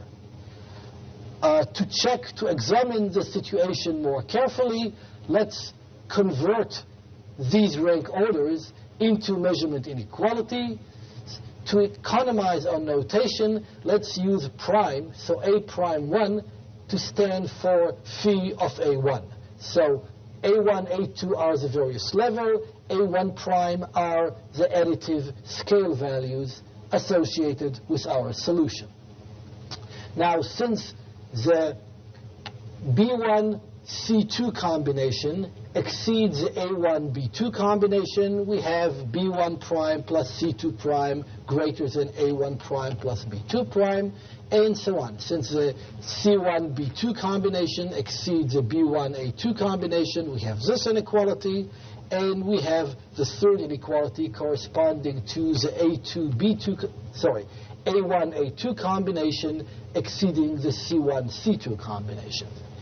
It's easy to see, however, that if we were to add the three inequalities, we'll find a contradiction because the sums are in fact the same. So we have a result of the form sigma greater than sigma, the reason being that the sum on the left includes A1, B1, C1, A2, B2, C2, all of those primed, of course, and the sum on the right also includes A1, B1, C1, A2, B2, C2. Hence, we have a contradiction, and therefore no additive solution could be constructed for such a matrix. The point of that detour is that it is not sufficient to check the necessary condition, even if the solvability assumption could be safely assumed. The reason is that in the presence of solvability, the independence condition implies the cancellation condition, which is violated in this case. Hence, if we are willing to buy the solvability axiom, this data should be viewed as an evidence against independence, even though it is satisfied in this data. This example shows, I believe, the subtlety and the care that should be taken in testing axioms, and further motivate the development of a test of necessary and sufficient condition for a particular finite set of data. Okay, now we have observed the solvability condition described here has a character that two inequalities in the data implies a third one. We have noted earlier an even more simple condition, which we call an independence condition, which says, in effect, that if AP is greater than BP, then AQ should be greater than BQ. This is a case in which one inequality implies a second one. Here we have a case in which two inequalities imply a third one, and here on the left we have another example of a necessary condition for additivity in which three inequalities, 1, 2, 3, imply a fourth one described by a double arrow. And in general, as you might guess, the situation could get worse and worse. As the matrix gets larger and larger, we'll pick up more and more cancellation condition, and in fact we can describe this as a third order, fourth order cancellation condition. This would be a second order cancellation condition, and independence will correspond to a first order cancellation condition. And in general, as we look at larger and larger matrices, we'll pick up more and more higher order cancellation conditions that are not derivable from the lower order condition, so the picture gets more and more complicated. In fact, the reason Scott and Suppes, in an important paper in 1958, have proved in effect, or have shown in effect, that it is not possible in general to give a finite list of cancellation conditions of this type that will hold for any finite n, for any n, sorry. The reason being that you can have a set of n inequalities in which every set of n minus 1 inequalities are solvable, but the addition of the last inequality would make the system insoluble. This was the state of the art for several years, and it seems like primarily a negative result. But of course, it is possible to obtain a necessary and sufficient condition if we were to generalize and to develop an axiom schema which will encompass essentially all orders of cancellation. And this is the work that I'd like to describe right now. Much of this work has been developed independently by a mathematician, Bob Aumann from Jerusalem, a logician, Dana Scott, a philosopher, Ernie Adams, and a psychologist, myself. And all this work has appeared around 1964, which work was done more or less independently. Okay, in order to describe a necessary and sufficient condition for additivity for finite sets, certain constructions have to be carried out. Let us start with, let A be a finite product set of the form A1 cross AN, where all the sets are finite and AI and AJ are disjoint. As is often the case, let us assume that we have a strict partial order on A. Let me stop here and note that in this lecture, I would assume that the order relation is always strict. Namely, we have no inequality, we have no equalities, we have only strict inequalities. This is usually the realistic case with data, because rarely, if ever, do we obtain two conditions that produce exactly the same response. So in this case, we can assume that all the inequalities are strict. If we were to include inequality, that wouldn't change the theory much, but will introduce a few complications that I'll just as soon ignore for the purpose of this lecture. So we assume that this relation is a strict order. However, we do not assume that it's necessarily connected. So A and B, A may be greater than B, B may be greater than A, or A and B may be incomparable.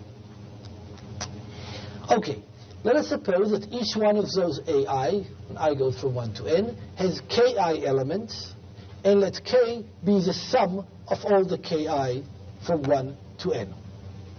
Next, let's form a new set, which we'll call capital Y, which is a union of all the AI.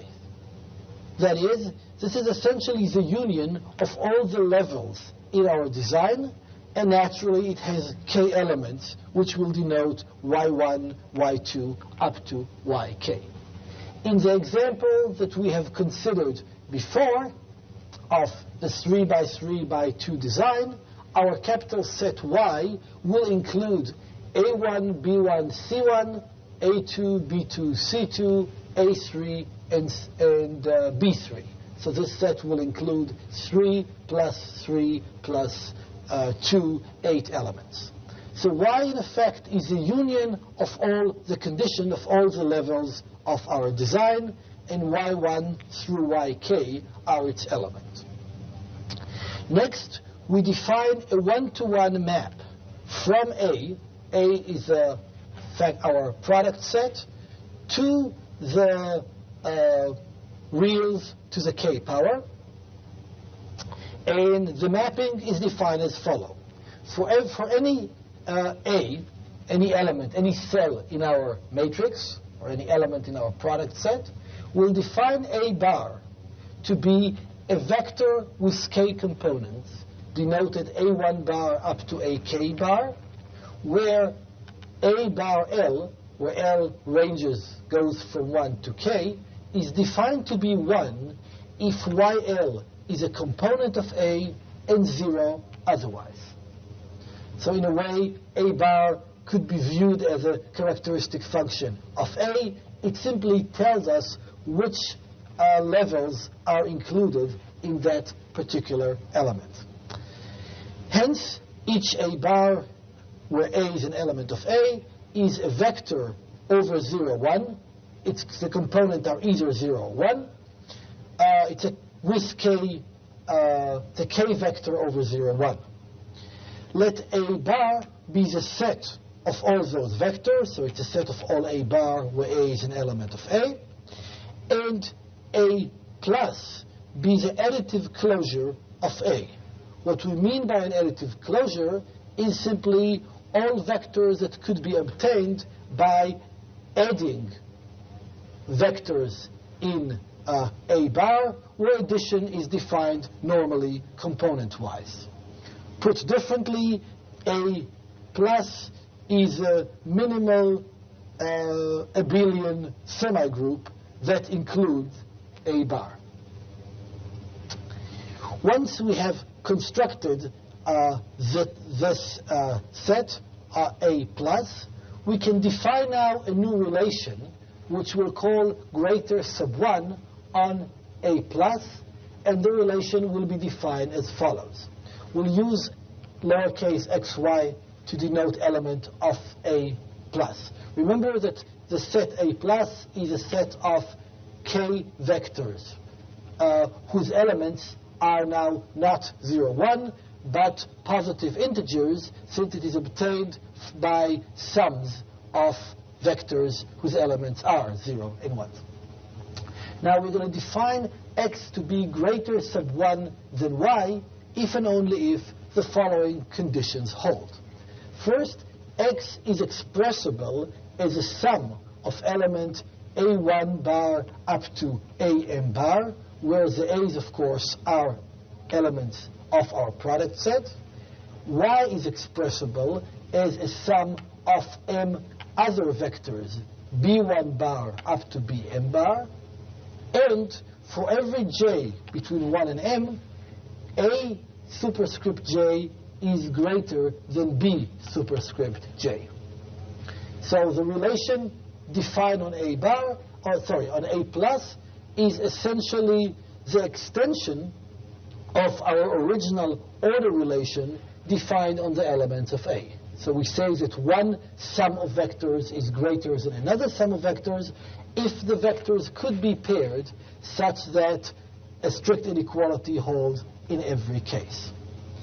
The major result of our lecture today, that I will discuss in a minute, is that the requirement that this relation be irreflexive, that is, we cannot obtain x greater sub 1 to x, is both a necessary and sufficient condition for the solvability of the system of inequalities, and in the same way it's a necessary and sufficient condition for an additive representation for a product set, finite product set. And we'll turn to discuss this result in a minute. We have defined now a new relation greater 1 on this set of vectors, and we would like to show that the irreflexivity of this relation is both necessary and sufficient condition for the solvability of the system of inequalities that amounts to measurement.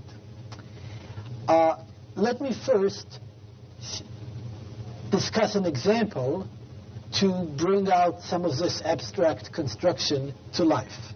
Let us go back to the example we had before of a product set A equals to A1 times A2 times A3, where each of the factor is binary, has two levels. A1 has A1, B1, A2, and so on.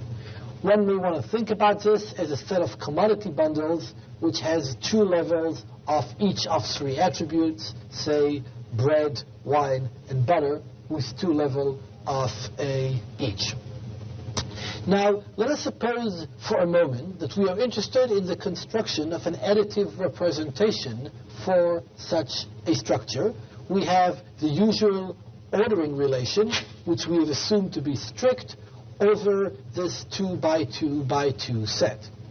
Let us suppose now that we have a failure of independence. This is diagrammed here because we have A1, A2, A3 is greater than B1, B2, B1, A2, B3, but B1, B2, B3 is greater than A1, B2, A3.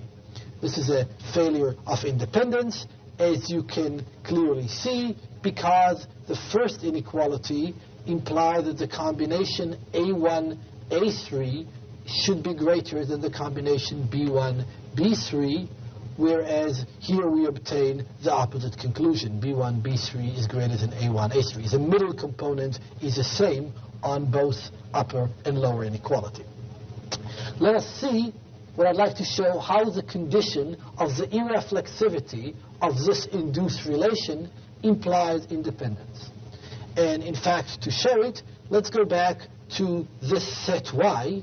And remember, Y is essentially the union of A1, A2, A3, which in this case, it consists of all 6 levels, A1, A2, B1, B2, C1, C2. This is our Y. Since each factor is binary, K equals 2 plus 2 plus 2, or 6. So first we form the union of the level, which in this case is a set Y. Next, we represent now each of those 4 cells as a vector, as a 6-dimensional vector over 0, 1. And in particular, it will be convenient to adopt the following notation. We will use whenever each variable takes a value 1, we'll write it as a 1, 0, and otherwise we'll write it at 0, 1. So in particular, the combination A1, A2, A3 will be represented by the vector 1, 0, 1, 0, 1, 0. Okay? And therefore, the first inequality, data inequality here, translates to the vector inequality that 1, 0, 1, 0, 1, 0 must exceed, which is a vector associated with A, must be greater, using this definition, with just one sum, then 0, 1, 1, 0, 0, 1, which is a vector associated with C, and similarly, the vector associated with B should be greater than the vector associated with D. So far, it's just a notation explaining the vector notation and translating data inequality into those inequalities on the vectors. Now, we move to A plus. A plus, remember, is the sum of those, and now we can add the vectors. Therefore, the sum of the vectors associated with A and B is simply 1, 1, 1, 1, 1, 1, which can be easily seen if we just perform component-wise addition on this vector. Similarly, the sum of the 2 vectors associated with C and with D also produce 1, 1, 1, 1. So the sum of those 2 vectors produce the same sum. But since we have obtained this order, we obtain that vector is greater 1 than itself, which contradicts the reflexivity of greater sub 1. What we have shown, in effect, then, that whenever we have a violation of independence, it implies a violation of the irreflexivity of greater sub 1. And in fact, it's possible to show that the irreflexivity of greater sub 1 implies all cancellation of all orders. So this is a kind of summary of all the necessary conditions that we have discussed earlier in this lecture, and you are invited to try and check to show how you can derive many of the cancellation and independence conditions discussed earlier in our lecture from the irreflexivity of this relation. To show that the irreflexivity, there is a slight mistake, this should be irreflexive. To show that this relation must be irreflexive, let's assume that there exists an additive representation phi. If such a representation exists, then in particular, if X is a sum of some characteristic vectors, which could be decomposed as sum of some A's, but also as a sum of some B's, just as we have seen here, then it follows that phi, the sum of the solutions of those elements, must be equal to the sum of the solutions of the b's. But if we have x greater sub 1 than x, which is a contradiction of the irreflexivity of greater sub 1, then we must have a contradiction somewhere, because those two sums cannot be both equal and unequal. This argument in this example meant to demonstrate the necessity of the irreflexivity of greater sub 1. As it turned out, and the major result of the work on measurement inequality, is that this condition is not only necessary, as can be readily seen, but it's also sufficient for having an additive representation for a finite product set. This leads us to the following theorem. And the theorem says that greater sub 1 is irreflexive if and only if there exists a real valued function phi on y. Remember, y is a union of all the level. It's a set of all the unknown in our measurement system. And another function psi on a, such that the following two conditions are true. First, psi of a, and remember, a now is an element, is a cell in the matrix, if you wish, with component a1 through an, could be written as an additive combination as a sum of phi of ai. This is the usual expression of additivity. Secondly, this representation is order-preserving in the sense that if a is strictly greater than b, then psi of a is greater than psi of b. This was not formulated as an if and only if here, because we have assumed that this relation may be only partial, not all two elements are comparable, which is a slightly more general result than the result we have for the normal treatment of additive conjoint measurement. Now, the proof of sufficiency, which I will not give in full, but just try to describe the essential step in the major concept, is composed of several parts, and primarily it reduces this problem to a standard problem of solving conditions for the solution of systems of linear inequalities. First, let me point out that in order the proof of sufficiency demonstrate, essentially, in order to prove sufficiently, it would be enough to show that there exists a vector z in Re to the k, this vector k component, such that whenever A is greater in the order than B, then the dot product, or the scalar product ZA, would be greater than the scalar product ZB. To refresh your memory, the scalar or the vector product ZA is simply the sum of ZI AI. Remember, Z now is a solution vector that we are searching for. A is a characteristic vector of an element A, which is, as you recall, 1 for all the elements, for all the levels that are included in A, and 0 otherwise. If we can find such a vector, that is, if we can solve this vector equation for Z, then we can simply set phi of YL to be ZL. We simply can take the solution, the scale value, to be the appropriate component of this vector, and then by the definition of A bar, which is this characteristic vector, simply the sum of all the phi of AI, which is by definition psi of A, is simply the vector product Z, or dot product Z time A bar. What all these remarks mean is that if we could find a vector Z which solves this equation, we are through, because then we can directly translate it into the solution that we want. Which means now that our real problem is to characterize precisely the condition of solvability, or the condition for the existence of such a vector Z. In order to do this, to understand the problem, we should turn to the issue of solving systems of linear inequalities. Let me just very briefly illustrate how our measurement problem is directly reducible to the problem of solving systems of linear inequalities. Going back to the example of a 2 by 2 by 2 design, and let's take the particular independence, the particular data pattern observed here, we can translate that directly into inequalities in the following way. Using, again, to economize our notation, instead of phi of A1, we'll just write A1 prime. So we use prime here to denote scale values, as opposed to, so A1 is a level of a particular factor, A1 prime is a scale value, the unknown scale value associated with that level.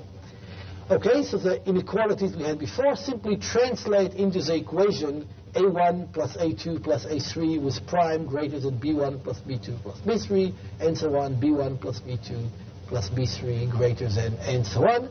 And now if we simply, since all the coefficients in these equations are integers, and since we don't have constant in this case, we could simply subtract all the inequalities on the right from the inequalities on the left, and write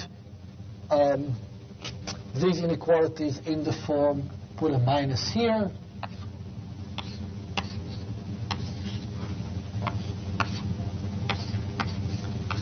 and write that in the usual familiar form of homogeneous inequalities. So in order to obtain an additive solution for our data matrix, we are essentially trying to find a solution for systems of homogeneous linear inequalities with integer coefficients. Written more compactly, we can represent the system of inequalities in this form. Namely, we are trying to solve for the sum of alpha ij zj greater than 0 when I ranges from 1 to m. Now, the alpha ij are integers, and the zj are the unknown scale values that we are trying to solve. At this point, to get a better intuition for the solvability problem, it would be useful to switch to a vector notation and rewrite this equation as it's usually done in vector notation. So let z, as before, be our solution vector that goes z1 to zn, and alpha I would be the coefficient vector with component alpha I1 up to alpha In. Remember, the coefficient vectors is what we get from those inequalities, which in this case are all 1 and 0s. Using this notation, we can rewrite now our system of inequalities in the form that appear here. Namely, we are looking for a vector z such that the dot product z with alpha I would be positive for all I. Remember that alpha I is a vector now, not a number. And again, this is a dot product which we have defined before, namely the sum of the cross products. In this form, so essentially we're looking for a vector z such that its dot product with the whole set of alpha I vectors are all positive. Now, at this point, the problem has a simple geometric representation. Recall from elementary mathematics that the dot product of a vector z with another vector is positive, negative, or 0, depending on whether the angle between them is acute or not. So in particular, the statement that z, the product of z with each one of the alpha, is positive is equivalent to the statement that z must make an acute angle with each one of the alpha I. Therefore, to find a solution for this system of inequalities is equivalent of finding a vector z which makes an acute angle with a set of vectors alpha 1 through alpha I. So we have reduced our problem to this situation. Let me try to use a drawing in the plane to illustrate the problem. In general, we'll be dealing with a higher dimensional space, but much of the ideas could be conveyed by this simple drawing in the plane.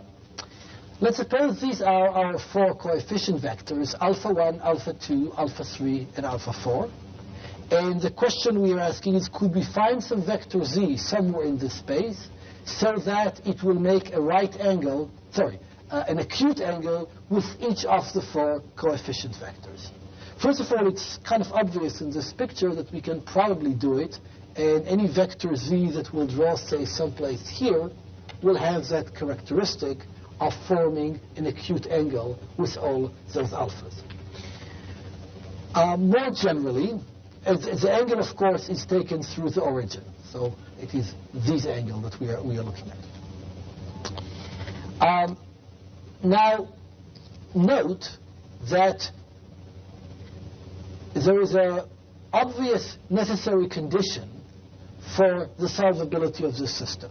If a solution vector z to this system exists, then it should be possible to find a separating plane, which is drawn here as a heavy line, and more generally, in higher dimension, a separating hyperplane through the origin, such that all the alpha vectors lie on the same side of that plane.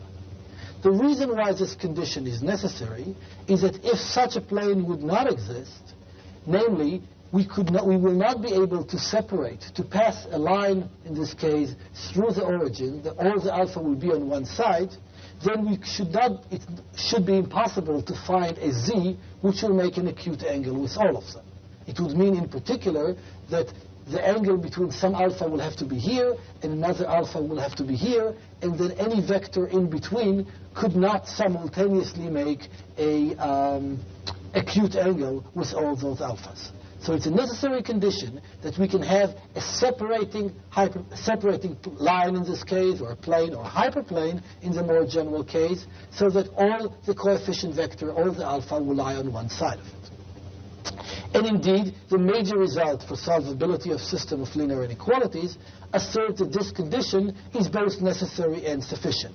Namely, the system has a solution if and only if such a separating plane exists. Note now that if a separating plane exists, through the origin, of course, 0 must be outside the origin, the 0 vector, must be outside the polyhedron formed by the alpha. The polyhedron formed by the alpha, if we'll take these vectors as vertices and form a polyhedron by combining with straight lines, using straight line to combine the vertices, using the coefficient vector as the vertices of that figure, it's clear that if a separating plane exists, then 0 must be outside that polyhedron. Conversely, if 0 is outside, then we can pass a separating hyperplane. The reason for that being that if we were to choose, if 0 is outside that polyhedron, we could take the point on the polyhedron that is closest to 0. And that will be some point, say, here. And it's not difficult to see that this point could be is a solution vector z. The reason being is that through this point, that since the solution space is convex, through this point we can pass a hyperplane so that the polyhedron would be completely on one side of it, and it would be parallel, and we can pass a parallel hyperplane through 0. Consequently, what that intuitive discussion meant to illustrate is that a necessary and sufficient condition for the solvability of the system is that 0 should be outside the polyhedron formed by the coefficient vector as vertices. Let me try to state it now more precisely as a formal theorem. And the theorem, which is quite basic in the theory of linear algebra, says the following, that the system alpha I z greater than 0, when I goes from 1 to m, has a solution if and only if the convex hull of alpha 1 through alpha m does not include 0.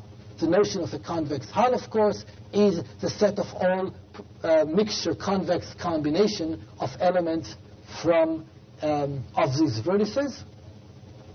And more precisely, that is, if and only if there are no numbers non-negative numbers, lambda 1 through lambda n, all non-negative, so that they add up to 1, such that the sum of the lambda I, alpha ij is 0. So a necessary and sufficient condition for solvability, again, is that the origin, 0, could not be expressed as a convex combination of the elements of the coefficient vectors, and it's not easy to show that this condition essentially is equivalent to the irreflexivity of our relation greater sub 1.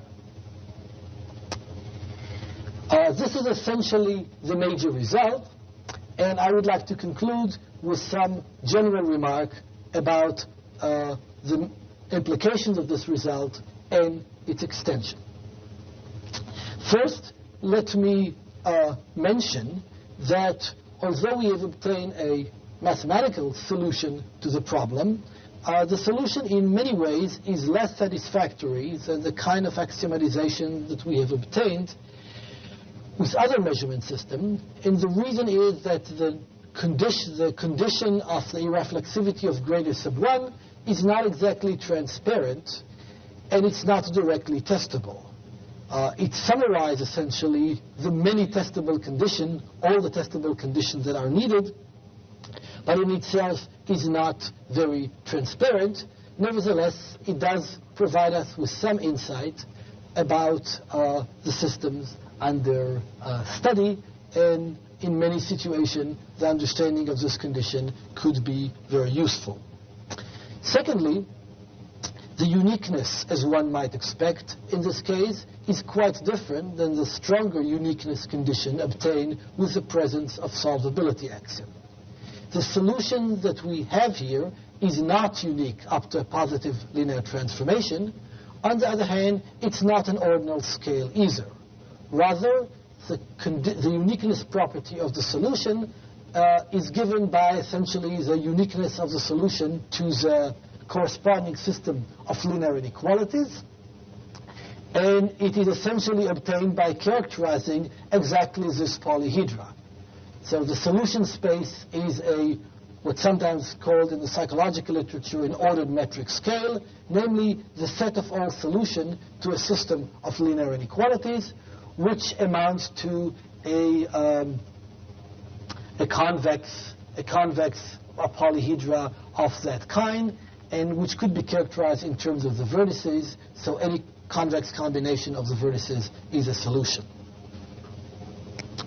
Finally, the present results could be extended in two directions. Let me briefly mention one. The first is that throughout this treatment, I've assumed that all our data inequalities are strict. Therefore, our system of inequalities involve only strict inequalities and no equations. The results readily extended, and in fact, the original form of the result includes treatment of systems that involve both equations and inequality, and the treatment is slightly more complicated, but in principle, the same result and the same logic applies. The second extension is that this result could readily be used to apply not just to additive conjoint measurement with any finite number of factors, but also to many other representations such as probability, difference measurement, and many other linear representations. Finally, the result could be extended much further to apply to polynomial measurement inequalities too, in which the inequalities are no longer linear, but they involve a multiplication as well. The results, of course, are somewhat more complicated. The condition is very similar. In this case, too, we form the union of all the levels, and the irreflexivity of the relation is still the necessary and sufficient condition, except that this time it has to be done in terms of the extension of the relation, so the result is still more complicated and less applicable to direct test.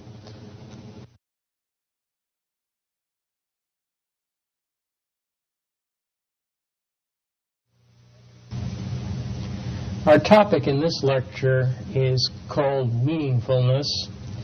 It's a subject that's attracted some attention in the measurement literature ever since work in the 1940s of S.S. Stevens. It's a topic that has been very controversial, and it continues to be one not fully resolved. I will be reporting some results here today.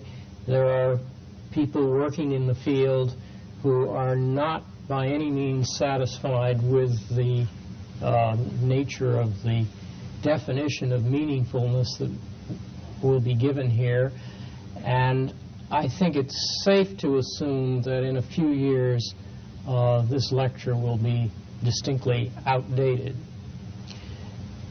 The problem of meaningfulness can be raised in two quite distinct ways, and then we can attempt to study how they relate to each other. One of these is fairly familiar to most people who have thought at all about measurement problems, and it arises in the following sort of way. You have got some sort of an empirical structure, and you've established that it can be mapped into some numerical structure. One realizes fairly quickly that, however, that one must be quite careful in using the numerical structure not to invoke aspects of the number system that are not involved in the representation. A very simple example is, let us suppose I have an ordinal scale, and I have three objects, and let's call them A, B, and C. And under a particular ordinal scale, A maps into 2, B maps into 6, and C maps into 8. Now, arithmetically, we know that 2 plus 6 equals 8. Does that relationship, which qualitatively we would say that somehow A and B combine to be equivalent to C, does that relationship have any meaning? And the answer is, in the case of an ordinal scale, no, it does not have any meaning. That is, if I were to change the scale, for instance, by squaring all of the values, so A went into 4, B went into 36, and C went into 64, then the additive relationship that I had noted in the particular scale is simply violated. A similar kind of example comes, say, with temperature. If somebody says to you that yesterday's temperature was double that of today's, simply because yesterday's temperature was 40 degrees Fahrenheit and yesterday's was 20 degrees Fahrenheit, the statement is valid as long as you know that the measurement is in Fahrenheit.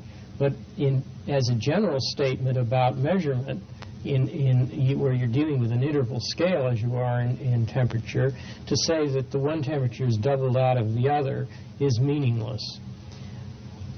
Similarly, even with ratio scales, one has to be careful. If someone asserts that the weight of the Earth is 10 to the 5th, that is without any meaning unless I specify the units in which that statement is made. It may have then, suppose I said the units were tons, it may or may not be true that it's 10 to the 5th tons, or it's rather more than that, actually. But it has no meaning without the specification of the units. You can't ask the question whether it's true or false unless you know what the units are. At the same time, there's another notion of meaningfulness that one has to worry about that's a little more subtle. It's something that arises, for instance, in dimensional analysis. And that is, suppose I'm in the qualitative structure, and I want to talk about some relation in that qualitative structure. I can ask whether that relation has any meaning there. And now the issue becomes, what do I mean by that?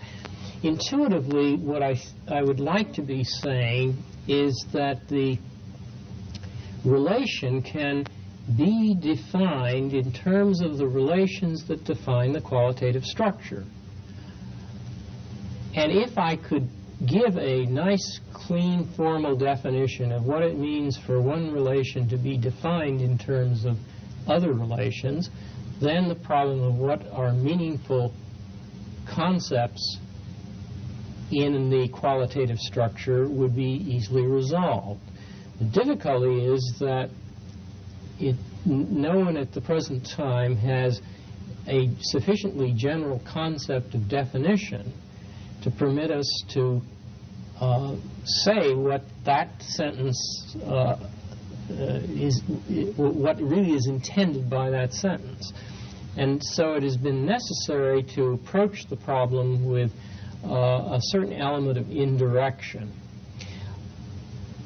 One notion of well, there are really several notions of an indirect sort that we will be dealing with, which all come together under certain assumptions, but in fact are quite distinct, and this is part of the problem of the meaningfulness issue, because these different notions in the general context do not all agree. For example,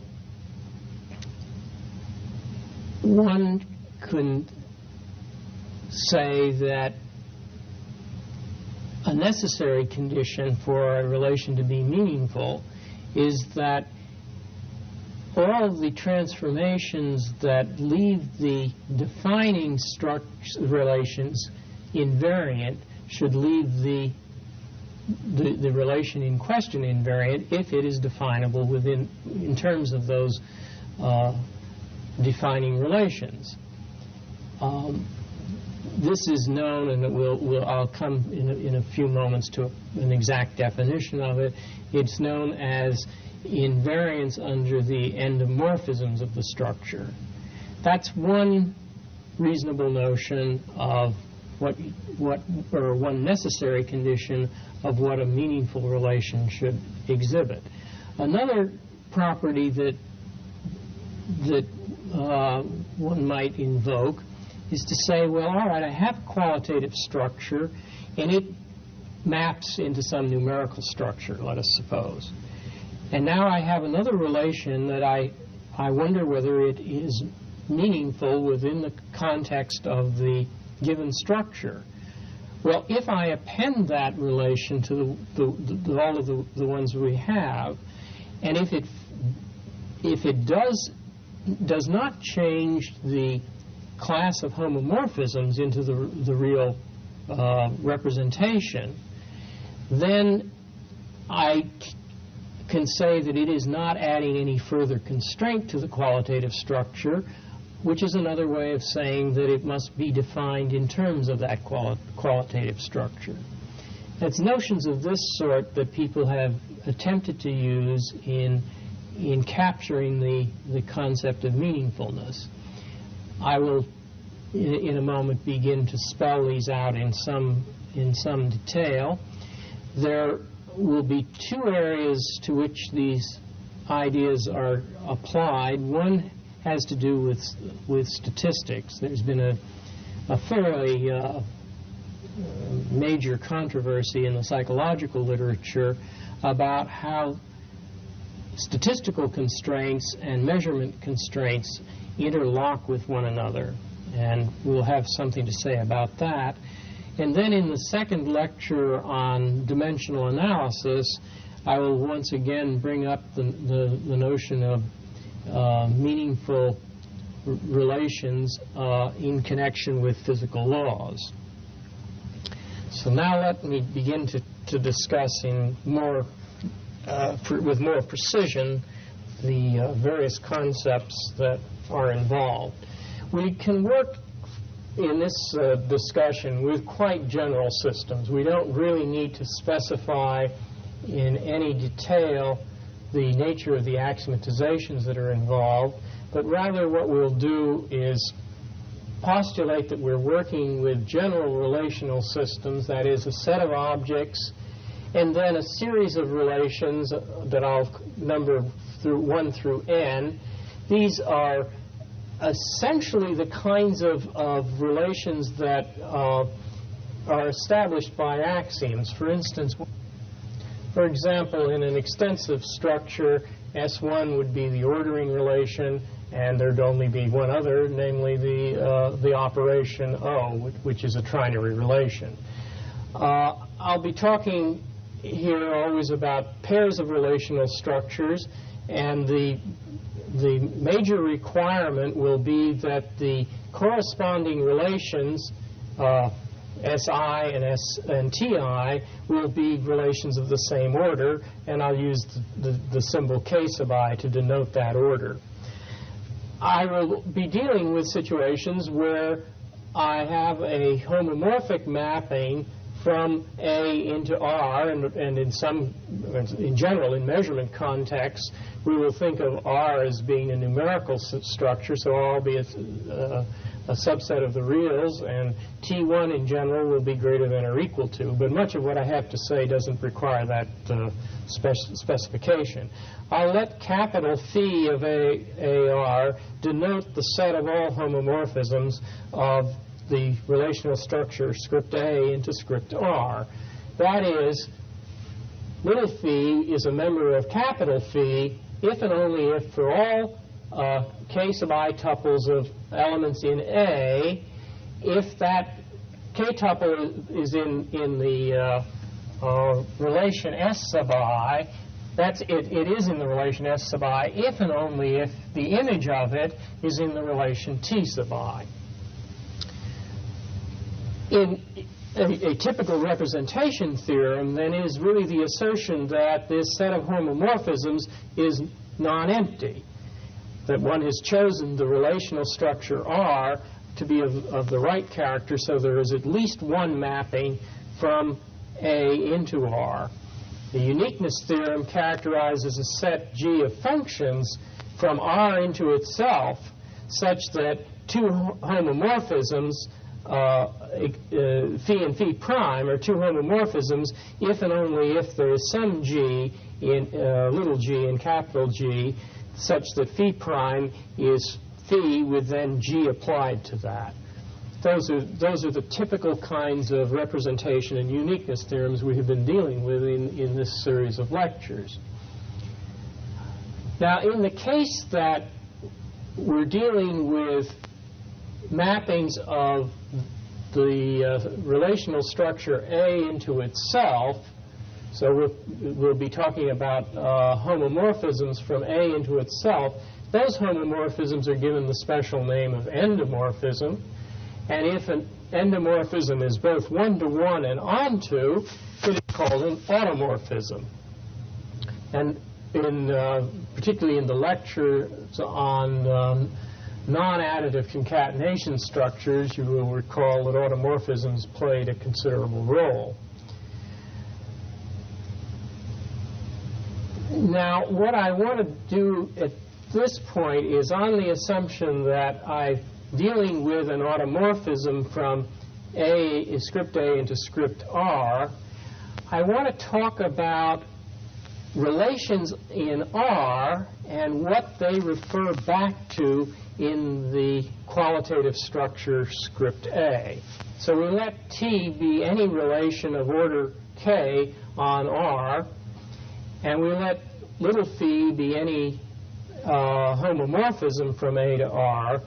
Then I'll define the set S of phi and T. It depends both on the homomorphism and on the element on the relation T. And that'll be the set of K tuples, the elements of which are in A, such that the image of those under phi lie in the relation T. In this sketch here, you get a picture of what it's like.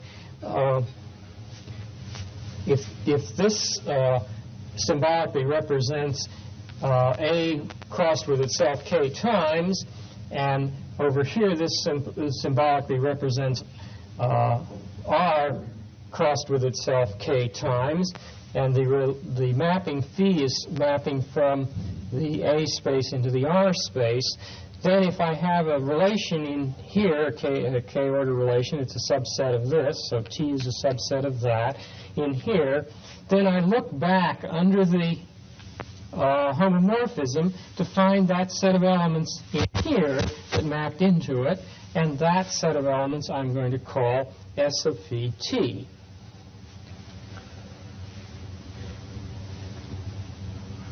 Now we'll find that we are particularly interested in those relations in the image space, in the representation space, whose referent is independent of the homomorphism you choose. So we'll define the relation in T to exhibit A reference invariance relative to R if and only if for every pair of homomorphisms, phi and phi prime, that take script A into script R, the set of elements that map into T under phi is exactly the same as the set of elements that map under phi prime into T. And we'll call that common set S of T, suppressing the notation of the homomorphism because it doesn't depend on the homomorphism. Now, those kinds of relations seem to have a very distinctive importance because any relation of that character that I speak of in the representation space script R has a unique meaning back in the underlying space, the qualitative space script A, quite independent of which of the homomorphisms I happen to be using, so that it has an invariant meaning, and that's why it's called reference invariant. This is a concept that arose really in work of Adams and Fagot and Robinson, and was also studied at some length in Fonsogel's treatise.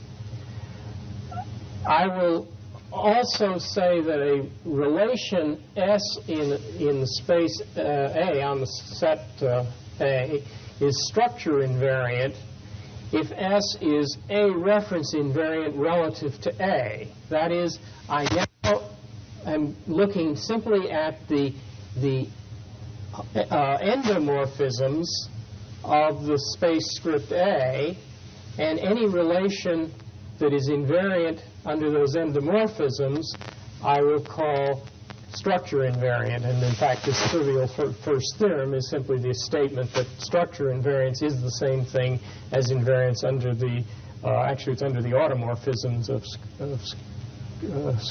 no, this is incorrect. This has got to be the endomorphisms.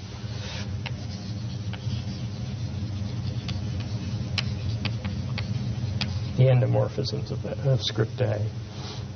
Now let me give you an example of a failure of reference invariant, the one that is fairly important and that sometimes doesn't seem to be very well understood. Consider a probability structure of the type that we spoke of in the lectures on probability. So we have a set X, an algebra of events script E, an ordering, a qualitative ordering of more probable than. And we were interested in representations of it that involved a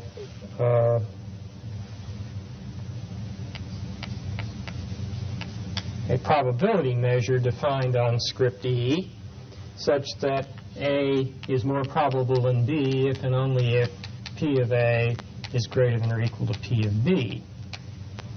Now, it's customary to define independence in the numerical structure in the following fashion. We'll say that A is independent of B if and only if P of A intersect B is in fact equal to P of A, P of B. And the question has arisen, since independence is an extremely important concept, is this notion is this notion of independence as a relation in the underlying qualitative structure. Is that a meaningful relation in that structure? That is, can it be defined in terms of the primitives of that structure?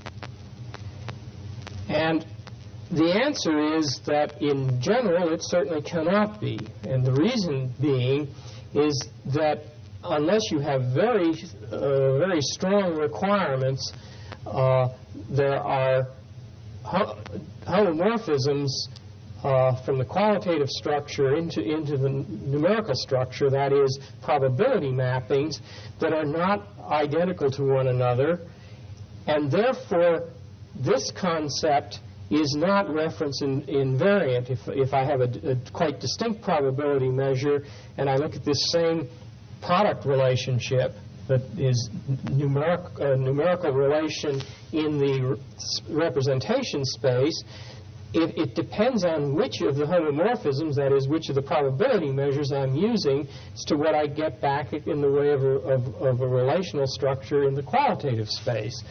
And because we know that in general there is not a unique probability representation, even with the requirement that the probability of the universal set be 1, it's not unique, that means that the concept of independence is not reference invariant, and therefore it is an independent concept that really should be added to the qualitative structure. It is not something that in general will be definable.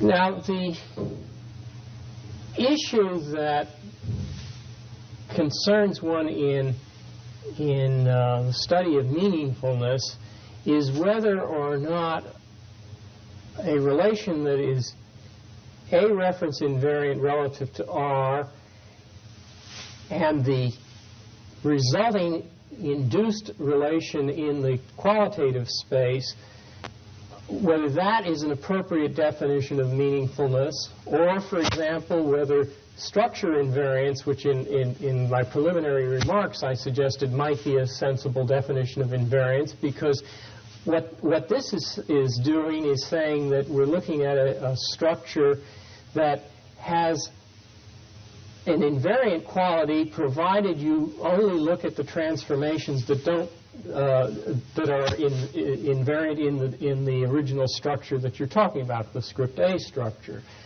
Now, if these two notions were basically the same, there would be no problem. However, it turns out that things are not quite that simple. We also have really two concepts of structure invariance to talk about. I've written here the definition in terms of the A space, but there's another definition in the R space, structure invariance of the relation T. And so we have really three distinct concepts: structure invariance in both of the relational structure and reference invariance between them. And the real question is, which, if any of these, should be taken to be a concept of meaningfulness? However, it turns out that in many of the important situations, the concepts are all the same. And I want to show a theorem in a little bit that establishes a fairly general circumstance under which they are the same. In order to proceed in that direction, I need another slightly modified concept of an endomorphism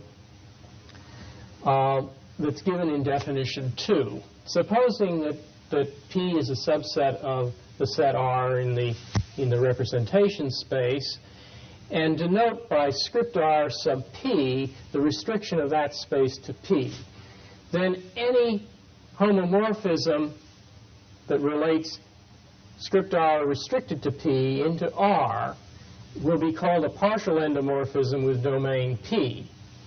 And the reason that we're interested in that concept of partial endomorphism is embodied in the second theorem. There's a slight supposition here that the notion of equality in R is reference invariant. If that is not the case, we're going to be in a lot of trouble. Things get very messy. So I'm going to assume that that is reference invariant. Then I look at two homomorphisms from the qualitative space to the representational space, and the assertion is that phi and phi prime are two homomorphisms if and only if there's a partial endomorphism gamma with domain phi sub a such that phi prime is of the form phi then with gamma applied to it, and gamma is defined just on the image of phi. So that this is essentially stating the nature of the uniqueness theorem. It's saying that under the rather weak assumption that equality is a reference invariant, then the uniqueness is characterized by the partial endomorphisms of the representational space. Under that same assumption about equality being reference invariant, we now can establish a characterization of what it means for a k-order relation in R, call it T, to be a reference invariant relative to R. And what is involved here is that we look at all the partial endomorphisms with domain phi of A and look at the elements that are in the kth product of the image of A under phi, and that element, those k-tuples are in T if and only if the image of them under the partial endomorphism are also in T. So this is an analog, really, of Theorem 1. The Theorem 1 defines structure invariance in the underlying space in terms of the endomorphisms of A, and this defines what it means in the imaging space for a relation that's reference invariant.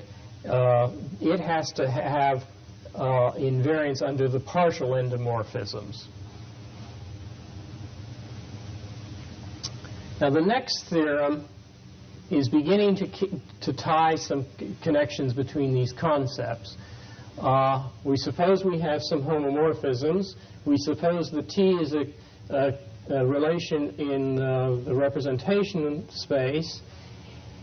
Then the first assertion is that if T is a reference invariant relative to R, which is one of the concepts we think it's important, then the reference set, S of T, is in fact structure invariant. Now, one immediately asks the question, suppose I have a structure invariant set in the underlying space. Is that the referent of something in the image space? Then those two concepts would be really the same. But in the general situation, that's not the case. Now, I will be talking about assumptions that lead to that equivalence. If T is a subset of all the conceivable kth order images of the homomorphisms, that is, in a certain sense, what this requirement is that the representation space should not be too large. What we're going to be doing is restricting the representation space and then looking at relations in that. So if the representation space is been chosen efficiently, this condition will be met, in which case, if T is a reference invariant relative to R, it will prove to be structure invariant in R.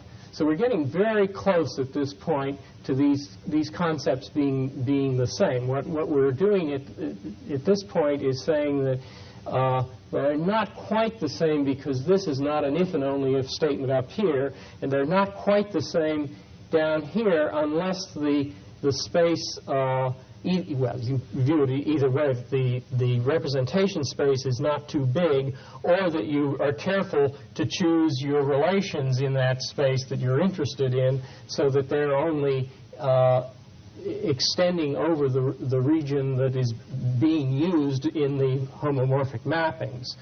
And if you do work with that restriction, then the relations that are reference invariant are also structure invariant.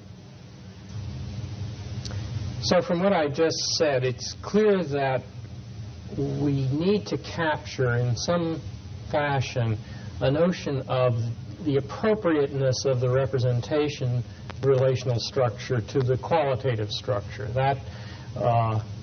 That seems to be at issue here. And let me remind you of several things we know which will begin to suggest a definition of compatibility.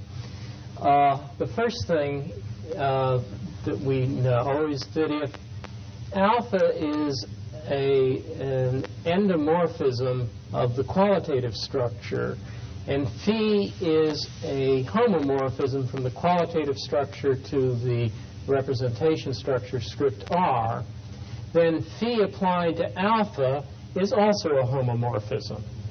And secondly, what Theorem 2 said was that if we had two homomorphisms, then there is a partial endomorphism in the representation structure such that the one homomorphism is the other homomorphism with the partial endomorphism applied.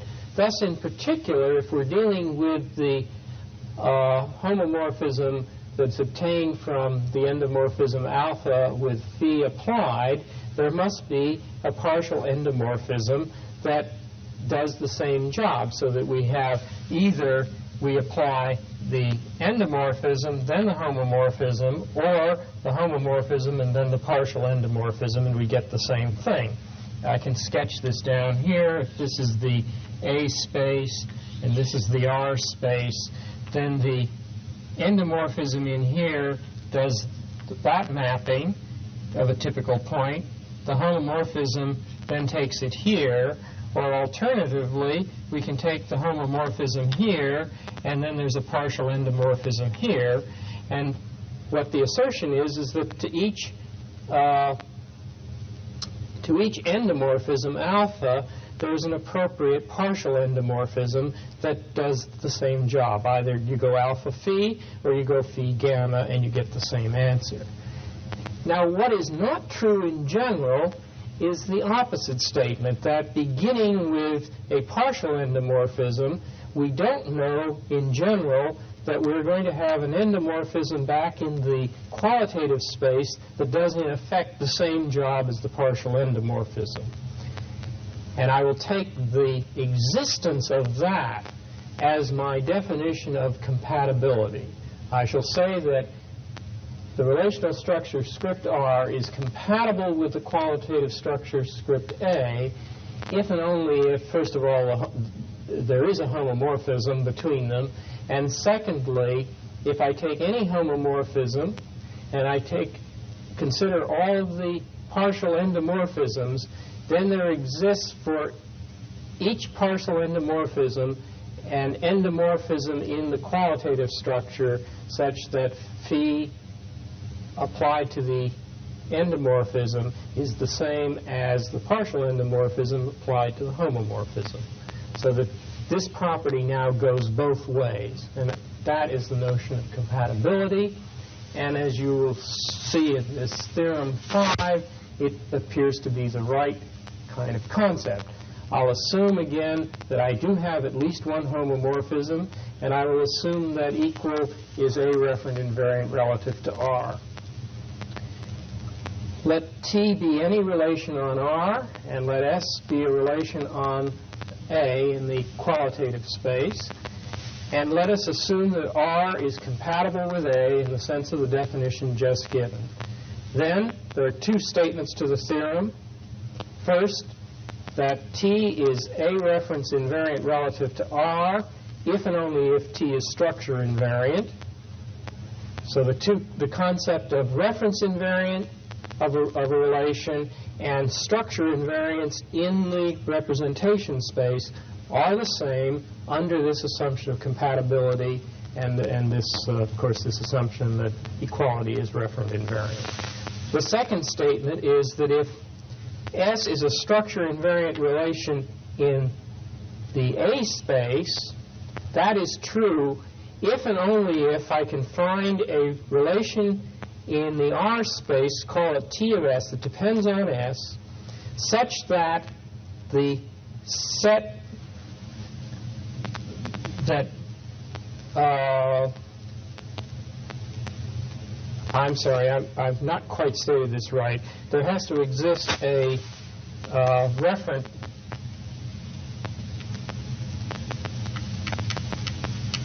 invariant relation T of S such that the referent of T of S back in the original space is in fact the given S, so that any structure invariant relation is representable in the representation space by a referent invariant relation. This means then that the three concepts, reference invariant between the two spaces, structure invariant in the qualitative space, or structure invariance in the representation space, all of these are the same notion, provided that the compatibility holds. Now you might reasonably ask, well, when does compatibility hold? Is this a very strong assumption, or is this something that we would normally expect to obtain? And there's a corollary that gives a sufficient condition for that, that is one that we've run into fairly frequently and seems to be, for many purposes of measurement, quite satisfactory. Suppose that all of the homomorphisms from A to R in fact have a common image. Usually that would turn out to be all of the positive reals, but we don't need to be quite that specific. But they all are mapping onto the same set. If that is the case, and then under the assumptions of this theorem except for the compatibility requirement, then every endomorphism in the qualitative space is in fact an automorphism, and every endomorphism in the representation space is an automorphism there. Secondly, those two groups of automorphisms are isomorphic. And third, and the most important aspect of this, R is in fact compatible with A under that assumption. So that in most of the kinds of measurement situations that we have been working with, the compatibility requirement is satisfied, in which case these reference invariance and structure invariance concepts are all the same. And at least tentatively, several of us have come to the conclusion that this is a suitable definition of meaningfulness in this class of measurement situations where the compatibility requirement is satisfied. So we will treat relations as meaningful provided they are structure invariant in a measurement situation where the compatibility holds. The nice thing about this compatibility requirement is that it's really a very simple characterization of the uniqueness theorem of the representation. We can characterize uniqueness either in terms of the endomorphisms of the underlying structure or the partial endomorphisms of the representation structure. Either of those is equally good when the structures are compatible.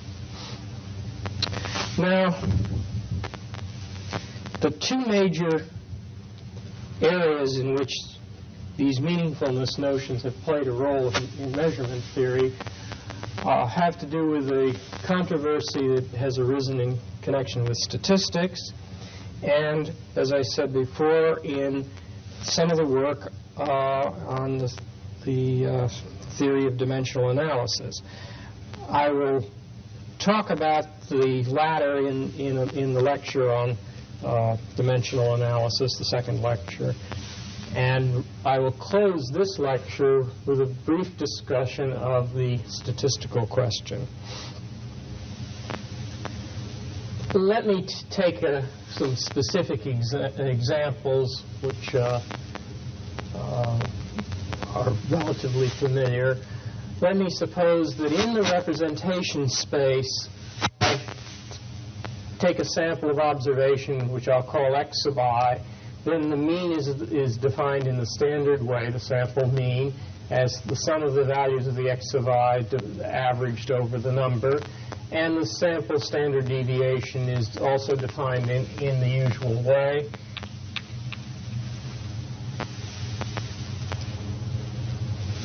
Now, in Stevens's original discussion of these matters,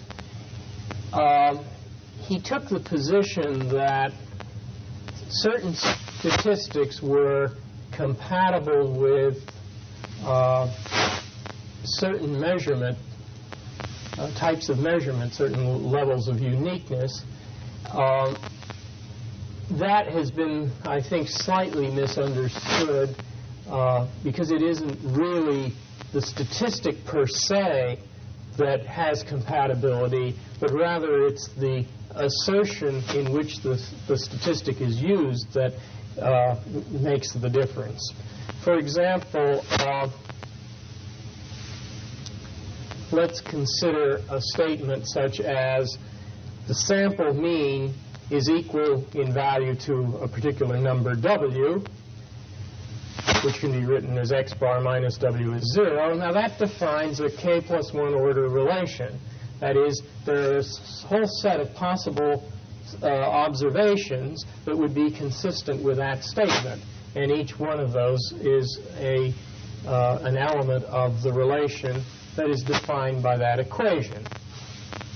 Now, if we assume that these numbers are coming out of the representation of some qualitative space, then it's not difficult to see that this relation, the relation defined by that equation, is referent invariant for both ratio and interval scales. The reason being that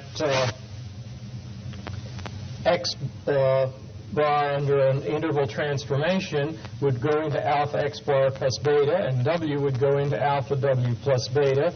Therefore, looking at alpha x bar minus alpha w, well, let me write it a little more carefully.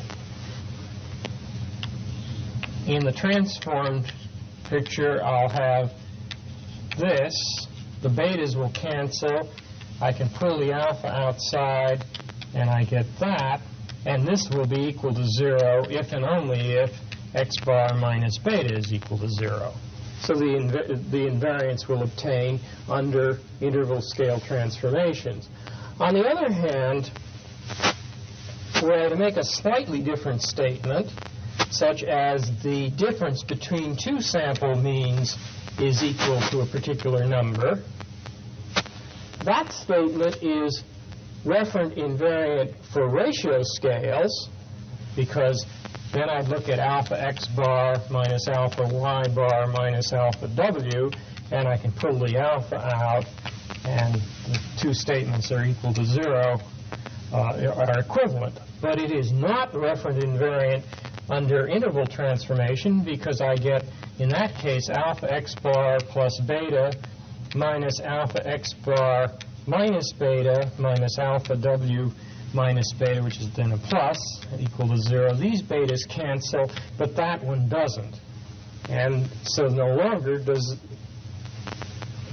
it then turns out that you have alpha x bar minus y bar, oops, this was a y bar here,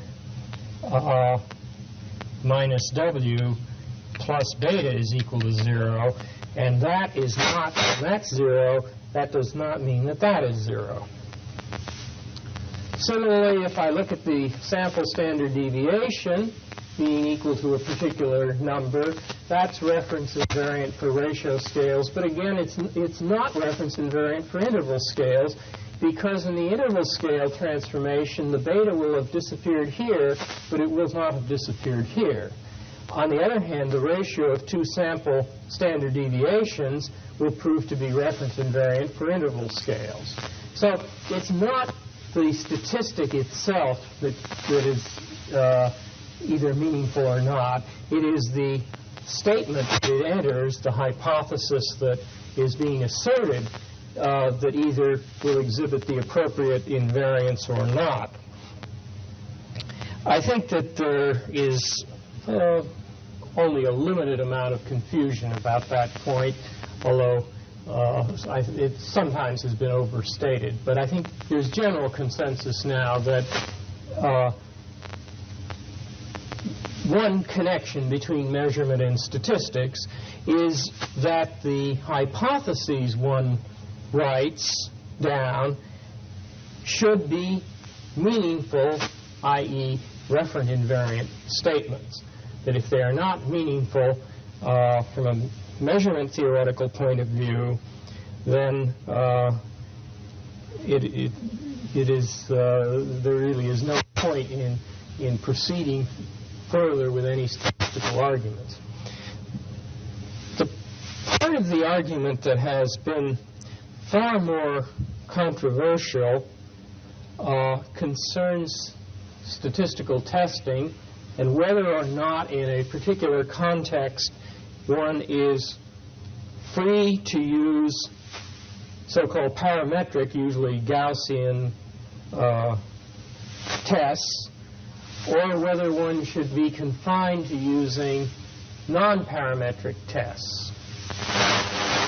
And let me try to describe the typical kind of situation. I think it really turns out that once you describe it carefully, then it's easy to see that there isn't really much of a controversy. So the situation that we have in mind is a qualitative structure with an ordering and some other relations, and a representing structure, which is a numerical one with the usual greater than or equal to and some other relations, and they're the same order relations. Let me also assume that I've got some subsets of A, call them B and C, and they're disjoint. And on those subsets, I have probability spaces with different algebras of events, of course, and different probability measures, P and Q. And I'll assume that these are countably additive probability spaces. Now, we'll say that a function from A into the reals is a Gaussian representation for the structure composed of the set A, its ordering, and the two probability spaces, provided it's order preserving, and provided the restriction of that function to B and C, respectively, are random variables that have Gaussian distributions. And that's the kind of assumption that one frequently sees made in statistics books, that you're dealing with a random variable that has a Gaussian distribution, but we're adding on the further requirement that the random variable be order preserving in the order of the measurement structure that's involved. One can see easily that under those assumptions, psi is in fact a homomorphism of the order part of the qualitative structure into the ordered real numbers. In general, however, psi need not be a homomorphism of the measurement structure into the reals. Maybe an example will make this very clear. Suppose that I'm concerned with reaction time. Now, we're dealing with time, which is measured in an extensive fashion. We have some qualitative way of measuring time. It leads through the measurement theory to the usual numerical representation of time, where time intervals are additive. So there's an extensive structure there. Let me suppose, probably contrary to fact, that observed reaction times have a log normal or log Gaussian distribution, which means that the logarithm of the observed time has a Gaussian distribution. Now that's a statement of this character, that a particular transformation, namely the log of the usual time measure, is Gaussian. That is, of course, a homomorphism from the order aspect of time into the order aspect of numbers. But it is not the measurement theoretic homomorphism at all. It's, since we're dealing with time being an interval scale, or time intervals are what we really are talking about. They're a ratio scale. They're extensive in character. The logarithm is not one of the acceptable transformations. Those are ratio scales and can only be transformed by multiplication by a positive constant. So in that situation, the mapping psi is not in this set of homomorphisms.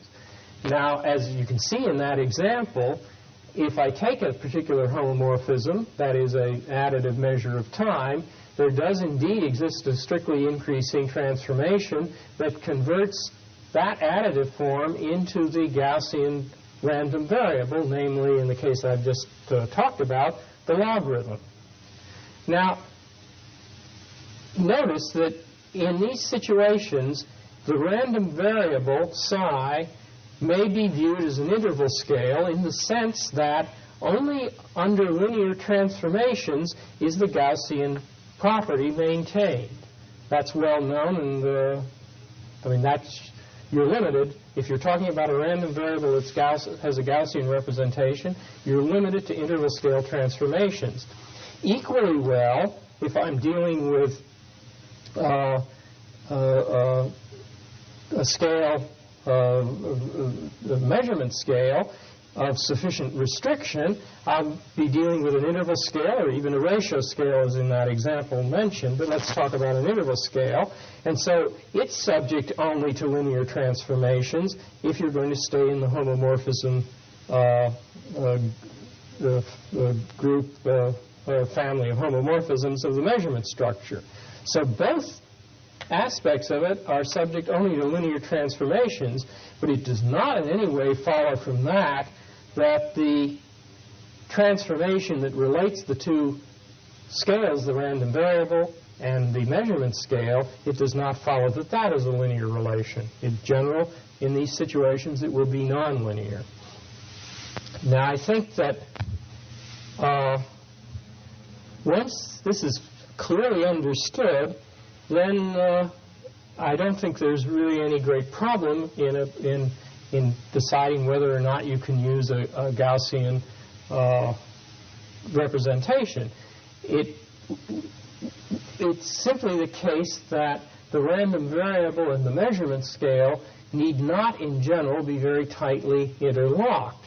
Now, it may happen that one has theoretical reasons that permit you to derive a particular relation, for instance, a linear relationship between the two random variables, in which case, fine, you can use ordinary Gaussian statistics on the measurement scale directly if you have well-sustained reasons to think they're the same.